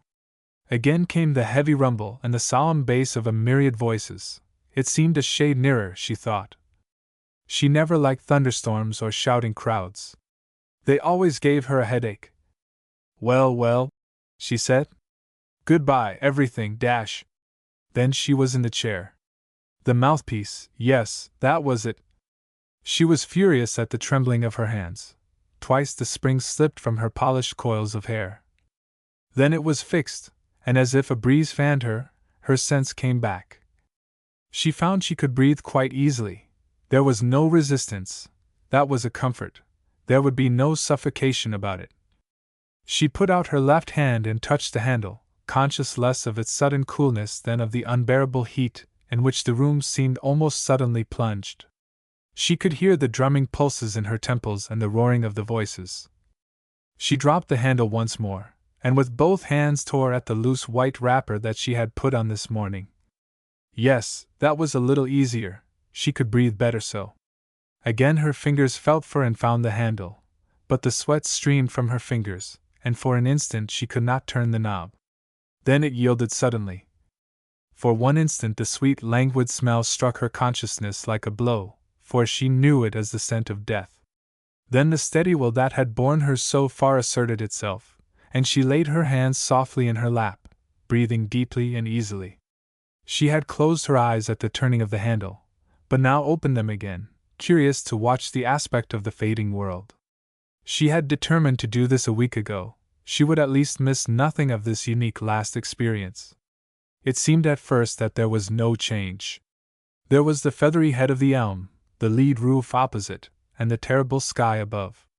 She noticed a pigeon, white against the blackness, soar and swoop again out of sight in an instant. Then the following things happened. There was a sudden sensation of ecstatic lightness in all her limbs. She attempted to lift a hand, and was aware that it was impossible. It was no longer hers. She attempted to lower her eyes from that broad strip of violet sky, and perceived that that too was impossible. Then she understood that the will had already lost touch with the body, that the crumbling world had receded to an infinite distance. That was as she had expected, but what continued to puzzle her was that her mind was still active. It was true that the world she had known had withdrawn itself from the dominion of consciousness, as her body had done, except, that was, in the sense of hearing, which was still strangely alert, yet there was still enough memory to be aware that there was such a world, that there were other persons in existence, that men went about their business, knowing nothing of what had happened, but faces, names, places had all alike gone. In fact, she was conscious of herself in such a manner as she had never been before. It seemed as if she had penetrated at last into some recess of her being into which hitherto she had only looked as through clouded glass. This was very strange, and yet it was familiar too. She had arrived, it seemed, at a center round the circumference of which she had been circling all her life, and it was more than a mere point. It was a distinct space, walled and enclosed. At the same instant she knew that hearing, too, was gone. Then an amazing thing happened, yet it appeared to her that she had always known it would happen, although her mind had never articulated it. This is what happened. The enclosure melted, with a sound of breaking, and a limitless space was about her, limitless, different to everything else, and alive, and astir. It was alive, as a breathing, panting body is alive, self-evident and overpowering. It was one, yet it was many. It was immaterial, yet absolutely real, real in a sense in which she never dreamed of reality. Yet even this was familiar, as a place often visited in dreams is familiar, and then, without warning, something resembling sound or light, something which she knew in an instant to be unique, tore across it. Then she saw, and understood. Chapter 5. Oliver had passed the days since Mabel's disappearance in an indescribable horror. He had done all that was possible. He had traced her to the station and to Victoria, where he lost her clue. He had communicated with the police, and the official answer, telling him nothing, had arrived to the effect that there was no news, and it was not until the Tuesday following her disappearance that Mr. Francis, hearing by chance of his trouble, informed him by telephone that he had spoken with her on the Friday night. But there was no satisfaction to be got from him. Indeed, the news was bad rather than good, for Oliver could not but be dismayed at the report of the conversation, in spite of Mr. Francis's assurances that Mrs. Brand had shown no kind of inclination to defend the Christian cause. Two theories gradually emerged in his mind: either she was gone to the protection of some unknown Catholic, or, and he grew sick at the thought, she had applied somewhere for euthanasia as she had once threatened, and was now under the care of the law. Such an event was sufficiently common since the passing of the Release Act in 1998. and it was frightful that he could not condemn it. On the Tuesday evening, as he sat heavily in his room, for the 100th time attempting to trace out some coherent line through the maze of intercourse he had had with his wife during these past months, his bell suddenly rang. It was the red label of Whitehall that had made its appearance, and for an instant his heart leaped with hope that it was news of her. But at the first words it sank again. "Bran," came the sharp fairy voice. "Is that you?" "Yes, I am Snowford. You are wanted at once, you understand. There is an extraordinary meeting of the council at 20 o'clock. The president will be there. You understand the urgency. No time for more. Come instantly to my room." Even this message scarcely distracted him. He, with the rest of the world, was no longer surprised at the sudden descents of the president. He came and vanished again without warning, traveling and working with incredible energy, yet always, as it seemed, retaining his personal calm. It was already after 19. Oliver supped immediately, and a quarter of an hour before the hour presented himself in Snowford's room, where half a dozen of his colleagues were assembled. That minister came forward to meet him, with a strange excitement in his face. He drew him aside by a button. "See here, Brand, you are wanted to speak first, immediately after the president's secretary who will open. They are coming from Paris. It is about a new matter altogether. He has had information of the whereabouts of the Pope. It seems that there is one. Oh, you will understand presently. Oh, and by the way," he went on, looking curiously at the strained face, "I am sorry to hear of your anxiety. Pemberton told me just now." Oliver lifted a hand abruptly. "Tell me," he said. "What am I wanted to say?" "Well, the president will have a proposal, we imagine. You know our minds well enough. Just explain our attitude towards the Catholics." Oliver's eyes shrank suddenly to two bright lines beneath the lids. He nodded. Cartwright came up presently, an immense, bent old man with a face of parchment, as befitted the Lord Chief Justice. "By the way, Brand, what do you know of a man called Phillips? He seems to have mentioned your name." "He was my secretary," said Oliver slowly. "What about him? I think he must be mad. He has given himself up to a magistrate, entreating to be examined at once. The magistrate has applied for instructions. You see, the act has scarcely begun to move yet. But what has he done? That's the difficulty. He says he cannot deny God, neither can he affirm him. He was your secretary, then?" "Certainly. I knew he was inclined to Christianity. I had to get rid of him for that. Well, he is to be remanded for a week. Perhaps he will be able to make up his mind." Then the talk shifted off again. 2 or 3 more came up, and all eyed Oliver with a certain curiosity. The story was gone about that his wife had left him. They wished to see how he took it. At 5 minutes before the hour a bell rang, and the door into the corridor was thrown open. "Come, gentlemen," said the Prime Minister. The council chamber was a long high room on the first floor. Its walls from floor to ceiling were lined with books. A noiseless rubber carpet was underfoot. There were no windows. The room was lighted artificially. A long table, set round with armed chairs, ran the length of the floor, 8 on either side, and the presidential chair, raised on a dais, stood at the head. Each man went straight to his chair in silence, and remained there, waiting. The room was beautifully cool, in spite of the absence of windows, and was a pleasant contrast to the hot evening outside through which most of these men had come. They, too, had wondered at the surprising weather, and had smiled at the conflict of the infallible. But they were not thinking about that now. The coming of the president was a matter which always silenced the most loquacious. Besides, this time, they understood that the affair was more serious than usual. At 1 minute before the hour, again a bell sounded 4 times and ceased, and at the signal each man turned instinctively to the high sliding door behind the presidential chair. There was dead silence within and without. The huge government offices were luxuriously provided with sound-deadening apparatus, and not even the rolling of the vast motors within 100 yards was able to send a vibration through the layers of rubber on which the walls rested. There was only one noise that could penetrate, and that the sound of thunder. The experts were at present unable to exclude this. Again the silence seemed to fall in one yet deeper veil. Then the door opened, and a figure came swiftly through, followed by another in black and scarlet. 2. He passed straight up to the chair, followed by 2 secretaries, bowed slightly to this side and that, sat down and made a little gesture. Then they, too, were in their chairs, upright and intent. For perhaps the 100th time, Oliver, staring upon the president, marveled at the quietness and the astounding personality of him. He was in the English judicial dress that had passed down through centuries, black and scarlet with sleeves of white fur and a crimson sash, and that had lately been adopted as the English presidential costume of him who stood at the head of the legislature. But it was in his personality, in the atmosphere that flowed from him, that the marvel lay. It was as the scent of the sea to the physical nature. It exhilarated, cleansed, kindled, intoxicated. It was as inexplicably attractive as a cherry orchard in spring, as affecting as the cry of stringed instruments, as compelling as a storm. So writers had said. They compared it to a stream of clear water, to the flash of a gem, to the love of woman. They lost all decency sometimes.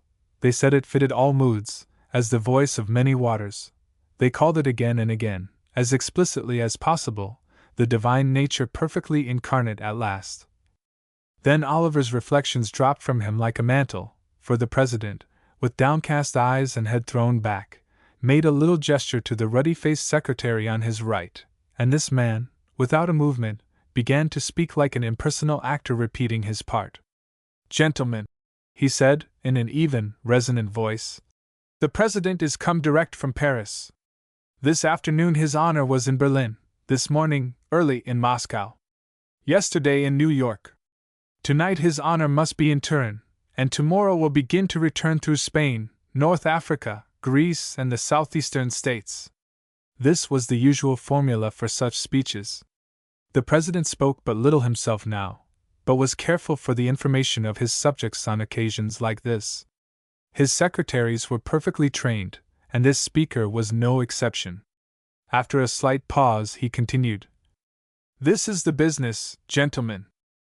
Last Thursday, as you are aware, the plenipotentiaries signed the Test Act in this room, and it was immediately communicated all over the world. At 16 o'clock His Honor received a message from a man named Dolgorovsky, who is, it is understood, one of the cardinals of the Catholic Church. This he claimed, and on inquiry it was found to be a fact. His information confirmed what was already suspected, namely, that there was a man claiming to be Pope, who had created, so the phrase is, other cardinals, shortly after the destruction of Rome, subsequent to which his own election took place in Jerusalem. It appears that this Pope, with a good deal of statesmanship, has chosen to keep his own name and place of residence a secret from even his own followers, with the exception of the 12 cardinals, that he has done a great deal, through the instrumentality of one of his cardinals in particular, and through his new order in general, towards the reorganization of the Catholic Church, and that at this moment he is living, apart from the world, in complete security. His Honor blames himself that he did not do more than suspect something of the kind, misled, he thinks, by a belief that if there had been a Pope, news would have been heard of it from other quarters, for, as is well known, the entire structure of the Christian Church rests upon him as upon a rock. Further, His Honor thinks inquiries should have been made in the very place where now it is understood that this Pope is living. The man's name, gentlemen, is Franklin —. Oliver started uncontrollably, but relapsed again to bright-eyed intelligence as for an instant the president glanced up from his motionlessness. "Franklin," repeated the secretary. "And he is living in Nazareth, where, it is said, the founder of Christianity passed his youth. Now this, gentlemen, His Honor heard on Thursday and last week. He caused inquiries to be made, and on Friday morning received further intelligence from Dolgorovsky that this Pope had summoned to Nazareth a meeting of his cardinals, and certain other officials, from all over the world, to consider what steps should be taken in view of the new Test Act. This His Honor takes to show an extreme want of statesmanship which seems hard to reconcile with his former action. These persons are summoned by special messengers to meet on Saturday next, and will begin their deliberations after some Christian ceremonies on the following morning. You wish, gentlemen, no doubt, to know Dolgorovsky's motives in making all this known. His Honor is satisfied that they are genuine.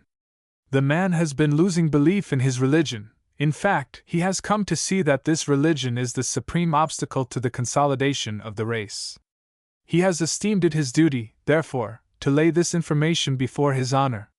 It is interesting as an historical parallel to reflect that the same kind of incident marked the rise of Christianity as will mark, it is thought, its final extinction, namely, the informing on the part of one of the leaders of the place and method by which the principal personage may be best approached. It is also, surely, very significant that the scene of the extinction of Christianity is identical with that of its inauguration. Well, gentlemen, His Honor's proposal is as follows, carrying out the declaration to which you all acceded. It is that a force should proceed during the night of Saturday next to Palestine, and on the Sunday morning, when these men will be all gathered together, that this force should finish as swiftly and mercifully as possible the work to which the powers have set their hands. So far, the comment of the governments which have been consulted has been unanimous, and there is little doubt that the rest will be equally so. His Honor felt that he could not act in on grave a matter on his own responsibility. It is not merely local, it is a Catholic administration of justice, and will have results wider than it is safe minutely to prophesy. It is not necessary to enter into His Honor's reasons. They are already well known to you, but before asking for your opinion, he desires me to indicate what he thinks, in the event of your approval, should be the method of action. Each government, it is proposed, should take part in the final scene, for it is something of a symbolic action, and for this purpose it is thought well that each of the 3 departments of the world should depute volas, to the number of the constituting states, 122 all told, to set about the business. These volas should have no common meeting ground, otherwise the news will surely penetrate to Nazareth, for it is understood that this new order of Christ crucified has a highly organized system of espionage. The rendezvous, then, should be no other than Nazareth itself, and the time of meeting should be, it is thought, not later than 9 o'clock according to Palestine reckoning. These details, however, can be decided and communicated as soon as a determination has been formed as regards the entire scheme. With respect to the exact method of carrying out the conclusion, His Honor is inclined to think it will be more merciful to enter into no negotiations with the persons concerned. An opportunity should be given to the inhabitants of the village to make their escape if they so desire it, and then, with the explosives that the force should carry, the end can be practically instantaneous. For himself, His Honor proposes to be there in person, and further that the actual discharge should take place from his own car. It seems but suitable that the world which has done His Honor the goodness to elect him to its presidentship should act through his hands, and this would be at least some slight token of respect to a superstition which, however infamous, is yet the one and only force capable of withstanding the true progress of man. His Honor promises you, gentlemen, that in the event of this plan being carried out, we shall be no more troubled with Christianity. Already the moral effect of the Test Act has been prodigious. It is understood that, by tens of thousands, Catholics, numbering among them even members of this new fanatical religious order, have been renouncing their follies even in these few days, and a final blow struck now at the very heart and head of the Catholic Church, eliminating, as it would do, the actual body on which the entire organization subsists, would render its resurrection impossible. It is a well-known fact that, granted the extinction of the line of popes, together with those necessary for its continuance, there could be no longer any question amongst even the most ignorant that the claim of Jesus had ceased to be either reasonable or possible. Even the order that has provided the sinews for this new movement must cease to exist. Dolgorovsky, of course, is the difficulty, for it is not certainly known whether one cardinal would be considered sufficient for the propagation of the line, and although reluctantly, His Honor feels bound to suggest that at the conclusion of the affair, Dolgorovsky, also, who will not, of course, be with his fellows at Nazareth, should be mercifully removed from even the danger of a relapse. His Honor, then, asks you, gentlemen, as briefly as possible, to state your views on the points of which I have had the privilege of speaking. The quiet businesslike voice ceased. He had spoken throughout in the manner with which he had begun. His eyes had been downcast throughout, His voice had been tranquil and restrained. His deportment had been admirable. There was an instant's silence, and all eyes settled steadily again upon the motionless figure in black and scarlet and the ivory face. Then Oliver stood up. His face was as white as paper, his eyes bright and dilated. "Sir," he said, "I have no doubt that we are all of one mind. I need say no more than that. So far as I am a representative of my colleagues, we assent to the proposal, and leave all details in your Honor's hands." The President lifted his eyes, and ran them swiftly along the rigid faces turned to him. Then, in the breathless hush, he spoke for the first time in his strange voice, now as passionless as a frozen river. "Is there any other proposal?" There was a murmur of assent as the men rose to their feet. "Thank you, gentlemen," said the secretary. 3. It was a little before 7 o'clock on the morning of Saturday that Oliver stepped out of the motor that had carried him to Wimbledon Common, and began to go up the steps of the old Vola stage, abandoned 5 years ago. It had been thought better, in view of the extreme secrecy that was to be kept, that England's representative in the expedition should start from a comparatively unknown point, and this old stage, in disuse now, except for occasional trials of new government machines, had been selected. Even the lift had been removed, and it was necessary to climb the 150 steps on foot. It was with a certain unwillingness that he had accepted this post among the 4 delegates, for nothing had been heard of his wife, and it was terrible to him to leave London while her fate was as yet doubtful. On the whole, he was less inclined than ever now to accept the euthanasia theory. He had spoken to 1 or 2 of her friends, all of whom declared that she had never even hinted at such an end. And again, although he was well aware of the 8-day law in the matter, even if she had determined on such a step, there was nothing to show that she was yet in England, and in fact, it was more than likely that if she were bent on such an act she would go abroad for it, where laxer conditions prevailed. In short, it seemed that he could do no good by remaining in England, and the temptation to be present at the final act of justice in the East by which land, and in fact, it was more than likely that if she were to be wiped out, and Franklin, too, among them, Franklin, that parody of the Lord of the World, this, added to the opinion of his colleagues in the government, and the curious sense, never absent from him now, that Felsenburgh's approval was a thing to die for if necessary, these things had finally prevailed. He left behind him at home his secretary, with instructions that no expense was to be spared in communicating with him should any news of his wife arrive during his absence. It was terribly hot this morning, and by the time that he reached the top he noticed that the monster in the net was already fitted into its white aluminium casing, and that the fans within the corridor and saloon were already active. He stepped inside to secure a seat in the saloon, set his bag down, and after a word or 2 with the guard, who, of course, had not yet been informed of their destination, learning that the others were not yet come, he went out again on to the platform for coolness' sake, and to brood in peace. London looked strange this morning, he thought.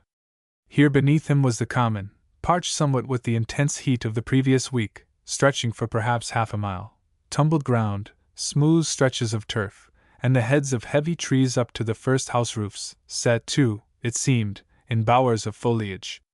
Then beyond that began the serried array, line beyond line, broken in one spot by the gleam of a river each, and then on again fading beyond eyesight. But what surprised him was the density of the air. It was now, as old books related it had been in the days of smoke. There was no freshness, no translucence of morning atmosphere. It was impossible to point in any one direction to the source of this veiling gloom, for on all sides it was the same. Even the sky overhead lacked its blue, it appeared painted with a muddy brush, and the sun shewed the same faint tinge of red. Yes, it was like that, he said wearily to himself, like a second-rate sketch. There was no sense of mystery as of a veiled city, but rather a reality. The shadows seemed lacking in definiteness, the outlines and grouping in coherence.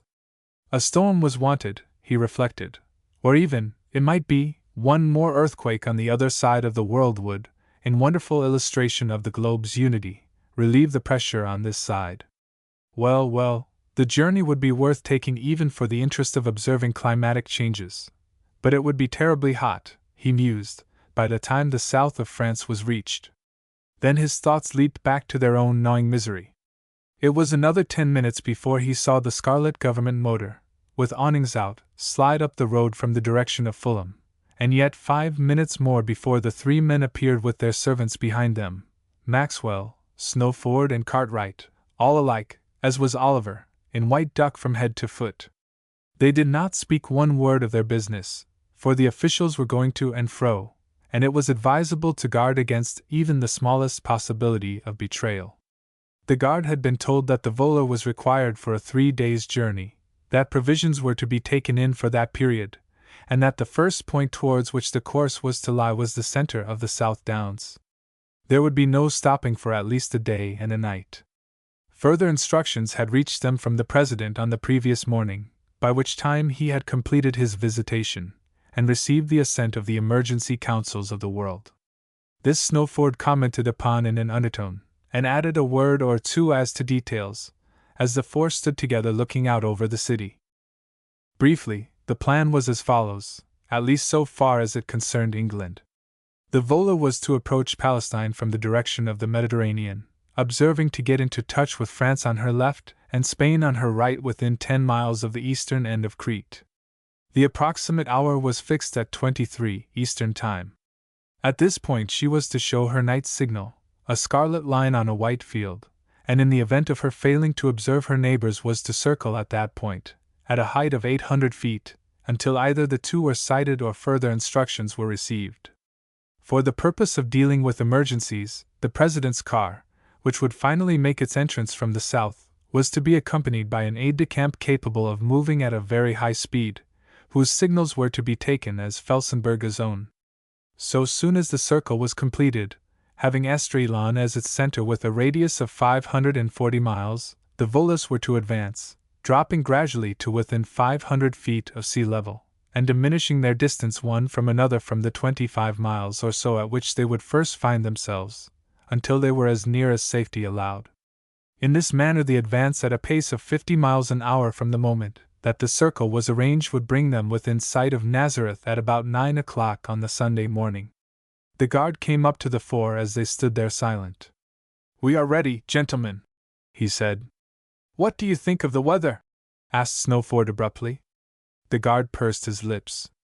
"A little thunder, I expect, sir," he said. Oliver looked at him curiously. "No more than that?" he asked. "I should say a storm, sir," observed the guard shortly. Snowford turned towards the gangway. "Well, we had best be off. We can lose time further on if we wish." It was about 5 minutes more before all was ready. From the stern of the boat came a faint smell of cooking, for breakfast would be served immediately, and a white-capped cook protruded his head for an instant, to question the guard. The four sat down in the gorgeous saloon in the bows, Oliver silent by himself, the other three talking in low voices together. Once more the guard passed through to his compartment at the prow, glancing as he went to see that all were seated, and an instant later came the clang of the signal. Then through all the length of the boat, for she was the fastest ship that England possessed, passed the thrill of the propeller beginning to work up speed, and simultaneously Oliver, staring sideways through the plate-glass window, saw the rail drop away, and the long line of London, pale beneath the tinged sky, surge up suddenly. He caught a glimpse of a little group of persons staring up from below, and they, too, dropped in a great swirl and vanished. Then, with a flash of dusty green, the common had vanished, and a pavement of house roofs began to stream beneath, the long lines of streets on this side and that turning like spokes of a gigantic wheel. Once more this pavement thinned, showing green again as between infrequently laid cobblestones. Then they, too, were gone, and the country was open beneath. Snowford rose, staggering a little. "I may as well tell the guard now," he said. "Then we need not be interrupted again." Chapter 6. The Syrian awoke from a dream that a myriad faces were looking into his own, eager, attentive and horrible, in his corner of the rooftop, and sat up sweating and gasping aloud for breath. For an instant he thought that he was really dying, and that the spiritual world was about him. Then, as he struggled, sense came back, and he stood up, drawing long breaths of the stifling night air. Above him the sky was as the pit, black and empty. There was not a glimmer of light, though the moon was surely up. He had seen her 4 hours before, a red sickle, swing slowly out from Faber. Across the plain, as he looked from the parapet, there was nothing. For a few yards there lay across the broken ground a single crooked lance of light from a half-closed shutter, and beneath that, nothing. To the north again, nothing. To the west a glimmer, pale as a moth's wing, from the house roofs of Nazareth. To the east, nothing. He might be on a tower top in space, except for that line of light and that gray glimmer that evaded the eye. On the roof, however, it was possible to make out at least outlines, for the dormer trap had been left open at the head of the stairs, and from somewhere within the depths of the house there stole up a faint refracted light. There was a white bundle in that corner. That would be the pillow of the Benedictine abbot. He had seen him lay himself down there some time. Was it 4 hours or 4 centuries ago? There was a gray shape stretched along that pale wall. The friar, he thought. There were other irregular outlines breaking the face of the parapet, here and there along the sides. Very softly, for he knew the caprices of sleep, he stepped across the paved roof to the opposite parapet and looked over, for there yet hung about him a desire for reassurance that he was still in company with flesh and blood.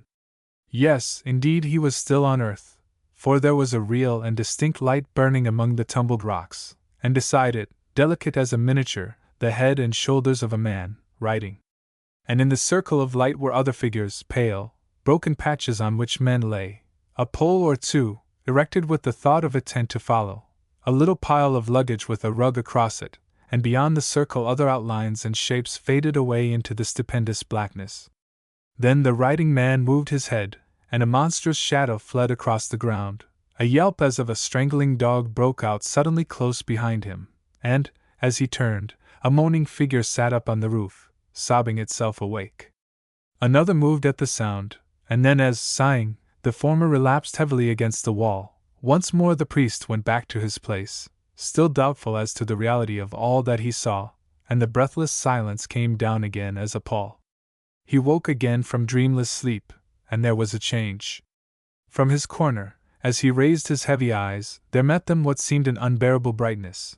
Then, as he looked, it resolved itself into a candle flame, and beyond it a white sleeve, and higher yet a white face and throat. He understood, and rose reeling. It was the messenger come to fetch him as had been arranged. As he passed across the space, once he looked round him, and it seemed that the dawn must have come, for that appalling sky overhead was visible at last. An enormous vault, smoke-colored and opaque, seemed to curve away to the ghostly horizons on either side where the faraway hills raised sharp shapes as if cut in paper. Carmel was before him, at least he thought it was that, a bull head and shoulders thrusting itself forward and ending in an abrupt descent, and beyond that again the glimmering sky. There were no clouds, no outlines to break the huge, smooth, dusky dome beneath the center of which this house roof seemed poised. Across the parapet, as he glanced to the right before descending the steps, stretched Esdraelon, sad-colored and somber, into the metallic distance. It was all as unreal as some fantastic picture by one who had never looked upon clear sunlight. The silence was complete and profound. Straight down through the wheeling shadows he went, following the white-hooded head and figure down the stairs, along the tiny passage, stumbling once against the feet of one who slept with limbs tossed loose like a tired dog. The feet drew back mechanically, and a little moan broke from the shadows. Then he went on, passing the servant who stood aside, and entered. There were 6 men gathered here, silent, white figures standing apart one from the other, who genuflected as the Pope came in simultaneously through the opposite door, and again stood white-faced and attentive. He ran his eyes over them as he stopped, waiting behind his master's chair. There were 2 he knew, remembering them from last night, dark-faced Cardinal Ruspoli, and the lean Australian Archbishop, besides Cardinal Corcoran, who stood by his chair at the Pope's own table, with papers laid ready. Sylvester sat down, and with a little gesture caused the others to sit too. Then he began at once in that quiet, tired voice that his servant knew so well. "Eminences, we are all here, I think. We need lose no more time, then. Cardinal Corcoran has something to communicate, dash." He turned a little. "Father, sit down, if you please." This will occupy a little while."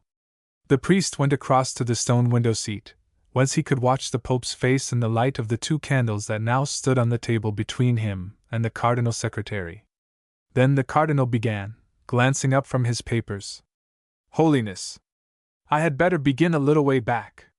Their Eminences have not heard the details properly. I received at Damascus, on last Friday week, inquiries from various prelates in different parts of the world, as to the actual measure concerning the new policy of persecution.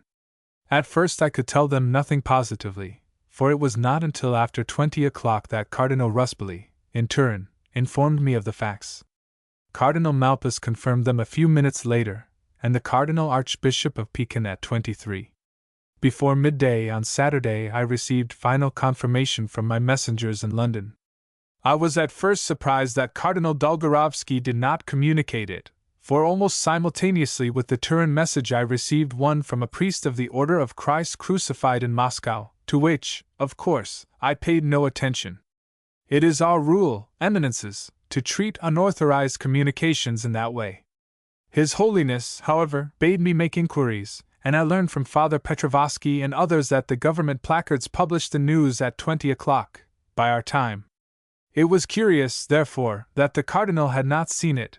If he had seen it, it was, of course, his duty to acquaint me immediately. Since that time, however, the following facts have come out.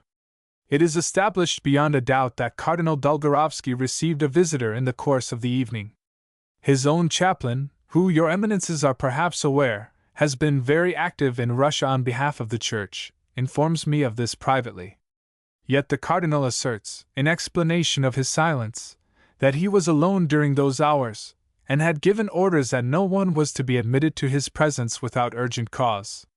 This, of course, confirmed His Holiness's opinion, but I received orders from him to act as if nothing had happened, and to command the Cardinal's presence here with the rest of the Sacred College. To this I received an intimation that he would be present.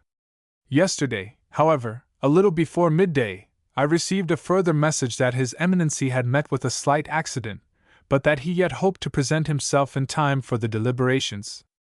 Since then no further news has arrived. There was a dead silence. Then the Pope turned to the Syrian priest. "Father," he said, "it was you who received His Eminency's messages. Have you anything to add to this?" "No, Holiness." He turned again. "My son," he said, "report to us publicly what you have already reported to us in private." A small, bright-eyed man moved out of the shadows. "Holiness, it was I who conveyed the message to Cardinal Dolgorovsky. He refused at first to receive me. When I reached his presence and communicated the command he was silent, then he smiled, then he told me to carry back the message that he would obey." Again the Pope was silent. Then suddenly the tall Australian stood up. "Holiness," he said, "I was once intimate with that man. It was partly through my means that he sought reception into the Catholic Church.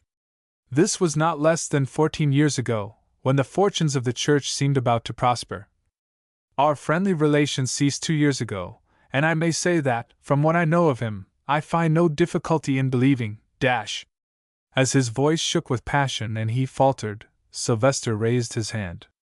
"We desire no recriminations. Even the evidence is now useless, for what was to be done has been done. For ourselves, we have no doubt as to its nature. It was to this man that Christ gave the morsel through our hands, saying, Quod faces, fac cities. Cum ergo accepicit me buxelam, exivit continuo. Erat autumn nox." Again fell the silence, and in the pause sounded a long half-vocal sigh from without the door. It came and went as a sleeper turned, for the passage was crowded with exhausted men, as a soul might sigh that passed from light to darkness. Then Sylvester spoke again. And as he spoke he began, as if mechanically, to tear up a long paper, written with lists of names, that lay before him. "Eminences, it is 3 hours after dawn. In 2 hours more we shall say Mass in your presence, and give Holy Communion. During those 2 hours we commission you to communicate this news to all who are assembled here, and further, we bestow on each and all of you jurisdiction apart from all previous rules of time and place. We give a plenary indulgence to all who confess and communicate this day. Father, he turned to the Syrian. Father, you will now expose the Blessed Sacrament in the chapel, after which you will proceed to the village and inform the inhabitants that if they wish to save their lives they had best be gone immediately. Immediately, you understand. The Syrian started from his daze. Holiness, he stammered, stretching out a hand. The lists. He had seen what these were. But Sylvester only smiled as he tossed the fragments onto the table. Then he stood up. You need not trouble, my son. We shall not need these any more. One last word, Eminences. If there is one heart here that doubts or is afraid, I have a word to say. He paused, with an extraordinarily simple deliberateness, ran the eyes round the tense faces turned to him. I have had a vision of God, he said softly. I walk no more by faith, but by sight. 2. An hour later the priest toiled back in the hot twilight up the path from the village, followed by half a dozen silent men, 20 yards behind, whose curiosity exceeded their credulousness. He had left a few more standing bewildered at the doors of the little mud houses, and had seen perhaps 100 families, weighted with domestic articles, pour like a stream down the rocky path that led to Caifa. He had been cursed by some, even threatened, stared upon by others, mocked by a few. The fanatical said that the Christians had brought God's wrath upon the place, and the darkness upon the sky. The sun was dying, for these hounds were too evil for him to look upon and live. Others again seemed to see nothing remarkable in the state of the weather. There was no change in that sky from its state an hour before, except that perhaps it had lightened a little as the sun climbed higher behind that impenetrable dusky shroud. Hills, grass, men's faces, all bore to the priest's eyes the look of unreality. They were as things seen in a dream by eyes that roll with sleep through lids weighted with lead. Even to other physical senses that unreality was present, and once more he remembered his dream, thankful that that horror at least was absent. But silence seemed other than a negation of sound. It was a thing in itself, an affirmation, unruffled by the sound of footsteps, the thin barking of dogs, the murmur of voices. It appeared as if the stillness of eternity had descended and embraced the world's activities, and as if that world, in a desperate attempt to assert its own reality, was braced in a set, motionless, noiseless, breathless effort to hold itself in being. What Sylvester had said just now was beginning to be true of this man also. The touch of the powdery soil and the warm pebbles beneath the priest's bare feet seemed something apart from the consciousness that usually regards the things of sense as more real and more intimate than the things of spirit. Matter still had a reality, still occupied space, but it was of a subjective nature, the result of internal rather than external powers. He appeared to himself already to be scarcely more than a soul, intent and steady, united by a thread only to the body and the world with which he was yet in relations. He knew that the appalling heat was there. Once even, before his eyes a patch of beaten ground cracked and lisped as water that touches hot iron, as he trod upon it. He could feel the heat upon his forehead and hands, his whole body was swathed and soaked in it, yet he regarded it as from an outside standpoint, as a man with neuritis perceives that the pain is no longer in his hand but in the pillow which supports it. So, too, with what his eyes looked upon and his ears heard, so, too, with that faint bitter taste that lay upon his lips and nostrils. There was no longer in him fear or even hope.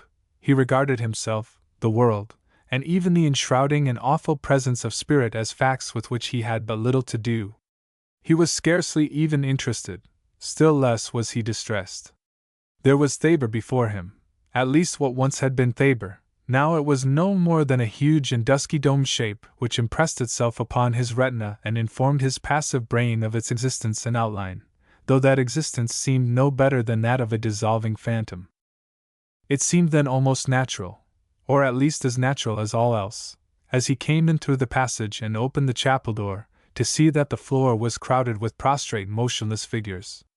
There they lay, all alike in the white burnous which he had given out last night, and with forehead on arms, as during the singing of the Litany of the Saints at an ordination, lay the figure he knew best and loved more than all the world, the shoulders and white hair at a slight elevation upon the single altar step. Above the plain altar itself burned the 6 tall candles, and in the midst, on the mean little throne, stood the white metal monstrance, with its white center. Then he, too, dropped, and lay as he was.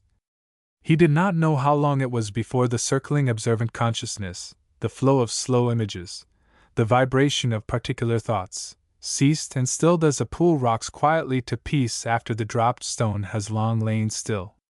But it came at last, that superb tranquility, possible only when the senses are physically awake, with which God, perhaps once in a lifetime, rewards the aspiring trustful soul, that point of complete rest in the heart of the fount of all existence with which one day he will reward eternally the spirits of his children.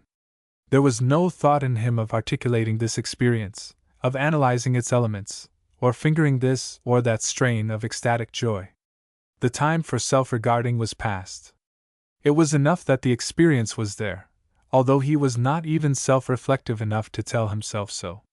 He had passed from that circle whence the soul looks within, from that circle, too, whence it looks upon objective glory, to that very center where it reposes, and the first sign to him that time had passed was the murmur of words, heard distinctly and understood, although with that apartness with which a drowsy man perceives a message from without, heard as through a veil through which nothing but thinnest essence could transpire.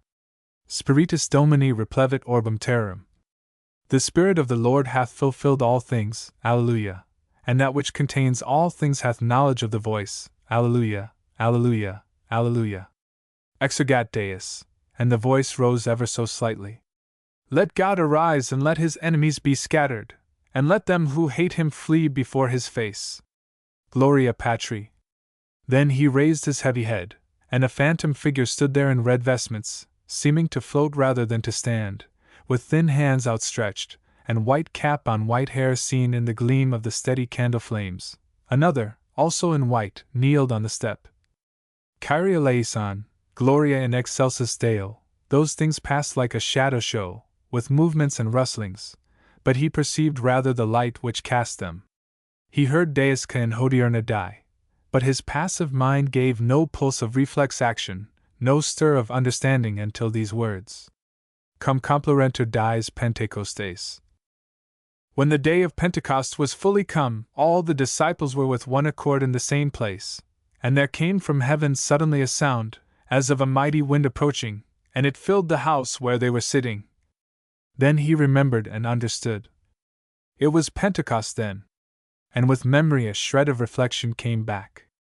Where then was the wind, and the flame, and the earthquake, and the secret voice? Yet the world was silent, rigid in its last effort at self-assertion. There was no tremor to show that God remembered, no actual point of light, yet, breaking the appalling vault of gloom that lay over sea and land to reveal that he burned there in eternity, transcendent and dominant. Not even a voice, and at that he understood yet more. He perceived that that world, whose monstrous parody his sleep had presented to him in the night, was other than that he had feared it to be. It was sweet, not terrible, friendly, not hostile, clear, not stifling, and home, not exile. There were presences here, but not those gluttonous, lustful things that had looked on him last night. He dropped his head again upon his hands, at once ashamed and content, and again he sank down to depths of glimmering inner peace. Not again, for a while, did he perceive what he did or thought, or what passed there, 5 yards away on the low step. Once only a ripple passed across that sea of glass, a ripple of fire and sound like a rising star that flicks a line of light across a sleeping lake, like a thin thread of vibration streaming from a quivering string across the stillness of a deep night, and be perceived for an instant as in a formless mirror that a lower nature was struck into existence and into union with the divine nature at the same moment. And then no more again but the great encompassing hush, the sense of the innermost heart of reality, till he found himself kneeling at the rail, and knew that that which alone truly existed on earth approached him with the swiftness of thought and the ardor of divine love. Then, as the Mass ended, and he raised his passive happy soul to receive the last gift of God, there was a cry, a sudden clamor in the passage, and a man stood in the doorway, gabbling Arabic. 3. Yet even at that sound and sight his soul scarcely tightened the languid threads that united it through every fiber of his body with the world of sense. He saw and heard the tumult in the passage, frantic eyes and mouths crying aloud, and, in strange contrast, the pale ecstatic faces of those princes who turned and looked, even within the tranquil presence chamber of the spirit where two beings, incarnate God and all but discarnate man, were locked in embrace. A certain mental process went on. Yet all was still as apart from him as a lighted stage, and its drama from a self-contained spectator. In the material world, now as attenuated as a mirage, events were at hand. But to his soul, balanced now on reality and awake to facts, these things were but a spectacle. He turned to the altar again, and there, as he had known it would be, in the midst of clear light, all was at peace. The celebrant, seen as through molten glass, adored as he murmured the mystery of the Word made flesh, and once more passing to the center, sank upon his knees. Again the priest understood, for thought was no longer the process of a mind, rather it was the glance of a spirit. He knew all now, and by an inevitable impulse, his throat began to sing aloud words that, as he sang, opened for the first time as flowers telling their secret to the sun. O salutaris hostia caecili pundis ostium. They were all singing now. Even the Mohammedan catechumen who had burst in a moment ago sang with the rest, his lean head thrust out and his arms tight across his breast. The tiny chapel rang with the 40 voices, and the vast world thrilled to hear it. Still singing, the priest saw the veil laid as by a phantom upon the pontiff's shoulders. There was a movement, a surge of figures, shadows only in the midst of substance. Uni trinoque domino. And the Pope stood erect, himself a pallor in the heart of light, with spectral folds of silk dripping from his shoulders, his hands swathed in them, and his down-bent head hidden by the silver-rayed monstrance, and that which it bore. Cavitum sine termino nobis donit in patria. They were moving now, and the world of life swung with them. Of so much was he aware. He was out in the passage, among the white, frenzied faces that with bared teeth stared up at that sight, silenced at last by the thunder of Pange Lingua, and the radiance of those who passed out to eternal life. At the corner he turned for an instant to see the 6 pale flames move along a dozen yards behind, as spearheads about a king, and in the midst the silver rays and the white heart of God. Then he was out, and the battle lay in array. That sky on which he had looked an hour ago had passed from darkness charged with light to light overlaid with darkness, from glimmering night to wrathful day, and that light was red. From behind Thabor on the left to Carmel on the far right, above the hills 20 miles away rested an enormous vault of color. Here were no gradations from zenith to horizon. All was the one deep smolder of crimson as of the glow of iron. It was such a color as men have seen at sunsets after rain, while the clouds, more translucent each instant, transmit the glory they cannot contain. Here, too, was the sun, pale as the host, set like a fragile wafer above the Mount of Transfiguration, and there, far down in the west where men had once cried upon Baal in vain, hung the sickle of the white moon.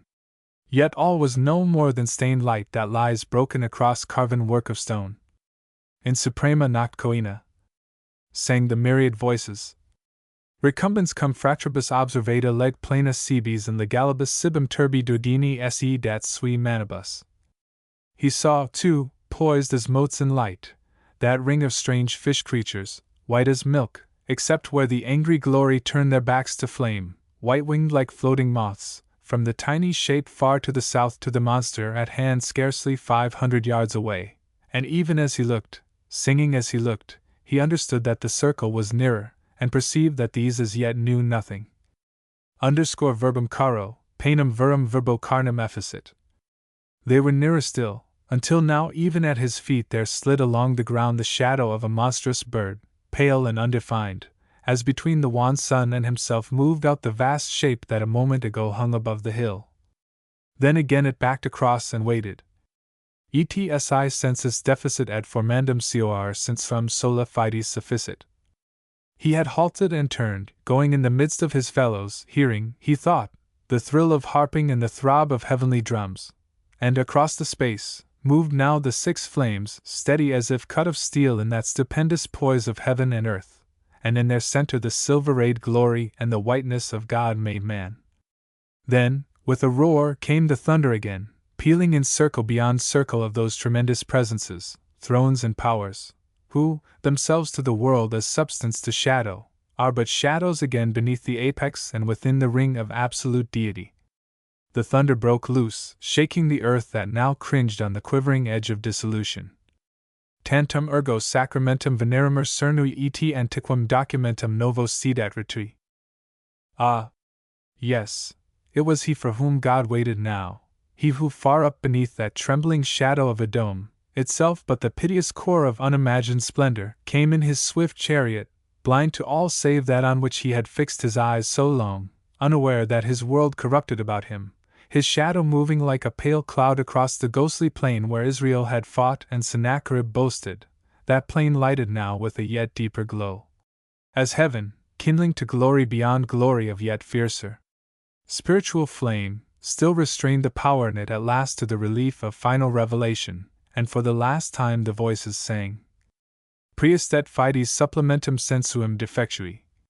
He was coming now, swifter than ever, the heir of temporal ages and the exile of eternity, the final piteous prince of rebels, the creature against God blinder than the sun which paled and the earth that shook. And, as he came, passing even then through the last material stage to the thinness of a spirit fabric, the floating circles swirled behind him, tossing like phantom birds in the wake of a phantom ship. He was coming, and the earth, rent once again in its allegiance, shrank and reeled in the agony of divided homage. He was coming, and already the shadow swept off the plain and vanished, and the pale netted wings were rising to the cheek, and the great bell clanged, and the long sweet chord rang out, not more than whispers heard across the pealing storm of everlasting praise. Genitori genitoque laus et jubilatio salus honor virtus quoque sit et benedictio procedenti ab atroque comparsit laudatio. And once more. Procedenti ab atroque comparsit laudatio. Then this world passed, and the glory of it. The end.